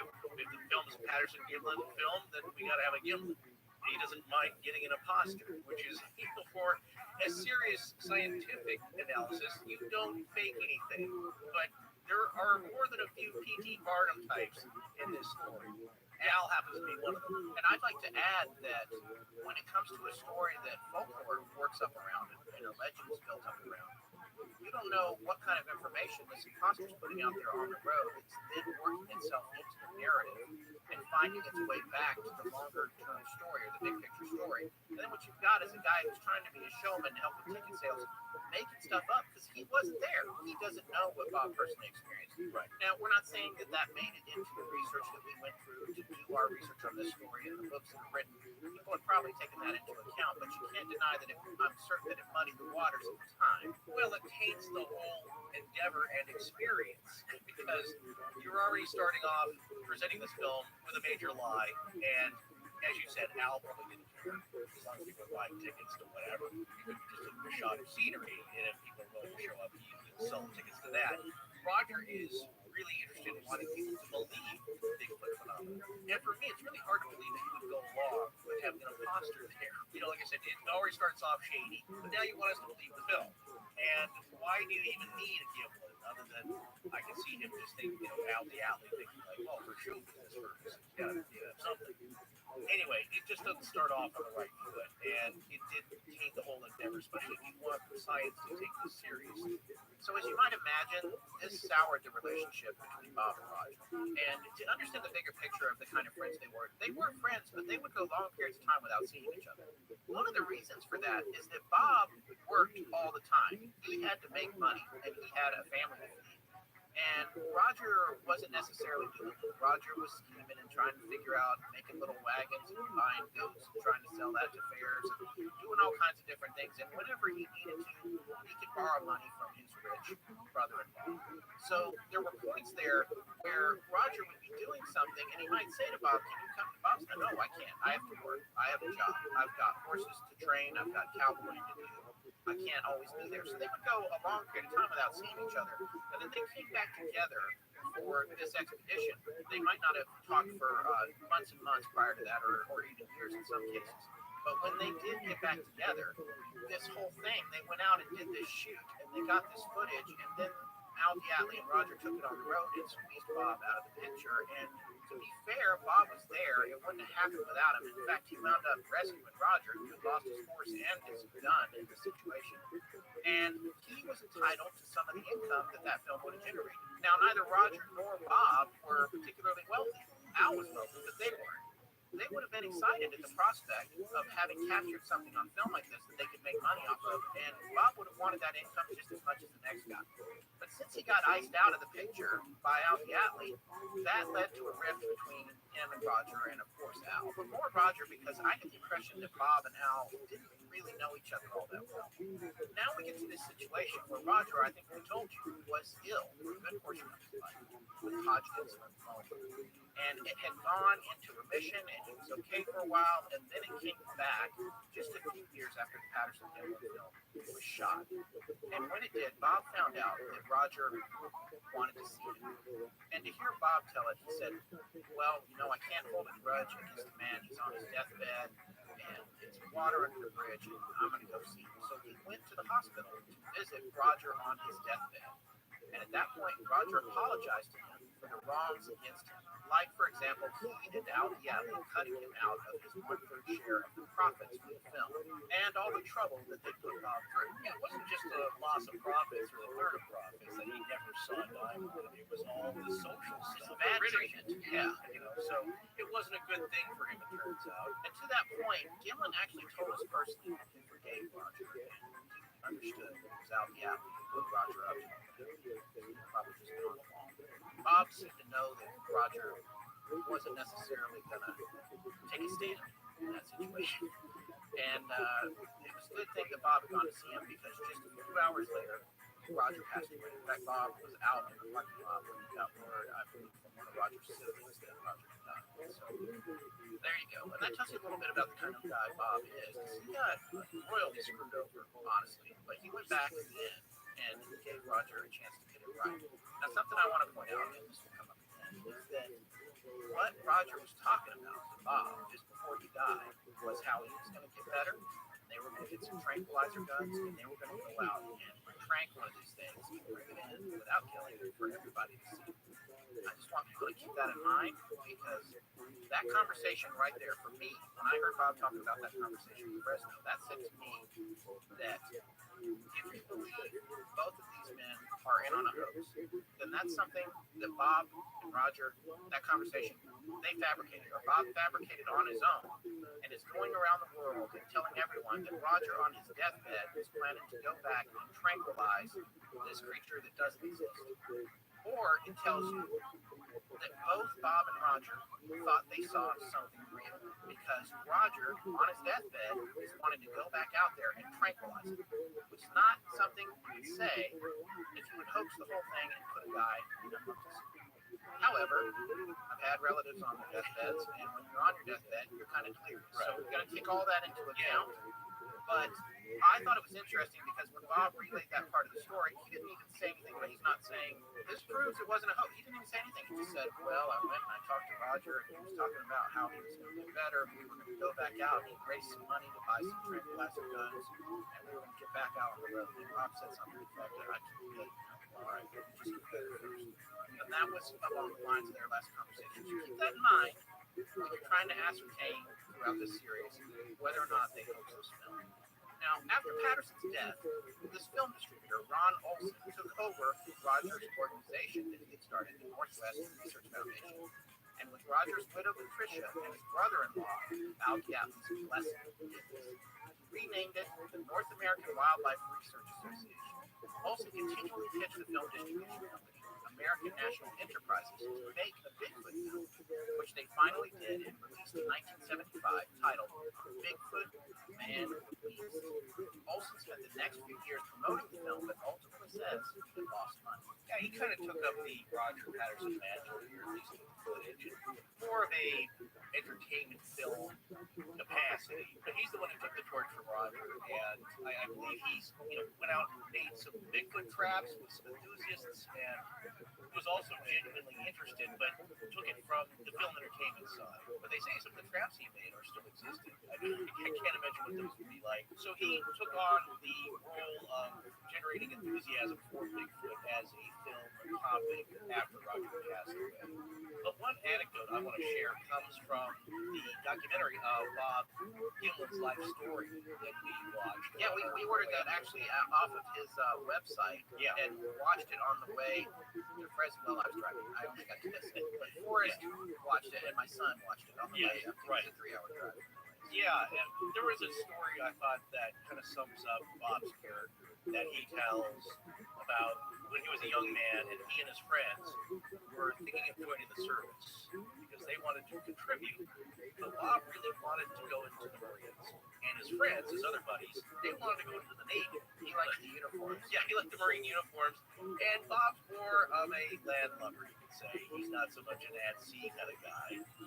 But for whatever reason, they thought, I think it would be easier duty, so they were all for going into the Navy.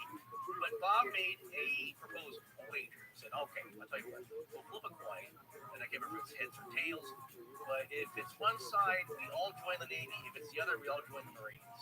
They very hesitantly, I think, agreed, because they just want to see Bob flip the coin. Well, as it turns out, with the coin toss, the Navy won.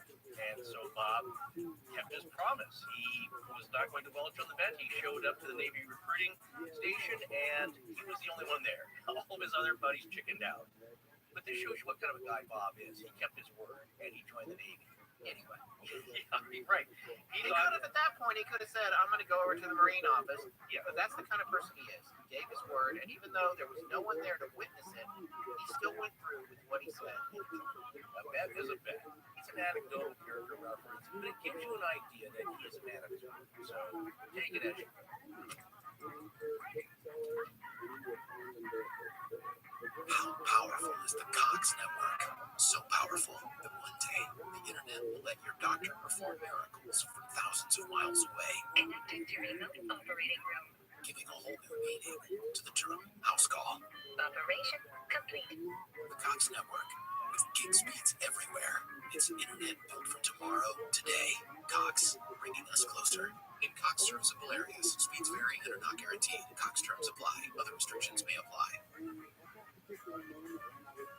As the days get cooler, something super is always in store at the Norbury Superstores. Warm up with super prices on a super selection at 11 convenient locations. From West Covina to the Cerritos Auto Square, Huntington Beach to the Irvine Auto Center, Vista, and San Diego. You're never far from the Norbury Superstore. Shop America's most popular brands: Ford, Lincoln, Hyundai, Genesis, Volkswagen, Toyota, and Honda. We have all your favorite new models in stock. Looking to trade? We want to buy your vehicle. Any make, any model, any year. Plus, enjoy total peace of mind with your purchase thanks to our exclusive price protection guarantee. If you can find the same vehicle for less within 5 days, our rate will pay you the difference to buy your vehicle back. It's that simple. Ready to find your dream ride? Take a test drive today at the Norbury Superstore location. Closest to you, like the #1 Honda store in the world in the Cerritos Auto Square. Or shop our entire inventory online anytime at norbury.com.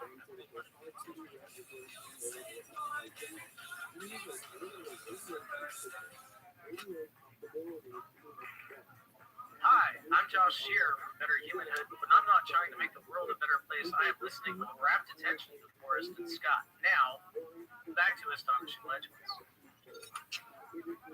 So, getting back to the tale of the two Bobs, that's the first Bob and the biggest Bob in the story, Bob Kemper. There is another Bob. His name is Bob Hieronymus, and his story comes up whenever you start to dig even a little into the Patterson-Gimlin film. He's a physically much larger Bob. He's much bigger than Bob Gimlin, and also has a major part in the claims that this story was a hoax. He plays a major role because of what he came through with. Because on January 30th, 1999, this former associate of Roger Patterson's, Bob Hieronymus, a Yakima resident, came forward in a press release issued by his lawyer via a story in the Yakima newspaper that he was the man in the ape suit in the Patterson-Gimlin film. Bob Hieronymus' claims are detailed along with various testimonies from his family and associates in Greg Long's book, The Making of Bigfoot, going back to the time of the incident. And it's an important notation in Greg Long's book that he actually interviewed Bob Hieronymus and got the whole story down. Yes, and that's really the first place that it came through in detail. Yeah, I would say good on Greg Long for getting that interview with Hieronymus, because it's not easy to find a good interview with him. I mean, you still feel like Greg was digging the interview a little bit. Yeah, he wanted him to say certain things. He wanted him to say certain things, but the fact of the matter is, he did document a conversation with Bob Hieronymus about whether or not he wore his suit for the Patterson-Gimlin.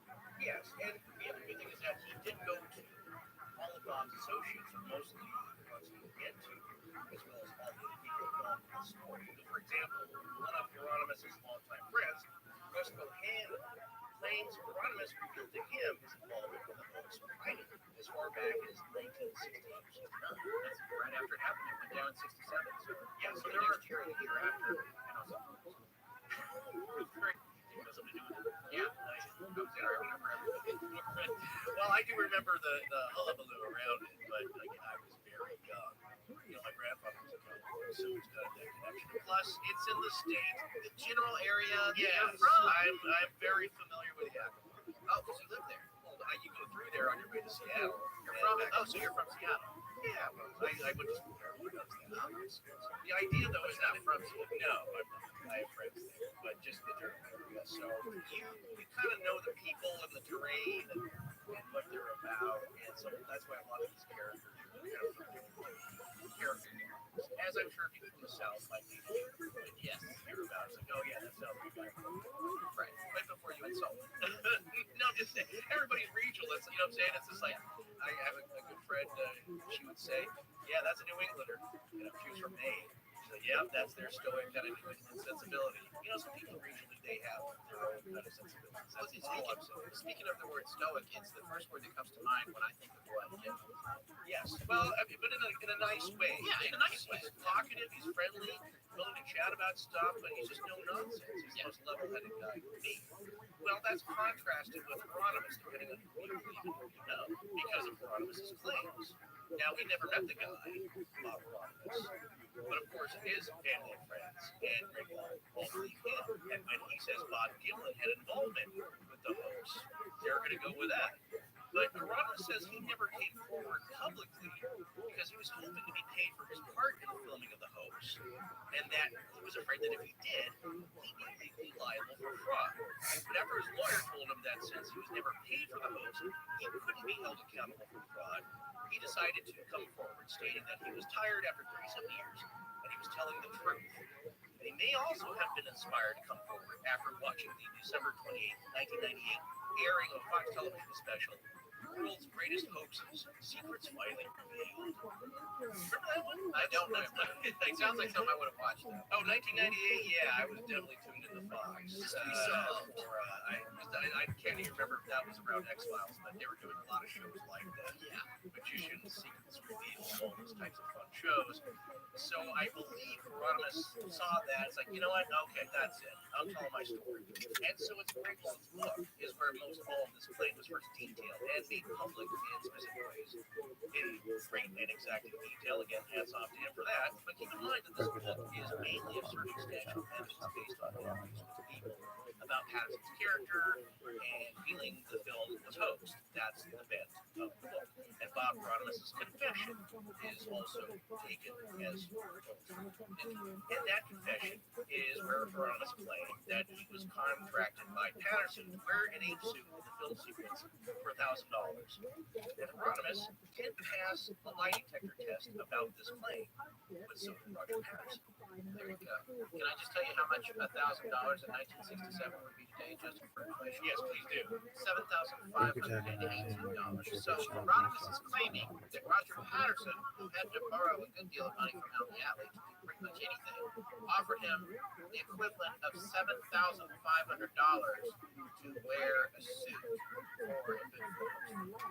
Right, where you can look at that and contrast it. Well, maybe he had the money. To me, it makes more sense that if Roger had a little bit of money, he just would have bought that Kodak K100 16mm camera for $400 and owned it, rather than continually rent it because he had a lot of plans for filming, not just one scene with an ape suit. Yeah, so as we'll go through the comparisons here about the stories of Bob Hieronymus and those who come forward and claim the film was a hoax, keep these things in mind. Some of them make sense, some of them less sense. Going back to the lie detector test that Forrest mentioned a second ago, just to get a little more specific about the one that Bob Hieronymus took, it was administered by Jim McCormick, who was a certified polygraph examiner. And there's a quote here about results of that test in Greg Hall's book on page 210 in the chapter called Macintyre. Results of up to 75-minute examination showed the man was telling the truth when asked about having worn the Bigfoot suit in the 1967 film.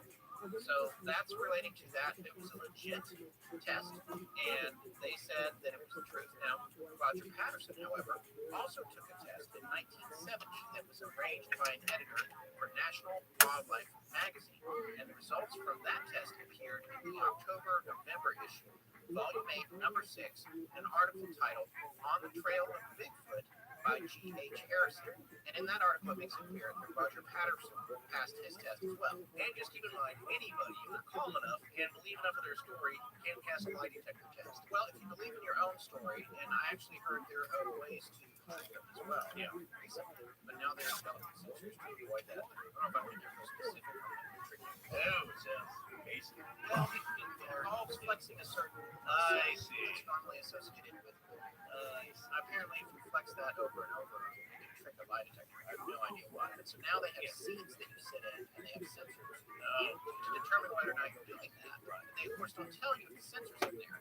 So that they can see that you're trying the subterfuge of butt flexing. Right. Anyway, or well, the more you know. Yeah. How those work very basically the old-fashioned lie detectors that measures heart rate response, I believe moisture on the skin, maybe, all these things. When people are lying, they get kind of nervous. And it's not like you're giving a long explanation. Your answers are yes or no. Yeah. So the question, the example case, Jim McCormick did contract work for the Yakima Police Department. Yes. Found him. And also, there was a second test done, which Hieronymus also passed, done by the PAX cable TV show that was airing on May 17th, 2005, and that was administered by Engel, because I think it was a big TV. Yeah, that show was a big deal. They are constantly putting people on lie detectors on that show. Right. Well, there's a reason it's not admissible in court anymore, but it will give you a good idea of maybe who's lying if they're really nervous, because what it does is measures your responses to long questions, not front-loaded, but basically it's like, are you the man who wore the suit on October 20th, 1967, and you just say yes or no. It's not like, well, I did wear the suit, but I look partially for the morning, and then, they just want yes or answers. That's the baseline it establishes, because it has to be that simple. Yes. Conversely, if you are really nervous and you're not sure about your answers, but you're telling the truth, you can also fail a lie detector test. And that's why they are not admissible in court. It's not foolproof. So you can take this both ways. They both passed a lie detector test. They might both be lying. They might both be telling the truth in some way. So there you go. But people often compare it to that. Well, there you go. They passed or they failed.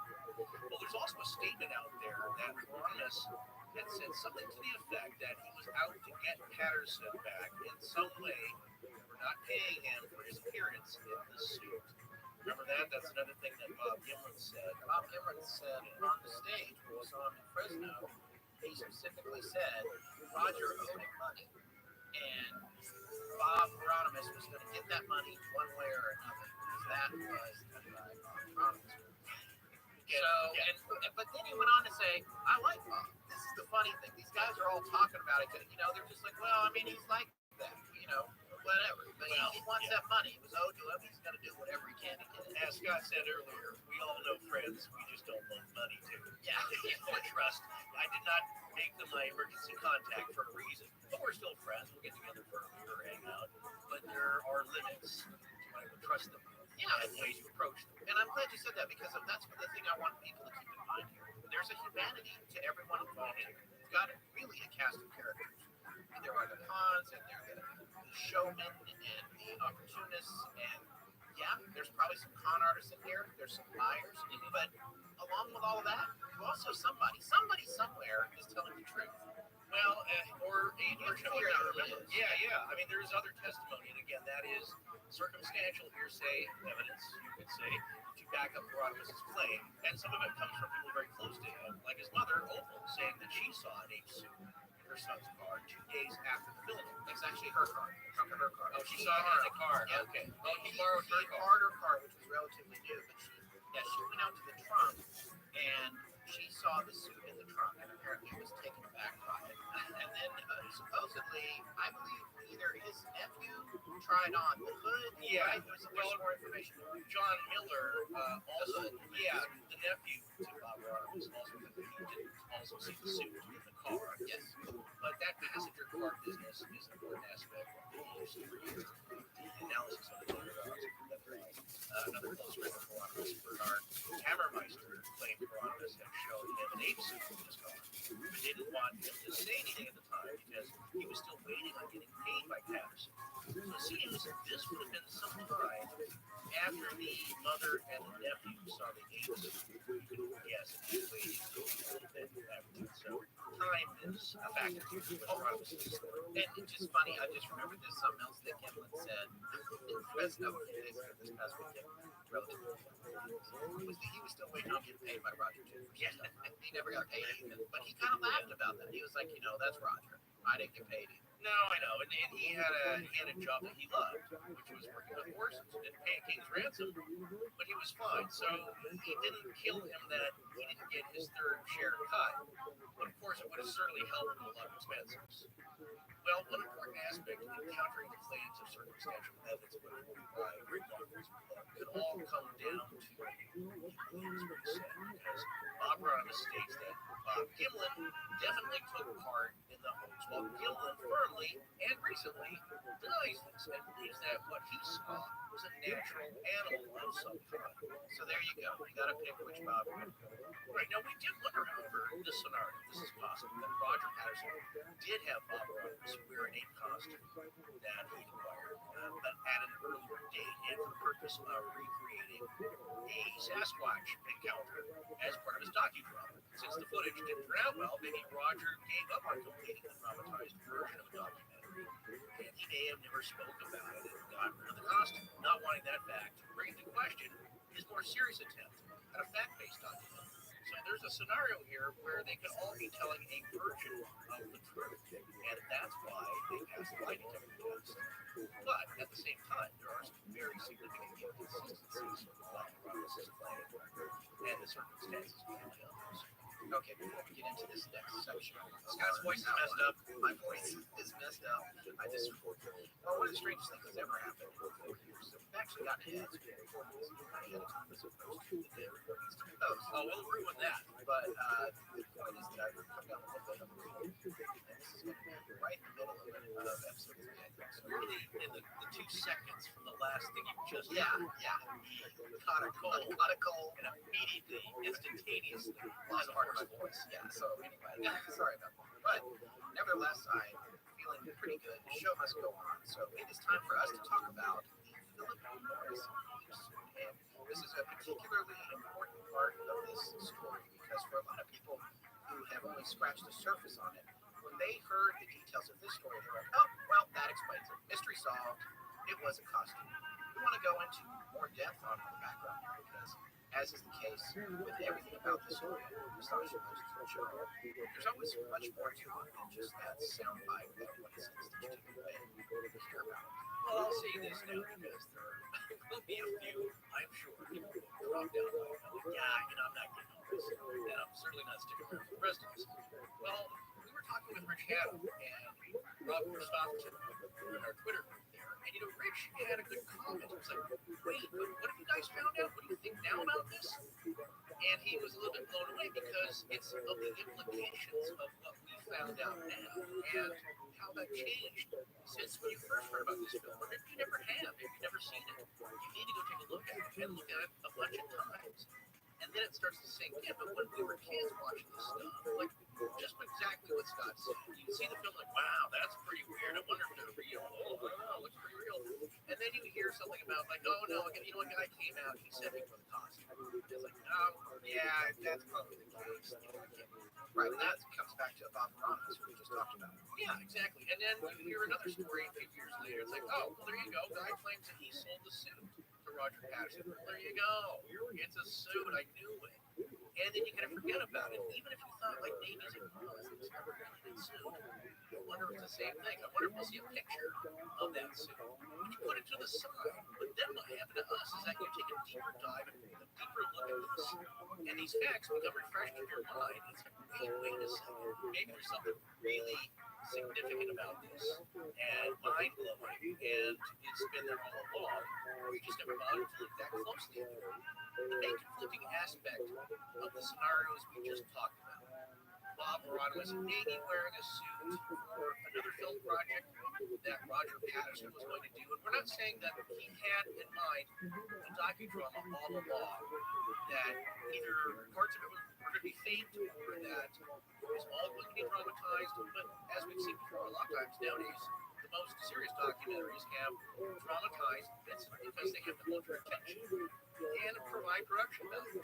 And we just talking heads. So I think that was the idea with Roger. If there was going to be any bit of dramatization at all, just to dramatize the parts of these anecdotal stories he heard, that was the first idea, perhaps, for his story. Right, and the claim of him shooting a docudrama, a lot of that is speculative. Some of it is based on 2 interviews with Greg Barnes, one with a rockabilly musician who was a childhood friend of Roger Patterson's and Jerry right, and another gentleman whose name was Ballard. And they just said, well, he was working on this docudrama. There was also information that Bob was going to wear a gimlet, and play a tracker. So there was this idea that there was reenactments. And to your point, Forrest, reenactments, and this is what everyone should remember, if they're doing Bigfoot research and they're trying to make documentaries and also if you're doing them to raise more money for more expeditions to find any evidence of Bigfoot, then the reenactment, the idea of the reenactment, that's what you do to entertain. That's what every single episode of Unsolved Mysteries is. It's a reenactment. They weren't there when it happened. They were, well, they did the dramas one where they drink from a skull, but yes, that was the case with the kids. That's how you do that. So that's just something to consider. That doesn't necessarily mean that everything you film for the rest of your life is reenactment. So that's just something that we wanted to point out. And coming back around to the idea that the whole concept of the docudrama is a little bit hearsay, usually based on testimony of people, but it's not something that we've ever heard directly from Roger Patterson. We did ask Bob Gimlin about that if he was opposed to doing that, and we'll have to dig through transcripts from people. We may get to that later. Right now, this is what those answers. That was the idea. Of the wise Apache tracker, Native American tracker, that was part of it. Remember that the idea for the first film project for Roger was the cowboys that were hunting Bigfoot with this old prospector and this wise Indian tracker going to be played by Bob, wearing a wig, and that they were going to a flashback tell the stories of these Bigfoot encounters by these old timers. So that was the first idea. But as we all know, especially when people make films, you start off with one idea and it's like, well, that's not panning out. Let's switch to something else.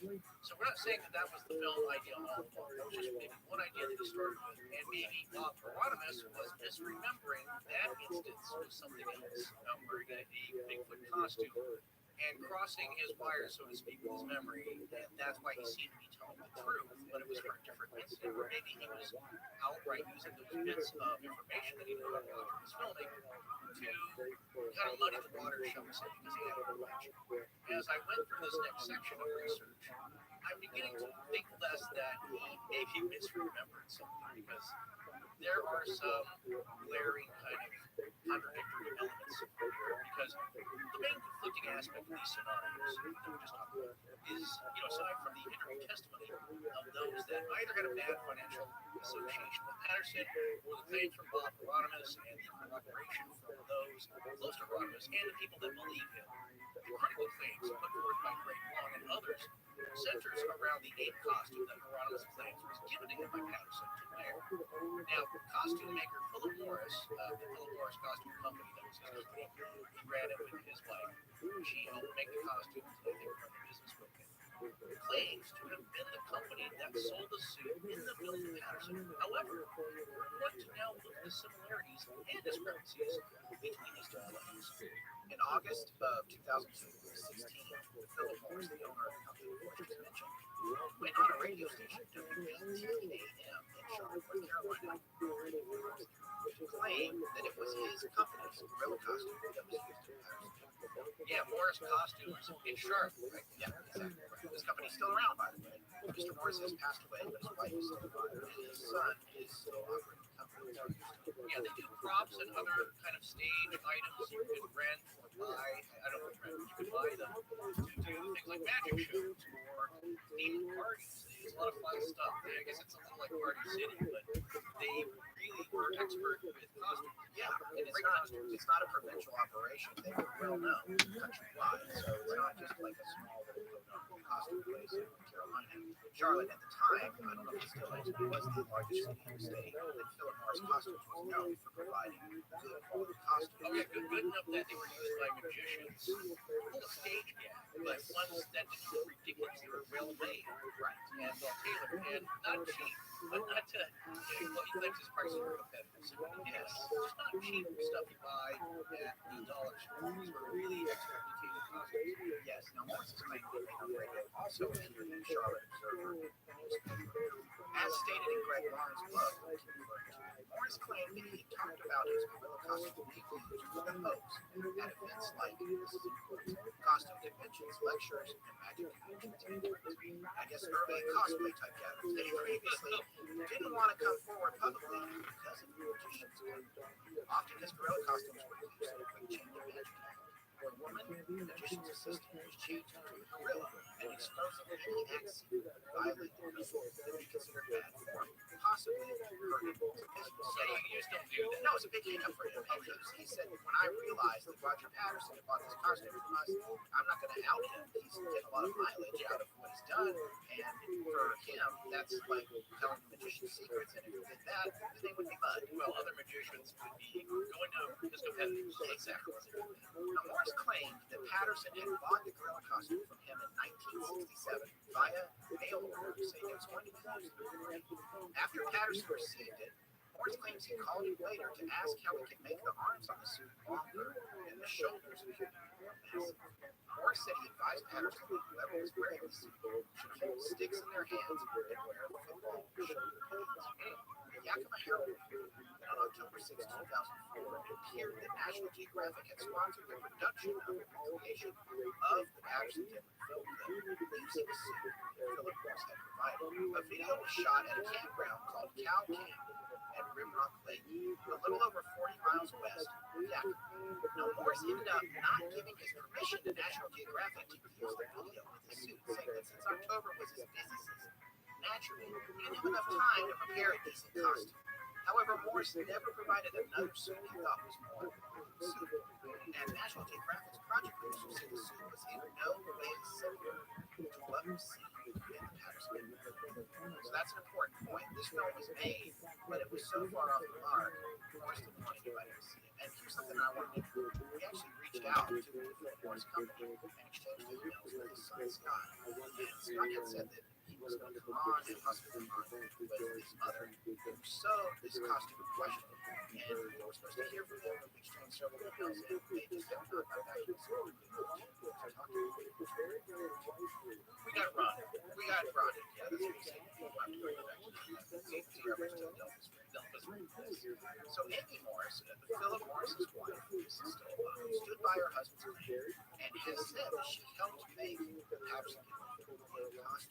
However, they haven't yet provided any suit they said was the same or similar as the one in the film, nor provided any documentation about a suit of theirs that could have been made in 1967. So this is what's interesting about that. At one point, I heard some talk in some of our research about a receipt. We've not seen a receipt. We've seen no photograph of a costume that looks similar.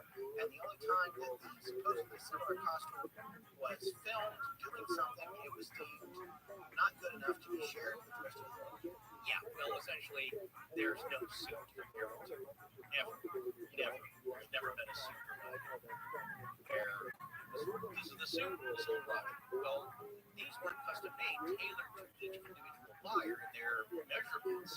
And I don't want to say that they were mass produced, but it's not like these were all individual suits. So they should have been able to provide the same or similar suit for people to see that they claim was sold to Roger, because they were selling to other magicians, not just Roger. So that's never happened. And I said this before, I can't remember what I said now. It's been talking so much about this. But it's like the Met Scare. When you say, like, oh, yeah, our company manufactures steel balls, stainless steel balls, just like that. That's what it is. It's for a giant ball valve. And that's it. Well, that's fine. Let's see it. And no one's ever done that. It's like, okay, so let people measure it. Is it exactly the same? Because I can't buy into that any more than it's Bigfoot. Then you claim it's out in the woods, you have to put it. Because it's also hearsay. It's like, all right, that's fine. Well, let's see the suit. Let's see the steel ball. In those two cases, that's not happening. But a lot of people hang up the controversy just on that and leave it alone. There you go. So it's his. Also relying on hearsay. You hear people talk about something big in the paper as far as him getting sued by 21 different people in town for how they felt about it. But in a sense, it's hearsay. So let's get back to the actual items. So in any case, that is one problem with the film was